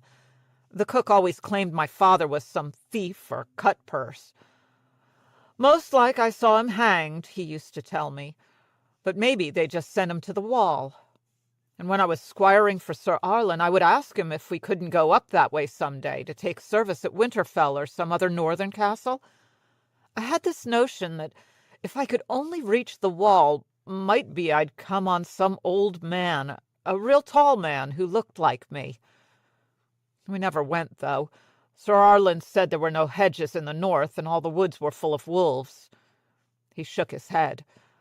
The long and short of it is, most like you're squiring for a bastard. For once Egg had nothing to say. The gloom was deepening around them. Lantern bugs moved slowly through the trees, their little lights like so many drifting stars. There were stars in the sky as well. More stars than any man could ever hope to count, even if he lived to be as old as King Jaehaerys. Dunk needed only lift his eyes to find familiar friends. The stallion and the sow, the king's crown and the crone's lantern, the galley, ghost, and moon maid. But there were clouds to the north, and the blue eye of the ice dragon was lost to him, the blue eye that pointed north. The moon had risen by the time they came to Standfast, standing dark and tall atop its hill. A pale yellow light was spilling from the tower's upper windows, he saw. Most nights Sir Eustace sought his bed as soon as he had supped, but not tonight, it seemed. He's waiting for us, Dunk knew. Bennis of the Brown Shield was waiting up as well. They found him sitting on the tower steps, chewing sourleaf and honing his longsword in the moonlight. The slow scrape of stone on steel carried a long way. However much Sir Bennis might neglect his clothes and person, he kept his weapons well. "Oh, the lunk comes back," Bennis said. "Here I was sharpening my steel to go rescue you from that Red Widow." "Where are the men?" "Treb and Wet Water on the roof standing watch in case the widow comes to call. The rest crawled into bed whimpering. Sore as sin they are. I worked them hard, drew a little blood off that big lackwit just to make him mad. He fights better when he's mad." He smiled his brown and red smile. "Nice bloody lip you got. Next time don't go turning over rocks. What did the woman say?" "She means to keep the water, and she wants you as well for cutting that digger by the dam." "Thought she might." Bennis spat. "Lot of bother for some peasant. He ought to thank me. Women like a man with scars." "Oh, you won't mind her slitting your nose, then?" "Bugger that. If I wanted my nose slit, I'd slit it for myself." He jerked a thumb up. "You'll find Sir Useless in his chambers brooding on how great he used to be." Egg spoke up. "He fought for the Black Dragon." Dunk could have given the boy a clout, but the Brown Knight only laughed. "Of course he did. Just look at him. He strike you as the kind who picks the winning side?" "No more than you, else you wouldn't be here with us." Dunk turned to Egg. "Tend to Thunder and Maester, and then come up and join us." When Dunk came up through the trap, the old knight was sitting by the hearth in his bedrobe, though no fire had been laid. His father's cup was in his hand, a heavy silver cup that had been made for some Lord Osgrey back before the Conquest. A Checky lion adorned the bowl, done in flakes of jade and gold, though some of the jade flakes had gone missing. At the sound of Dunk's footsteps, the old knight looked up and blinked like a man waking from a dream. "Sir Duncan, you're back. Did the sight of you give Lucas Inchfield pause, sir?" "Not as I saw, my lord. More like it made him wroth." Dunk told it all as best he could, though he omitted the part about Lady Helicent, which made him look an utter fool. He would have left out the clout, too, but his broken lip had puffed up twice its normal size, and, well, Sir Eustace couldn't help but notice. And when he did, he frowned. "Your lip." Dunk touched it gingerly. "Her ladyship gave me a slap." "She struck you?" His mouth opened and closed. "She struck my envoy, who came to her beneath the Checky lion. She dared lay hands upon your person." "Only the one hand, sir, and it stopped bleeding before we even left the castle." He made a fist. "She wants Sir Bennis, not your silver, and she won't take down the dam. She showed me a parchment with some writing on it and the king's own seal. It said the stream is hers, and—" He hesitated. "She said that you had risen with the Black Dragon." Sir Eustace seemed to slump. "I feared she might. If you wish to leave my service, I will not stop you." The old knight gazed into his cup, though what he might be looking for Dunk could not say. "You told me your sons died fighting for the king." "And so they did. The rightful king, Damon Blackfire, the king who bore the sword." The old man's mustache quivered. "The men of the Red Dragon called themselves the Loyalists, but we who chose the Black were just as loyal once. Though now, well, all the men who marched beside me to seat Prince Damon to the Iron Throne have melted away like morning dew. Mayhaps I dreamed them, or more like Lord Bloodraven and his raven's teeth have put the fear in them. They cannot all be dead." Dunk could not deny the truth of that. Until this moment he had never met a man who had fought for the Pretender. "I must have, though. There were thousands of them. Half the realm was for the Red Dragon, half was for the Black." "Both sides fought valiantly," Sir Arlen always said. He thought the old knight would want to hear that. Sir Eustace cradled his wine-cup in both hands. "If Damon had ridden over Gawain Corbray, if Fireball had not been slain on the eve of battle, if Hightower and Tarbeck and Oakhart and Butterwell had lent us their full strength instead of just trying to keep one foot in each camp, and if Manfred Lothston had proved true instead of treacherous, and if storms had not delayed Lord Bracken's sailing with the Myrish crossbowmen, if Quickfinger had not been caught with the stolen dragon's eggs. Oh, so many ifs, sir. Had any one come out differently, it could have turned all the other way. Then we would be called the Loyalists, and the Red Dragons would be remembered as men who fought to keep the usurper Darin the Falseborn upon his stolen throne and failed." "That's as it may be, my lord," said Dunk, "but things went the way they went. It was all years ago, and you were pardoned." "Aye, we were pardoned, so long as we bent the knee and gave him a hostage to ensure our future loyalty. Darin forgave the traitors and the rebels." His voice was bitter. "I bought my head back with my daughter's life. Alysanne was 7 when they took her off to King's Landing, and 20 when she died a silent sister. I went to King's Landing once to see her. She would not even speak to me, her own father. A king's mercy is a poisoned gift. Darin Targaryen left me life, but took my pride and dreams and honor." His hand trembled, and wine spilled red upon his lap, but the old man took no notice of it. "I should have gone with bitter steel into exile, or died beside my sons and my sweet king. That would have been a death worthy of a Chequy lion descended from so many proud lords and mighty warriors. Darin's mercy made me smaller." In his heart the black dragon never died, Dunk realized. "My lord," it was Egg's voice. The boy had come in as Sir Eustace was speaking of his death. The old knight blinked at him as if he were seeing him for the first time. "Yes, lad, what is it?" "If it please you, the Red Widow says you rebelled to get her castle. That isn't true, is it?" "The castle?" He seemed confused. "Coldmoat. Coldmoat was promised me by Daemon, yes, but it was not for gain, no." "Then why?" asked Egg. "Why?" Sir Eustace frowned. "Why were you a traitor if it wasn't just the castle?" Sir Eustace looked at Egg a long time before replying. "You're only a young boy. You would not understand." "Well," said Egg, "I might." "Treason is only a word. When 2 princes fight for a chair where only one may sit, great lords and common men alike must choose. And when the battle's done, the victors will be hailed as loyal men and true, whilst those who were defeated will be known forevermore as rebels and traitors. That was my fate." Egg thought about it for a time. "Yes, my lord, only... well, King Darin was a good man. Why would you choose Daemon?" "Darin?" Sir Eustace almost slurred the word, and Dunk realized he was half drunk. "Darin was spindly and round of shoulder, with a little belly that wobbled when he walked. Daemon stood straight and proud, and his stomach was flat and hard as an oaken shield, and he could fight. With axe or lance or flail, he was as good as any knight I ever saw.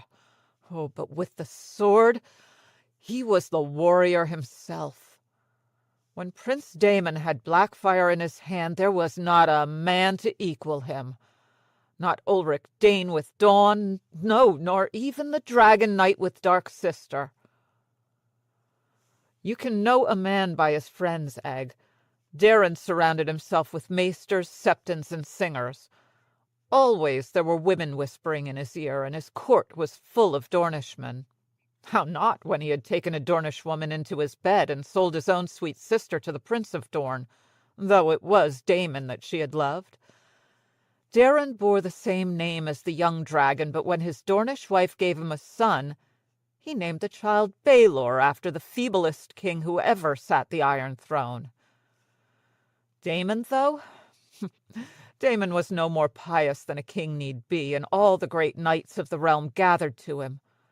It would suit Lord Bloodraven if their names were all forgotten, so he has forbidden us to sing of them, but I remember. Rob Rain, Gareth the Grey, Sir Aubrey Ambrose, Lord Gorman Peake, Black Byron Flowers, Red Tusk, Fireball, Bittersteel. I ask you, has there ever been such a noble company, such a roll of heroes? Why, lad, you ask me why? Because Daemon was the better man. And the old king saw it too. He gave the sword to Daemon. Blackfire, the sword of Aegon the Conqueror, the blade that every Targaryen king had wielded since the conquest. He put that sword in Daemon's hand the day he knighted him, a boy of 12. My father says that was because Daemon was a swordsman and Daeron never was, said Egg. Why give a horse to a man who cannot ride?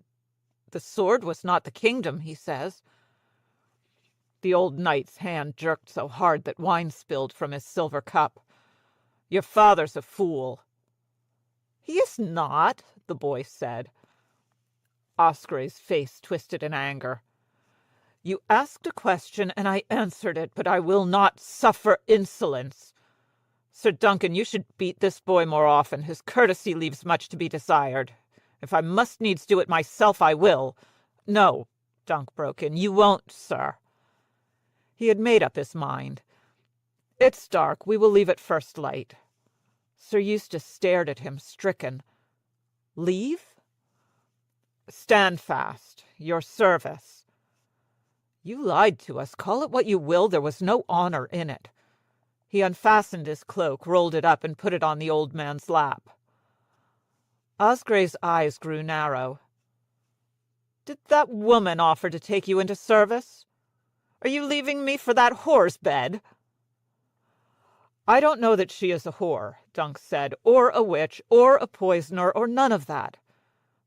But whatever she may be makes no matter. We're leaving for the hedges, not for Coldmoat. The ditches, you mean? You're leaving me to prowl in the woods like wolves, to waylay honest men upon the roads. His hand was shaking. The cup fell from his finger, spilling wine as it rolled along the floor. Go, then. Go. I want none of you. I should never have taken you on. Go! As you say, sir. Dunk beckoned, and Egg followed. That last night, Dunk wanted to be as far from Eustace Osgrey as he could, so they slept down in the cellar amongst the rest of Standfast's meagre host.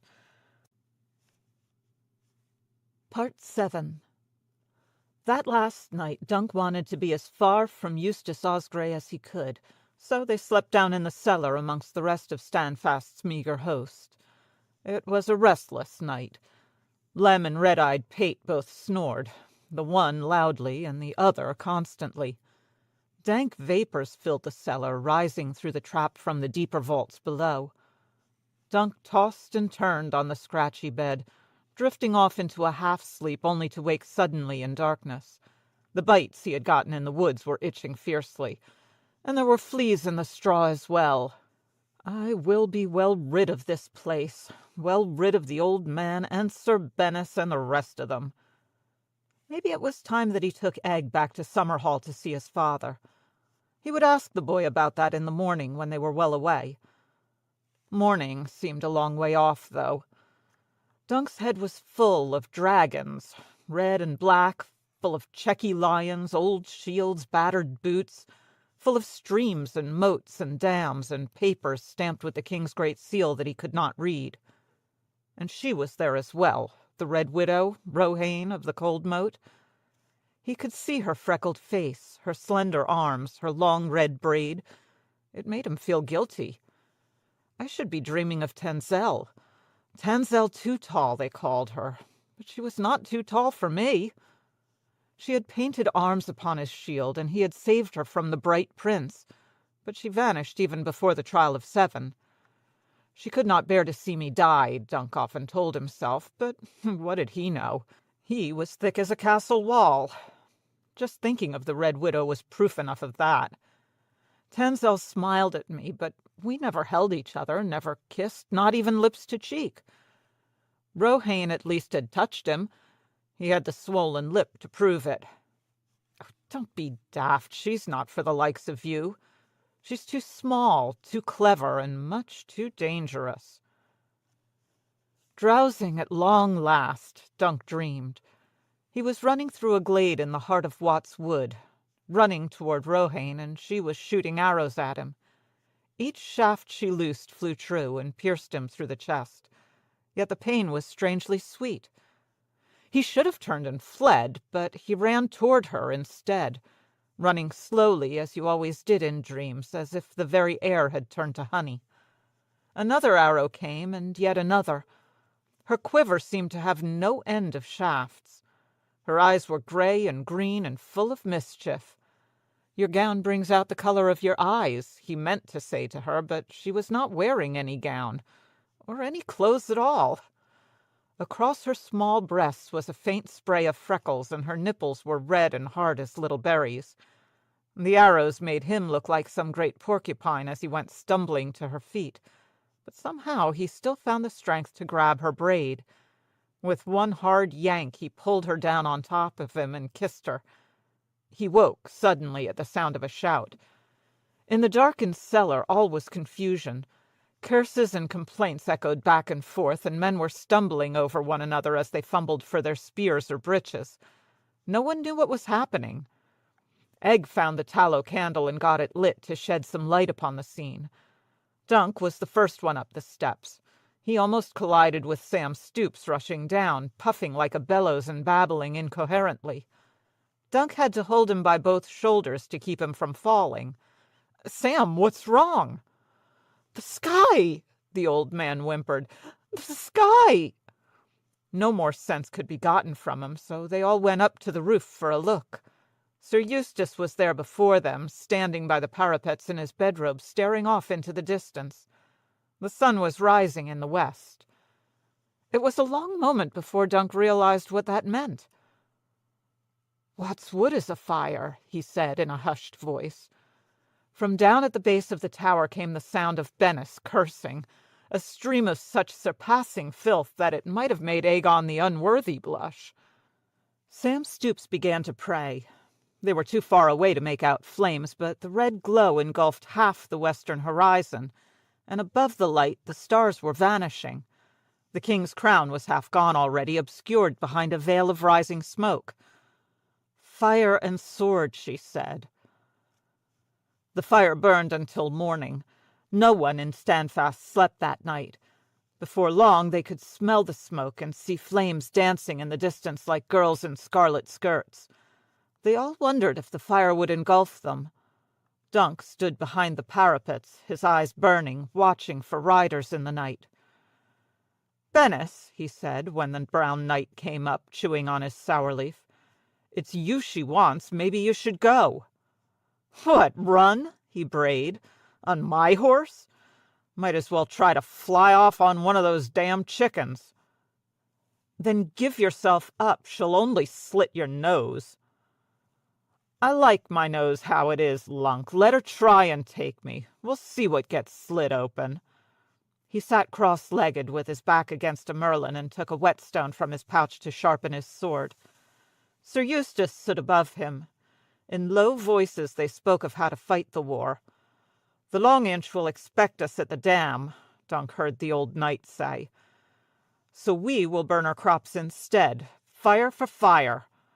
Sir Bennis thought that would be just the thing, only maybe they should put her mill to the torch as well. "It's 6 leagues on the other side of the castle, and the Long Inch won't be looking for us there. Burn the mill, kill the miller, that'll cost her dear." Egg was listening too. He coughed and looked at Dunk with white, wide eyes. "Sir, you have to stop them." "How?" Dunk asked. "The Red Widow will stop 'em, her and that Lucas the Long-Inch. They're only making noise, Egg.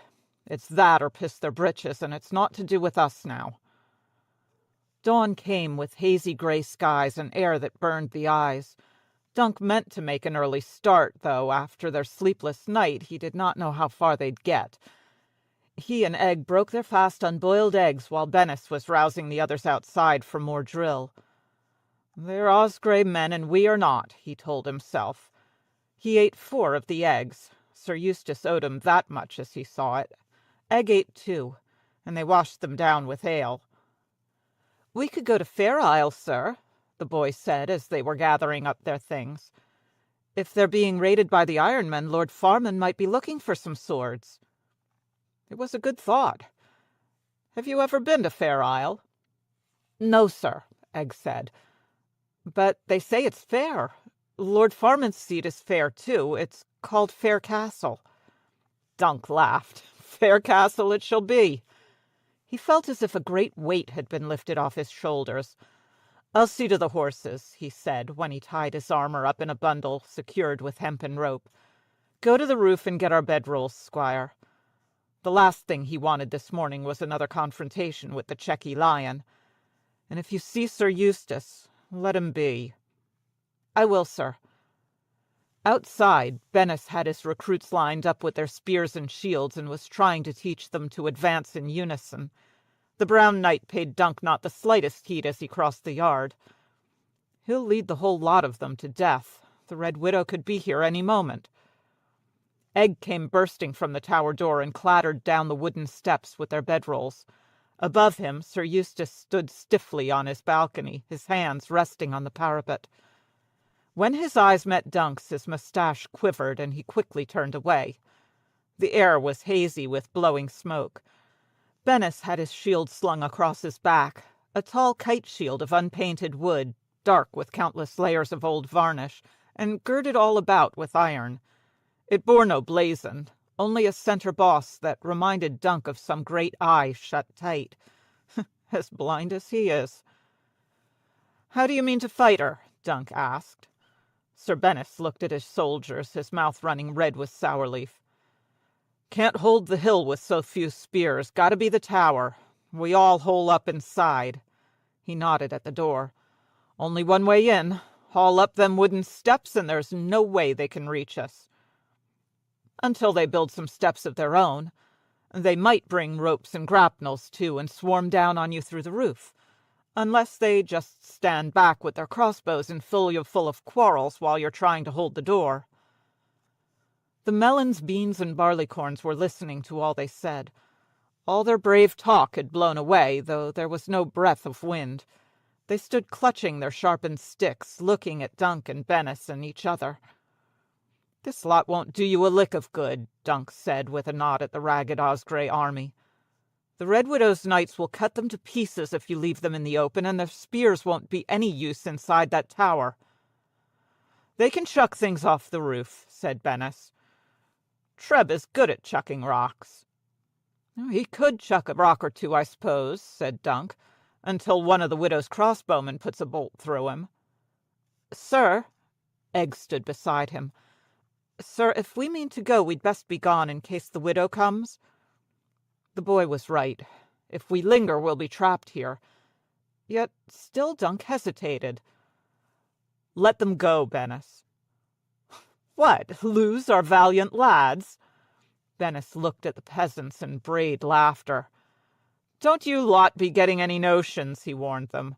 "I'll gut any man who tries to run." "Try, and I'll gut you." Dunk drew his sword. "Go home, all of you," he told the small folk. "Go back to your villages. See if the fires spared your homes and crops." No one moved. The Brown Knight stared at him, his mouth working. Dunk ignored him. "Go," he told the small folk once again. It was as if some god had put the word in his mouth. Not the warrior. Is there a god for fools? "Go," he said again, roaring it this time. "Take your spears and shields, but go, or you won't live to see the morrow. Do you want to kiss your wives again? Do you want to hold your children? Go home. Have you all gone deaf?" They hadn't. A mad scramble ensued among the chickens. Big Rob trod on a hen as he made his dash, and Pate came within half a foot of disemboweling Will Bean when his own spear tripped him up. But off they went, running. The melons went one way, the beans another, the barleycorns a third. Sir Eustace was shouting down at them from above, but no one paid him any mind. Well, they're deaf to him, at least, Dunk thought. By the time the old knight emerged from his tower and came scrambling down the steps, only Dunk and Egg and Bennis remained among the chickens. "Come back!" Sir Eustace shouted at his fast-fleeing host.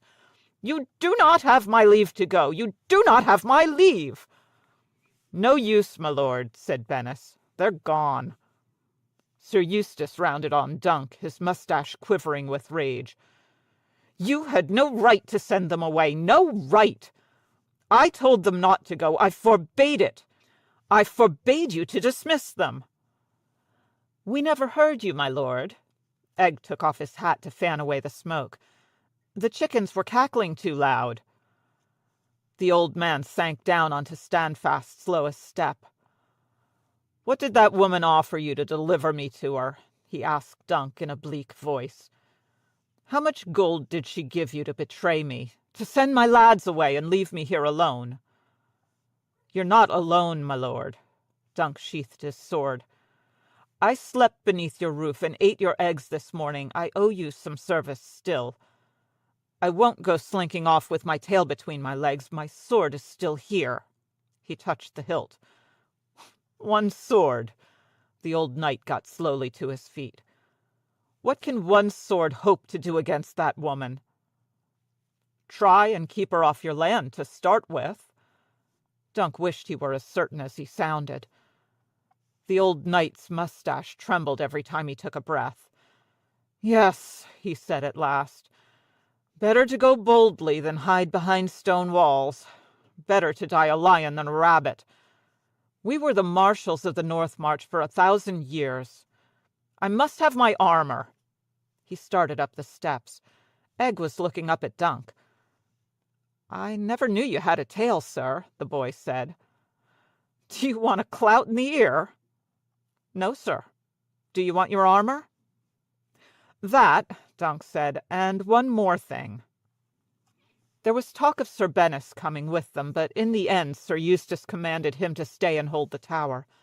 His sword would be of little use against the odds that they were like to face, and the sight of him would inflame the widow further. The Brown Knight did not require much convincing. Dunk helped him knock loose the iron pegs that held the upper steps in place. Bennis clambered up them, untied the old gray hempen rope, and hauled on it with all his strength. Creaking and groaning, the wooden stair swung upward, leaving 10 feet of air between the top stone step and the tower's only entrance. Sam Stoops and his wife were both inside. The chickens would need to fend for themselves. Sitting below on his gray gelding, Sir Eustace called up to say, "If we have not returned by nightfall, I'll ride for Highgarden, my lord, and tell Lord Tyrrell how that woman burned your wood and murdered you." Dunk followed Egg and Maester down the hill. The old man came after, his armor rattling softly. For once a wind was rising, and he could hear the flapping of his cloak. Where Watts Wood had stood, they found a smoking wasteland. The fire had largely burned itself out by the time they reached the wood, but here and there a few patches were still burning, fiery islands in a sea of ash and cinder. Elsewhere, the trunks of burned trees thrust like blackened spears into the sky. Other trees had fallen and lay athwart the west way with limbs charred and broken, dull red fires smoldering inside their hollow hearts. There were hot spots on the forest floor as well, and places where the smoke hung in the air like a hot gray haze. Sir Eustace was stricken with a fit of coughing, and for a few moments Dunk feared the old man would need to turn back. But finally it passed. They rode past the carcass of a red deer, and later on what might have been a badger. Nothing lived except flies. Flies could live through anything, it seemed. "The field of fire must have looked like this," Sir Eustace said. "It was there our woes began 200 years ago. The last of the Green Kings perished on that field, with the finest flowers of the Reach around him. My father said the dragon fire burned so hot that their swords melted in their hands. And afterward the blades were gathered up and went to make the Iron Throne. Highgarden passed from kings to stewards, and the Ospreys dwindled and diminished, until the marshals of the North March were no more than landed knights bound in fealty to the Rowans." Dunk had nothing to say to that, so they rode in silence for a time, until Sir Eustace coughed and said, "Sir Duncan, do you remember the story that I told you?" "I might, sir," said Dunk. "Which one?" "The little lion." "I remember. He was the youngest of 5 sons." "Good." He coughed again.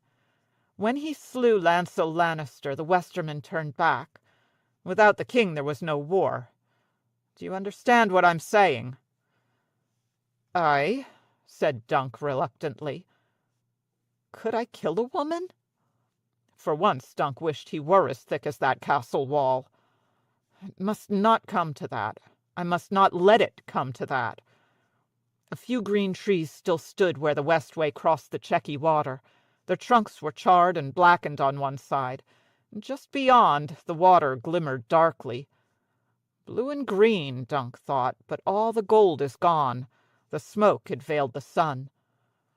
Sir Eustace halted when he reached the water's edge. I took a holy vow. I will not cross that stream, not so long as the land beyond is hers. The old knight wore mail and plate beneath his yellowed surcoat. His sword was on his hip.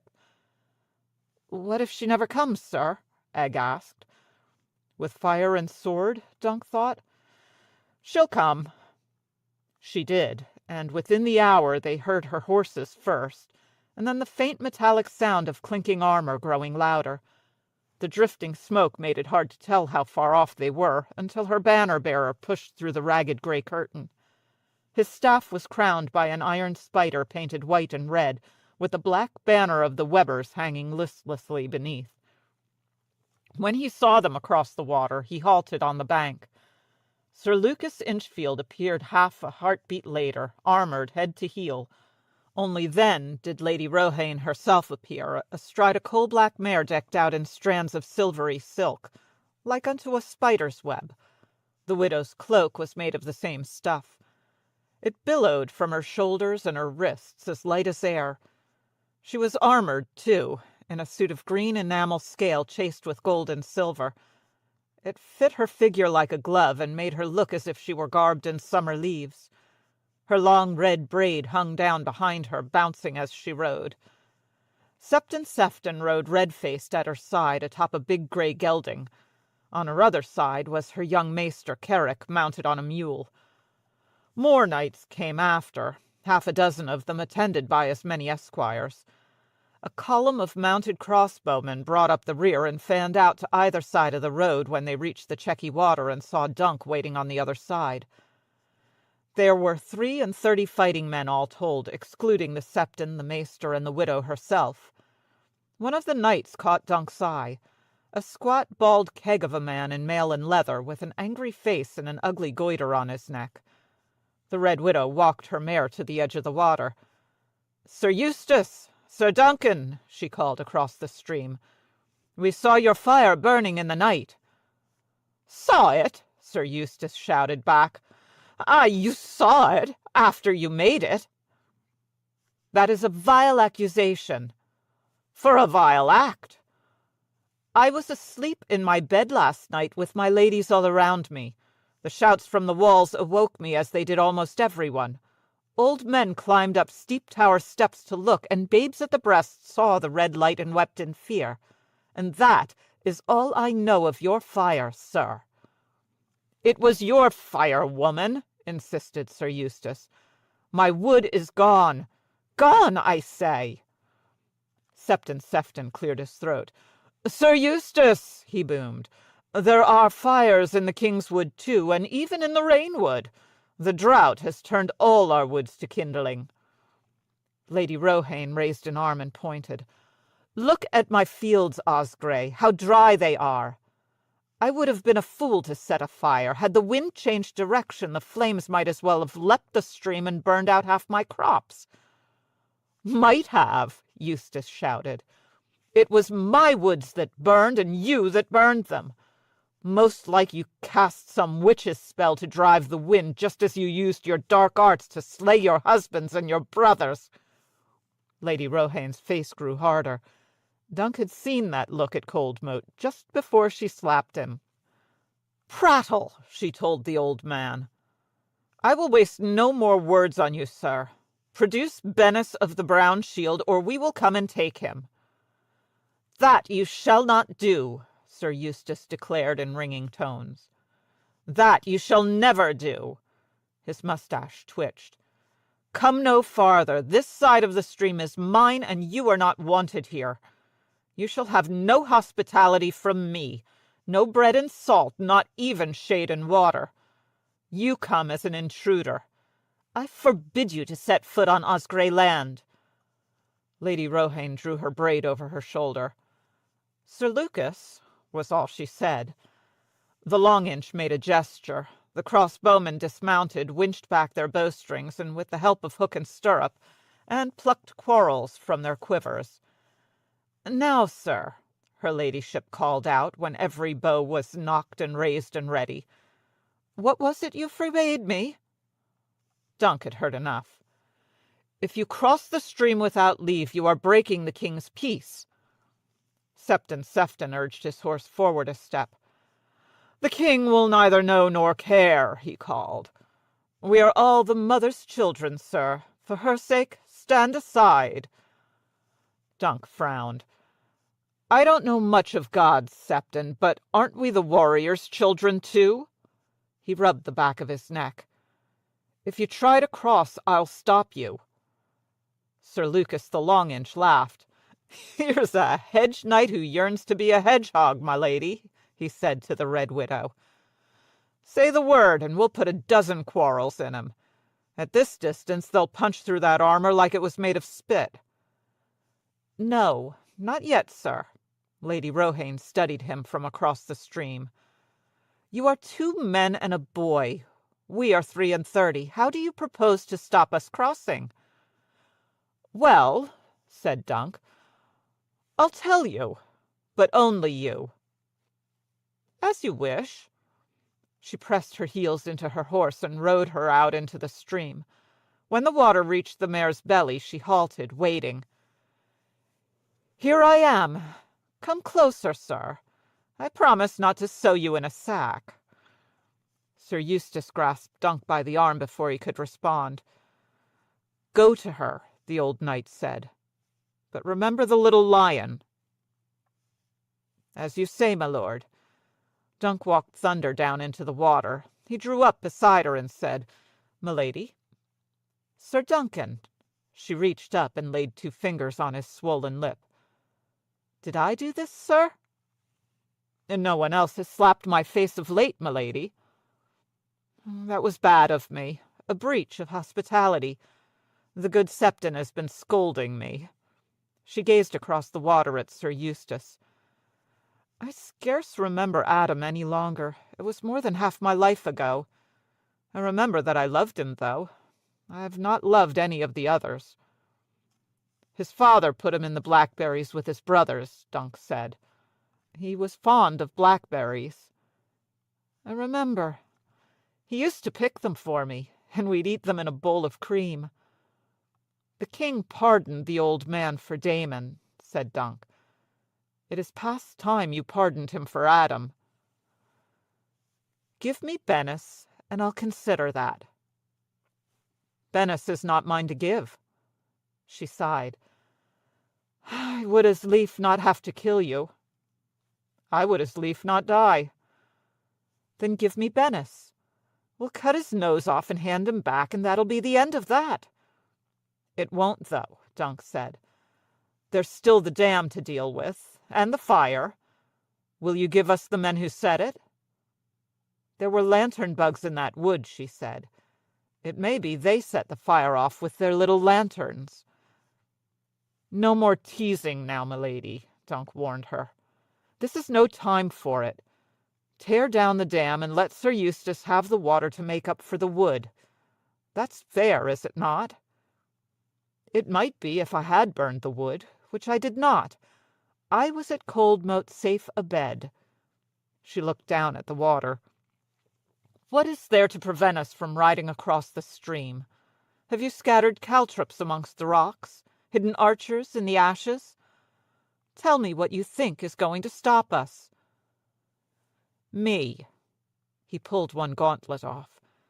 "In Flea Bottom I was always bigger and stronger than the other boys, so I used to beat them bloody and steal from them. The old man taught me not to do that. It was wrong, he said. And besides, sometimes little boys have great big brothers.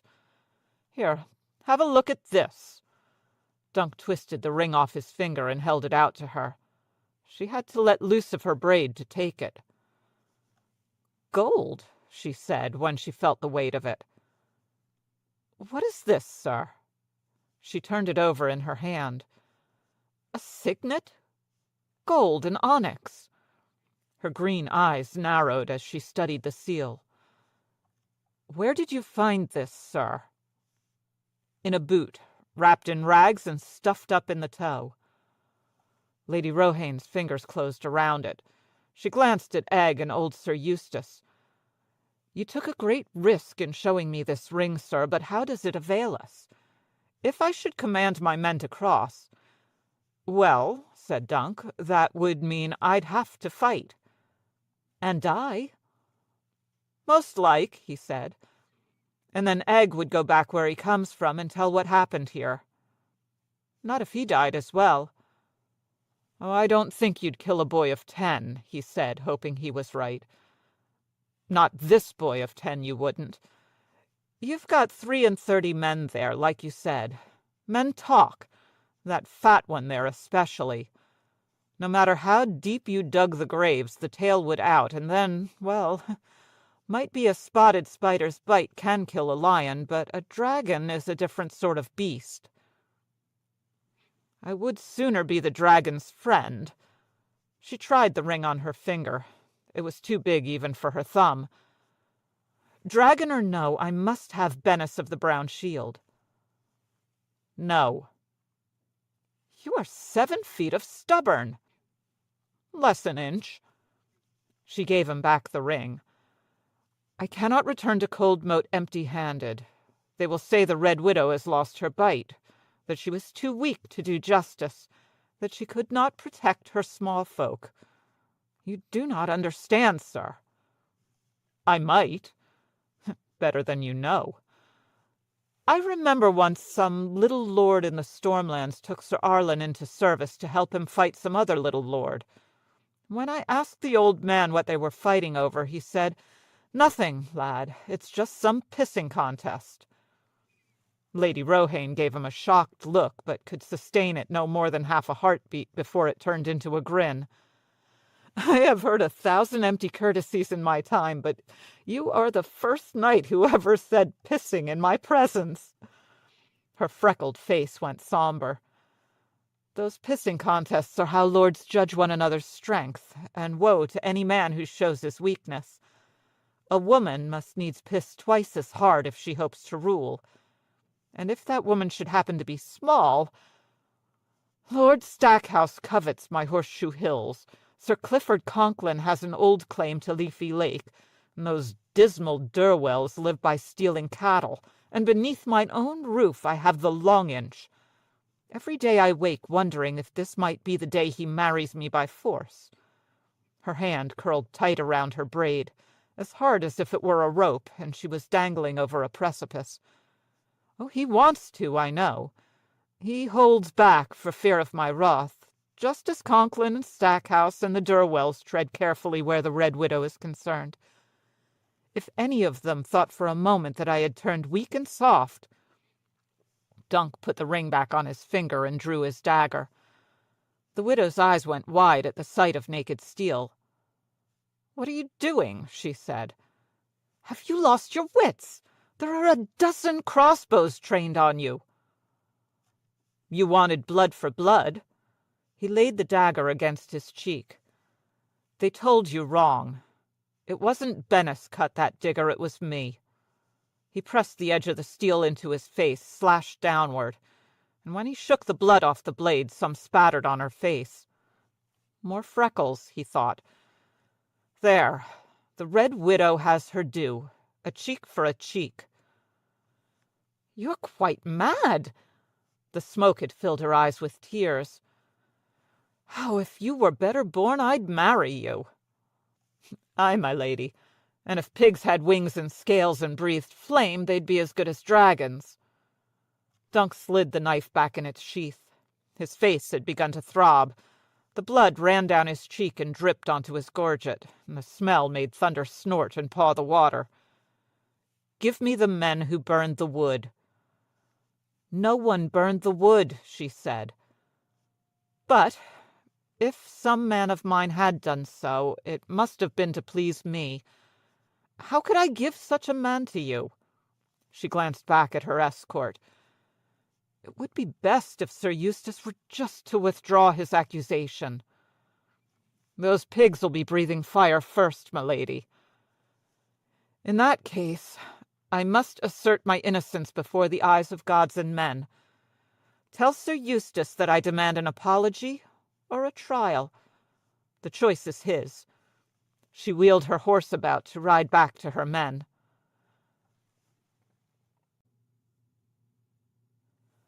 Part 8. The stream would be their battleground. Septon Sefton waddled out and said a prayer, beseeching the Father above to look down on those two men and judge them justly, asking the warrior to lend his strength to the man whose cause was just and true, begging the mother's mercy for the liar, that he might be forgiven for his sins. And when the praying was over and done with, he turned to Sir Eustace Osgrey one last time. "Sir," he said, "I beg you once again, withdraw your accusation." "I will not," the old man said, his moustache trembling. The fat Septon turned to Lady Rohane. "Good sister, if you did this thing, confess your guilt and offer good Sir Eustace some restitution for his wood, elsewise blood must flow." "My champion will prove my innocence before the eyes of gods and men." "Trial by battle is not the only way," said the Septon, waist deep in the water. "Let us go to Golden Grove, I implore you both, and place the matter before Lord Rowan for his judgment." "Never," said Sir Eustace. The Red Widow shook her head. Sir Lucas Inchfield looked at Lady Rohane, his face dark with fury. "You will marry me when this mummers farce is done, as your Lord Father wished." "My Lord Father never knew you as I do," she gave back. Dunk went to one knee beside Egg, and put the signet back in the boy's hand. 4 three-headed dragons, 2 and 2, the arms of Maker, Prince of Summerhall. "Back in the boot," he said. "But if it happens that I die, go to the nearest of your father's friends and have him take you back to Summerhall. Don't try to cross the whole reach on your own. See you don't forget, or my ghost will come and clout you in the ear." "Yes, sir," said Egg, "but I'd sooner you didn't die." "It's too hot to die." Dunk donned his helm, and Egg helped him fasten it tightly to his gorget. The blood was sticky on his face, though Sir Eustace had torn a piece off his cloak to help stop the gash from bleeding. He rose and went to Thunder. Most of the smoke had blown away, he saw as he swung up into the saddle, but the sky was still dark. Clouds, he thought, dark clouds. It had been so long. Maybe it's an omen. But is it his omen or mine? Dunk was no good with omens. Across the stream, Sir Lucas had mounted up as well. His horse was a chestnut courser, a splendid animal, swift and strong, but not as large as Thunder.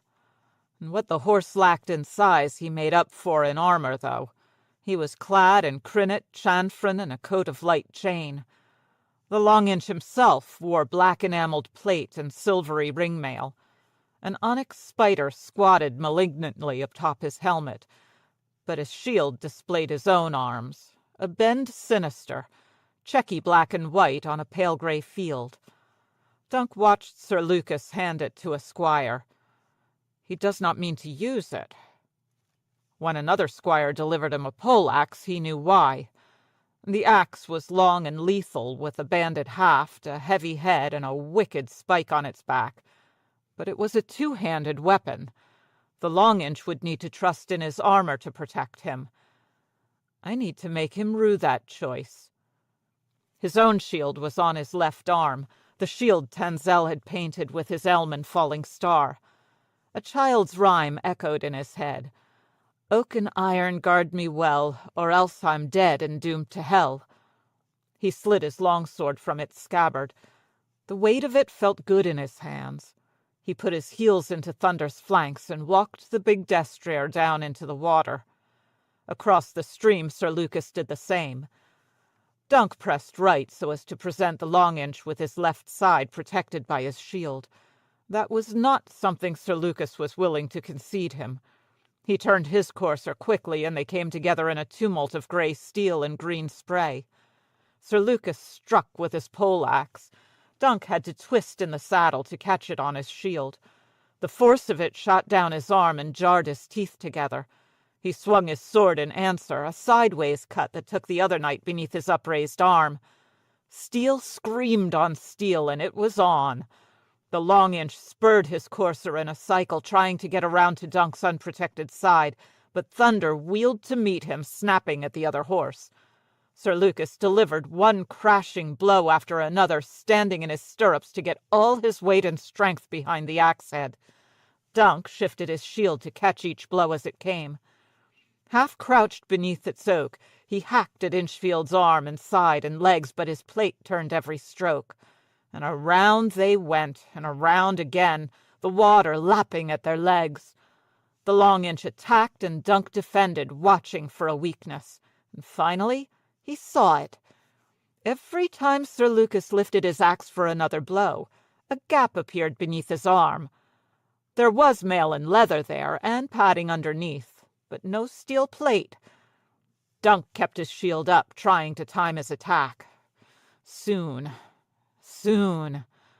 The axe crashed down, wrenched free, came up. Now! He slammed his spurs into Thunder, driving him closer, and thrust with his longsword to drive his point through the opening. But the gap vanished as quickly as it had appeared. His sword point scraped a rondel, and Dunk, overextended, almost lost his seat. The axe descended with a crash, slanting off the iron rim of Dunk's shield, crunching against the side of his helm, and striking Thunder a glancing blow along the neck. The destrier screamed and reared up on two legs, his eye rolling white in pain as the sharp coppery smell of blood filled the air. He lashed out with his iron hooves just as the Long-Inch was moving in. One caught Sir Lucas in the face, the other on a shoulder, and then the heavy war-horse came down atop his courser. It all happened in a heartbeat. The two horses went down in a tangle, kicking and biting at each other, churning up the water and the mud below. Dunk tried to throw himself from the saddle, but one foot tangled in a stirrup. He fell face first, sucking down one desperate gulp of air before the stream came rushing into the helm through the eye-slit. His foot was still caught up, and he felt a savage yank as Thunder's struggles almost pulled his leg out of its socket. Just as quickly he was free, turning and sinking, and for a moment he flailed helplessly in the water. The world was blue and green and brown. The weight of his armor pulled him down until his shoulder bumped the stream bed. If that is down, the other way is up. Dunk's steel-clad hands fumbled at the stones and sands, and somehow he gathered his legs up under him and stood. He was reeling, dripping mud, with water pouring from the breath-holes in his dinted helm, but he was standing, and he sucked down air. His battered shield still clung to his left arm, but his scabbard was empty and his sword was gone. There was blood inside his helm as well as water, and when he tried to shift his weight, his ankle sent a lance of pain right up his leg. Both horses had struggled back to their feet, he saw. He turned his head, squinting one-eyed through a veil of blood, searching for his foe. Gone, he thought. He's drowned, or Thunder crushed his skull in. Sir Lucas burst up out of the water right in front of him, sword in hand. He struck Dunk's neck, a savage blow, and only the thickness of his gorget kept his head upon his shoulders. He had no blade to answer with, only his shield. He gave ground, and the Long-Inch came after, screaming and slashing. Dunk's upraised arm took a numbing blow above the elbow. A cut to his hip made him grunt in pain, and as he backed away, a rock turned beneath his foot, and he went down to one knee, chest high in the water. He got his shield up, but this time Sir Lucas struck so hard he split the thick oak right down the middle and drove the remnants back into Dunk's face. His ears were ringing and his mouth was full of blood, but somewhere, far away, he heard Egg screaming, "Get him, sir! Get him! Get him! He's right there!" Dunk dived forward. Sir Lucas had wrenched his sword free for another cut. Dunk slammed him waist high and knocked him off his feet. The stream swallowed both of them again, but this time Dunk was ready. He kept one arm around the Long-Inch and forced him to the bottom. Bubbles came streaming out from behind Inchfield's battered, twisted visor, but still he fought. He found a rock at the bottom of the stream and began hammering it at Dunk's head and hands. Dunk fumbled at his sword belt. Have I lost the dagger, too? He wondered. No, there it was. His hand closed around the hilt, and he wrenched it free and drove it slowly through the churning water, through the iron rings and boiled leather, beneath the arm of Lucas the Long-Inch, turning it as he pushed. Sir Lucas jerked and twisted, and the strength left him. Dunk shoved away and floated. His chest was on fire. A fish floated past his face, long and white and slender. What's that? He wondered. What's that? What's that? He woke in the wrong castle. When his eyes opened, he did not know where he was. It was blessedly cool. The taste of blood was in his mouth, and he had a cloth across his eyes. A heavy cloth, fragrant with some unguent. It smelled of cloves, he thought. Dunk groped at his face and pulled the cloth away. Above him, torchlight played against a high ceiling. Ravens were walking on the rafters overhead, peering down with small black eyes and quarking at him. I'm not blind, at least. He was in a maester's tower, and the walls were lined with racks of herbs and potions in earthen jars and vessels of green glass. A long trestle table nearby was covered with parchments, books, and queer bronze instruments, all splattered with droppings from the ravens in the rafters. He could hear them muttering at one another. He tried to sit. It proved a bad mistake. His head swam, and his left leg screamed in agony when he put the slightest weight upon it. His ankle was wrapped in linen, he saw, and there were linen strips around his chest and shoulders, too. Be still. A face appeared above him, young and pinched, with dark brown eyes on either side of a hooked nose. Dunk knew that face. The man who owned it was all in gray, with a chain collar hanging loose about his neck, a maester's chain of many metals. Dunk grabbed him by the wrist. "Where—" "Coldmoat," said the maester. "You were too badly injured to return to Standfast, so Lady Rohane commanded us to bring you here. Drink this." He raised a cup of something to Dunk's lips. The potion had a bitter taste, like vinegar, but at least it washed away the taste of blood. Dunk made himself drink it all. Afterward he flexed the fingers of his sword hand, and then the other. "Oh, at least my hands still work, and my arms. What did I hurt?" "What not?" the maester snorted. "A broken ankle, a sprained knee, a broken collarbone, bruising.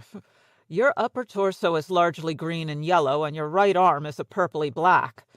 I thought your skull was cracked as well, but it appears not. There is that gash in your face, sir. You'll have a scar, I fear. Oh, and you had drowned by the time we pulled you from the water." "Drowned?" said Dunk. "I never suspected that one man could swallow so much water. Not even a man as large as you, sir. Count yourself fortunate that I am iron-born. The priests of the drowned god know how to drown a man and bring him back, and I have made a study of their beliefs and customs." "I drowned?" Dunk tried to sit again, but the strength was not in him. "I drowned in water, and that did not even come up to my neck?"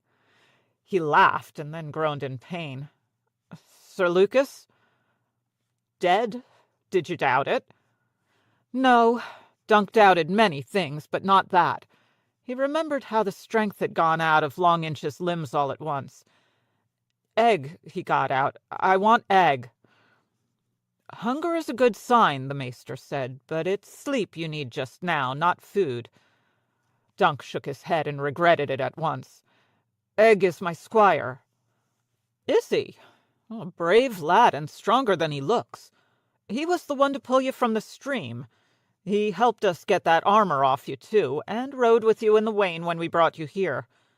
He would not sleep himself, but sat by your side with your sword across his lap in case someone tried to do you harm. He even suspected me, and insisted that I taste anything I meant to feed you. A queer child, but devoted. Where is he?" "Sir Eustace asked the boy to attend him at the wedding feast. There was no one else on his side. It would have been discourteous for him to refuse." "Wedding feast?" Dunk did not understand. You would not know, of course. Coldmoat and Standfast were reconciled after your battle. Lady Rohane begged leave of old Sir Eustace to cross his land and visit Adam's grave, and he granted her that right. She knelt before the blackberries and began to weep, and he was so moved that he went to comfort her. They spent the whole night talking of young Adam and my lady's noble father. Lord Wyman and Sir Eustace were fast friends until the Blackfire Rebellion. His lordship and my lady were wed this morning, by our good Septon Sefton. Eustace Osgrey is the lord of Coldmoat, and his Checky lion flies beside the Weber spider on every tower and wall. Dunk's world was spinning slowly all around him. That potion, he's put me back to sleep. He closed his eyes and let all the pain drain out of him. He could hear the ravens quarking and screaming at each other, and the sound of his own breath, and something else as well. A softer sound. Steady, heavy, somehow soothing. "What's that?" he murmured sleepily. "That sound." "That?" The maester listened. "That's just rain." He did not see her till the day they took their leave. "This is folly, sir," Septon Sefton complained as Dunk limped heavily across the yard, swinging his splinted foot and leaning on a crutch. "Maester Carrick says you are not half healed as yet, and this rain?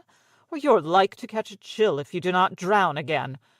At least wait for the rain to stop." "That may be years."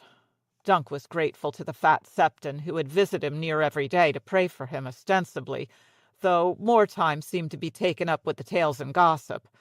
He would miss his loose and lively tongue and cheerful company, but that changed nothing. "I need to go." The rain was lashing down around him, 1,000 cold gray whips upon his back. His cloak was already sodden. It was the white wool cloak Sir Eustace had given him, with the green and gold checkered border. The old knight had pressed it on him once again as a parting gift. "For your courage and leal service, sir," he said. The brooch that pinned the cloak at his shoulder was a gift as well, an ivory spider brooch with silver legs.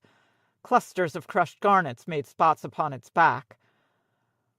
"I hope this is not some mad quest to hunt down Bennis," Septon Sefton said.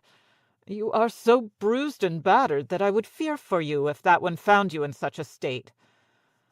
Bennis, Dunk thought bitterly. Bloody Bennis.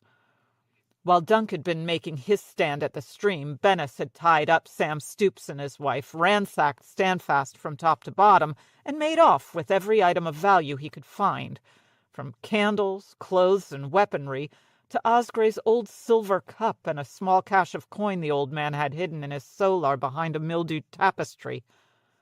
One day Dunk hoped to meet Sir Bennis of the Brown Shield again, and when he did— "Bennis will keep." "Where will you go?" The Septon was panting heavily. Even with Dunk on a crutch, he was too fat to match his pace. "Fair Isle, Harrenhal, the Trident. There are hedges everywhere." He shrugged. "I've always wanted to see the Wall." "The Wall?" The Septon jerked to a stop.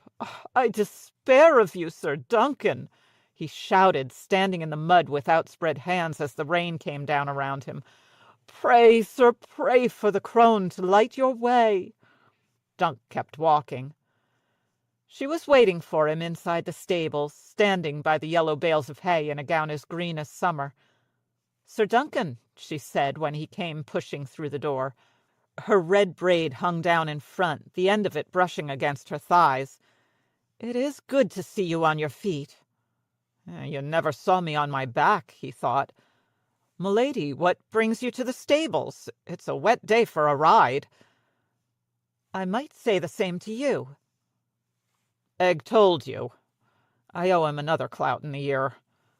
"Be glad he did, or I would have sent men after you to drag you back. It was cruel of you to try and steal away without so much as a farewell." She had never come to see him while he was in Maester Carrick's care, not once.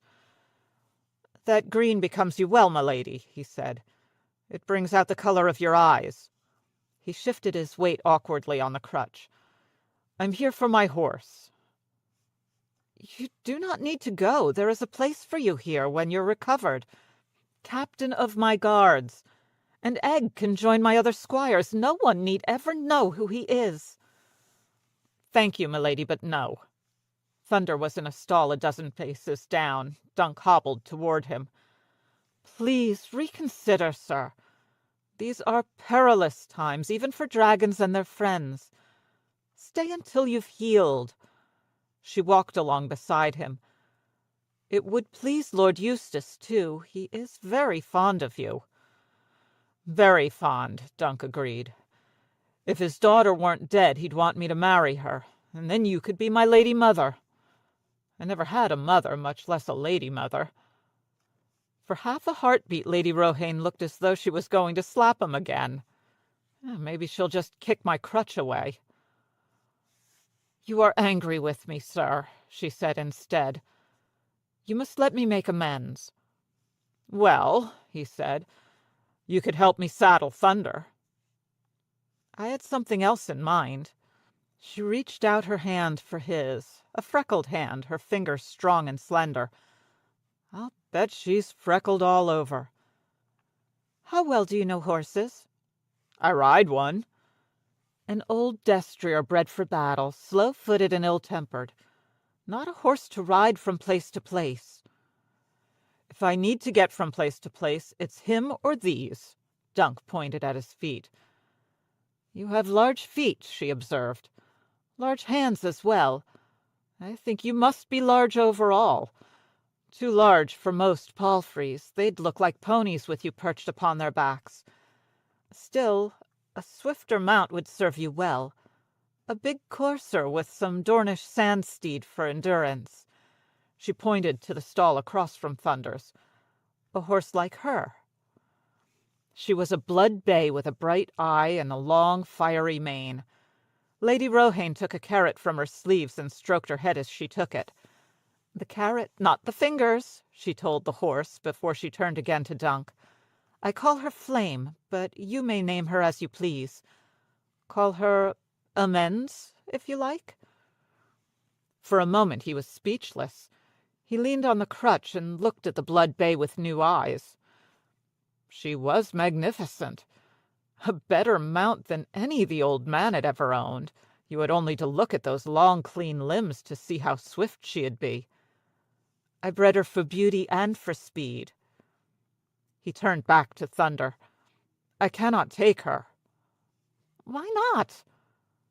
"She is too good a horse for me. Just look at her." A flush crept up Rohane's face. She clutched her braid, twisting it between her fingers. "I had to marry. You know that. My father's will—" "Oh, don't be such a fool." "What else should I be? I'm thick as a castle wall and bastard-born as well." "Take the horse." "I refuse to let you go without something to remember me by." "Oh, I will remember you, my lady. Have no fear of that." "Take her." Dunk grabbed her braid and pulled her face to his. It was awkward with the crutch and the difference in their heights. He almost fell before he got his lips on hers. He kissed her, hard, and one of her hands went around his neck and one around his back. He learned more about kissing in a moment than he had ever known from watching, but when they finally broke apart, he drew his dagger. "I know what I want to remember you by, milady." Egg was waiting for him at the gatehouse, mounted on a handsome new sorrel palfrey and holding Maester's lead. When Dunk trotted up to them on Thunder, the boy looked surprised.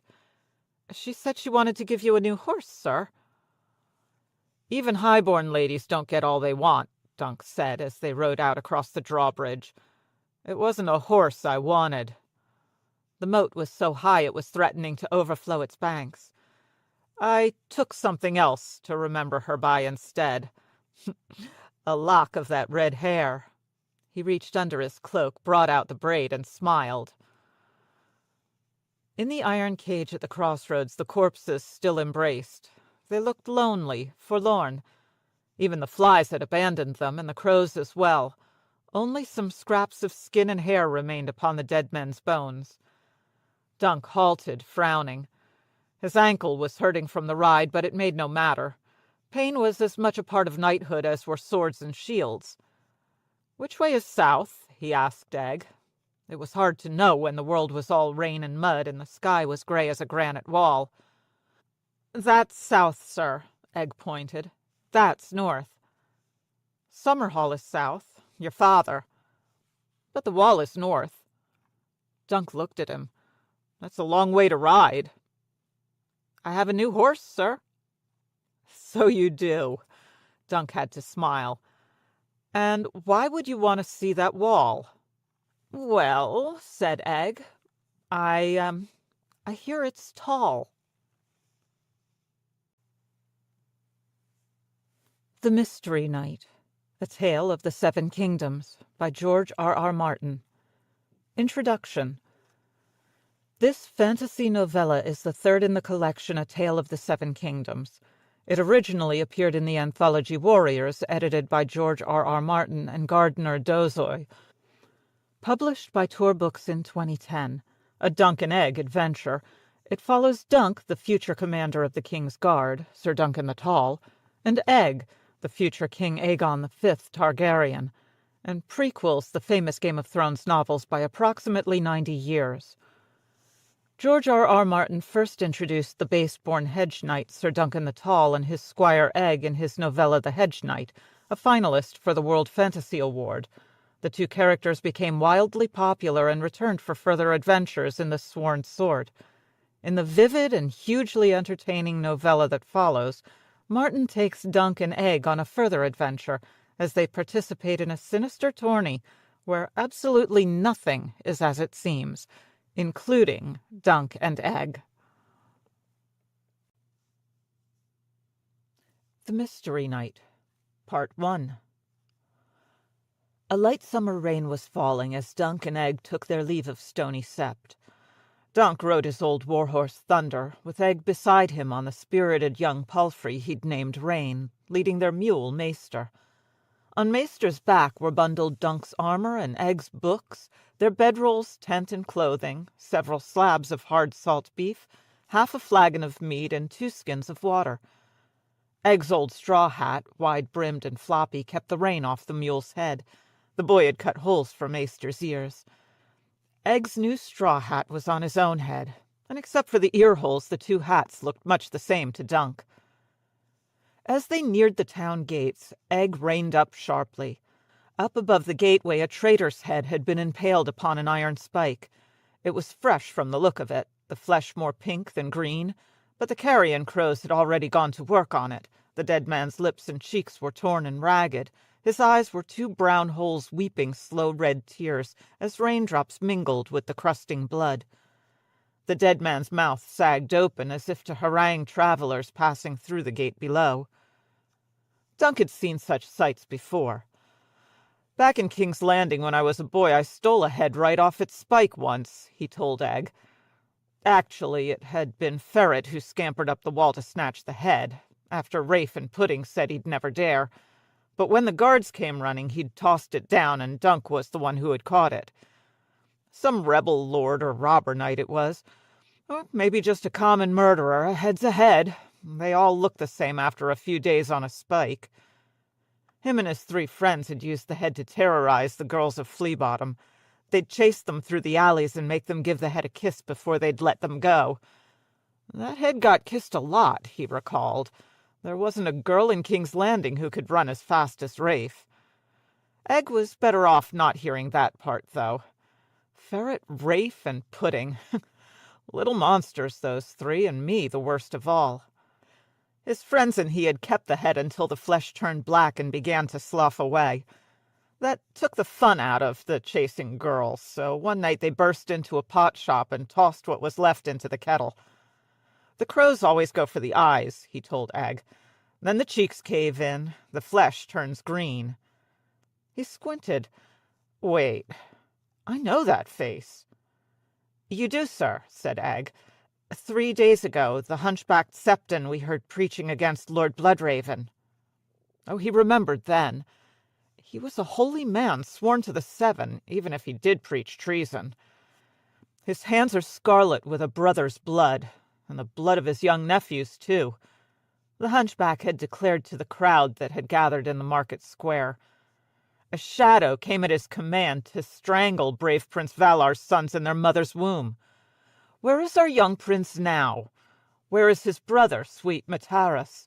And where is good King Daron gone, and fearless Baelor Breakspear?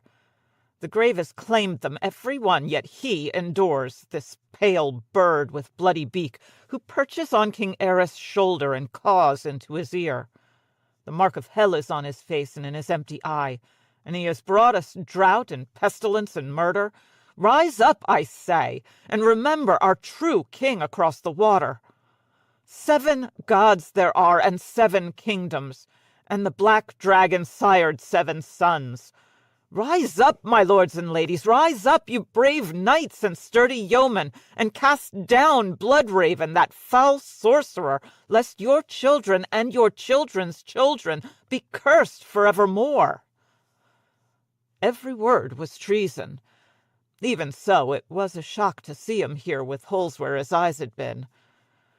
"That's him, aye," Dunk said, "and another good reason to put this town behind us." He gave Thunder a touch of the spur, and he and Egg rode through the gates of Stony Sept, listening to the soft sound of the rain. "How many eyes does Lord Bloodraven have?" the riddle ran. "1,000 eyes in one. Well, some claimed the king's hand was a student of the dark arts who could change his face, put on the likeness of a one-eyed dog, even turn into a mist. Packs of gaunt grey wolves hunted down his foes, men said, and carrion crows spied for him and whispered secrets in his ear. Most of the tales were only tales, Dunk did not doubt, but no one could doubt that Bloodraven had informers everywhere. He had seen the man once with his own 2 eyes back in King's Landing. White as bone were the skin and hair of Brynden Rivers, and his eye? He only had the one, the other having been lost to his half-brother Bittersteel on the Redgrass field, was red as blood. On cheek and neck he bore the wine-stained birthmark that had given him his name. When the town was well behind them, Dunk cleared his throat and said, "Bad business cutting off the heads of the Septon. All he did was talk. Words are wind." "Some words are wind, sir. Some are treason." Egg was skinny as a stick, all ribs and elbows, but he did have a mouth. "Well, now you sound a proper princeling." Egg took that for an insult, which it was. He might have been a Septon, but he was preaching lies, sir. The drought wasn't Lord Bloodraven's fault, nor the great spring sickness either. "Might be that so, but if we start cutting off the heads of all the fools and liars, half the towns in the 7 kingdoms will be empty."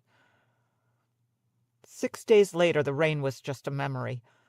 Dunk had stripped off his tunic to enjoy the warmth of sunlight on his skin. When a little breeze came up, cool and fresh and fragrant as a maiden's breath, he sighed. "Water," he announced. "Smell it? The lake can't be far now."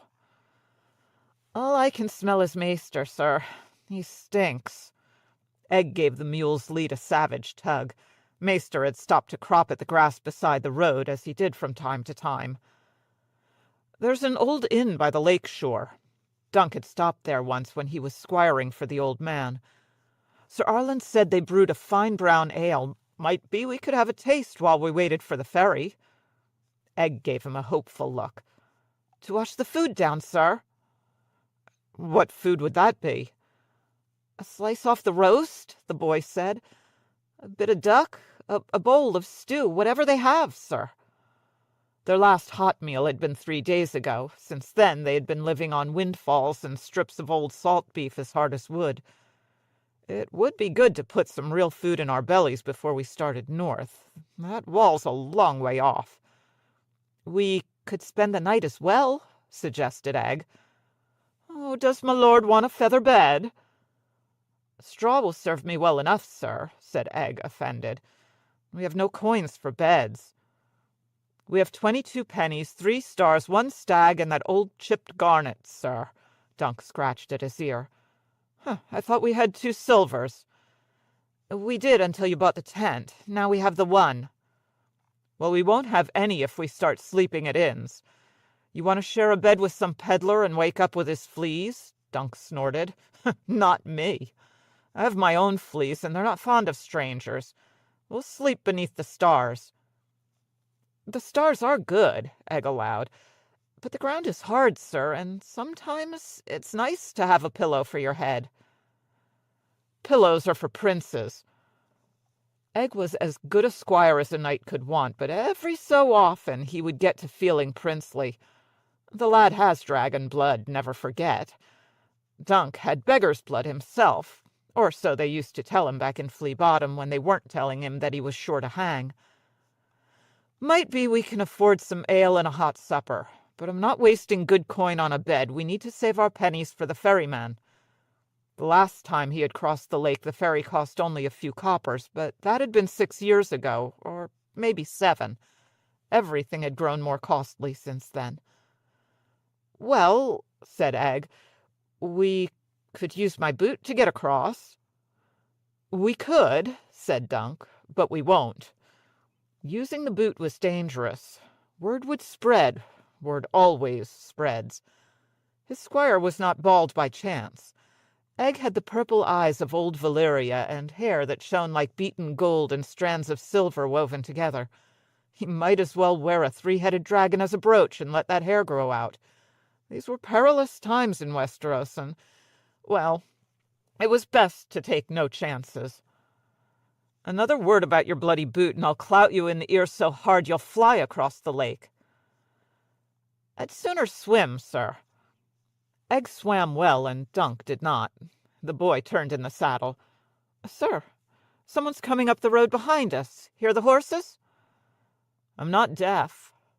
Dunk could see their dust as well. A large party, and in haste. Do you think they might be outlaws, sir? Egg raised up in the stirrups, more eager than afraid. The boy was like that.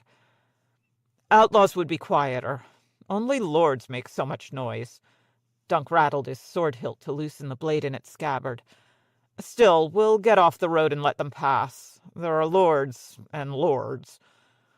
It never hurt to be a little wary. The roads were not so safe as when good King Daeron sat the Iron Throne. He and Egg concealed themselves behind a thorn bush. Dunk unslung his shield and slipped it onto his arm.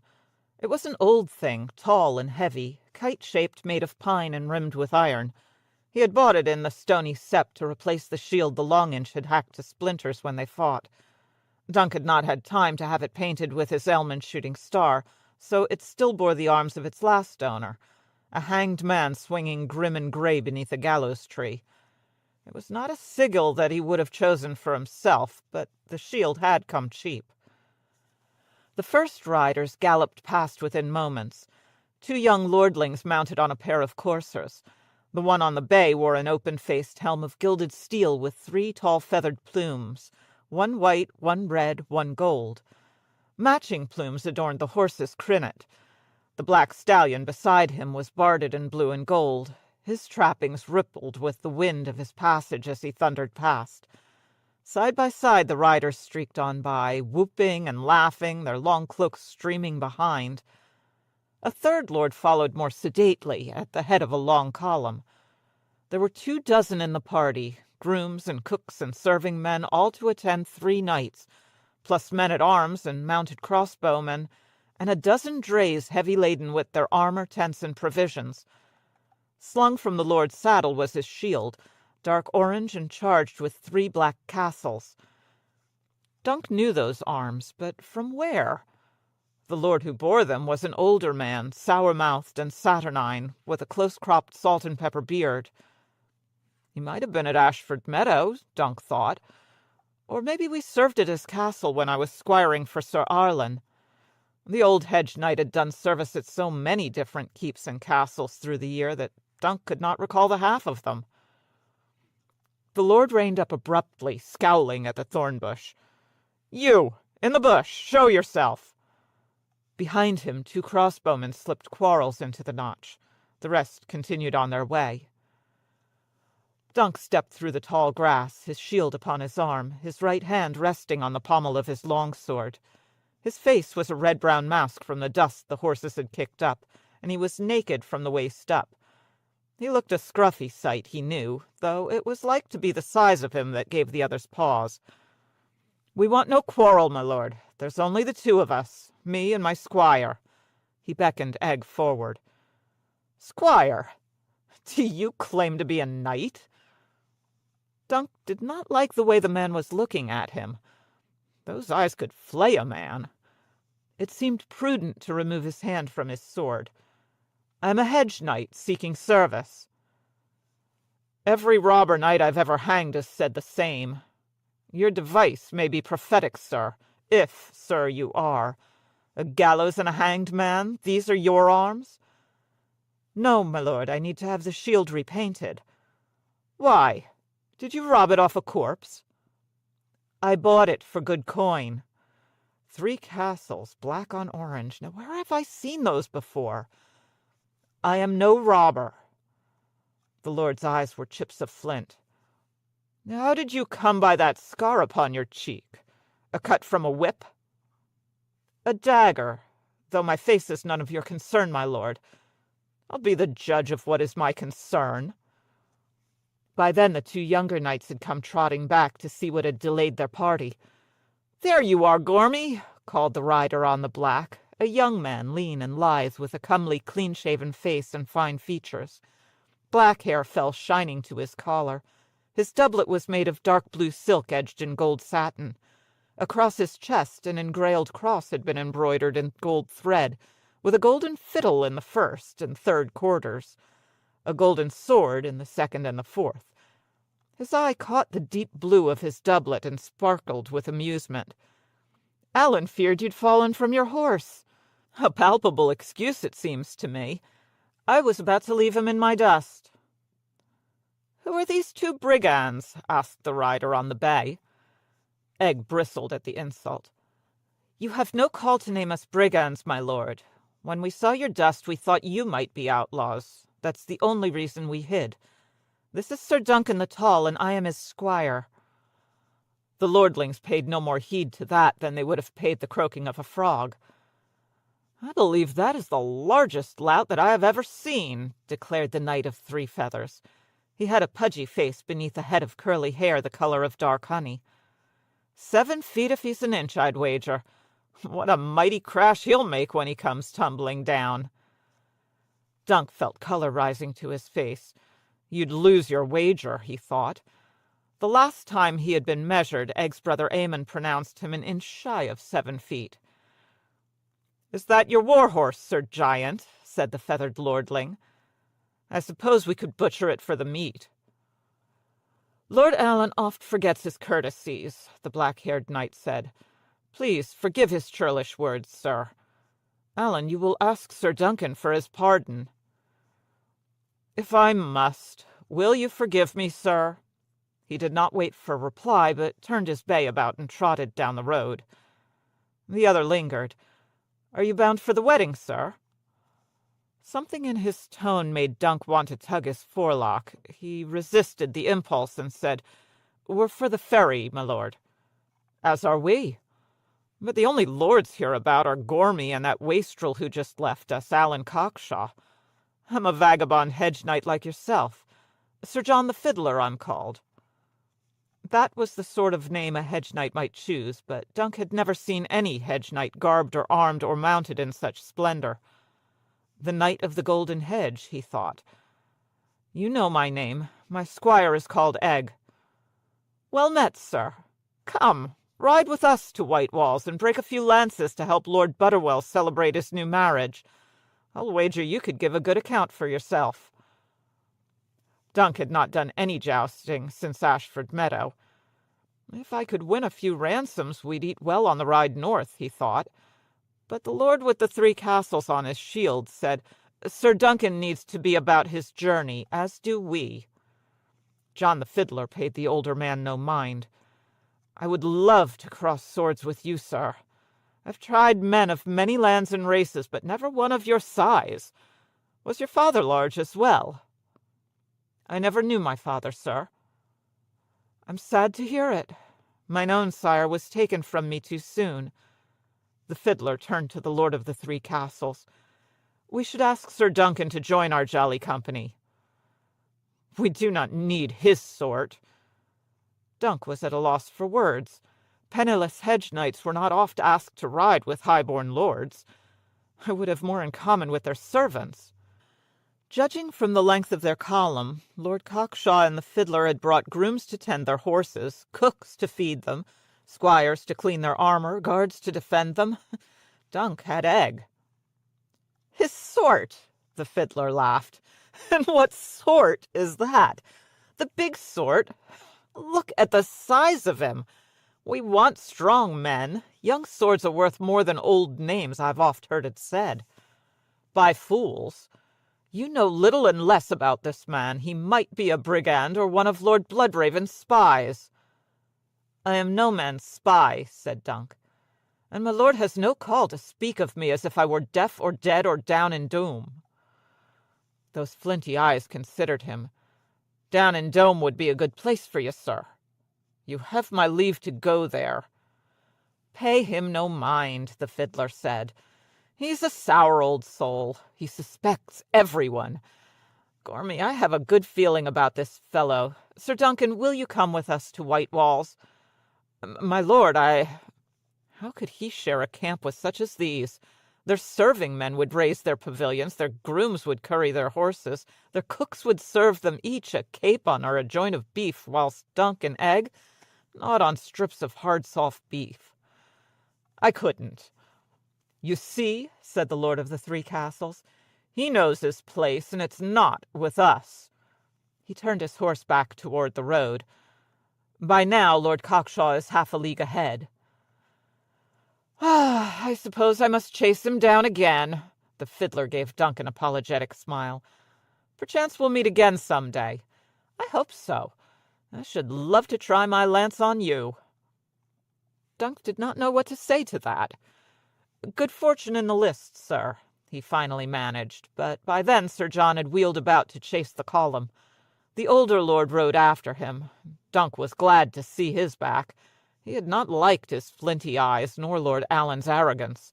The fiddler had been pleasant enough, but there was something odd about him as well.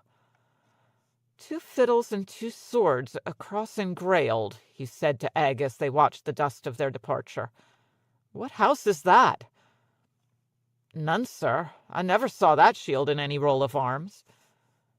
"Perhaps he is a hedge knight after all." Dunk had devised his own arms at Ashford Meadow when a puppeteer called Tanzel Tootall asked him what he wanted painted on his shield. Was the older lord some kin to House Frey? The Freys bore castles on their shields, and their holdings were not far from here. Egg rolled his eyes. "The Frey arms are two blue towers connected by a bridge on a grey field. Those were 3 castles, black on orange, sir. Did you see a bridge?" "No. He does that just to annoy me. And next time you roll your eyes at me, I'll clout you on the ear so hard they'll roll back into your head for good." Egg looked chastened. "I never meant—" "Never mind what you meant. Just tell me who he was." "Gorman Peake, the Lord of Starpike." "That's down in the Reach, isn't it? Does he really have 3 castles?" "Only on his shield, sir. House Peake did hold 3 castles once, but 2 of them were lost." "How do you lose 2 castles?" "You fight for the Black Dragon, sir." "Oh." Dunk felt stupid. That again.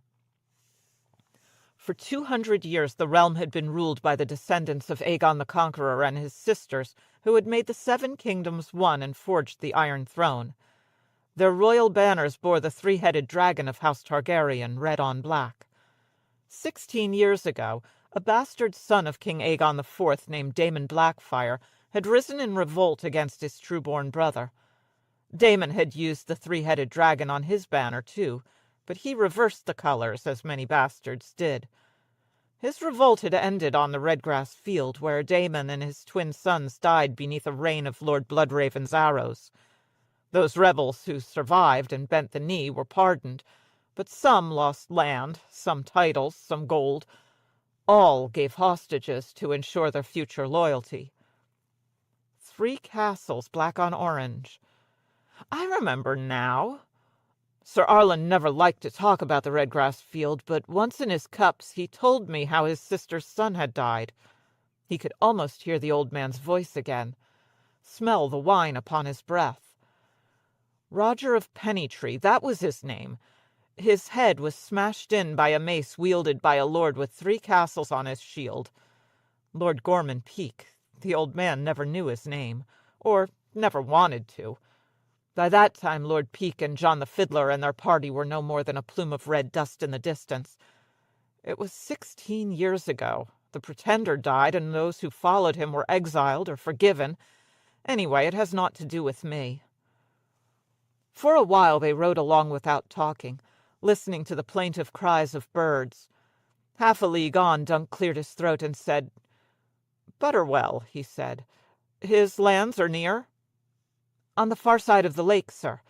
Lord Butterwell was the master of coin when King Aegon sat the Iron Throne. King Darren made him hand, but not for long. His arms are undie green and white and yellow, sir." Egg loved showing off his heraldry. "Is he a friend of your father?" Egg made a face. My father never liked him. In the rebellion, Lord Butterwell's second son fought for the Pretender, and his eldest for the king. That way he was certain to be on the winning side. Lord Butterwell didn't fight for anyone." "Some might call that prudent." "My father called it craven." "Aye, he would. Prince Maekar was a hard man, proud and full of scorn. We have to go by the white walls to reach the King's Road. Why not fill our bellies?" Just the thought was enough to cause his guts to rumble. Might be that one of the wedding guests will need an escort back to his own seat. "You said that we were going north." "The wall has stood 8,000 years. It'll last a while longer. It's 1,000 leagues from here to there, and we could do with some more silver in our purse." Dunk was picturing himself atop Thunder, riding down that sour-faced old lord with the 3 castles on his shield. Oh, that would be sweet. "It was old Sir Arlen's squire who defeated you," I could tell him when he came to ransom back his arms and armor. "The boy who replaced the boy you killed." The old man would like that. "You're not thinking of entering the lists, are you, sir?" "Might be it's time." "It's not, sir." "Maybe it's time I gave you a good clout in the ear. I'd only need to win 2 tilts. If I could collect 2 ransoms and pay out only 1, we'd eat like kings for a year." "If there was a melee, I might enter that." Dunk's size and strength would serve him better in a melee than in the lists. "It is not customary to have a melee at a marriage, sir." "It's customary to have a feast, though. We have a long way to go. Why not set out with our bellies full for once?" Part 2.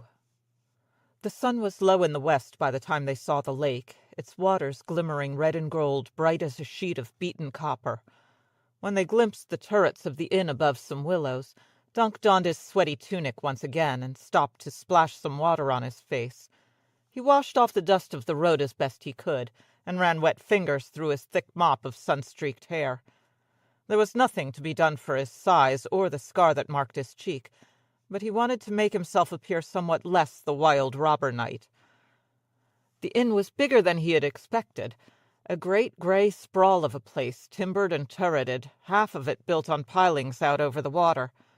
A road of rough-cut planks had been laid down over the muddy lake shore to the ferry landing, but neither the ferry nor the ferryman were in evidence. Across the road stood a stable with a thatched roof. A dry stone wall enclosed the yard, but the gate was open, and within they found a well and a watering trough. "See to the animals," Dunk told Egg, "but see that they don't drink too much. I'll ask about some food." He found the innkeep sweeping off the steps. "Are you come for the ferry?" the woman asked him. "You're too late. The sun's going down, and Ned don't like to cross by night unless the moon's full. He'll be back first thing in the morning."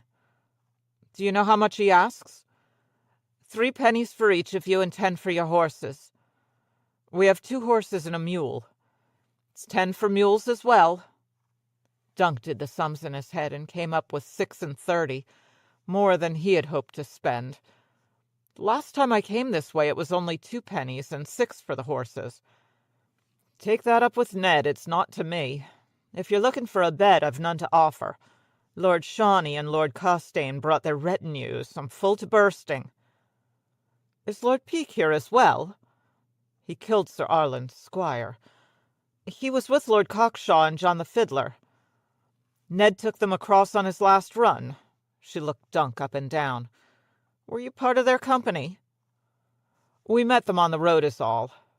A good smell was drifting out of the windows of the inn, one that made Dunk's mouth water. We might like some of what you're roasting, if it's not too costly. It's wild boar, the woman said, well peppered and served with onions, mushrooms, and mashed neeps. We could do without the neeps. Some slices off the boar and a tankard of your good brown ale would do for us. How much would you ask for that? And maybe we could have a place on your stable floor to bed down for the night. That was a mistake. The stables are for horses. That's why we call them stables. You're as big as a horse, I'll grant you, but I see only 2 legs. She swept her broom at him to shoo him off. I can't be expected to feed all the 7 kingdoms. The boar is for my guests, so is my ale. I won't have lords saying that I run short of food or drink before they were surfeit. The lake is full of fish, and you'll find some other rogues camped down by the stumps. Hedge knights, if you believe them. Her tone made it quite clear that she did not. Might be they'd have food to share. It's not to me. Away with you now, I've work to do. The door closed with a solid thump behind her before Dunk could even think to ask where he might find these stumps. He found Egg sitting on the horse trough, soaking his feet in the water and fanning his face with his big floppy hat. Are they roasting pigs, sir? I smell pork. Wild boar, said Dunk in a glum tone. But who wants boar when we have good salt beef? Egg made a face. Can I please eat my boots instead, sir? I'll make a new pair out of the salt beef. It's tougher. No, said Dunk, trying not to smile. You can't eat your boots. One more word and you'll eat my fist, though. Get your feet out of that trough. He found his great helm on the mule and slung it underhand at Egg. Draw some water from the well and soak the beef. Unless you soaked it for a good long time, the salt beef was like to break your teeth. It tasted best when soaked in ale, but water would serve. Don't use the trough, either. I don't care to taste your feet. My feet could only improve the taste, sir, Egg said, wriggling his toes. But he did as he was bid. The hedge knights did not prove hard to find. Egg spied their fire flickering in the woods along the lake shore, so they made for it, leading the animals behind them. The boy carried Dunk's helm beneath one arm, sloshing with each step he took. By then the sun was a red memory in the west. Before long the trees opened up, and they found themselves in what must have been once a weirwood grove. Only a ring of white stumps and a tangle of bone-pale roots remained to show where the trees had stood when the children of the forest ruled in Westeros. Amongst the weirwood stumps they found 2 men squatting near a cook fire, passing a skin of wine from hand to hand. Their horses were cropping at the grass beyond the grove, and they had stacked their arms and armor in neat piles. A much younger man sat apart from the other 2, his back against a chestnut tree. "Well met, sirs," Dunk called out in a cheerful voice. It was never wise to take armed men unawares. "I am called Sir Duncan the Tall. The lad is Egg. May we share your fire?" A stout man of middling years rose to greet them, garbed in tattered finery. Flamboyant ginger whiskers framed his face. "Well met, Sir Duncan. Oh, you are a large one, and most welcome, certainly, as is your lad. Egg, was it? What sort of name is that, pray?" "A short one, sir." Egg knew better than to admit that Egg was short for Aegon, not to men he did not know. "Indeed? What happened to your hair?" "Rootworms," Dunk thought. "Tell him it was rootworms, boy." That was the safest story, the tale they told most often, though sometimes Egg took it in his head to play some childish game. "I shaved it off, sir. I mean to stay shaven until I earn my spurs." "A noble vow. I am Sir Kyle, the cat of Misty Moor." Under yonder chestnut sits Sir Glendon, Ball, and here you have the good Sir Maynard Plum." Egg's ears pricked up at the name. "Plum? Are you kin to Lord Viserys Plum, sir?" "Distantly," confessed Sir Maynard, a tall, thin, stoop-shouldered man with long, straight, flaxen hair, though I doubt that his lordship would admit to it.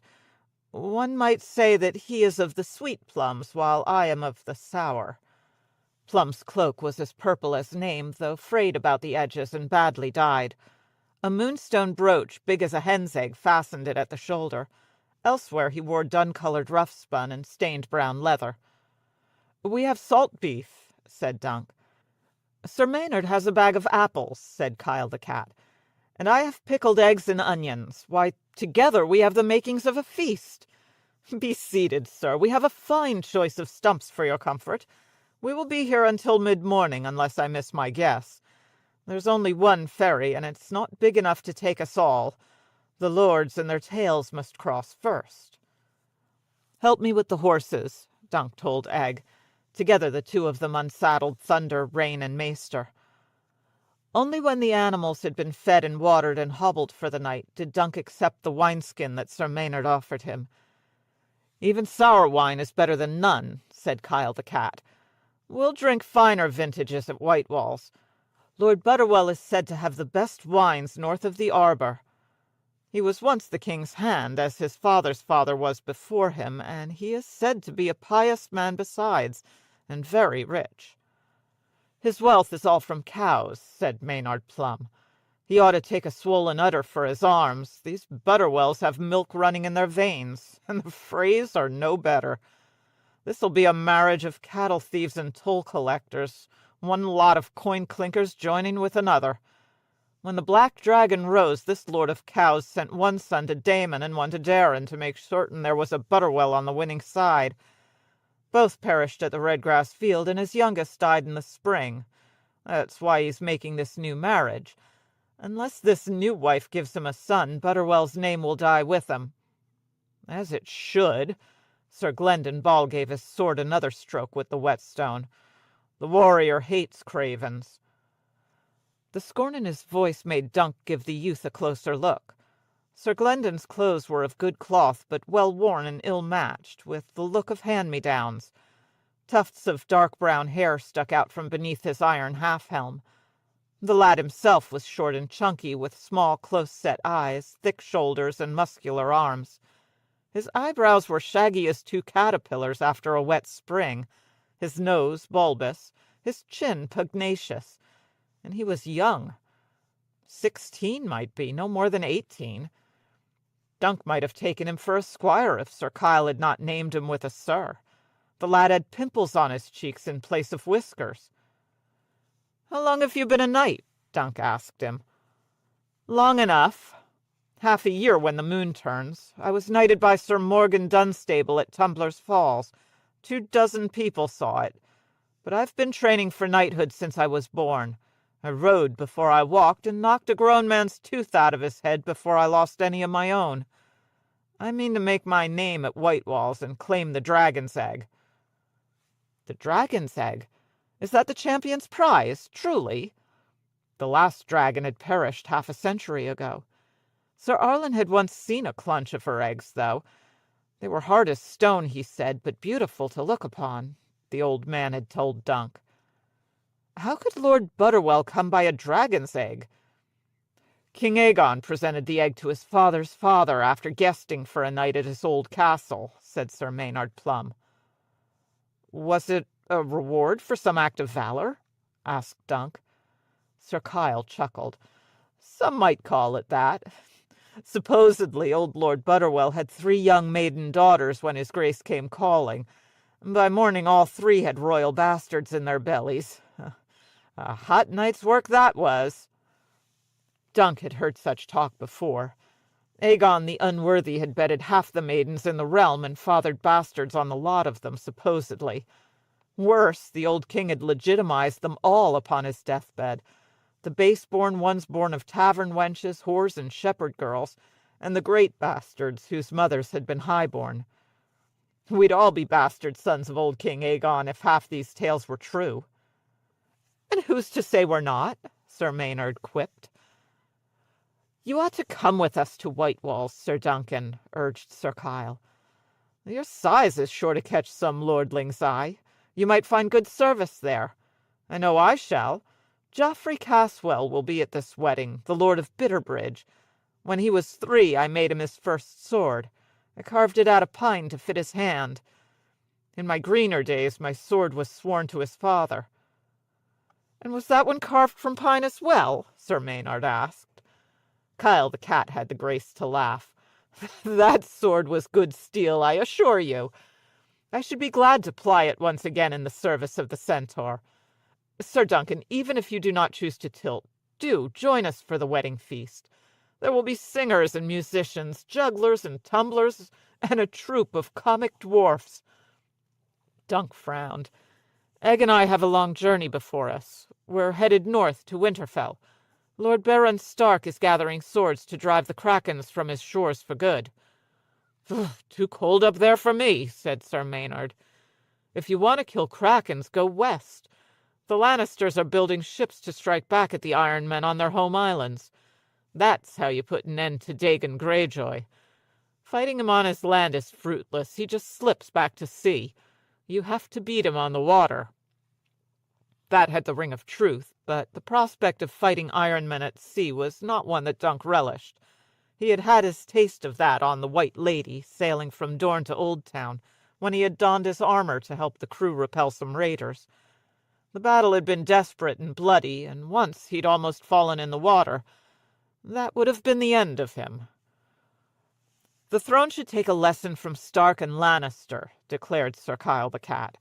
"At least they fight. What do the Targaryens do?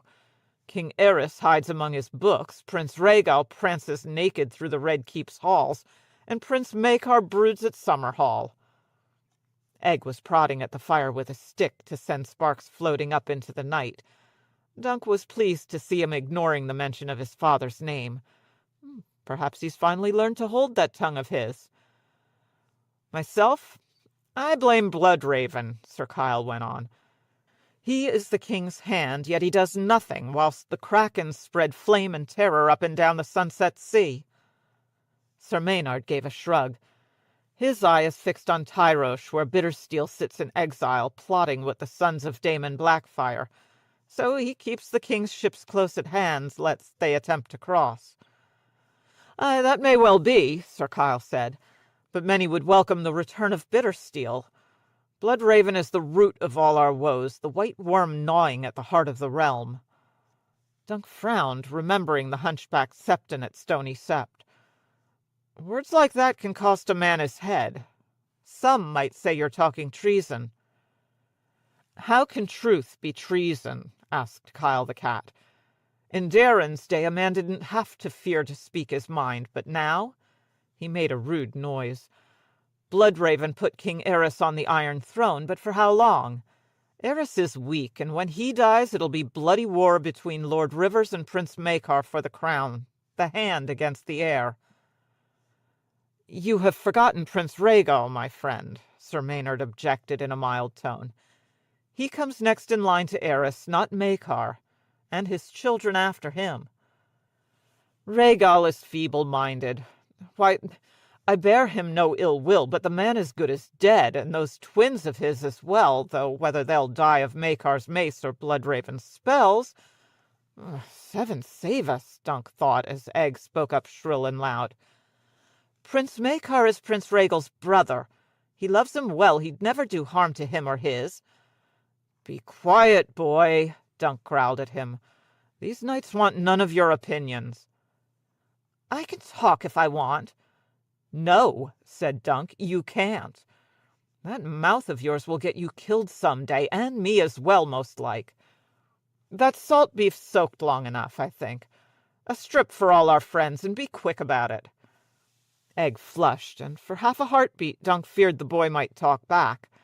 Instead, he settled for a sullen look, seething as only a boy of 11 years can seethe. "Aye, sir," he said, fishing in the bottom of Dunk's helm. His shaven head shone redly in the firelight as he passed out the salt beef. Dunk took his piece and worried at it. The soak had turned the meat from wood to leather, but that was all. He sucked on one corner, tasting the salt and trying not to think about the roast boar at the inn crackling on its spit and dripping fat. As dusk deepened, flies and stinging midges came swarming off the lake. The flies preferred to plague their horses, but the midges had a taste for man-flesh. The only way to keep from being bitten was to sit close to the fire, breathing smoke.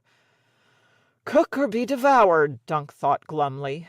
Now there's a beggar's choice. He scratched at his arms and edged closer to the fire. The wineskin soon came round again. The wine was sour and strong.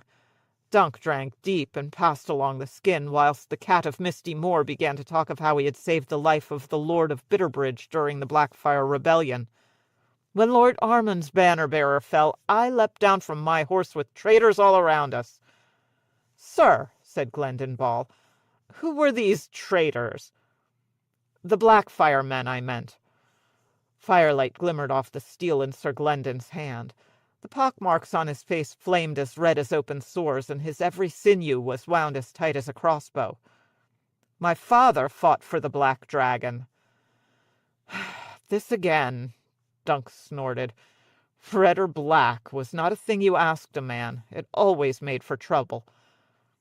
I am sure Sir Kyle meant no insult to your father. None, Sir Kyle agreed. It's an old tale. The Red Dragon and the Black. No sense for us to fight about it now, lad. We are all brothers of the hedges here. Sir Glendon seemed to weigh the cat's words to see if he was being mocked. Damon Blackfire was no traitor. The old king gave him the sword. He saw the worthiness in Damon, even though he was born bastard. Why else would he have put Blackfire into his hand in place of Daron's? He meant for him to have the kingdom, too. Damon was the better man. A hush fell. Dunk could hear the soft crackle of the fire. He could feel the midges crawling on the back of his neck. He slapped at them, watching Egg, willing him to be still. I was just a boy when they fought the Redgrass Field, he said, when it seemed that no one else would speak. But I squired for a knight who fought with the Red Dragon, and later served another who fought for the Black. There were brave men on both sides. Brave men, echoed Kyle the cat, a bit feebly. Heroes. Glendon Ball turned his shield about, so all of them could see the sigil painted there. A fireball blazing red and yellow across a night-black field. I come from heroes' blood. Your fireball, son? Egg said. That was the first time they saw Sir Glendon smile. Sir Kyle the cat studied the boy closely. How can that be? How old are you? Quentin Ball died before I was born, sir, Sir Glendon finished. But in me he lives again. He slammed his sword back into his scabbard. I'll show you all at Whitewall when I claim the dragon's egg. The next day proved the truth of Sir Kyle's prophecy. Ned's ferry was nowise large enough to accommodate all those who wished to cross, so Lords Costain and Shawnee must go first with their tales. That required several trips, each taking more than an hour. There were the mud flats to contend with, horses and wagons to be gotten down the planks, loaded on the boat, and unloaded again across the lake. The two lords slowed matters even further when they got into a shouting match over precedence. Shawnee was the elder, but Costain held himself to be better born. There was naught that Dunk could do but wait and swelter. We could go first if you let me use my boot, Egg said. We could, Dunk answered, but we won't. Lord Costain and Lord Shawnee were here before us. Besides, they're lords. Egg made a face. Rebel lords? Dunk frowned down at him. What do you mean? They were for the Black Dragon. Well, Lord Shawnee was, and Lord Costain's father. Eamon and I used to fight the battle on Maester Melikin's green table with painted soldiers and little banners. Costain's arms quarter a silver chalice on black, with a black rose on gold. That banner was on the left of Damon's host, and Shawnee was with Bittersteel on the right and almost died of his wounds. Old dead history. They're here now, aren't they? So they bent the knee, and King Darin gave them pardon." "Yes, but—" Dunk pinched the boy's lips shut. "Hold your tongue." Egg held his tongue. No sooner had the last boatload of Shawnee men pushed off than Lord and Lady Smallwood turned up at the landing with their own tale, so they must needs wait again. The Fellowship of the Hedge had not survived the night, it was plain to see. Sir Glendon kept his own company, prickly and sullen. Kyle the cat judged that it would be midday before they were allowed to board the ferry, so he detached himself from the others to try to ingratiate himself with Lord Smallwood, with whom he had some slight acquaintance. Sir Maynard spent his time gossiping with the innkeep. "Stay well away from that one," Dunk warned Egg. There was something about Plum that troubled him. He could be a robber knight for all we know. The warning only seemed to make Sir Maynard more interesting to Egg. "I never knew a robber knight. Do you think he means to rob the dragon's egg?" "Lord Butterwell will have the egg well guarded, I'm sure." Dunk scratched the midge bites on his neck. "Do you think he might display it at the feast? I'd like to get a look at one." "I'd show you mine, sir, but it's at Summerhall." "Yours? Your dragon's egg?" Dunk frowned down at the boy, wondering if this was some jape. "Where did it come from?" "From a dragon, sir. They put it in my cradle." "Do you want a clout in the ear? There are no dragons." "No, but there are eggs. The last dragon left a clutch of 5, and they have more on Dragonstone, old ones from before the dance. My brothers all have them, too. Aaron's looks as though it's made of gold and silver with veins of fire running through it. Mine is white and green, all swirly." "Your dragon's egg. They put it in his cradle?" Dunk was so used to Egg that sometimes he forgot Aegon was a prince.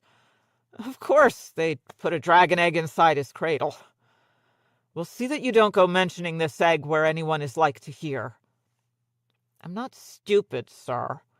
Egg lowered his voice.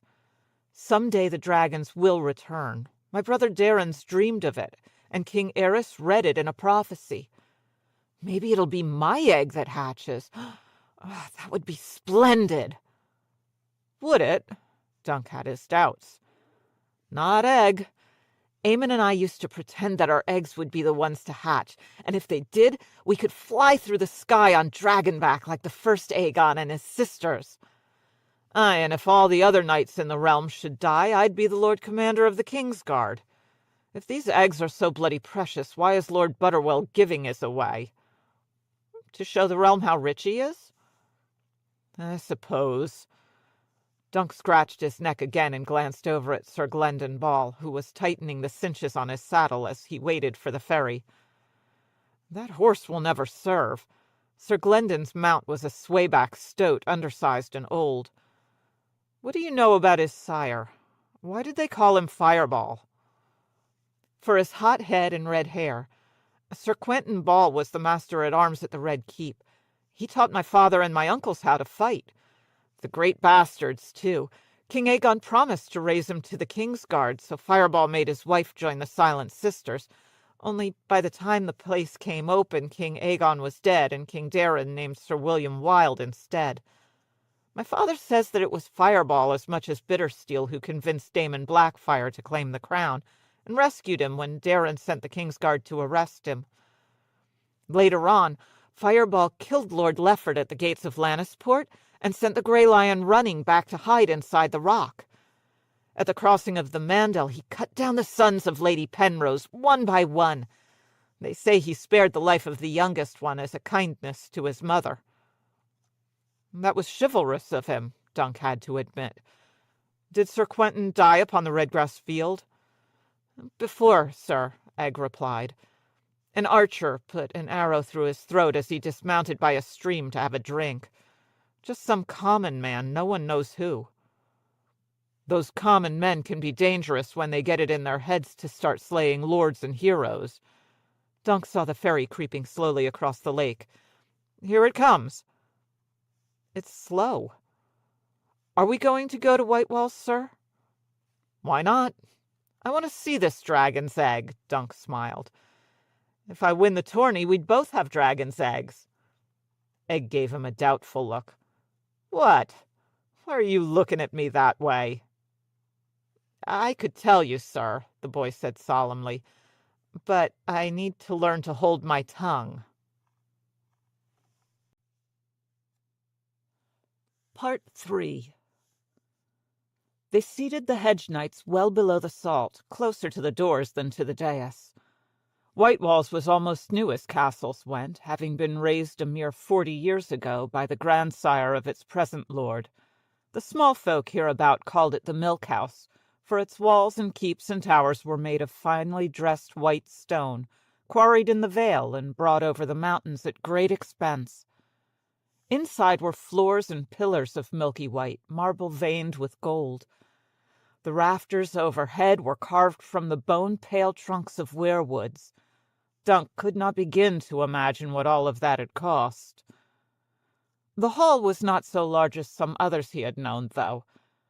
At least we were allowed beneath the roof, Dunk thought as he took his place on the bench between Sir Maynard Plum and Kyle the cat. Though uninvited, the three of them had been welcomed to the feast quick enough. It was ill luck to refuse a night hospitality on your wedding day. Young Sir Glendon had a harder time, however. Fireball never had a son, Dunk heard Lord Butterwell's steward tell him loudly. The stripling answered heatedly, and the name of Sir Morgan Dunstable was mentioned several times, but the steward had remained adamant. When Sir Glendon touched his sword hilt, a dozen men-at-arms appeared with spears in hand, but for a moment it looked as though there might be bloodshed. It was only the intervention of a big blond knight named Kirby Pym that saved the situation. Dunk was too far away to hear, but he saw Pym clasp an arm around the steward's shoulder and murmur in his ear, laughing. The steward frowned and said something to Sir Glendon that turned the boy's face dark red.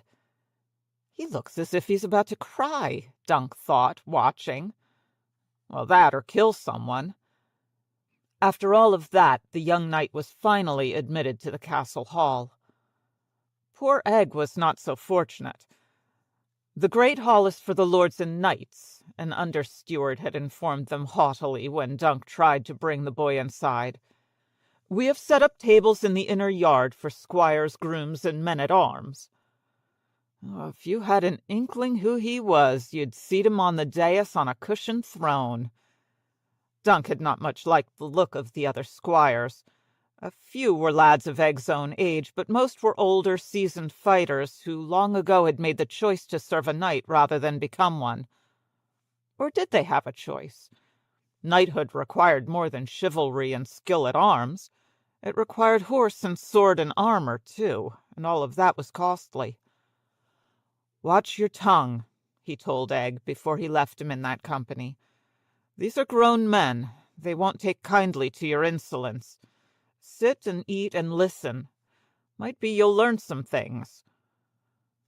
For his own part, Dunk was just glad to be out of the hot sun with a wine cup before him and a chance to fill his belly.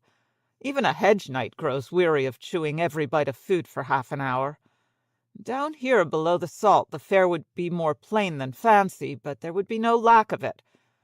Below the salt was good enough for Dunk. But peasant's pride is lordling's shame, the old man used to say. "This cannot be my proper place," Sir Glendon Ball told the under-steward hotly. He had donned the clean doublet for the feast, a handsome old garment with gold lace at the cuffs and collar, and the red chevron and white plates of House Ball sewn across the chest. "Do you know who my father was?" "A noble knight and mighty lord, I have no doubt," said the under-steward. "But the same is true of many here. Please take your seat or take your leave, sir. It is all the same to me." In the end, the boy took his place below the salt with the rest of them, his mouth sullen. The long white hall was filling up as more knights crowded onto the benches. The crowd was larger than Dunk had anticipated, and from the looks of it, some of the guests had come a very long way. He and Egg had not been around so many lords and knights since Ashford Meadow, and there was no way to guess who else might turn up next. We should have stayed out in the hedges, sleeping under the trees. If I'm recognized—" When a serving man placed a loaf of black bread on the cloth in front of each of them, Dunk was grateful for the distraction. He sawed the loaf open lengthwise, hollowed out the bottom half for a trencher, and ate the top. It was stale, but compared with his salt beef, it was custard. At least it didn't have to be soaked in ale or milk or water to make it soft enough to chew. "Sir Duncan, you appear to be attracting a deal of attention," Sir Maynard Plum observed, as Lord Viral and his party went parading past them toward the place of high honor at the top of the hall. "Those girls up on the dais cannot seem to take their eyes off you. I'll wager they've never seen a man so big. Even seated, you're half a head taller than any man in the hall." Dunk hunched his shoulders. He was used to being stared at, but that did not mean he liked it. "Let 'em look." "That's the old ox down there beneath the dais," Sir Maynard said. "They call him a huge man, but seems to me his belly is the biggest thing about him. You're a bloody giant next to him." "Indeed, sir," said one of their companions on the bench, a sallow man, saturnine, clad in grey and green. His eyes were small and shrewd, set close together beneath thin arching brows. A neat black beard framed his mouth to make up for his receding hair. "In such a field as this, your size alone should make you one of the most formidable competitors." "I had heard the brood of bracken might be coming," said another man farther down the bench. "I think not," said the man in green and grey. "This is only a bit of jousting to celebrate his lordship's nuptials. A tilt in the yard to make the tilt between the sheets. Hardly worth the bother for the likes of Otho Bracken." Sir Kyle the cat took a drink of wine. "I'll wager my Lord of Butterwell does not take the field either. He'll cheer on his champions from his lord's box in the shade. And then he'll see his champions fall," boasted Sir Glendon Ball. "And in the end he'll hand his egg to me." "Sir Glendon is the son of Fireball," Sir Kyle explained to the new man. "Might we have the honour of your name, sir?" "Sir Uther Underleaf, the son of no one of importance." Underleaf's garments were of good cloth, clean and well cared for, but simply cut.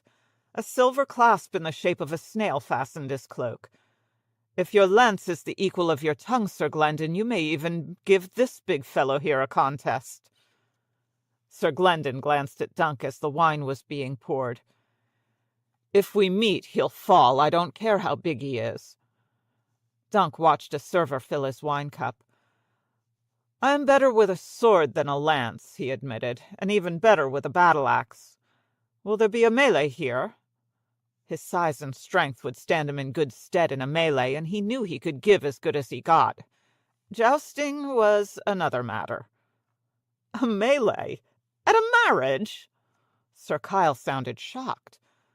"That would be unseemly." Sir Maynard gave a chuckle. "A marriage is a melee, as any married man could tell you." Sir Uther chuckled. "There's just the joust, I fear, but besides the dragon's egg, Lord Butterwell has promised 30 golden dragons for the loser of the final tilt, and 10 each for the knights defeated in the round before." 10 dragons is not so bad. 10 dragons would buy a palfrey. So Dunk would not need to ride thunder save in battle. 10 dragons would buy a suit of plate for Egg and a proper knight's pavilion sewn with Dunk's tree and falling star. 10 dragons would mean roast goose and ham and pigeon pie. "There are ransoms to be had as well for those who win their matches," Sir Uther said as he hollowed out his trencher. "And I've heard it rumoured that some men place wagers on the tilts. Lord Butterwell himself is not fond of taking risks, but amongst his guests are some who wager heavily." No sooner had he spoken than Ambrose Butterwell made his entrance, to a fanfare of trumpets from the minstrels' gallery. Dunk shoved to his feet with the rest as Butterwell escorted his new bride down the patterned Myrish carpet to the dais, arm in arm. The girl was 15 and freshly flowered, her lord husband 50 and freshly widowed. She was pink and he was gray. Her bride's cloak trailed behind her, done in candy green and white and yellow. It looked so hot and heavy that Dunk wondered how she could bear to wear it. Lord Butterwell looked hot and heavy too, with his heavy jowls and thinning flaxen hair. The bride's father followed close behind her, hand in hand with his young son. Lord Frey of the Crossing was a lean man, elegant in blue and grey, his heir a chinless boy of 4 whose nose was dripping snot. Lords Costain and Risley came next with their lady wives, daughters of Lord Butterwell by his first wife. Frey's daughters followed with their own husbands, and then came Lord Gorman Peake, Lord Smallwool and Shawnee, various lesser lords and landed knights. Amongst them Dunk glimpsed John the Fiddler and Alan Cockshaw. Lord Alan looked to be in his cups, though the feast had not yet properly begun. By the time all of them had sauntered to the dais, the high table was as crowded as the benches. Lord Butterwell and his bride sat on plump downy cushions in a double throne of gilded oak. The rest planted themselves in tall chairs with fancifully carved arms. On the wall behind them, 2 large banners hung from the rafters, the twin towers of Frey, blue on grey, and the green and white and yellow undie of the Butterwells. It fell to Lord Frey to lead the toasts. "The king," he began simply. Sir Glendon held his wine-cup out above the water-basin. Dunk clanked his cup against it, and against Sir Uther's and the rest as well, and they drank. "Lord Butterwell, our gracious host," Frey proclaimed next. "May the Father grant him long life and many sons." They drank again. "Lady Butterwell, the maiden brick, my darling daughter, may the mother make her fertile." Frey gave the girl a smile. "I shall want a grandson before the year is out. Twins would suit me even better, so churn the butter well tonight, my sweet." Laughter rang against the rafters, and the guests drank still once more. The wine was rich and red and sweet. And then Lord Frey said, "I give you the king's hand, Bryndon Rivers. May the crone's lamp light his path to wisdom." He lifted his goblet high and drank, together with Lord Butterwell and his bride and the others on the dais. Below the salt, Sir Glendon turned his cup over to spill its contents to the floor. "A sad waste of good wine," said Maynard Plum. "I do not drink to kinslayers," said Sir Glendon. "Lord Bloodraven is a sorcerer and a bastard." "Born bastard," Sir Uther agreed mildly, "but his royal father made him legitimate as he lay dying." He drank deep, as did Sir Maynard and many others in the hall. Near as many lowered their cups or turned them upside down as Ball had done. Dunk's own cup was heavy in his hand.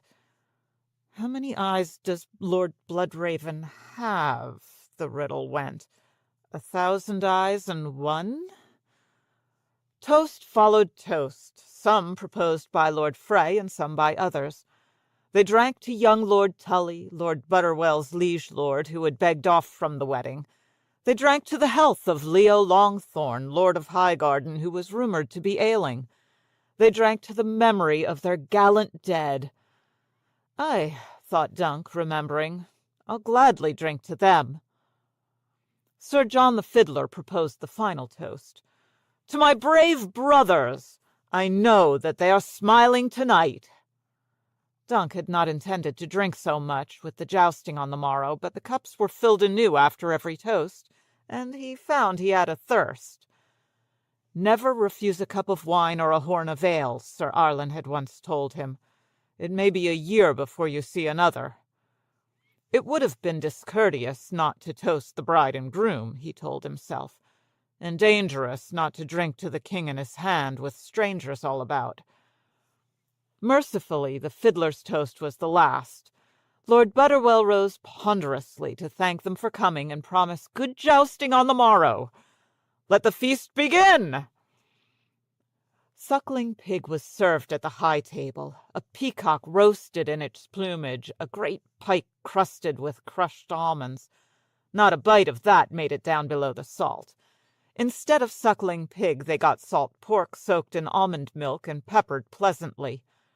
In place of peacock, they had capons, crisped up nice and brown and stuffed with onions, herbs, mushrooms, and roasted chestnuts.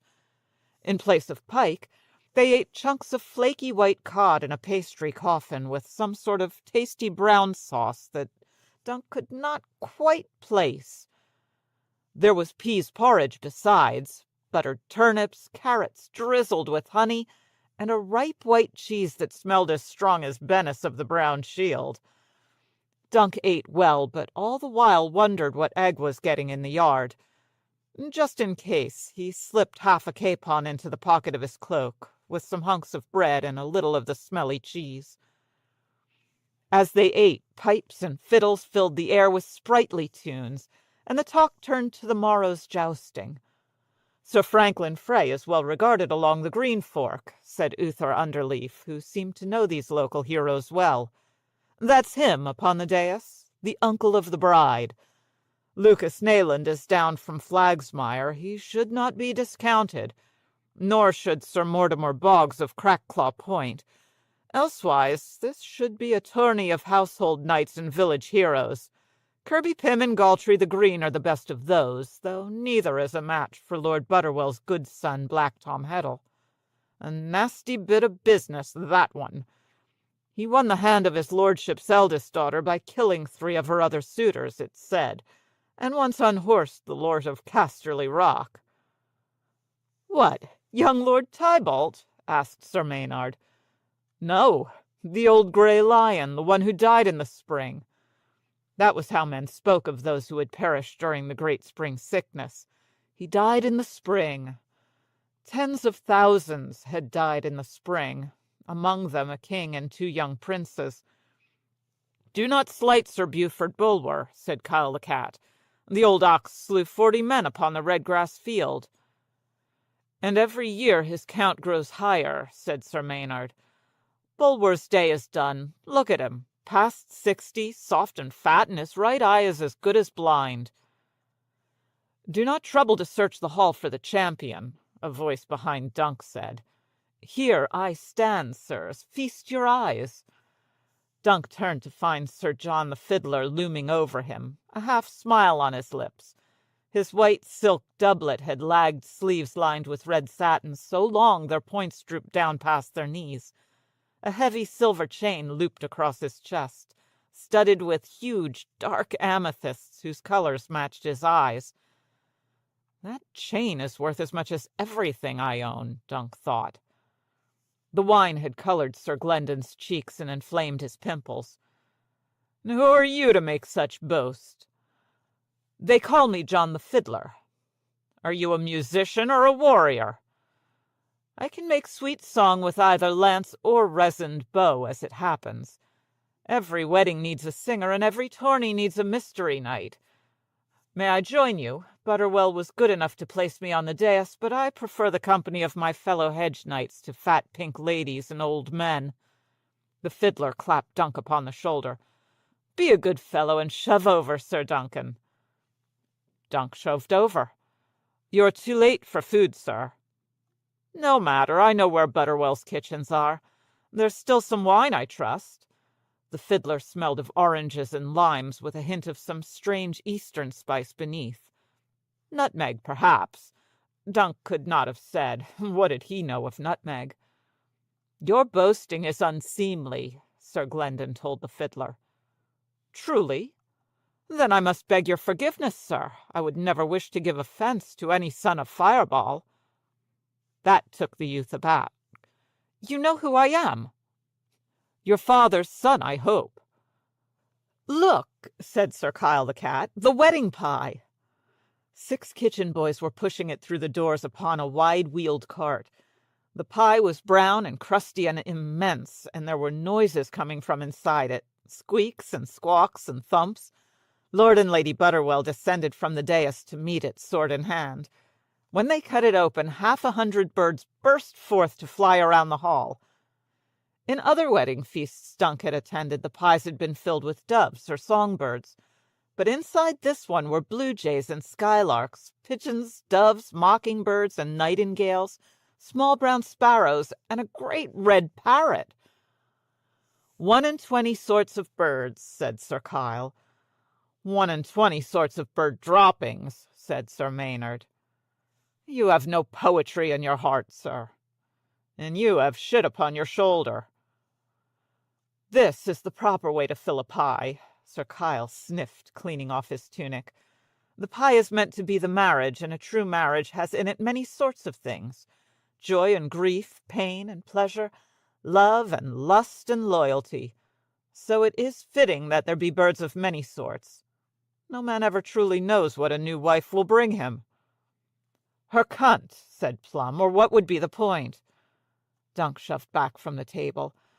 I need a breath of air. It was a piss he needed, truth be told, but in fine company like this it was more courteous to talk of air. Pray excuse me. Flurry back, sir, said the fiddler. There are jugglers yet to come, and you do not want to miss the betting. Outside, the night wind lapped at Dunk like the tongue of some great beast. The hard-packed earth of the yard seemed to move beneath his feet, or it might be that he was swaying. The lists had been erected in the center of the outer yard. A 3-tiered wooden viewing stand had been raised beneath the walls, so Lord Butterwell and his high-born guests would be well shaded in their cushioned seats. There were tents at both ends of the lists, where the knights could don their armor, with racks of tourney lances standing ready. When the wind lifted the banners for an instant, Dunk could smell the whitewash on the tilting barrier. He set off in search of the inner ward. He had to hunt up Egg and send the boy to the master of games to enter him in the lists. That was a squire's duty. Whitewalls was strange to him, however, and somehow Dunk got turned around. He found himself outside the kennels, where the hounds caught scent of him and began to bark and howl. They want to tear my throat out, he thought. Or else they want the capon in my cloak. He doubled back the way he had come, past the sept. A woman went running past, breathless with laughter, a bald knight in hard pursuit. The man kept falling until finally the woman had to come back and help him up. I should slip into the sept and ask the 7 to make that knight my first opponent, Dunk thought, but that would have been impious. What I really need is a privy, not a prayer. There were some bushes near at hand, beneath a flight of pale stone steps. Those'll serve. He groped his way behind them and unlaced his breeches. His bladder had been full to bursting. The piss went on and on. Somewhere above, a door came open. Dunk heard footfalls on the steps, the scrape of boots on stones. Beggar's feast you've laid before us, without bitter steel. Bitter steel be buggered, insisted a familiar voice. No bastard can be trusted, not even him. A few victories will bring him over the water fast enough. Lord Peake. Dunk held his breath, and his piss. Easier to speak of victories than to win them. This speaker had a deeper voice than Peake, a bass rumble with an angry edge to it. Old Milkblood expected the boy to have it, and so will all the rest. Glib words and charm cannot make up for that. A dragon would. The prince insists the egg will hatch. He dreamed it just as once he dreamed his brother's dead. A living dragon will win us all the swords that we would want. A dragon is one thing, a dream is another. I promise you, Bloodraven is not off dreaming. We need a warrior, not a dreamer. Is the boy his father's son? Just do your part as promised, and let me concern myself with that. Once we have Butterwell's golden swords of House Frey, Harrenhal will follow. Then the Brackens. Otho knows he cannot hope to stand. The voices were fading as the speakers moved away, and Dunk's piss began to flow again. He gave his cock a shake and laced himself back up. His father's son, he muttered. Who were they speaking of? Fireball's son? By the time he emerged from under the steps, the two lords were well across the yard. He almost shouted after them to make them show their faces, but he thought better of it. He was alone and unarmed, and half drunk besides. Maybe more than half. He stood there frowning for a moment, and then marched back to the hall. Inside, the last course had been served, and the frolics had begun. One of Lord Frey's daughters played Two Hearts That Beat as One on the high harp, very badly. Some jugglers flung flaming torches at each other for a while, and some tumblers did cartwheels in the air. Lord Frey's nephew began to sing The Bear and the Maiden Fair, while Sir Kirby Plum beat out time upon the table with a wooden spoon. Others joined in until the whole hall was bellowing, a bear, all black and brown and covered with hair." Lord Caswell passed out at the table with his face in a puddle of wine, and Lady Verwell began to weep, though no one was quite certain as to the cause of her distress. All the while the wine kept flowing. The rich arbor reds gave way to local vintages, or so the fiddler said. If truth be told, Dunk could not tell the difference. There was Hippocras as well. He had to try a cup of that. It might be a year before I have another. The other hedge knights, fine fellows all, had begun to talk of women they had known, and Dunk found himself wondering where Tenzel was tonight. He knew where Lady Rohane was, abed at Coldmoat Castle with old Sir Eustace beside her snoring through his moustache, so he tried not to think of her. Do they ever think of me? He wondered. His melancholy ponderings were rudely interrupted when a troop of painted dwarfs came bursting from the belly of a wheeled wooden pig to chase Lord Butterwell's fools about the tables, walloping him with inflated pig's bladders that made rude noises every time a blow was struck. It was the funniest thing Dunk had seen in years, and he laughed with all the rest. Lord Frey's son was so taken by their antics that he joined in, pummeling the wedding guests with a bladder borrowed from a dwarf. The child had the most irritating laugh Dunk had ever heard, a high, shrill hiccup of a laugh that made him want to take the boy over a knee or throw him down a well. If he hits me with that bladder, I may do it. "There's the lad who made this marriage," Sir Maynard said as the chinless urchin went screaming past. "How so?" The fiddler held up an empty wine-cup, and a passing server filled it. Sir Maynard glanced toward the dais where the bride was feeding cherries to her husband. "His lordship will not be the first to butter that biscuit. His bride was deflowered by a scullion at the Twins, they say. She would creep down to the kitchens to meet him. Alas, one night that little brother of hers crept down after her, and when he saw them making the two-backed beast, he let out a shriek, and cooks and guardsmen came running and found milady and her potboy coupling on the slab of marble where the cook rolls out the dough, both naked as their name day and floured up from head to heel." That cannot be true, Dunk thought. Lord Butterwell had broad lands and pots of yellow gold. Why would he wed a girl who had been soiled by a kitchen scullion, and give away his dragon's egg to mark the match? The Freys of the Crossing were no nobler than the Butterwells. They owned a bridge instead of cows. That was the only difference. Lords, who can ever understand them? Dunk ate some nuts and pondered what he had overheard whilst pissing. "Dunk the drunk, what is it that you think you heard?"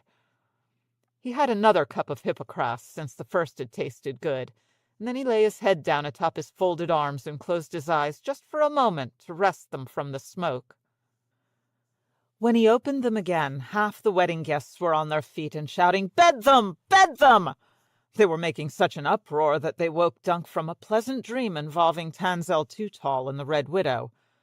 "Bed them! Bed them!" the calls rang out. Dunk sat up and rubbed his eyes. Sir Franklin Frey had the bride in his arms and was carrying her down the aisle, with men and boys swarming all around him. The ladies at the high table had surrounded Lord Butterwell. Lady Verwell had recovered from her grief and was trying to pull his lordship from his chair, while one of his daughters unlaced his boots, and some Frey woman pulled up his tunic. Butterwell was flailing at them ineffectually and laughing. He was drunk, Dunk saw, and Sir Franklin was a deal drunker. So drunk he almost dropped the bride. Before Dunk realized what was happening, John the Fiddler had dragged him to his feet. "Here," he cried out, "let the giant carry her." Well, the next thing he knew, he was climbing a tower stair with the bride squirming in his arms. How he kept his feet was beyond him. The girl would not be still, and the men were all around them, making ribald japes about flowering her up and kneading her well whilst they pulled off her clothes. The dwarves joined in as well. They swarmed around Dunk's legs, shouting and laughing and smacking at his calves with their bladders. It was all he could do not to trip over them. Dunk had no notion where Lord Butterwell's bedchamber was to be found, but the other men pushed and prodded him until he got there, by which time the bride was red-faced, giggling, and nearly naked, save for the stocking on her left leg, which had somehow survived the climb. Dunk was crimson too, and not from exertion. His arousal would have been obvious if anyone had been looking, but fortunately all eyes were the bride. Lady Butterwell looked nothing like Tanselle, but having the one squirming half-naked in his arms had started Dunk thinking about the other. Tanselle Too Tall, that was her name, and she was not too tall for me. He wondered if he would ever find her again. There had been some nights when he thought he must have dreamed her. No, Lunk, you only dreamed she liked you. Lord Butterwell's bedchamber was large and lavish once he found it. Myrish carpets covered the floors, 100 scented candles burned in nooks and crannies, and a suit of plate inlaid with gold and gems stood beside the door. It even had its own privy set into a small stone alcove in the outer wall. When Dunk finally plopped the bride onto her marriage bed, a dwarf leapt in beside her and seized one of her breasts for a bit of a fondle. The girl let out a squeal, the men roared with laughter, and Dunk seized the dwarf by his collar and hauled him kicking off milady. He was carrying the little man across the room to chuck him out the door when he saw the dragon's egg. Lord Butterwell had placed it on a black velvet cushion atop a marble plinth. It was much bigger than a hen's egg, though not so big as he had imagined. Fine red scales covered its surface, shining bright as jewels by the light of lamps and candles. Dunk dropped the dwarf and picked up the egg, just to feel it for a moment. It was heavier than he had expected. You could smash a man's head with this and never crack the shell.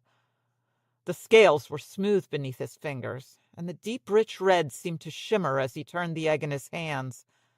Blood and flame, he thought, but there were gold flecks in it as well, and whirls of midnight black.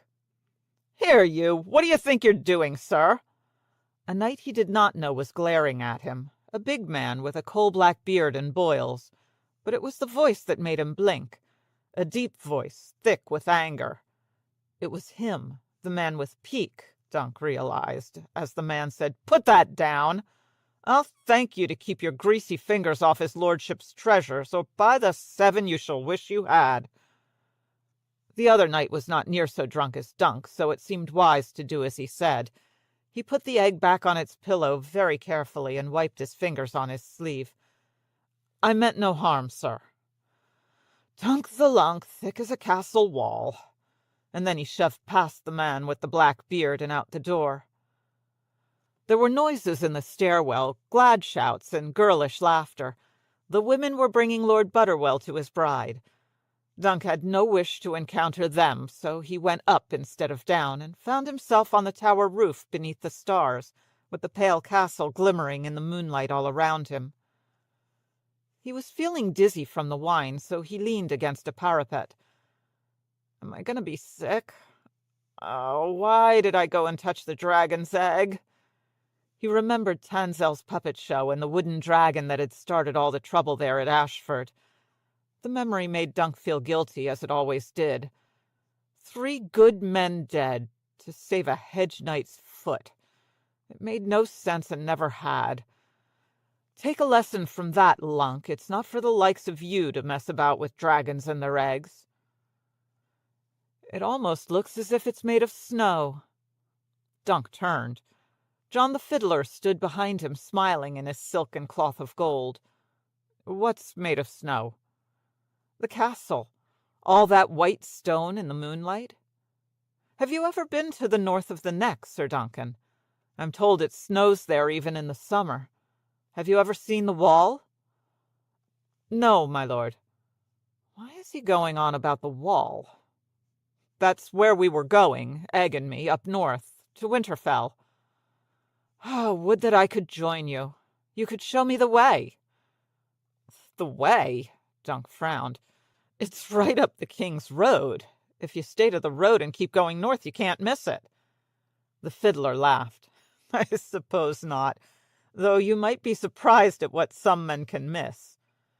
He went to the parapet and looked out across the castle. They say those Northmen are a savage folk, and their woods are full of wolves." "My lord, why did you come up here?" "Alan was seeking for me, and I did not care to be found. He grows tiresome when he drinks, does Alan. I saw you slip away from that bedchamber of horrors, and slipped out after you. I've had too much wine, I grant you, but not enough to face a naked Butterwell." He gave Duncan an enigmatic smile. "I dreamed of you, Sir Duncan, before I even met you. When I saw you on the road, I knew your face at once. It was as if we were old friends." Dunk had the strangest feeling then, as if he had lived this all before. "I dreamed of you," he said. "My dreams are not like yours, Sir Duncan. Mine are true." "You dreamed of me," he said in a voice made thick by wine. "What sort of dream?" "Why," the fiddler said, "I dreamed that you were all in white from head to heel, with a long pale cloak flowing from those broad shoulders. You were a white sword, sir, a sworn brother of the king's guard, the greatest knight in all the 7 kingdoms, and you lived for no other purpose but to guard and serve and please your king."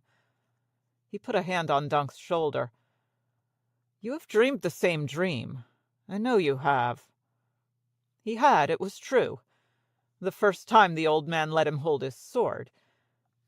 Every boy dreams of serving in the king's guard. Only 7 boys grow up to wear the white cloak, though. Would it please you to be one of them?" "Me?"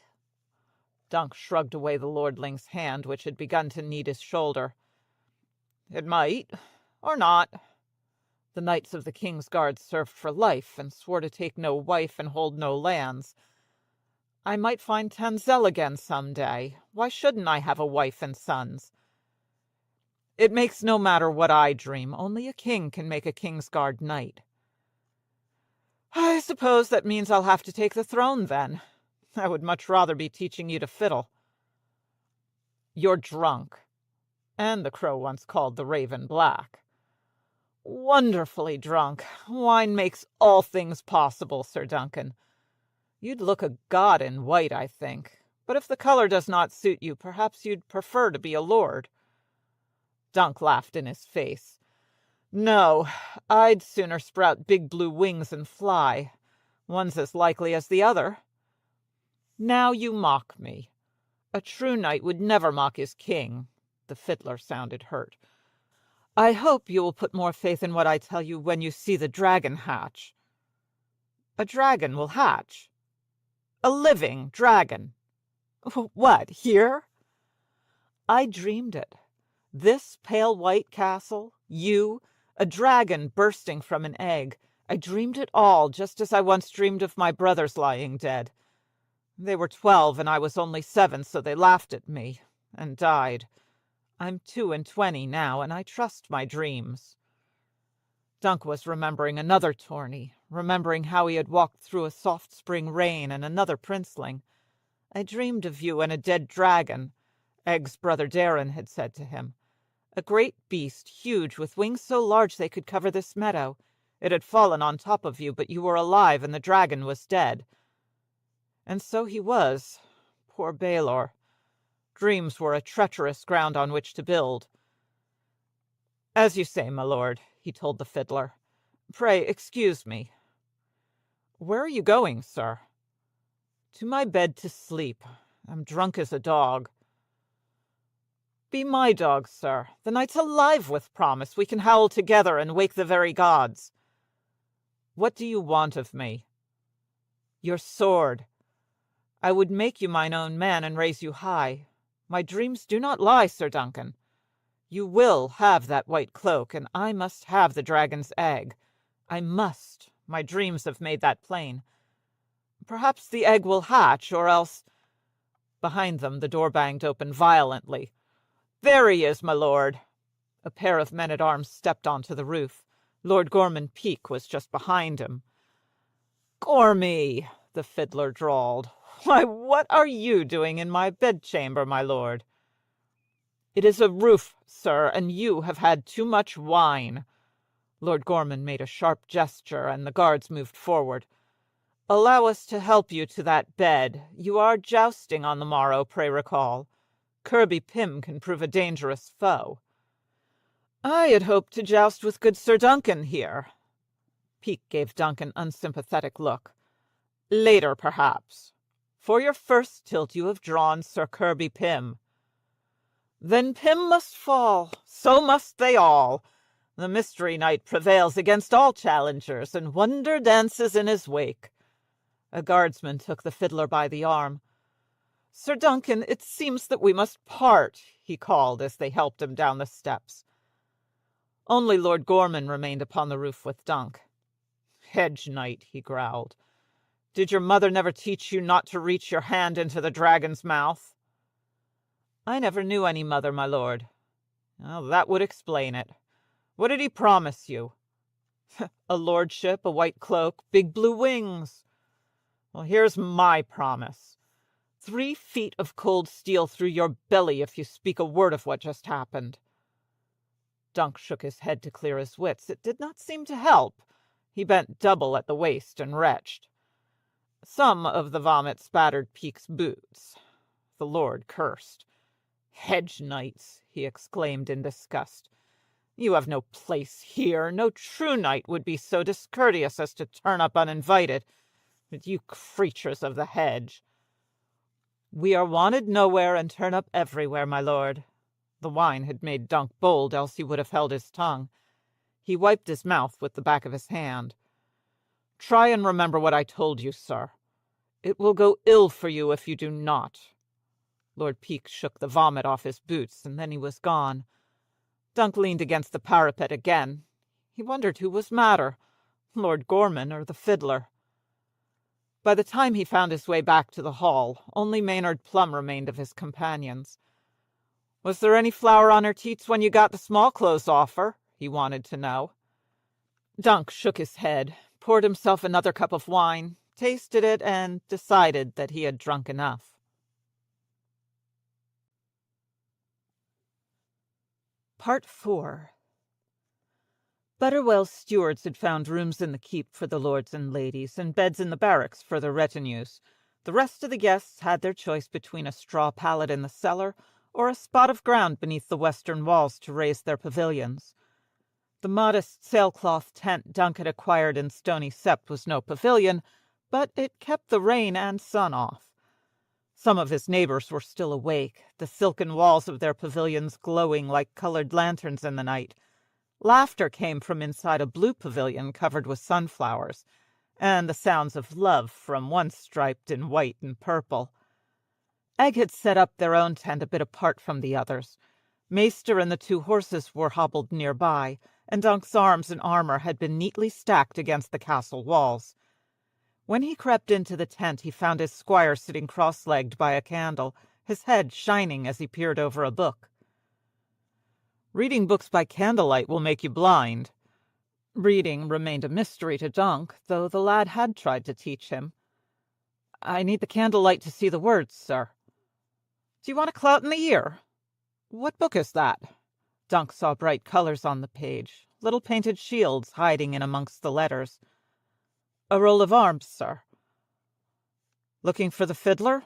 You won't find him. They don't put hedge knights on those rolls, just lords and champions." "I wasn't looking for him. I saw some other sigils in the yard. Lord Sunderland is here, sir. He bears the heads of 3 pale ladies on undie green and blue."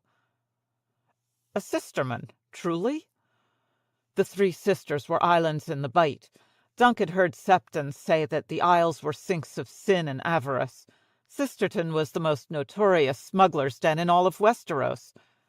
He's come a long way. He must be kin to Butterwell's new bride." "He isn't, sir." "Well, then he's here for the feast. They eat fish on the 3 sisters, don't they? A man gets sick of fish. Oh, did you get enough to eat? I brought you half a capon and some cheese." Dunk rummaged in the pocket of his cloak. "They fed us ribs, sir." Egg's nose was deep in the book. "Lord Sunderland fought for the Black Dragon, sir." "Like old Sir Eustace? He wasn't so bad, was he?" "No, sir," Egg said, "but—" "I saw the dragon's egg," Dunk squirreled the food away in their hard bread and salt beef. "It was red, mostly. Does Lord Bloodraven own a dragon's egg as well?" Egg lowered his book. "Why would he? He's baseborn." "Bastard-born, not baseborn. Bloodraven had been born on the wrong side of the blanket, but he was noble on both sides." Dunk was about to tell Egg about the men he had overheard when he noticed his face. "What happened to your lip?" "A fight, sir." "Let me see it." "It only bled a little. I dabbed some wine on it." "Who were you fighting?" "Some other squires. They said—" "Never mind what they said. What did I tell you?" "To hold my tongue and make no trouble." The boy touched his broken lip. "They called my father a kinslayer, though." "Well, he is, lad, though I do not think he meant it." Dunk had told Egg 100 times not to take such words to heart. "You know the truth. Let that be enough."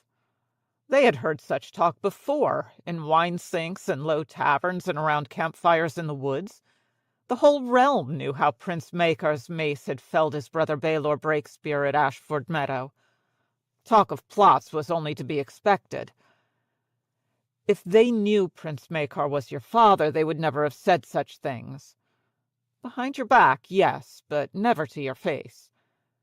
And what did you tell these other squires instead of holding your tongue?" Egg looked abashed. "That Prince Baelor's death was just a mishap.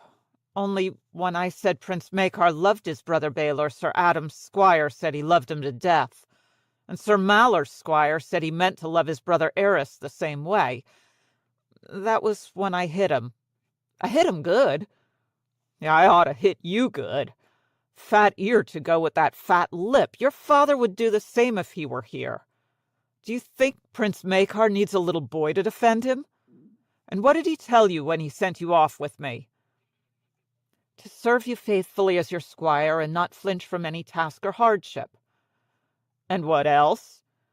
"To obey the king's laws, the rules of chivalry, and you." "And what else?"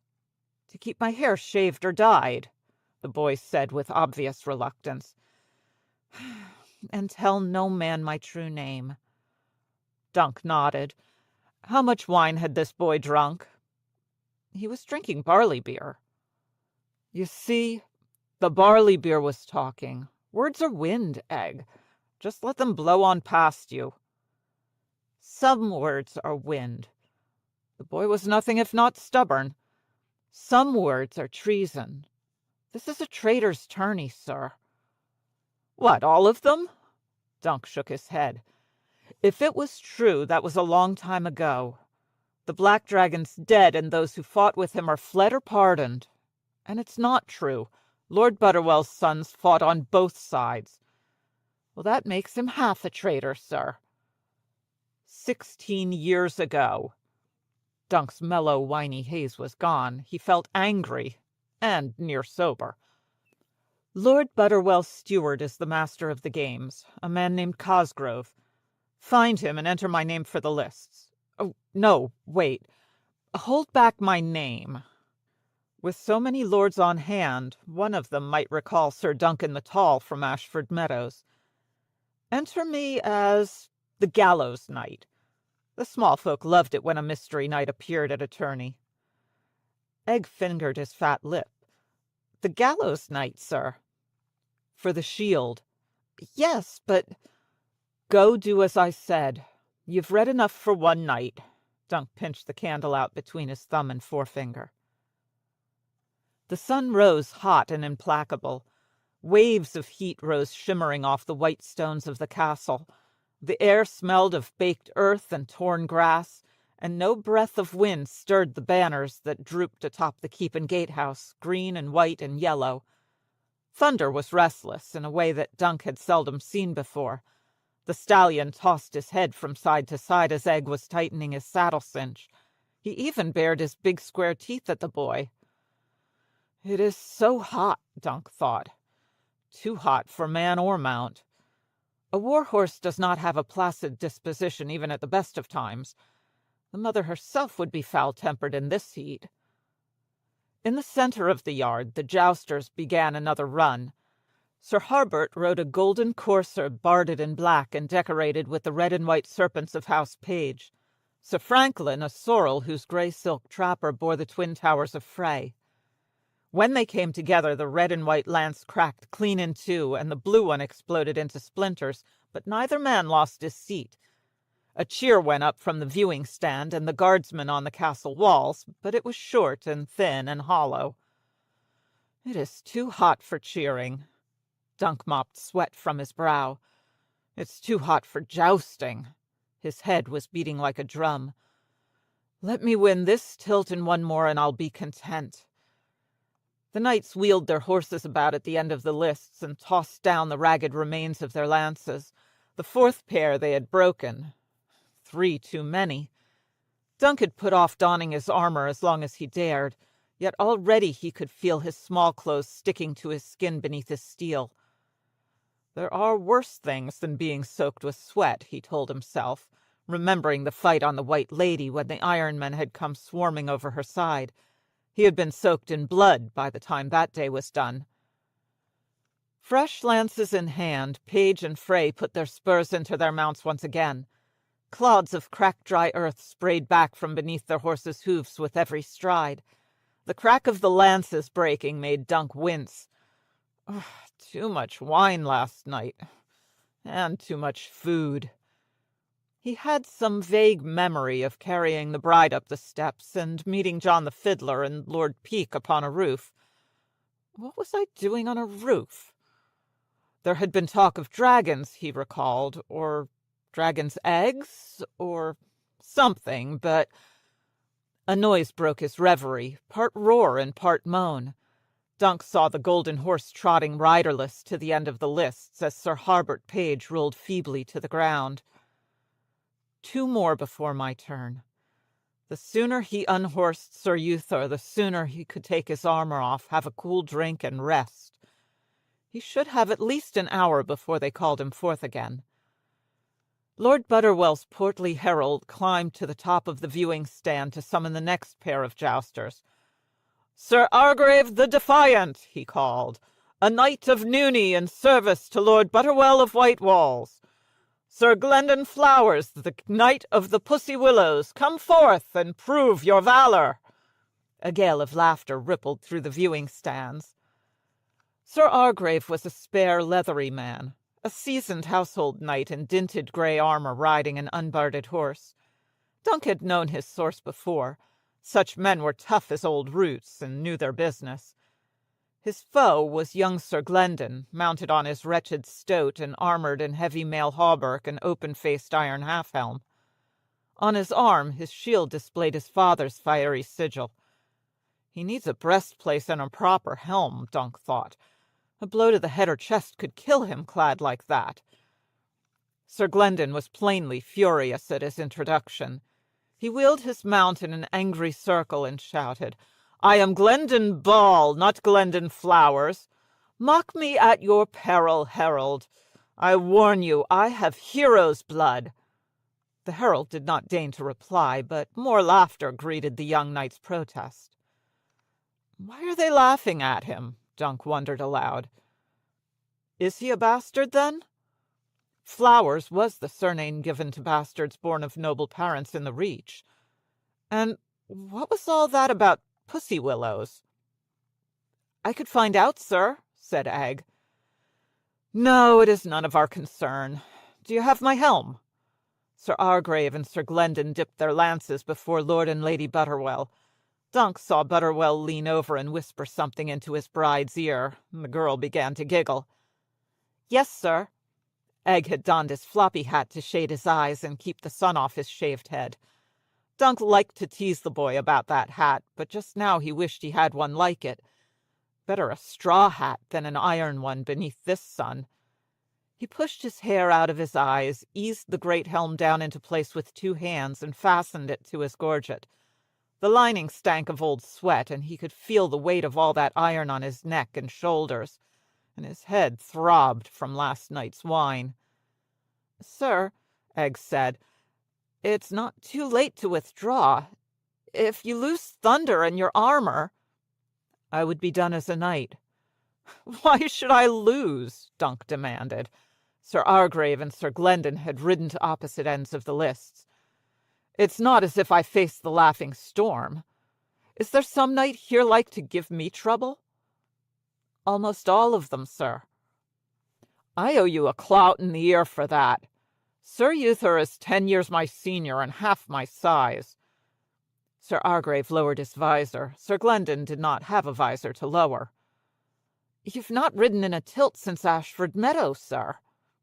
Ugh, insolent boy. I've trained. Not so faithfully as he might have, to be sure. When he could, he took his turn riding at quintains or rings where such were available, and sometimes he would command Egg to climb a tree and hang a shield or barrel stave beneath a well-placed limb for them to tilt at.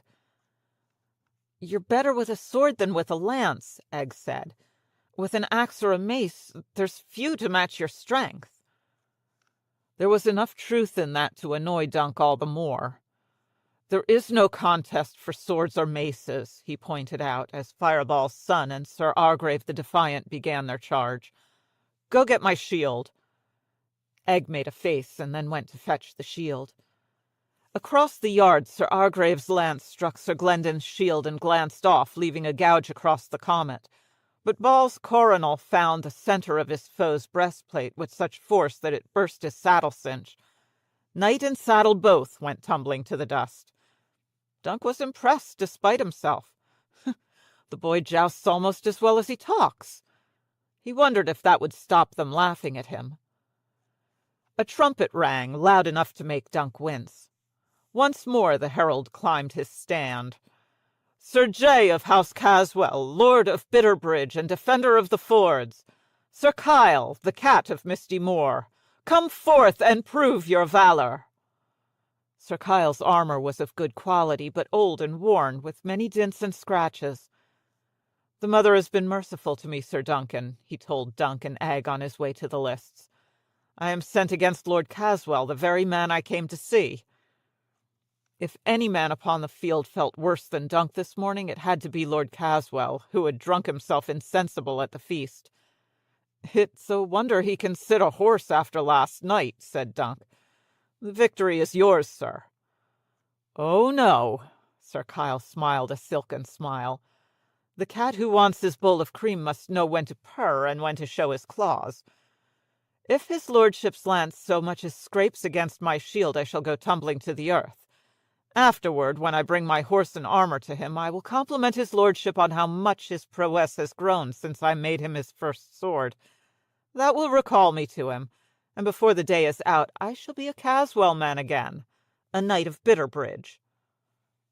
There is no honor in that, Dunk almost said. But he bit his tongue instead. Sir Kyle would not be the first hedge knight to trade his honor for a warm place by the fire. As you say, he muttered. Good fortune to you, or bad, if you prefer. Lord Geoffrey Caswell was a weedy youth of 20, though admittedly he looked rather more impressive in his armor than he had last night when he had been face down in a puddle of wine. A yellow centaur was painted on his shield, pulling on a longbow. The same centaur adorned the white silk trappings of his horse, and gleamed atop his helm in yellow gold. A man who has a centaur for his sigil should ride better than that. Dunk did not know how well Sir Kyle wielded a lance, but from the way Sir Caswell sat his horse, it looked as though a loud cough might unseat him. All the cat need do is ride past him very fast. Egg held Thunder's bridle as Dunk swung himself ponderously up into the high, stiff saddle. As he sat there waiting, he could feel the eyes upon him. They're wondering if the big hedge knight is any good. Well, Dunk wondered that himself. He would find out soon enough. The Cat of Misty Moor was true to his word. Lord Caswell's lance was wobbling all the way across the field, and Sir Kyle's was ill-aimed. Neither man got his horse up past a trot.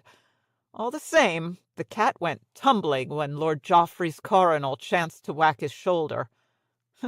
I thought all cats landed gracefully upon their feet, Dunk thought, as the hedge knight rolled into the dust. Lord Caswell's lance remained unbroken, As he brought his horse around, he thrust it high into the air repeatedly, as if he had just unseated Leo Longthorn or the Laughing Storm. The cat pulled off his helm and went chasing down his horse. "My shield," Dunk said to Egg. The boy handed it up. He slipped his left arm through the strap and closed his hand around the grip. The weight of the kite shield was reassuring, though its length made it awkward to handle, and seeing the hanged man once again gave him an uneasy feeling. These are ill-omened arms. He resolved to get the shield repainted as soon as he could. "May the warrior grant me a smooth course and a quick victory," he prayed, as Butterwell's herald was clambering up the steps once more. "Sir Uther Underleaf," his voice rang out. "The gallows knight! Come forth and prove your valor!" "Be careful, sir," Egg warned as he handed Dunk a tourney lance, a tapered wooden shaft 12 feet long, ending in a rounded iron coronal in the shape of a closed fist. "The other squires say Sir Uther has a good seat, and he's quick." "Quick?" Dunk snorted. "He has a snail on his shield. How quick can he be?" He put his heels into Thunder's flanks and walked the horse slowly forward, his lance upright. "One victory, and I'm no worse than before. 2 will leave us well ahead. 2 is not too much to hope for in this company." He had been fortunate in the lots, at least. He could as easily have drawn the old ox, or Sir Kirby Pym, or some other local hero. Dunk wondered if the master of games was deliberately matching the hedge knights against each other, so no lordling need suffer the ignominy of losing to one in the first round. It does not matter. One foe at a time, that was what the old man always said. Sir Uther is all that should concern me now. They met beneath the viewing stand where Lord and Lady Butterwell sat on their cushions in the shade of the castle walls. Lord Frey was beside them, dandling his snot-nosed son on one knee. A row of serving girls was fanning them, yet Lord Butterwell's damask tunic was stained beneath the arms, and his lady's hair was limp from perspiration. She looked hot, bored, and uncomfortable, but when she saw Dunk, she pushed out her chest in a way that turned him red beneath his helm. He dipped his lance to her and her lord husband. Sir Uther did the same. Butterwell wished them both a good tilt. His wife stuck out her tongue. It was time. Dunk trotted back to the south end of the lists. 80 feet away, his opponent was taking up his position as well. His gray stallion was smaller than Thunder, but younger and more spirited. Sir Uther wore green enamel plate and silvery chain mail. Streamers of green and gray silk flowed from his rounded bassinet, and his green shield bore a silver snail. Good armor and a good horse means a good ransom if I unseat him. A trumpet sounded. Thunder started forward at a slow trot. Dunk swung his lance to the left and brought it down so it angled across the horse's head and the wooden barrier between him and his foe. His shield protected the left side of his body. He crouched forward, legs tightening as Thunder drove down the lists. We are one. Man, horse, lance, we are one beast of blood and wood and iron. Sir Uther was charging hard, clouds of dust kicking up from the hoofs of his gray. With 40 yards between them, Dunk spurred Thunder to a gallop and aimed the point of his lance squarely at the silver snail. The sullen sun, the dust, the heat, the castle, Lord Butterwell and his bride, the fiddler and Sir Maynard, knights, squires, grooms, small folk, all vanished. Only the foe remained. The spurs again. Thunder broke into a run. The snail was rushing toward them, growing with every stride of the gray's long legs. But ahead came Sir Uther's lance with its iron fist. My shield is strong. My shield will take the blow. Only the snail matters. Strike the snail, and tilt is mine. When 10 yards remained between them, Sir Uther shifted the point of his lance upward. A crack rang in Dunk's ears as his lance hit. He felt the impact in his arm and shoulder, but never saw the blow strike home. Uther's iron fist took him square between his eyes, with all the force of man and horse behind it. Dunk woke upon his back, staring up at the arches of a barrel-vaulted ceiling. For a moment he did not know where he was, or how he had arrived there. Voices echoed in his head and faces drifted past him. Old Sir Arlen, Tansel Too-Tall, Bennis of the Brown Shield, the Red Widow, Baelor Breakspear, Arion, the Bright Prince, mad, sad Lady Vaith, and then all at once the joust came back to him. The heat, the snail, the iron fist coming at his face. He groaned and rolled onto one elbow. The movement set his skull to pounding like some monstrous war drum. Both his eyes seemed to be working, at least. Nor could he feel a hole in his head, which was all to the good. He was in some cellar, he saw, with casks of wine and ale on every side. Oh, at least it is cool here, he thought, and drink is close at hand. The taste of blood was in his mouth. Dunk felt a stab of fear. If he had bitten off his tongue, he would be dumb as well as thick. "Good morrow," he croaked, just to hear his voice. The words echoed off the ceiling. Dunk tried to push himself onto his feet, but the effort set the cellar spinning. "Slowly, slowly," said a quavery voice close at hand. A stooped old man appeared beside the bed, clad in robes as gray as his long hair. About his neck was a maester's chain of many metals.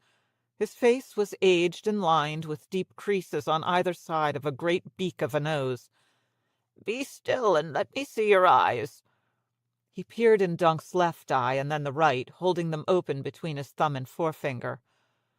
"My head hurts." The maester snorted. "Be grateful it still rests upon your shoulders, sir. Here, this may help somewhat. Drink." Dunk made himself swallow every drop of the foul potion, and managed not to spit it out.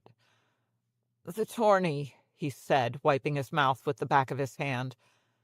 "Tell me, what's happened?" "The same foolishness that always happens in these affrays. Men have been knocking each other off horses with sticks. Lord Smallwood's nephew broke his wrist. Sir Eden Risley's leg was crushed beneath his horse, but no one's been killed thus far, though I had my fears for you, sir." "Was I unhorsed?" His head still felt as though it were stuffed full of wool, else he would never have asked such a stupid question, and Dunk regretted it the instant the words were out.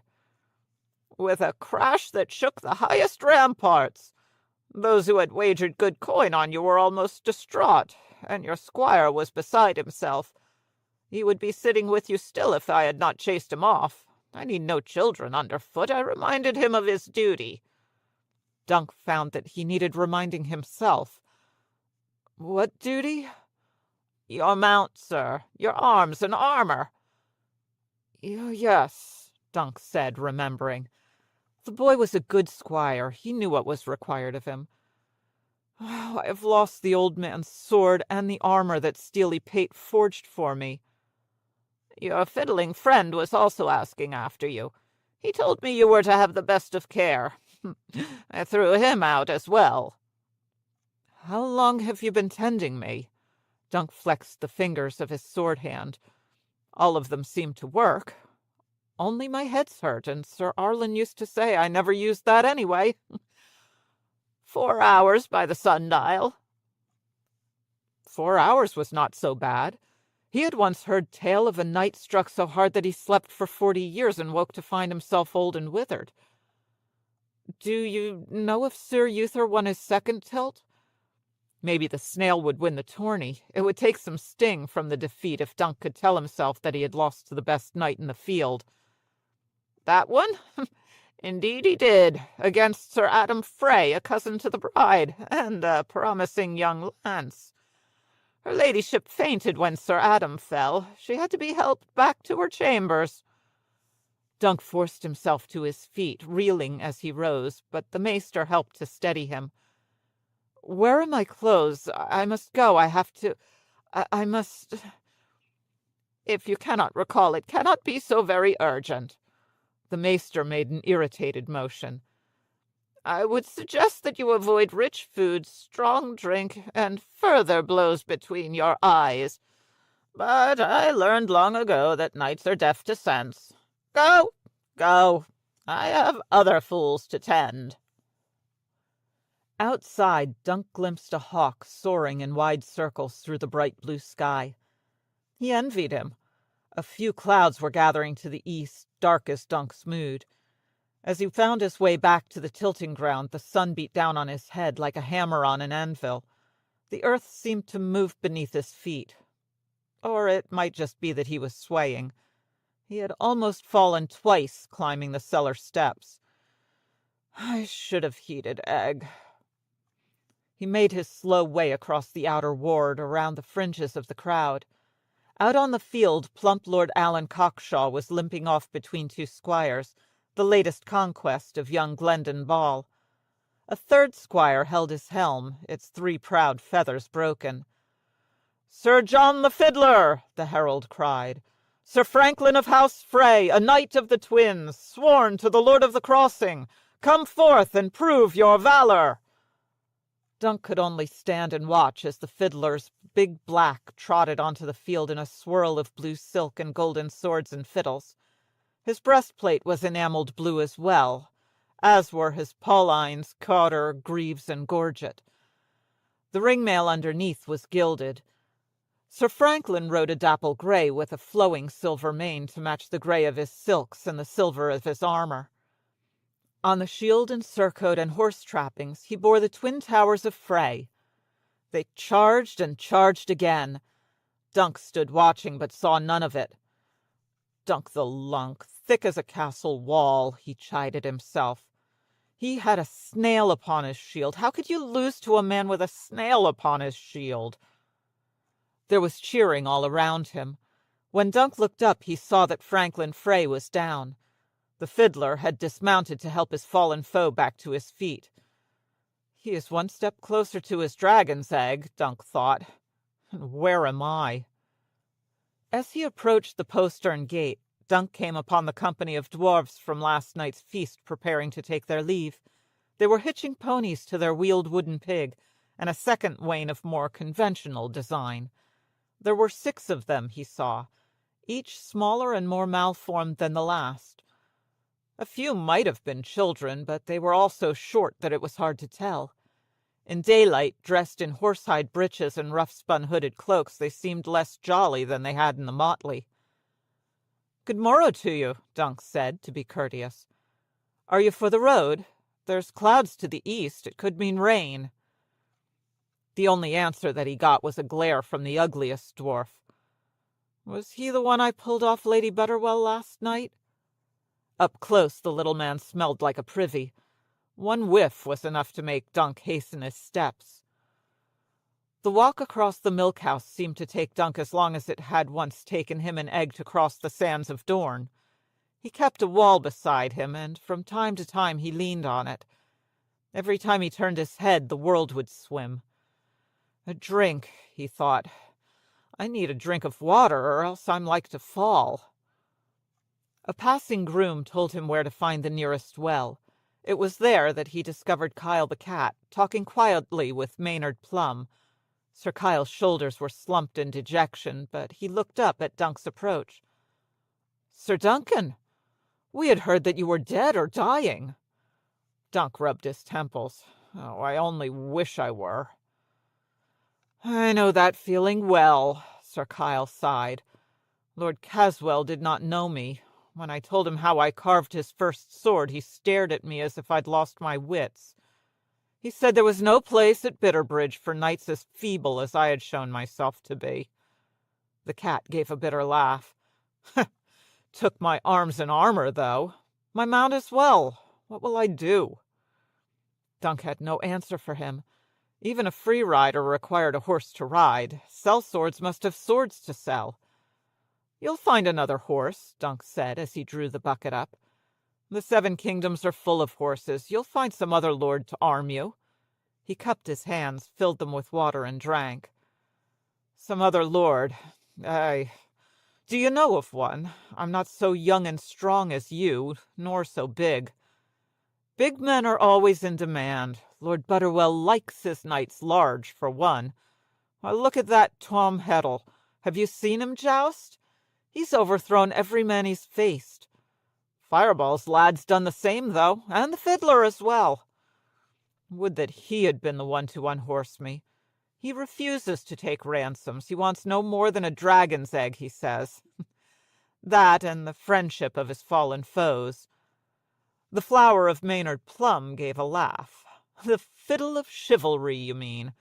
That boy is fiddling up a storm, and all of us would do well to be gone from here before it breaks. He takes no ransoms? Asked Dunk. It's a gallant gesture. Gallant gestures come easy when your purse is fat with gold, said Sir Maynard.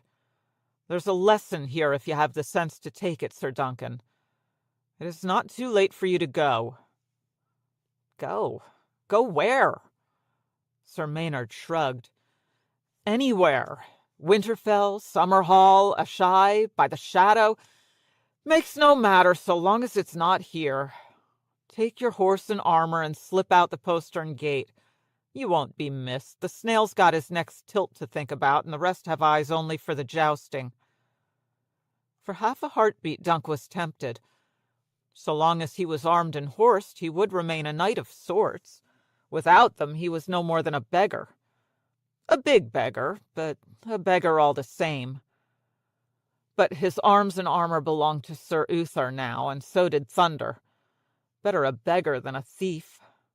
He had been both in Flea Bottom when he ran with Ferret, Rafe, and Pudding, but the old man had saved him from that life. He knew what Sir Arlen of Pennytree would have said to Plum's suggestion. Sir Arlen being dead, Dunk said it for him. Even a hedge knight has his honor. Would you rather die with honor intact or live with it besmirched? No, spare me, I know what you'll say. Take your boy and flee, Gallows Knight, before your arms become your destiny. Dunk bristled. How would you know my destiny? Did you have a dream like John the Fiddler? What do you know of egg? I know that eggs do well to stay out of frying pans, said Plum. White Walls is not a healthy place for the boy. And how did you fare in your own tilt, sir? Dunk asked him. Oh, I did not chance the lists. The omens had gone sour. Who do you imagine's going to claim the dragon's egg, pray? Not me, Dunk thought. The 7 know, I don't.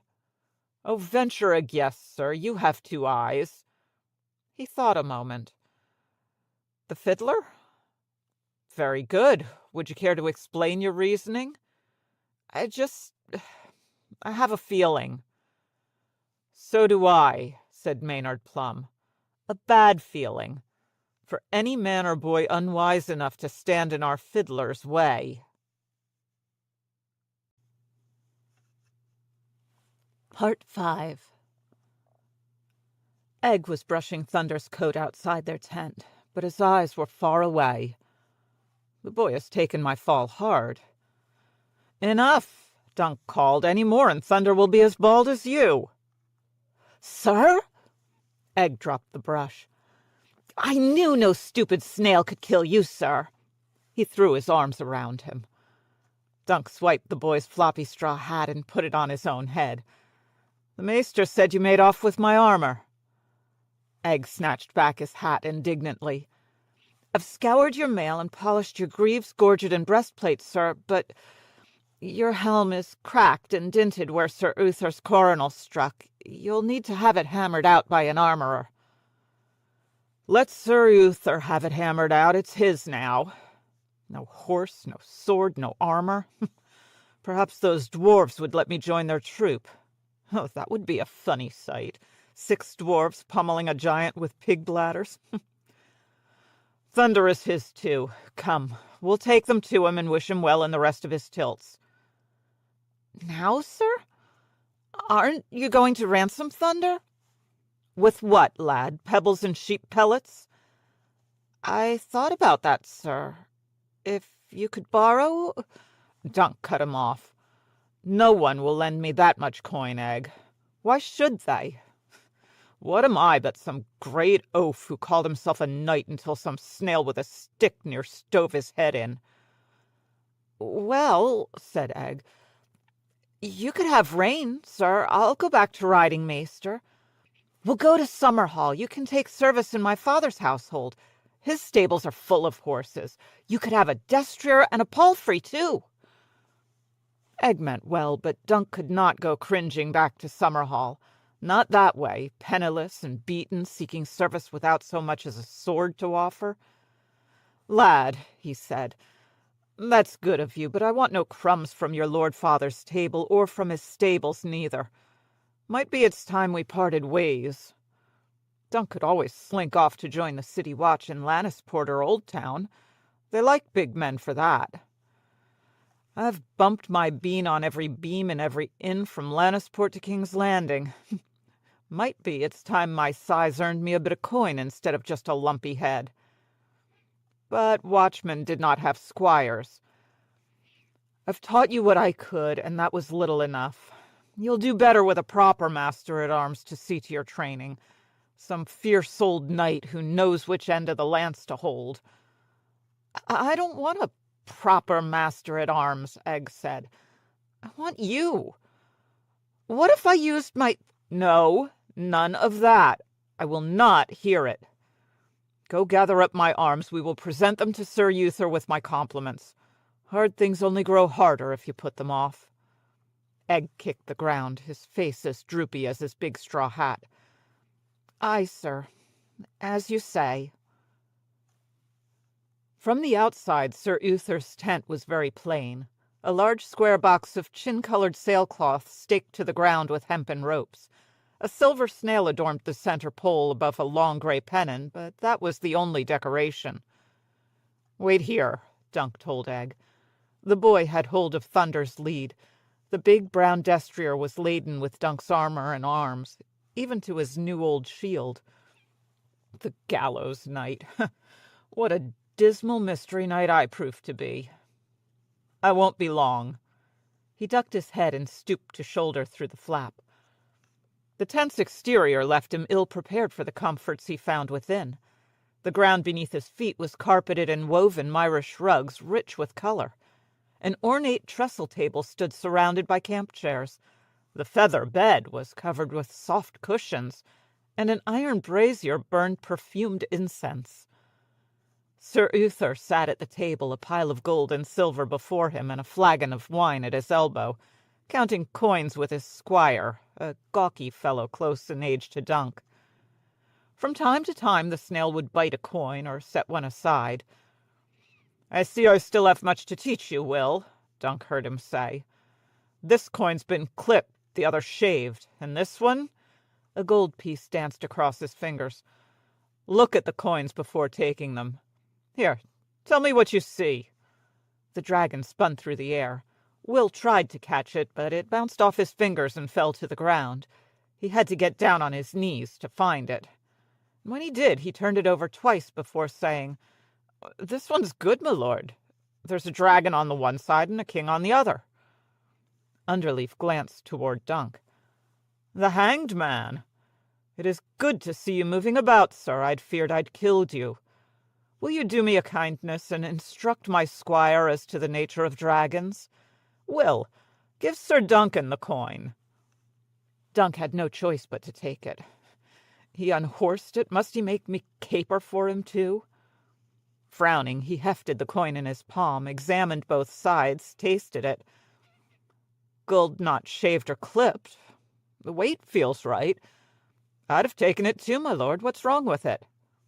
The king. Dunk took a closer look. The face on the coin was young, clean-shaved, handsome. King Aerys was bearded on his coins, the same as old King Aegon. King Daeron, who'd come between them, had been clean-shaved, but this wasn't him. The coin did not appear worn enough to be from Aegon the Unworthy. Dunk scowled at the word beneath the head. 6 letters. They looked the same as he had seen on other dragons. Daeron, the letters read. But Dunk knew the face of Daeron the Good, and this wasn't him. When he looked again, he saw that something odd about the shape of the 4th letter. It wasn't... Daemon, he blurted out. It says Daemon. But there never was any King Daemon, though, only... The Pretender, Daemon Blackfyre, struck his own coinage during his rebellion. It's gold, though, Will argued. If it's gold, it should be just as good as them other dragons, my lord. The snail clouted him along the side of his head. Cretin. Aye, it's gold. Rebels' gold, traitors' gold. It's treasonous to own such a coin, and twice as treasonous to pass it. I'll need to have this melted down." He hit the man again. "Get out of my sight. This good knight and I have matters to discuss." Will wasted no time in scrambling from the tent. "Have a seat," Sir Uther said politely. "Will you take wine?" Here in his own tent, Underleaf seemed a different man than at the feast. A snail hides in his shell, Dunk remembered. "Thank you, no." He flicked the gold coin back to Sir Uther. Traitor's gold, Blackfire gold. Egg said this was a traitor's tourney, but I would not listen. He owed the boy an apology. "Half a cup," Underleaf insisted. "You sound in need of it." He filled 2 cups with wine and handed one to Dunk. Out of his armor he looked more a merchant than a knight. "You've come about the forfeit, I assume." "Aye." Dunk took the wine. Maybe it would help to stop his head from pounding. "I brought my horse and my arms and armor. Take them with my compliments." Sir Uther smiled. "And this is where I tell you that you rode a gallant course." Dunk wondered if gallant was a chivalrous way of saying clumsy. "That's good of you to say, but—" "I think you misheard me, sir." "Would it be too bold of me to ask how you came to knighthood, sir?" "Sir Arlen of Pennytree found me in Flea Bottom chasing pigs. His old squire had been slain on the Redgrass field, so he needed someone to tend his mount and clean his mail. He promised he would teach me sword and lance and how to ride a horse, if I would come and serve him. So I did." "A charming tale, though if I were you I would leave out the part about the pigs. Pray, where is your Sir Arlen now?" "He died. I buried him." "I see. Did you take him home to Pennytree?" "I didn't know where it was." Dunk had never seen the old man's Pennytree.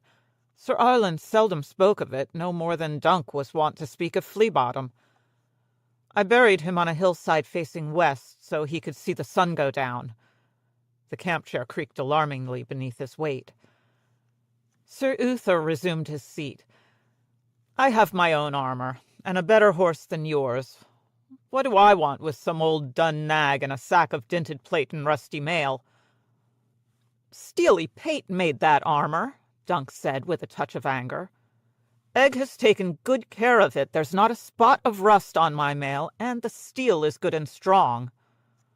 "Strong and heavy," Sir Uther complained, "and too big for any man of normal size. You are uncommon large, Duncan the Tall. As for your horse, he's too old to ride and too stringy to eat." "Thunder is not so young as he used to be," Dunk admitted. "And my armor is large, as you say. You could sell it, though. In Lannisport and King's Landing there are plenty of smiths who'll take it off your hands." "For a tenth of what it's worth, perhaps," said Sir Uther, "and only to melt down for metal. No, it's sweet silver I require, not old iron.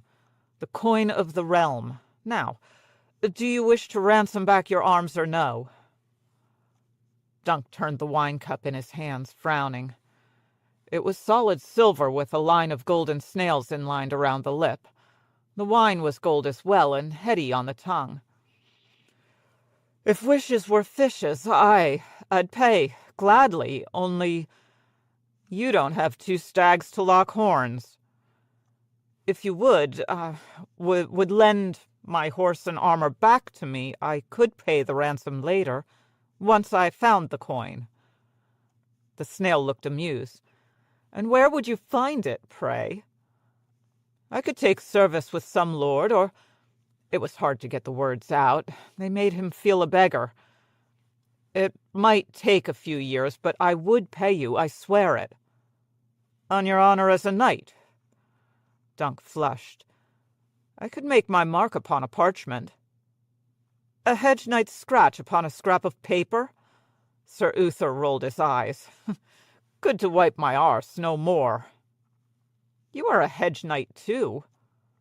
"Now you insult me." "I ride where I will and serve no man but myself, true. but it has been many a year since I last slept beneath a hedge. I find that inns are far more comfortable. I'm a tourney knight, the best that you're ever like to meet." "The best!" His arrogance made Dunk angry. "The Laughing Storm might not agree, sir, nor Leo Longthorn, nor the Brood of Bracken. At Ashford Meadow no one spoke of snails. Why is that, if you're such a famous tourney champion?" "Have you heard me name myself a champion? That way lies renown. I would sooner have the pox, thank you, but no. I shall win my next joust, aye, but in the final I shall fall. Butterwell has 30 dragons for the knight who comes second. That will suffice for me, along with some goodly ransoms and the proceeds of my wagers." He gestured at the piles of silver stags and golden dragons on the table. "You seem a healthy fellow, and very large. Size will always impress the fools, though it means little and less in jousting. Will was able to get odds of 3 to 1 against me. Lord Shawnee gave me 5 to 1, the fool." He picked up a silver stag and set it to spinning with the flick of his long fingers. "The old ox will be the next to tumble, then the knight of the Pussy Willows if he survives that long. Sentiment being what it is, I should get fine odds against them both. The commons love their village heroes." "Sir Glendon has hero's blood," Dunk blurted out. "Oh, I do hope so. Hero's blood should be good for 2 to 1. Whore's blood draws poorer odds. Sir Glendon speaks about his purported sire at every opportunity, but have you noticed that he never makes mention of his mother? For good reason. He was born of a camp follower. Jenny was her name. Penny Jenny, they called her until the Redgrass Field. The night before the battle she fucked so many men that thereafter she was known as Redgrass Jenny. And Fireball had her before that, I don't doubt, but so did 100 other men. Our friend Glendon presumes quite a lot, it seems to me. He does not even have red hair." "Hero's blood," thought Dunk. "He says he is a knight." "Oh, that much is true. The boy and his sister grew up in a brothel called the Pussy Willows. After Penny Jenny died, the other whores took care of them and fed the lad the tale his mother had concocted about him being Fireball's seed. An old squire who lived nearby gave the boy his training such that it was in trade for ale and cunt. But being a squire, he could not knight the little bastard. Half a year ago, however, a party of knights chanced upon the brothel, and a certain Sir Morgan Dunstable took a drinking fancy to Sir Glendon's sister. As it happens, the sister was still a virgin, and Dunstable did not have the price of her maidenhead. So a bargain was struck. Sir Morgan clubbed her brother a knight right there in the Pussy Willows in front of 20 witnesses. And afterward the little sister took him upstairs and let him pluck her flower. And there you are." Any knight could make a knight. When he was squiring for Sir Arlen, Dunk had heard tales of other men who had bought their knighthood with a kindness, or a thread, or a bag of silver coins, but never with a sister's maidenhead. "That's just a tale," he heard himself say. "Can't be true." "I had it from Kirby Pym, who claims that he was there, a witness to the knighting," Sir Uther shrugged. "Hero's son, whore's son, or both, when he faces me, the boy will fall." "The lots may give you some other foe." Sir Uther arched an eyebrow. "Cosgrove is as fond of silver as the next man. I promise you I shall draw the old ox next, then the boy." "Would you care to wager on it?" "I have nothing left to wager." Dunk did not know what distressed him more, learning that the snail was bribing the master of the games to get the pairings he desired, or realizing the man had desired him. He stood. "I have said what I came to say. My horse and sword are yours, and all my armor." The snail steepled his fingers. "Perhaps there is another way.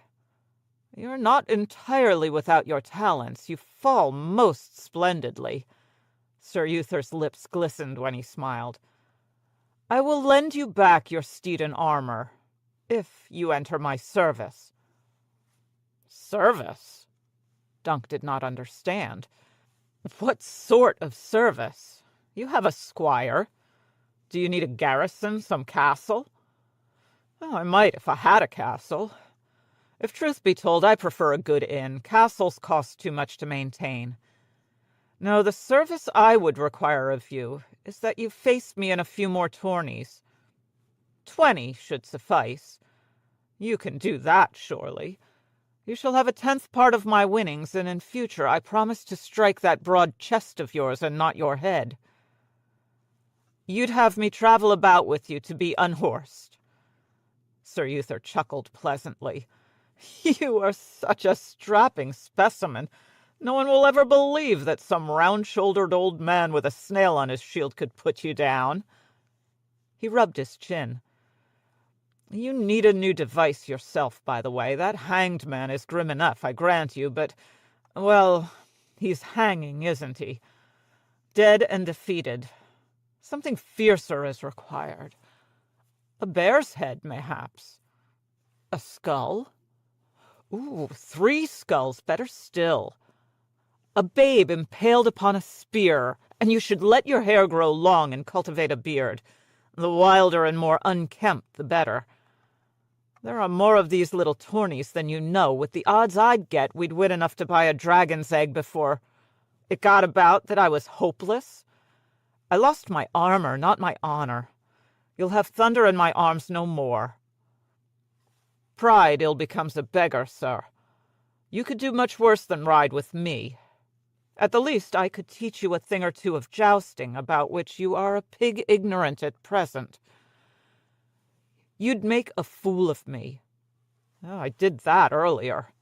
And even fools must eat. Dunk wanted to smash that smile off his face.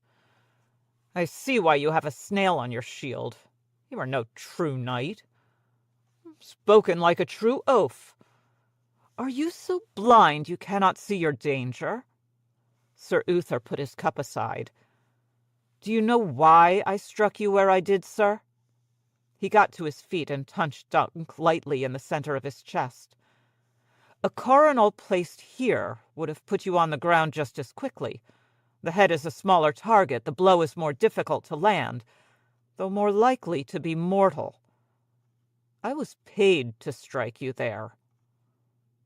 Paid? Dunk backed away from him. What do you mean?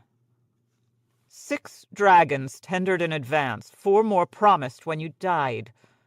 A paltry sum for a knight's life. Be thankful for that. Had more been offered, I might have put the point of my lance through your eye slit. Dunk felt dizzy again. Why would someone pay to have me killed? I've done no harm to any man at Whitewalls. Surely no one hated him that much but Egg's brother Arion, and the bright prince was in exile across the narrow sea. Who paid you? A serving man brought the gold at sunrise, not long after the master of the games nailed up the pairings. His face was hooded, and he did not speak his master's name. But why? Said Dunk. I did not ask. Sir Uther filled his cup again. I think you have more enemies than you know, Sir Duncan. How not? There are some who would say you were the cause of all our woes. Dunk felt a cold hand on his heart. Say what you mean. The snail shrugged. I may not have been at Ashford Meadows, but jousting is my bread and salt. I follow tourneys from afar as faithfully as the maesters follow stars. I know how a certain hedge knight became the cause of a trial of 7 at Ashford Meadow, resulting in the death of Baelor Breakspear at his brother Makar's hand. Sir Uther seated himself and stretched his legs out. Prince Baelor was well loved. The bright prince had friends as well, friends who will not have forgotten the cause of his exile. Think on my offer, sir. The snail may leave a trail of slime behind him, but a little slime will do a man no harm. Whilst if you dance with dragons, you must expect to burn. The day seemed darker when Dunk stepped from the snail's tent. The clouds in the east had grown bigger and blacker, and the sun was sinking to the west, casting long shadows across the yard. Dunk found the Squire Will inspecting Thunder's feet. "Where's Egg?" he asked of him. "The bald boy? How would I know? Run off somewhere." He could not bear to say farewell to Thunder, Dunk decided. He'll be back at the tent with his books. He wasn't, though. The books were there, bundled neatly in a stack beside Egg's bedroll, but of the boy there was no sign. Something was wrong here. Dunk could feel it. It was not like Egg to wander off without his leave. A pair of grizzled men-at-arms were drinking barley beer outside a striped pavilion a few feet away. "Oh, bugger that, once was enough for me," one muttered. "The grass was green when the sun came up, aye." He broke off when the other man gave him a nudge, and only then took note of Dunk. "Sir, have you seen my squire? Egg, he's called." The man scratched at the gray stubble underneath one ear. "I remember him. Less hair than me and a mouth 3 times his size. Some of the other lads shoved him about a bit, but that was last night. I've not seen him since, sir." "Scared him off," said his companion. Dunk gave that one a hard look. "If he comes back, tell him to wait for me here." "Aye, sir, that we will." Might be he just went to watch the jousts. Dunk headed back toward the tilting grounds. As he passed the stables, he came on Sir Glendon Ball, brushing down a pretty sorrel charger. "Have you seen Egg?" he asked him. "He ran past a few moments ago." Sir Glendon pulled a carrot from his pocket and fed it to the sorrel. "Do you like my new horse? Lord Costane sent his squire to ransom her, but I told him to save his gold. I mean to keep her for my own." "His lordship will not like that." "His lordship said that I had no right to put a fireball upon my shield. He told me my device should be a clump of pussy willows, so his lordship can go bugger himself."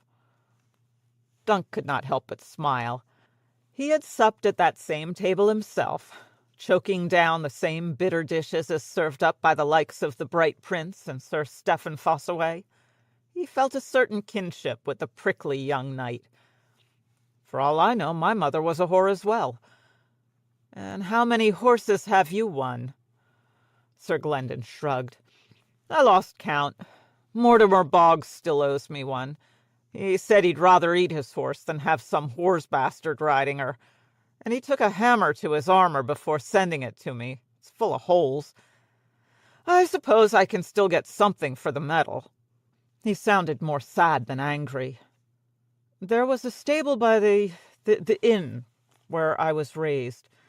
I worked there when I was a boy, and when I could, I'd sneak the horses off while their owners were busy. I was always good with horses. Stoats, roundsies, palfreys, drays, plough horses, war horses. I rode them all. Even a Dornish sand steed. The old man I knew taught me how to make my own lances. I thought if I showed them all how good I was, they'd have no choice but to admit I was my father's son. But they won't. Even now, they just won't." "Some never will," Dunk told him. "It doesn't matter what you do. Others, though, they're not all the same. I've met some good ones." He thought a moment. "When the tourney's done, Egg and I meant to go north, take service at Winterfell and fight for the Starks against the Ironmen. You could come with us." "The North was a world all its own," Sir Arlen always said. "No one up there was like to know the tale of Penny Jenny and the Knight of the Pussy Willows. No one will laugh at you up there. They'll know you only by your blade and judge you by your worth." Sir Glendon gave him a suspicious look. "Why would I want to do that? Are you telling me I need to run away and hide?" "No, I just thought 2 swords instead of 1.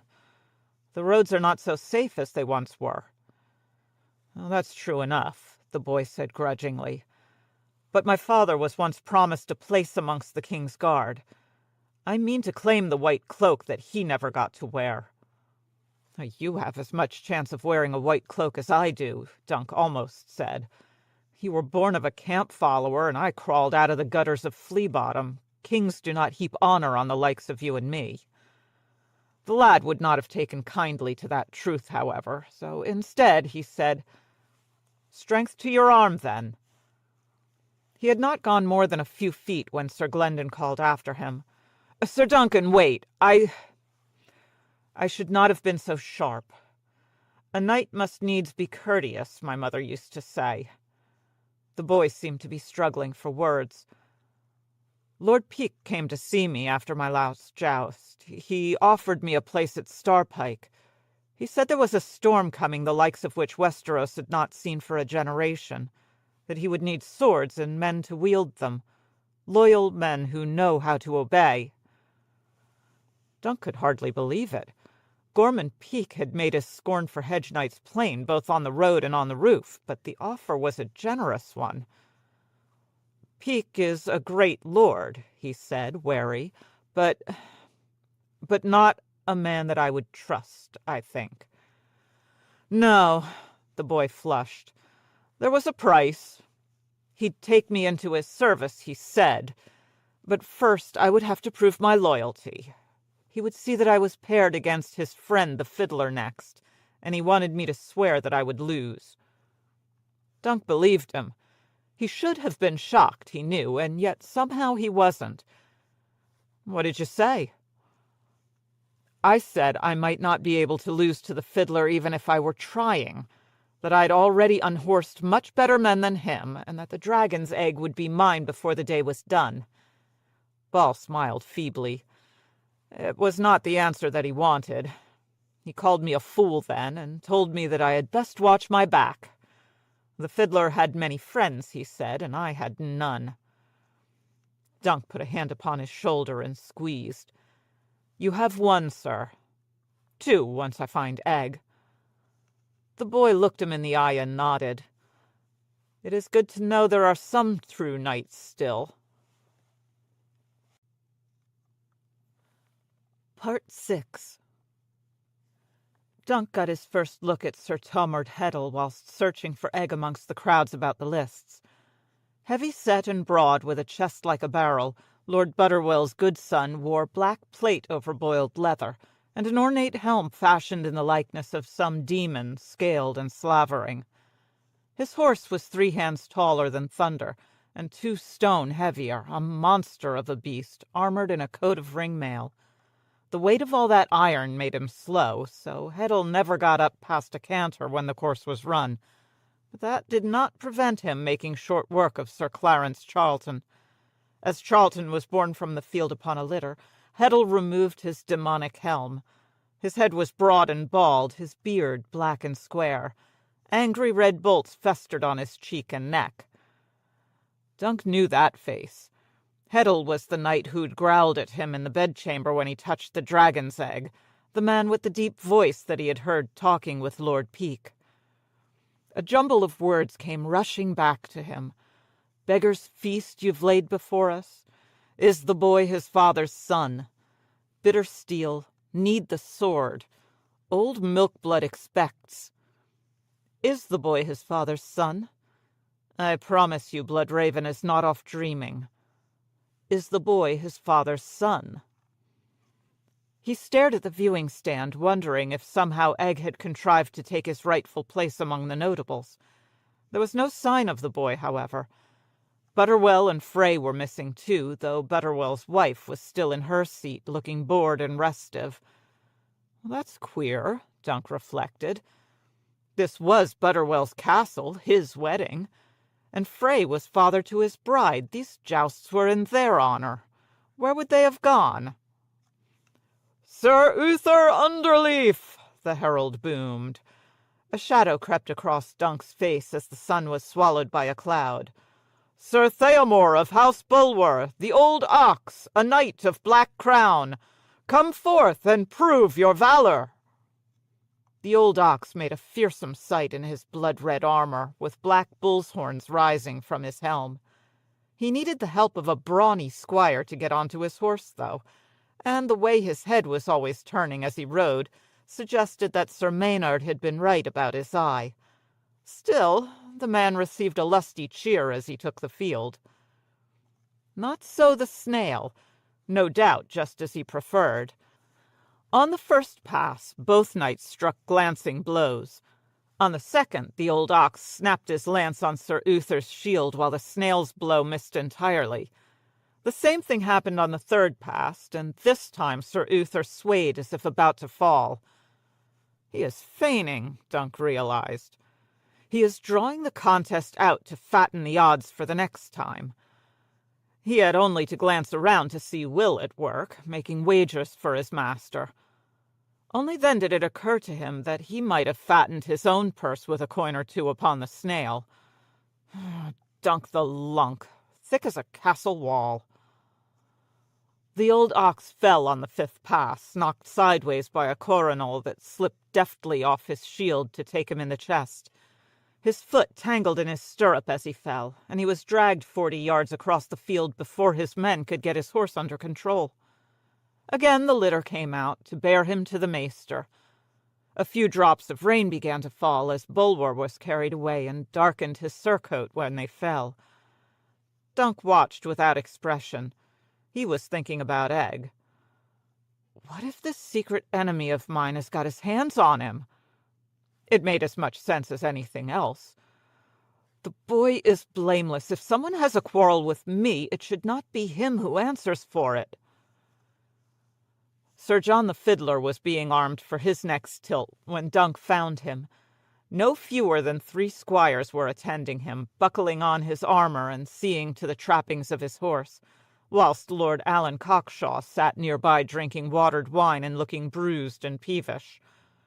When he caught sight of Dunk, Lord Alwyn sputtered, dribbling wine upon his chest. "How is it that you're still walking about? The snail stove your face in." "Steely pate made me a good strong helm, my lord, and my head is hard as stone, Sir Arlen used to say." The fiddler laughed. "Pay no mind to Alan. Fireball's bastard knocked him off his horse into that plump little rump of his, so now he's decided that he hates all hedge knights. That wretched pimple creature is no son of Quentin Ball," insisted Alan Cockshaw. "He should never have been allowed to compete. If this were my wedding, I should have him whipped for his presumption." "And what maid would marry you?" Sir John said. "And Ball's presumption is a deal less grating than your pouting. Sir Duncan, are you perchance a friend of Galtry the Green? I must shortly part him from his horse." Dunk did not doubt it. "I do not know the man, my lord." "Will you take a cup of wine? Some bread and olives?" "Only a word, my lord."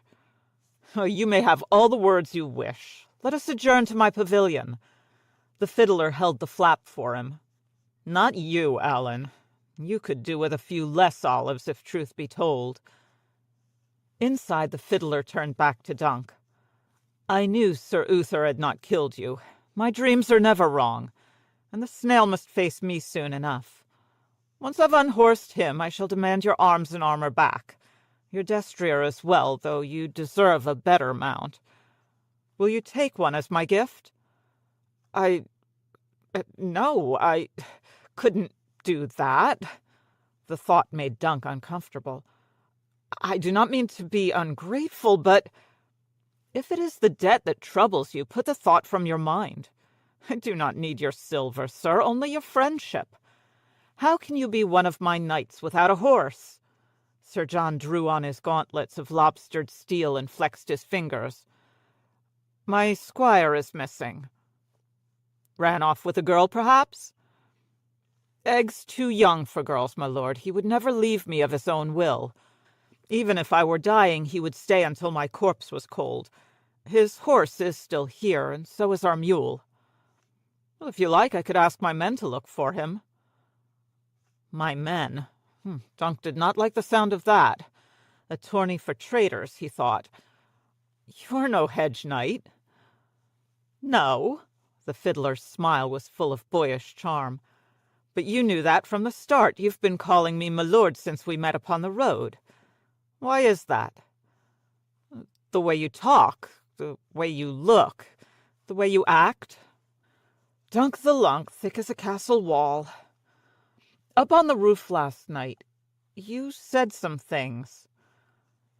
Wine makes me talk too much, but I meant every word. We belong together, you and I. My dreams do not lie." "Your dreams don't lie," said Dunk. But you do. John is not your true name, is it?" "No." The fiddler's eyes sparkled with mischief. "He has egg's eyes." "His true name will be revealed soon enough to those who need to know." Lord Gorman Peake had slipped into the pavilion, scowling. "Hedge Knight, I warn you." "Oh, stop it, Gormy," said the fiddler. "Sir Duncan is with us, or will be soon. I told you I dreamed of him." Outside, a herald's trumpet blew, and the fiddler turned his head. "They're calling me to the lists. Pray excuse me, Sir Duncan. We can resume our talk after I dispose of Sir Galtry the Green." "Strength to your arm," Dunk said. "It was only courteous." Lord Gorman remained after Sir John had gone. "His dreams will be the death of all of us." "What did it take to buy Sir Galtry?" Dunk heard himself say. "Was silver sufficient, or does he require gold?" Someone's been talking, I see." Peake seated himself in a camp chair. "I have a dozen men outside. I ought to call them in and have them slit your throats, sir." "Why don't you?" "His Grace would take that ill." His Grace. Dunk felt as though someone had punched him in the belly. Another black dragon, he thought. Another Blackfire rebellion, and soon another Redgrass field. The grass was not red when the sun came up. "Why this wedding?" "Lord Butterwell wanted a new young wife to warm his bed, and Lord Frey had a somewhat soiled daughter. Their nuptials provided a plausible pretext for some like-minded lords to gather. Most of those invited here fought for the Black Dragon once. The rest have reason to resent Bloodraven's rule, or nurse some grievances and ambitions of their own. Many of us had sons and daughters taken to King's Landing to vouchsafe for future loyalty, but most of the hostages perished in the Great Spring sickness. Our hands are no longer tied. Our time is come. Eris is weak, a bookish man and no warrior. The commons hardly know him, and what they do know they do not like. His lords love him even less. His father was weak as well, that is true. But when his throne was threatened, he had sons to take the field for him, Baelor and Maekar, the hammer and the anvil. But Baelor Breakspear is no more, and Prince Maekar sulks at Summerhall, at odds with king in hand. Ay, thought Dunk, and now some fool hedge knight has delivered his favourite son into the hands of his enemies. How better to ensure that the prince never stirs from Summerhall? "There is Bloodraven," he said. "He is not weak." "No," Lord Peake allowed. "But no man loves a sorcerer, and kinslayers are accursed in the sight of gods and men. At the first sign of weakness or defeat, Bloodraven's men will melt away like summer snows. And if the dream the princess dreamed comes true, and a living dragon comes forth here at Whitewalls—" Dunk finished for him. "The throne is yours." "His," said Lord Gorman Peake. "I am but a humble servant." He rose. "Do not attempt to leave the castle, sir. If you do, I will take it as proof of treachery, and you will answer with your life. We've gone too far to turn back now." The leaden sky was spitting down rain in earnest as John the Fiddler and Sir Galtry the Green took up fresh lances at opposite ends of the lists. Some of the wedding guests were streaming off toward the great hall, huddled under cloaks. Sir Galtry rode a white stallion. A drooping green plume adorned his helm, a matching plume his horse's crenette. His cloak was a patchwork of many squares of fabric, each a different shade of green. Gold inlay made his greaves and gauntlet glitter, and his shield showed 9 jade mullets upon a leek green field.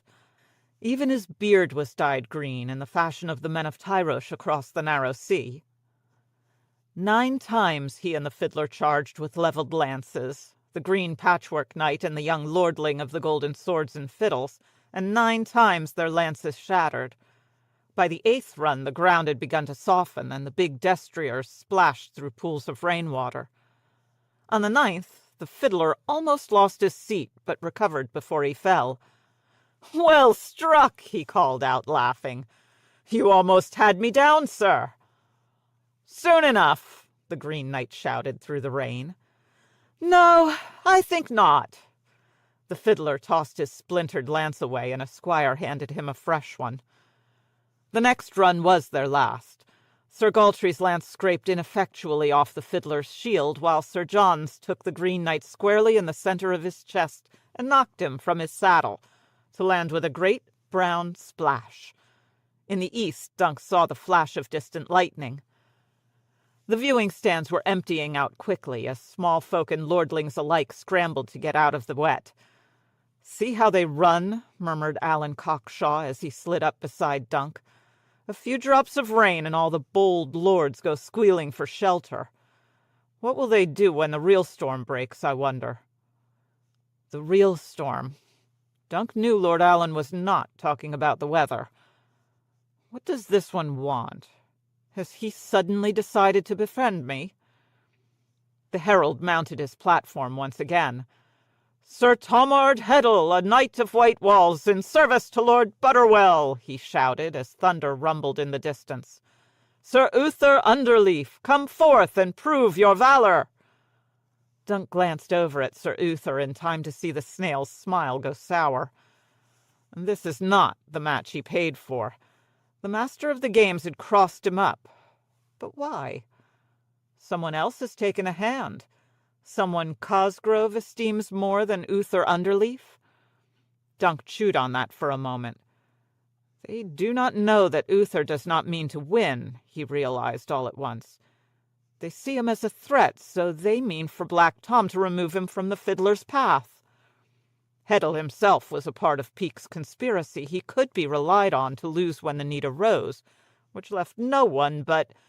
And suddenly Lord Peake himself was storming across the muddy field to climb the steps to the herald's platform, his cloak flapping behind him. "We are betrayed," he cried. "Bloodraven has a spy amongst us. The dragon's egg is stolen." Sir John the Fiddler wheeled his mount around. "My egg?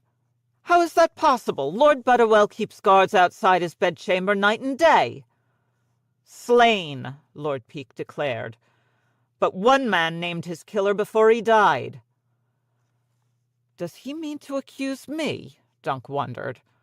A dozen men had seen him touch the dragon's egg last night, when he had carried Lady Butterwell to her lord husband's bed.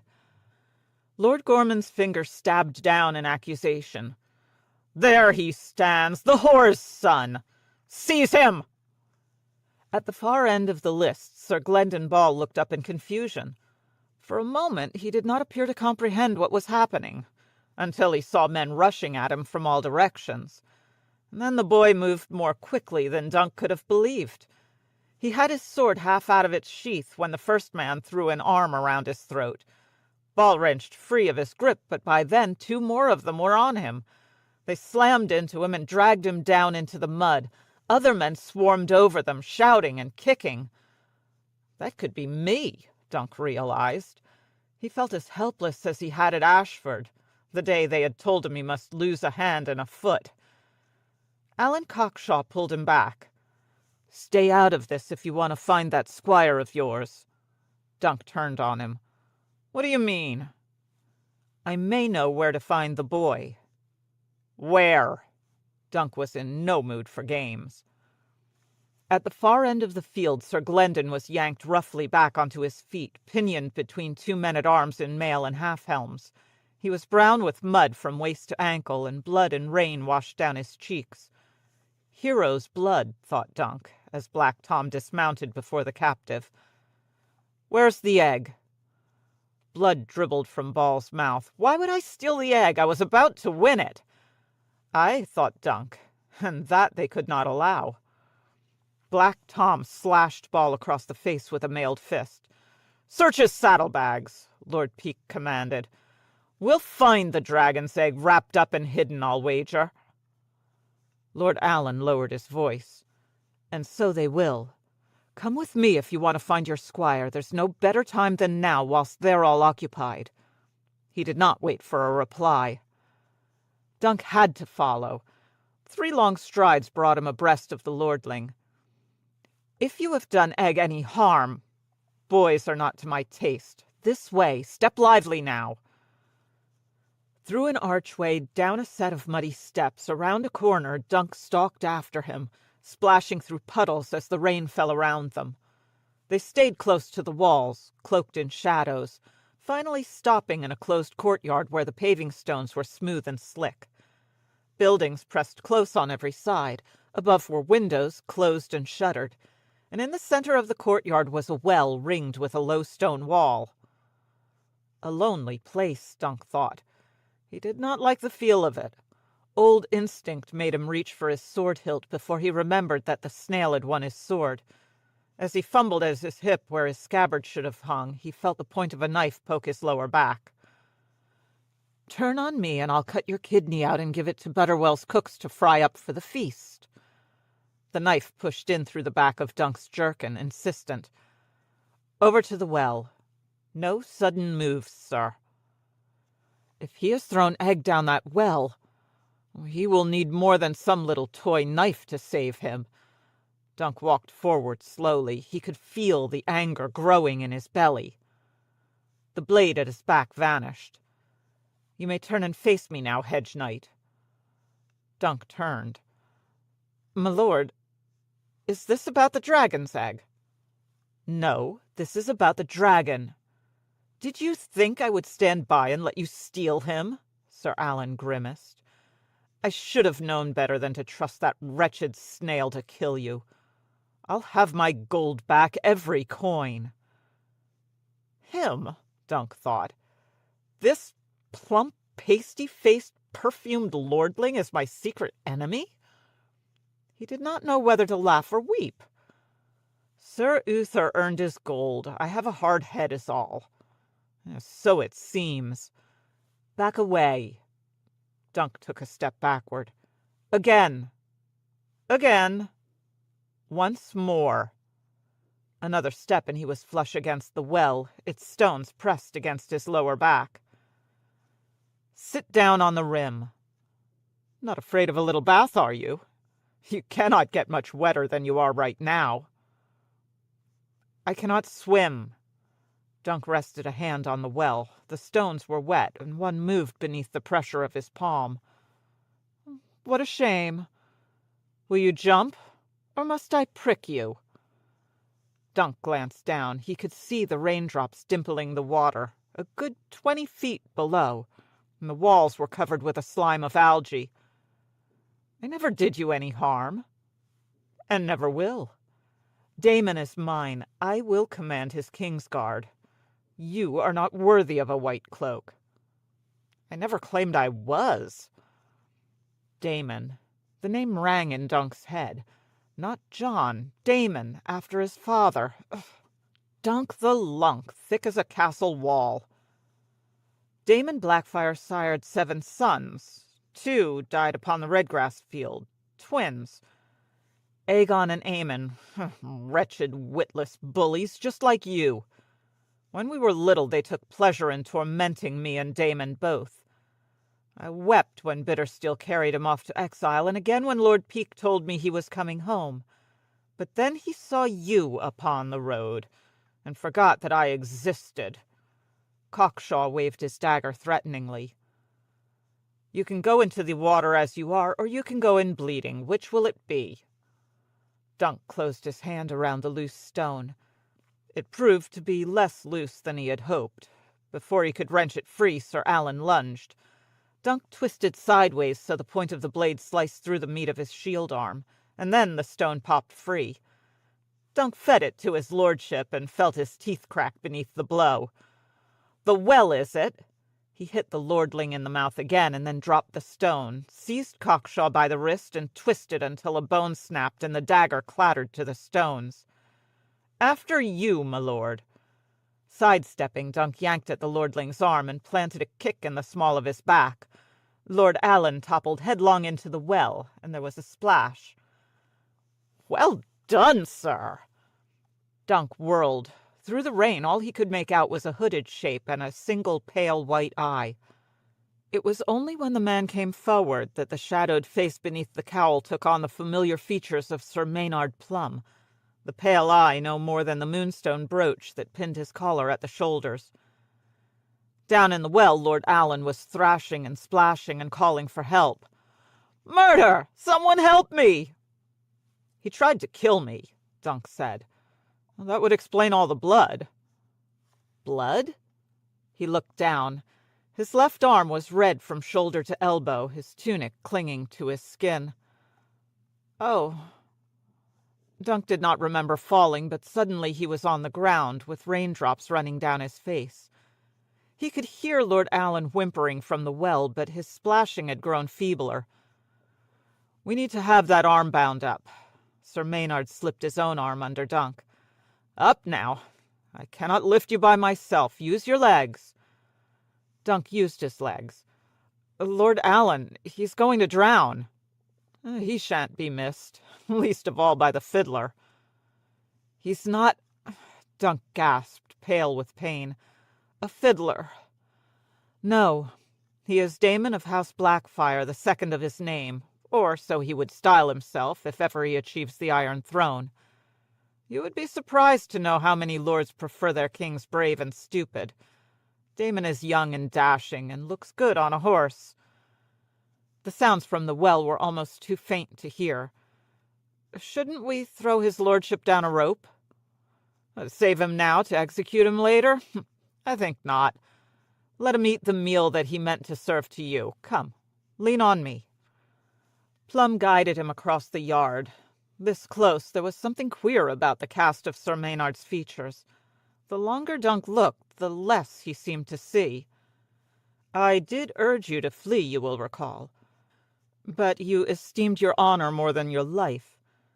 An honorable death is well and good, but if the life at stake is not your own, what then? Would your answer be the same, sir?" "Whose life?" From the well came one last splash. "Egg? Do you mean Egg?" Dunk clutched at Plum's arm. "Where is he?"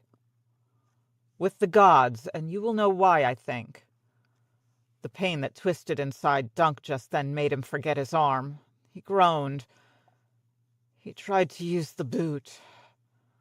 "So I surmise. He showed the ring to Maester Lothar, who delivered him to Butterwell, who no doubt pissed his britches at the sight of it and started wondering if he had chosen the wrong side, and how much Bloodraven knows of this conspiracy. And the answer to that last is quite a lot," Plum chuckled. "Who are you?" "A friend," said Maynard Plum. "One who's been watching you and wondering at your presence in this nest of adders. Now be quiet until we get you mended." Staying in the shadows, the two of them made their way back to Dunk's small tent. Once inside, Sir Maynard lit a fire, filled a bowl with wine, and set it on the flames to boil. "A clean cut, and at least it is not your sword arm," he said, slicing through the sleeve of Dunk's blood-stained tunic. "The thrust seems to have missed the bone. Still, we will need to wash it out, or you could lose the arm." "It doesn't matter." Dunk's belly was roiling, and he felt as if he might retch at any moment. "If Egg is dead, you bear the blame. You should have kept him well away from here. I never said the boy was dead, though. I said he was with the gods. Do you have clean linen? Silk?" "My tunic, the good one I got in Dorne. What do you mean he's with the gods?" "In good time. Your arm first." The wine soon began to steam. Sir Maynard found Dunk's good silk tunic, sniffed at it suspiciously, and then slid out a dagger and began to cut it up. Dunk swallowed his protest. "Ambrose Butterwell has never been what you might call decisive," Sir Maynard said as he wadded up 3 strips of silk and dropped them in the wine. "He had doubts about this plot from the beginning, doubts that were inflamed when he learned that the boy did not bear the sword. And this morning his dragon's egg vanished, and with it the last dregs of his courage." "Sir Glendon did not steal the egg," Dunk said. "He was in the yard all day tilting, or watching others tilt." "Peake will find the egg in his saddlebags all the same." The wine was boiling. Plump drew on a leather glove and said, "Try not to scream." And then he pulled a strip of silk out of the boiling wine and began to wash the cut. Dunk did not scream. He gnashed his teeth and bit his tongue and smashed his fist against his thigh hard enough to leave bruises, but he did not scream. Sir Maynard used the rest of his good tunic to make a bandage and tied it tight around his arm. "How does that feel?" he asked when he was done. "Bloody awful," Dunk shivered. "Where's Egg?"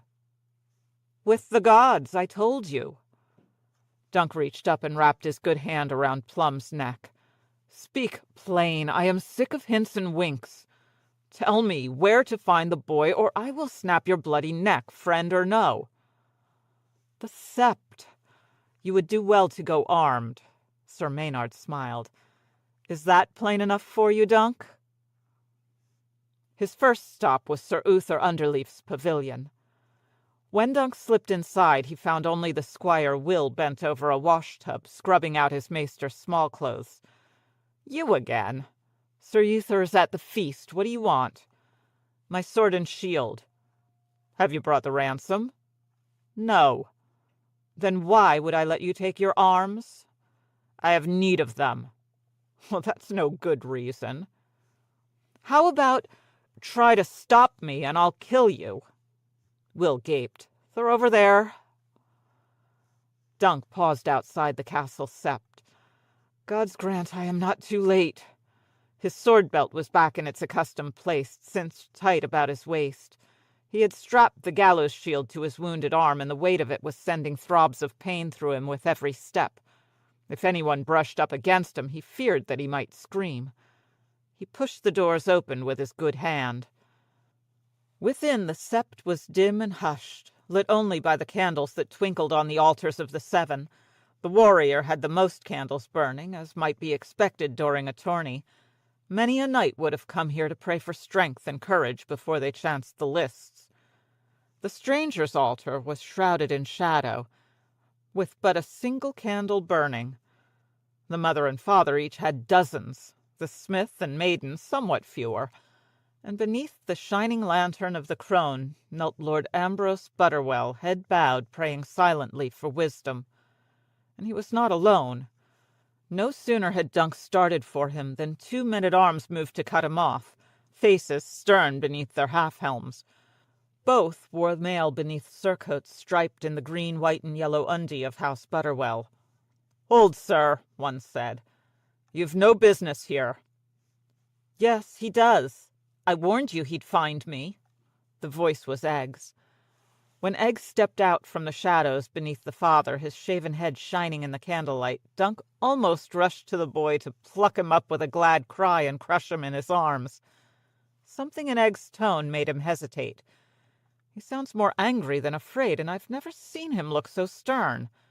And Butterwell on his knees? Something is queer here. Lord Butterwell pushed himself back to his feet. Even in the dim light of the candles, his flesh looked pale and clammy. "Let him pass," he told his guardsmen. When they stepped back, he beckoned Dunk closer. "I've done the boy no harm. I knew his father well when I was the king's hand. Prince Makar needs to know none of this was my idea." "He will," Dunk promised. What is happening here? Pique. This was all his doing. I swear it by the seven. Lord Butterwell put one hand on the altar. May the gods strike me down if I am false. He told me whom I must invite and who must be excluded, and he brought this boy Pretender here. I never wanted to be part of any treason. You must believe me. Tom Heddle now, he urged me on. I will not deny it. My good son married to my eldest daughter, but I will not lie. He was part of this. He is your champion, said Egg. If he was in this, so were you. Oh, be quiet, Dunk wanted to roar. That loose tongue of yours'll get us killed. Yet Butterwell seemed to quake. My lord, you do not understand. Heddle commands my garrison. You must have some loyal guardsmen, said Egg. These men here, said Lord Butterwell. A few more. I've been too lax, I will allow, but I have never been a traitor. Frey and I harbored doubts about Lord Pique's Pretender since the beginning. He does not bear the sword. If he were his father's son, bitter steel would have armed him with black fire. And all this talk about a dragon, madness and folly." His lordship dabbed the sweat from his face with his sleeve. "And now they've taken the egg, the dragon's egg my grandsire had from the king himself as a reward for Leal's service. It was there this morning when I woke, and my guards swear no one entered or left the bedchamber. It may be that Lord Peake brought them, I cannot say, but the egg is gone. They must have it, or else the dragon's hatched," thought Dunk. If a living dragon appeared again in Westeros, the lords and small folk alike would flock to whichever prince could lay claim to it.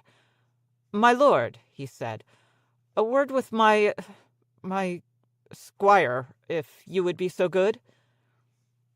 "As you wish, sir." Lord Butterwell knelt to pray again. Dunk drew Egg aside and went down upon one knee to speak with him face to face. "I'm going to clout you in the ear so hard your head will turn around backward and you'll spend the rest of your life looking at where you've been." "You should, sir." Egg had the grace to look abashed. "I'm sorry. I meant to send a raven to my father." "So I could stay a night. The boy meant well." Dunk glanced over to where Butterwell was praying. "What did you do to him?" "Scared him, sir." "Aye, I can see that. He'll have scabs on his knees before the night's done." "I didn't know what else to do, sir. The maester brought me to them once he saw my father's ring." "Them?" "Lord Butterwell and Lord Frey, sir. Some guards were there as well. Everyone was upset. Someone stole the dragon's egg." "Not you, I hope." Egg shook his head. "No, sir. I knew I was in trouble when the maester showed Lord Butterwell my ring. I thought about saying that I'd stolen it, but I didn't think he would believe me. Then I remembered this one time I heard my father talking about something Lord Bloodraven said, about how it was better to be frightening than frightened. So I told him that my father had sent us here to spy for him, that he was on his way here with an army, that his lordship had best release me and give up this treason or it would mean his head." He smiled a shy smile. "It worked better than I thought it would, sir." Dunk wanted to take the boy by the shoulders and shake him until his teeth rattled. "This is no game," he might have roared. "This is life and death." "Did Lord Frey hear all this as well?" "Yes. He wished Lord Butterwell happiness in his marriage and announced that he was returning to the twins forthwith. That was when his lordship brought us here to pray." Frey could flee, Dunk thought, but Butterwell doesn't have that option, and soon or late he'll begin to wonder why Prince Maekar and his army have not turned up. "If Lord Peake should learn that you're in the castle—" The sept's outer doors opened with a crash. Dunk turned to see Black Tom Heddle glowering in mail and plate, with rainwater dripping off his sodden cloak to puddle by his feet. A dozen men-at-arms stood with him, armed with spears and axes, and lightning flashed blue and white across the sky behind them, etching sudden shadows across the pale stone floor. A gust of wet wind set all the candles in the sept to dancing. "Oh, 7 bloody hells," was all that Dunk had time enough to think before Heddle said, "There's the boy! Take him!" Lord Butterwell had risen to his feet. "No! Halt! The boy is not to be molested. Tumard, what is the meaning of this?" Heddle's face twisted in contempt. "Not all of us have milk running in our veins, your lordship. I'll have the boy." "You do not understand." Butterwell's voice had turned into a high, thin quaver. "We are undone. Lord Frey is gone. The others will follow. Prince Maekar is coming with an army." "All the more reason to take the boy as hostage." "No, no," said Butterwell. "I want no more part of Lord Peake or his pretender. I will not fight." Black Tom looked coldly at his lord. "Craven," he spat. "Say what you will, you'll fight or die, my lord." He pointed at Egg. "A stag to the first man to draw blood." "No, no!" Butterwell turned to his own guards. "Stop them! Do you hear me? I command you, stop them!" But all the guards had halted in confusion, at a loss as to whom they should obey. "Must I do it myself, then?" Black Tom drew his long sword. Dunk did the same. "Behind me, Egg." "Put up your steel, the both of you," Butterwell screeched. "I'll have no bloodshed in the sept. Sir Tomard, this man is the prince's sworn shield. He'll kill you." "Only if he falls on me." Black Tom showed his teeth in a barred grin. "I saw him try to joust." "I'm better with a sword," Dunk warned him. Heddle answered with a snort and charged. Dunk shoved Egg roughly backward and turned to meet his blade. He blocked the first cut well enough, but the jolt of Black Tom's sword biting into his shield and the bandaged cut behind it sent a jolt of pain crackling up his arm. He tried to slash at Heddle's head in answer, but Black Tom slid away from it and hacked at him again. Dunk barely got his shield around in time. Pine chips flew, and Heddle laughed, pressing his attack, low and high and low again. Dunk took each cut with his shield, but every blow was agony, and he found himself giving ground. "Get him, sir!" he heard Egg call. "Get him! Get him! He's right there!" The taste of blood was in Dunk's mouth, and worse, his wound had opened once again. A wave of dizziness washed over him. Black Tom's blade was turning the long kite shield into splinters. "Oak and iron guard me well, or else I'm dead and doomed to hell," Dunk thought, before he remembered that this shield was made of pine. When his back came up hard against an altar, he stumbled to one knee and realized he had no more ground left to give. "You are no knight," said Black Tom. "Are those tears in your eyes, oaf?" "Yeah, tears of pain." Dunk pushed up off his knee and slammed shield first into his foe. Black Tom stumbled backward, yet somehow kept his balance. Dunk bowled right after him, smashing him with the shield again and again, using his size and strength to knock Heddle halfway across the sept.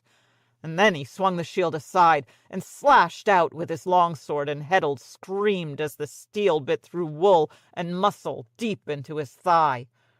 His own sword swung wildly, but the blow was desperate and clumsy. Dunk let his shield take it one more time and put all his weight into his answer. Black Tom reeled back a step and stared down in horror at his forearm flopping on the ground beneath the stranger's altar. "You," he gasped. You... "I told you." Dunk stabbed him through the throat. "I'm better with a sword." Part 7. Two of the men-at-arms fled back into the rain as a pool of blood spread out from Black Tom's body. The others clutched their spears and hesitated, casting wary glances toward Dunk as they waited for their lord to speak. This was ill done," Butterwell finally managed. He turned to Dunk and Egg. "We must be gone from Whitewalls before those two bring word of this to Gorman Peak. He has more friends among the guests than I do. The postern gate in the north wall. We'll slip out there. Come, we must make haste."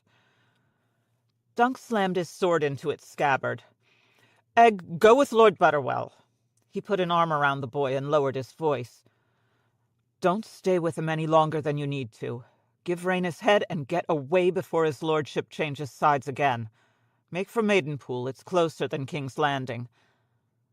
"What about you, sir?" "Never mind about me." "I'm your squire." "Aye," said Dunk, "and you'll do as I tell you, or you'll get a good clout in the ear." A group of men were leaving the great hall, pausing long enough to pull up their hoods before venturing out into the rain. The old ox was amongst them, and weedy Lord Caswell once more in his cups. Both gave Dunk a wide berth. Sir Mortimer Boggs favoured him with a curious stare, but thought better of speaking to him. Uther Underleaf was not so shy. "You came late to the feast, sir," he said as he was pulling on his gloves. "And I see you wear a sword again." "You'll have your ransom for it, if that's all that concerns you." Dunk had left his battered shield behind and draped his cloak across his wounded arm to hide the blood. Unless I die.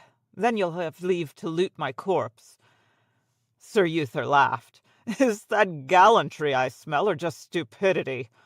The 2 scents are much alike, as I recall. It's not too late to accept my offer, sir." "It is later than you think," Dunk warned him. He did not wait for Underleaf to answer, but pushed past him through the double doors. The great hall smelled of ale and smoke and wet wool. In the gallery above, a few musicians played softly. Laughter echoed from the high tables where Sir Kirby Pym and Sir Lucas Nayland were playing a drinking game.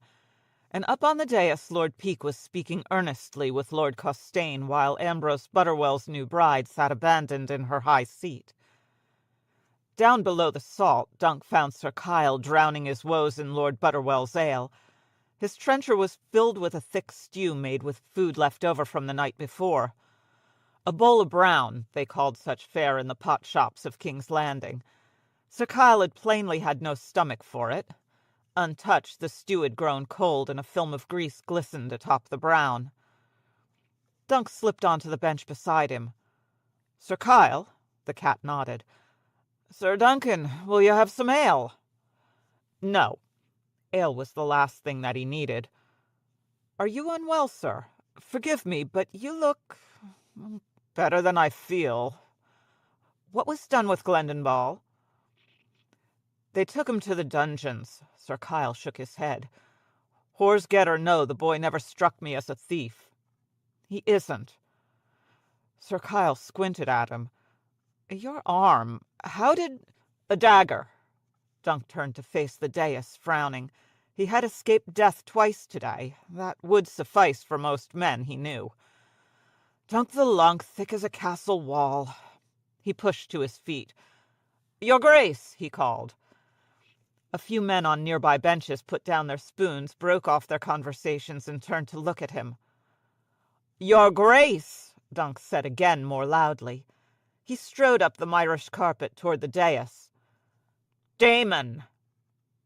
Now half the hall grew quiet. At the high table, the man who had called himself the fiddler turned to smile at him. He'd donned a purple tunic for the feast, Dunk saw. Purple to bring out the color of his eyes. "Sir Duncan, I'm pleased that you're with us. What would you have of me?" "Justice," said Dunk, "for Glendon Ball." The name echoed off the walls, and for half a heartbeat it was as if every man, woman, and boy in the hall had turned to stone. Then Lord Costaigne slammed a fist upon the table and shouted, "It's death that one deserves, not justice!" A dozen other voices echoed his, and Sir Harbert Page declared, "He's bastard-born. All bastards are thieves or worse. Blood will tell." For a moment Dunk despaired. "I am alone here." But then Sir Kyle the cat pushed himself to his feet, swaying only slightly. "The boy may be a bastard, my lords, but he's Fireball's bastard. It's like Sir Harbert said, blood will tell." Damon frowned. "No one honors Fireball more than I do," he said. "I will not believe this false knight is his seed. He stole the dragon's egg and slew 3 good men in the doing." "He stole nothing and killed no one," Dunk insisted. "If 3 men were slain, look elsewhere for their killer. Your Grace knows as well as I that Sir Glendon was in the yard all day, riding one tilt after the other." "Aye," Damon admitted. "I wondered at that myself, but the dragon's egg was found amongst his things." "Was it? Where is it now?" Lord Gorman Peake rose, cold-eyed and imperious. "Safe and well guarded. And why is that any concern of yours, sir?" "Bring it forth," said Dunk. "I'd like another look at it, my lord. The other night I saw it only for a moment." Peake's eyes narrowed. "Your Grace," he said to Damon, "it comes to me that this hedge knight arrived at Whitewalls with Sir Glendon, uninvited. He may well be part of this." Dunk ignored that. "Your Grace, the dragon's egg that Lord Peake found amongst Sir Glendon's things was the one he placed there. Let him bring it forth if he can. Examine it yourself. I'll wager you it's no more than a painted stone." The hall erupted into chaos. 100 voices began to speak at once, and a dozen knights leapt to their feet. Damon looked near as young and lost as Sir Glendon had when he had been accused. "Are you drunk, my friend?" "Oh, would that I were." "I've lost some blood," Dunk allowed, "but not my wits. Sir Glendon has been wrongfully accused." "Why?" Damon demanded, baffled. "If Ball did no wrong as you insist, why would his lordship say he did and try to prove it with some painted rock?" "To remove him from your path. His lordship bought your other foes with golden promises, but Ball was not for sale." The fiddler flushed. "That is not true." "It is true. Send for Sir Glendon and ask him yourself." "I will do just that. Lord Peake, have that bastard fetched up at once, and bring the dragon's egg as well. I wish to have a closer look at it." Gorman Peake gave Dunk a look of loathing. "Your Grace, the bastard boy is being questioned. A few more hours and we will have a confession for you, I do not doubt." "By questioned, my lord means tortured," said Dunk. "A few more hours, and Sir Glendon will confess to having killed your Grace's father and both your brothers too." "Enough!" Lord Peake's face was almost purple. "One more word, and I will rip your tongue out by the roots." "You lie," said Dunk. "And that's 2 words." "And you will rue the both of them," Peake promised. "Take this man and chain him in the dungeons." "No." Damon's voice was dangerously quiet. "I want the truth of this. Sunderland, Viral, Smallwood, take your men and go find Sir Glendon in the dungeons. Bring him up forthwith and see that no harm comes to him. If any man should try to hinder you, tell him you are about the king's business." "As you command," Lord Viral answered. "I will settle this as my father would," the fiddler said. "Sir Glendon stands accused of grievous crimes. As a knight, he has a right to defend himself by strength of arms. I shall meet him in the lists, and let the gods determine guilt and innocent." Hero's blood or whore's blood, Dunk thought, when 2 of Lord Verrill's men dumped Sir Glendon naked at his feet. He has a deal less of it than he did before. The boy had been savagely beaten. His face was bruised and swollen, several of his teeth were cracked or missing. His right eye was weeping blood, and up and down his chest his flesh was red and cracking where they had burned him with hot irons. "You're safe now," murmured Sir Kyle. "There's no one here but hedge knights, and the gods know that we're harmless lot." Damon had given them a maester's chambers and commanded them to dress any hurts Sir Glendon might have suffered and see that he was ready for the lists. 3 fingernails had been pulled from Ball's left hand, Dunk saw as he washed the blood from the boy's face and hands. That worried him more than all the rest. "Can you hold a lance?" "A lance?" Blood and spit dribbled from Sir Glendon's mouth when he tried to speak. "Do I have all my fingers?" 10, said Dunk, "but only 7 fingernails." Ball nodded. "Black Tony was going to cut my fingers off, but he was called away. Is it him that I'm to fight?" "No, I killed him." That made him smile. "Someone had to." "You're to tilt against the fiddler, but his real name is Damon. They told me. The Black Dragon." Sir Glendon laughed. "My father died for him. I would have been his man, and gladly. I would have fought for him, killed for him, died for him, but I could not lose for him." He turned his head and spat out a broken tooth. "Could I have a cup of wine? Sir Kyle, get the wineskin." The boy drank long and deep and then wiped his mouth. "Look at me. I'm shaking like a girl." Dunk frowned. "Can you still sit a horse?" "Help me wash and bring me my shield and lance and saddle," Sir Glendon said, "and you will see what I can do." It was almost dawn before the rain let up enough for the combat to take place. The castle yard was a moray of soft mud glistening wetly by the light of 100 torches. Beyond the field, a grey mist was rising, sending ghostly fingers up the pale stone walls to grasp the castle battlements. Many of the wedding guests had vanished during the intervening hours, but those who remained climbed the viewing stand again and settled themselves on planks of rain-soaked pine. Amongst them stood Sir Gorman Peake, surrounded by a knot of lesser lords and household knights. It had been only a few years since Dunk had squired for old Sir Arlen. He had not forgotten how. He cinched the buckles on Sir Glendon's ill-fitting armor, fastened his helmet to his gorget, helped him mount, and handed him his shield. Earlier contests had left deep gouges in the wood, but the blazing fireball could still be seen. He looks as young as Egg, Dunk thought. A frightened boy, and grim. His sorrel mare was unbarded, and skittish as well. He should have stayed with his own mount. The sorrel may be better bred and swifter, but a rider rides best on a horse that he knows well, and this one's a stranger to him. "I'll need a lance," Sir Glendon said. "A war lance." Dunk went to the racks.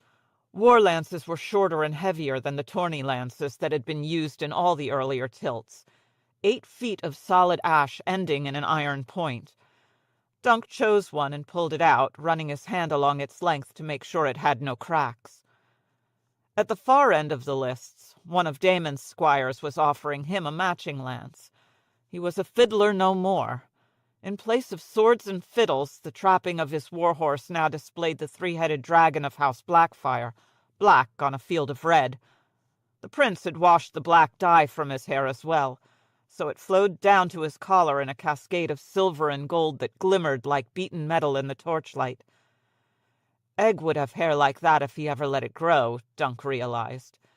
He found it hard to picture him that way, but one day he knew he must, if the two of them should live so long. The herald climbed his platform once again. "Sir Glendon the Bastard stands accused of theft and murder," he proclaimed, "and now comes forth to prove his innocence at the hazard of his body. Damon of House Blackfire, the second of his name, right-born king of the Andals and the Roynar and the First Men, Lord of the 7 Kingdoms and protector of the realm, comes forth to prove the truth of the accusations against the bastard Glendon." And all at once the years fell away, and Dunk was back at Ashford Meadow once again, listening to Baylor Breakspear just before they went forth to battle for his life. He slipped the war lance back in place, plucked a tourney lance from the next rack, 12 feet long, slender, and elegant. "Use this," he told Sir Glendon. "It's what we used at Ashford, at the trial of 7. The fiddler chose a war lance. He means to kill me. First, he has to strike you. If your aim is true, his point will never touch you." "I don't know." "I do." Sir Glendon snatched the lance from him, wheeled about, and trotted toward the lists. "7 save us both, then." Somewhere in the east, lightning cracked across a pale pink sky. Damon raked his stallion's side with golden spurs and leapt forward like a thunderclap, lowering his war lance with its deadly iron point. Sir Glendon raised his shield and raced to meet him, swinging his own longer lance across his mare's head to bear upon the young pretender's chest. Mud sprayed back from their horses' hooves, and the torches seemed to burn the brighter as the 2 knights went pounding past. Dunk closed his eyes. He heard a crack, a shout, a thump. "No!" he heard Lord Peake cry out in anguish. "No!" For half a heartbeat, Dunk almost felt sorry for him. He opened his eyes again. Riderless, the big black stallion was slowing to a trot. Dunk jumped out and grabbed him by the reins. At the far end of the lists, Sir Glendon Ball wheeled his mare and raised his splintered lance. Men rushed onto the field to where the fiddler lay unmoving, face down in a puddle, and when they helped him to his feet, he was mud from head to heel. "The brown dragon!" someone shouted, and laughter ripped through the yard as the dawn washed over Whitewalls. It was only a few heartbeats later, as Dunk and Sir Kyle were helping Glendon Ball off his horse, that the first trumpet blew and the sentries on the walls raised the alarm. An army had appeared outside the castle, rising from the morning mists. Egg wasn't lying after all, Dunk told Sir Kyle, astonished. From Maidenpool had come Lord Mooton, from Raventree Lord Blackwood, from Duskendale Lord Darklan. The royal demences about King's Landing sent forth Hayfords, Rossbys, Stokeworths, Maceys, and the king's own sworn swords, led by 3 knights of the king's guard, and stiffened by 300 ravens' teeth, with tall white weirwood bows. Mad Danelle Lothston herself rode forth in strength from her haunted towers at Harrenhal, clad in black armor that fit her like an iron glove, her long red hair streaming. The light of the rising sun glittered off the points of 500 lances and 10 times as many spears. The knights' grey banners were reborn in 100 gaudy colors, and above them all flew 2 regal dragons on night-black fields, the great 3-headed beast of King Aerys I Targaryen, red as fire, and a white-winged fury breathing scarlet flame. Not Maekar after all, Dunk knew when he saw those banners. The banners of the Prince of Summerhall showed 4 3-headed dragons, 2 and 2, the arms of the 4th-born son of the late King Daeron II Targaryen. A single white dragon announced the presence of the king's hand, Lord Brynden Rivers. Bloodraven himself had come to Whitewalls. The first Blackfire rebellion had perished on the Redgrass field in blood and glory. The second Blackfire rebellion ended with a whimper. "They cannot cow us," young Daemon proclaimed from the castle battlements, after he had seen the ring of iron that encircled them. "For our cause is just. We will slash through them and ride, hell-bent, for King's Landing. Sound the trumpets!" Instead, knights and lords and men-at-arms muttered quietly to one another, and a few began to slink away, making for the stables or a postern gate, or some hidey-hole they hoped might keep them safe. And when Daemon drew his sword and raised it above his head, every man of them could see it was not Blackfire. "We'll make another Redgrass field today," the Pretender promised. "Piss on that, fiddle boy," a grizzled squire shouted back at him. "I'd sooner live." In the end, the second Daemon Blackfire rode forth alone, reined up before the royal host, and challenged Lord Bloodraven to single combat. "I will fight you or the coward Aerys, or any champion you care to name." Instead, Lord Bloodraven's men surrounded him, pulled him off his horse, and clasped him into golden fetters. The banner he had carried was planted in the muddy ground and set afire. It burned for a long time, sending up a twisted plume of smoke that could be seen for leagues around. The only blood that was shed that day came when a man in service to Lord Virel began to boast that he had been one of Bloodraven's eyes and would soon be well rewarded. "By the time the moon turns, I'll be fucking whores and drinking Darnish red," he was purported to have said, just before one of Lord Costain's knights slit his throat. "Drink that," he said, as Virel's man drowned in his own blood. "It's not Dornish, but it's red." Elsewise, it was a sullen and silent column that trudged through the gates of Whitewalls to toss their weapons into a glittering pile before being bound and led away to await Lord Bloodraven's judgment. Dunk emerged with the rest of them, together with Sir Kyle the Cat and Glendon Ball. They had looked for Sir Maynard to join them, but Plum had melted away sometime during the night. It was late that afternoon before Sir Roland Crakehall of the Kingsguard found Dunk among the other prisoners. "Sir Duncan, where in 7 hells have you been hiding? Lord Rivers has been asking for you for hours. Come with me, if you please." Dunk fell in beside him. Crakehall's long cloak flapped behind him with every gust of wind, as white as moonlight on snow. The sight of it made him think back on the words the fiddler had spoken up on the roof. "I dreamed that you were all in white from head to heel, with a long pale cloak flowing from those broad shoulders." Dunk snorted. "And you dreamed of dragons hatching from stone eggs, one as likely as the other." The hand's pavilion was 1/2 mile from the castle, in the shade of a spreading elm tree. A dozen cows were cropping at the grass nearby. Kings rise and fall, Dunk thought, and cows and small folk go about their business. It was something the old man used to say. "What will become of them all?" he asked Sir Rowland as they passed a group of captives sitting on the grass. "They'll be marched back to King's Landing for trial. The knights and men-at-arms should get off light enough. They were only following their liege lords." "And the lords?" "Some will be pardoned, so long as they tell the truth of what they know and give up a son or a daughter to vouchsafe their future loyalty. It'll go harder for those who took pardons after the Redgrass field. They'll be imprisoned or attainted.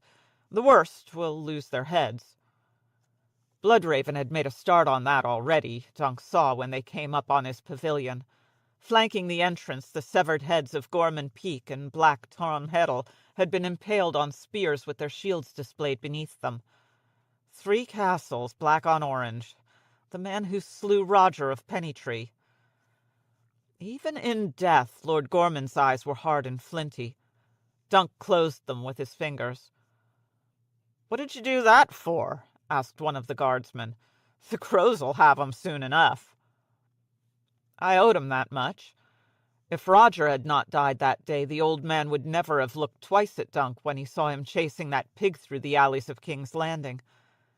Some old dead king gave a sword to one son instead of another, and that was the start of it. And now I'm standing here, and poor Roger's in his grave." "The hand awaits," commanded Roland Crakehall. Dunk stepped past him into the presence of Lord Bryndon Rivers, bastard, sorcerer, and hand of the king. Egg stood before him, freshly bathed and garbed in princely raiment, as would befit a nephew of the king.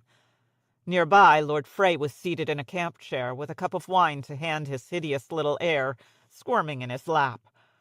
Lord Butterwell was there as well, on his knees, pale-faced and shaking. "Treason is no less vile because the traitor proves a craven," Lord Rivers was saying. "I have heard your bleatings, Lord Ambrose, and I believe 1 word in 10. On that account I will allow you to retain a 10th part of your fortune. You may keep your wife as well. I wish you joy of her." "And Whitewalls?" asked Butterwell with quavering voice. "Forfeit to the Iron Throne. I mean to pull it down stone by stone and sow the ground that it stands upon with salt. In 20 years no one will remember it existed. Old fools and young malcontents still make pilgrimages to the Redgrass field to plant flowers on the spot where Damon Blackfire fell. I will not suffer Whitewalls to become another monument to the Black Dragon." He waved a pale hand. "Now scurry away, Roach." "The hand is kind." Butterwell stumbled off, so blind with grief that he did not even seem to recognize Dunk as he passed. "You have my leave to go as well, Lord Frey," Rivers commanded. "We will speak again later." "As my lord commands." Frey led his son from the pavilion. Only then did the king's hand turn to Dunk. He was older than Dunk remembered him, with a lined, hard face, but his skin was still as pale as bone, and his cheek and neck still bore the ugly wine-stained birthmark that some people thought looked like a raven. His boots were black, his tunic scarlet, and over it he wore a cloak the color of smoke, fastened with a brooch in the shape of an iron hand. His hair fell to his shoulders, long and white and straight, brushed forward so as to conceal his missing eye, the one that Bittersteel had plucked from him on the Redgrass field. The eye that remained was very red. How many eyes has Bloodraven? 1,000 eyes in one. No doubt Prince Maekar had some good reason for allowing his son to squire for a hedge knight, he said, though I cannot imagine it included delivering him to a castle full of traitors plotting rebellion. How is it that I come to find my cousin in this nest of adders, sir? Lord Butterbutt would have me believe that Prince Maekar sent you here, to sniff out this rebellion in the guise of a mystery knight? Is that the truth of it?" Dunk went to one knee. "No, my lord. I mean, yes, my lord. That's what Egg told him. Aegon, Prince Aegon, so that part's true, but it isn't what you'd call the true truth, though. I see. So the two of you learned of this conspiracy against the crown and decided you would thwart it by yourselves. Is that the way of it? Well, that's not it either. We just sort of blundered into it, I suppose you'd say. Egg crossed his arms. And Sir Duncan and I had matters well in hand before you turned up with your army. We had some help, my lord, Dunk added. Hedge knights. Aye, my lord. Sir Kyle the Cat and Maynard Plum and Sir Glendon Ball. It was him unhorsed the Pretender. Yes, I've heard that tale from 100 lips already. The bastard of the Pussy Willows, born of a whore and a traitor. Born of heroes, Egg insisted. If he's amongst the captives, I want him found and released. And rewarded. And who are you to tell the king's hand what to do? Egg did not flinch. You know who I am, cousin. Your squire is insolent, sir, Lord Rivers said to Dunk. You ought to beat that out of him. I've tried, my lord, but he's a prince, though. What he is, said Bloodraven, is a dragon. Rise, sir. Dunk rose. There have always been Targaryens who dreamed of things to come, since long before the conquest, Bloodraven said. So we should not be surprised if from time to time a Blackfire displays the gift as well. Daemon dreamed that a dragon would be born at White Walls, and it was. The fool just got the color wrong. Dunk looked at Egg. The ring, he saw. His father's ring, it's on his finger, not stuffed up inside his boot. I have half a mind to take you back to King's Landing with us, Lord Rivers said to Egg, and keep you at court as my guest. My father would not take kindly to that. I suppose not. Prince Maekar has a prickly nature. Perhaps I should send you back to Summerhall. My place is with Sir Duncan. I'm his squire. 7 save you both. As you wish, you're free to go. We will, said Egg. But first we need some gold. Sir Duncan needs to pay the snail his ransom. Bloodraven laughed. What happened to the modest boy I once met at King's Landing? As you say, my prince, I will instruct my paymaster to give you as much gold as you wish, within reason. Only as a loan, insisted Dunk. I will pay it back. When you learn to joust, no doubt. Lord Rivers flicked them away with his fingers, unrolled a parchment, and began to tick off names with a quill. He is marking down the men to die, Dunk realized. My lord, he said, we saw the heads outside. Is that... Will the fiddler, Daemon, will you have his head as well? Lord Bloodraven looked up from his parchment. That is for King Aerys to decide. But Daemon has 4 younger brothers and sisters as well. Should I be so foolish as to remove his pretty head, his mother will mourn, his friends will curse me for a kinslayer, and Bittersteel will crown his brother Haegon. Dead, young Daemon is a hero. Alive, he's an obstacle in my half-brother's path.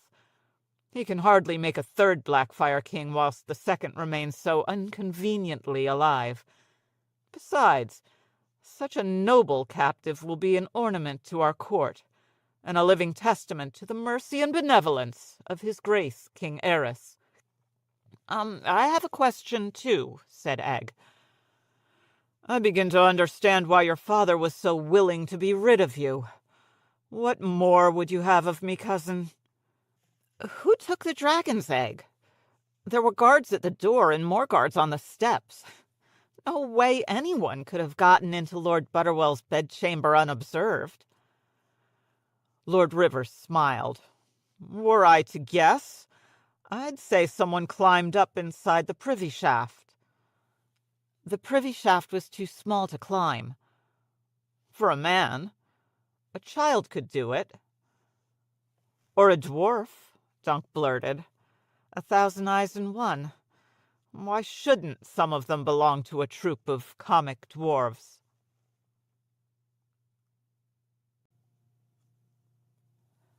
Author's Note: The End of the Beginning. More travels and more travails await our hedge knight and his squire in the years to come. From Dorne to the Wall, their journeys will carry them across the length and breadth of the Seven Kingdoms, and even beyond the narrow sea to the disputed lands and the shining cities of Essos. Along the way, they will cross paths with lords and knights and sorcerers and many a fair maid and noble lady, to write their names into the annals of Westeros, never to be forgotten. But those are tales for another time.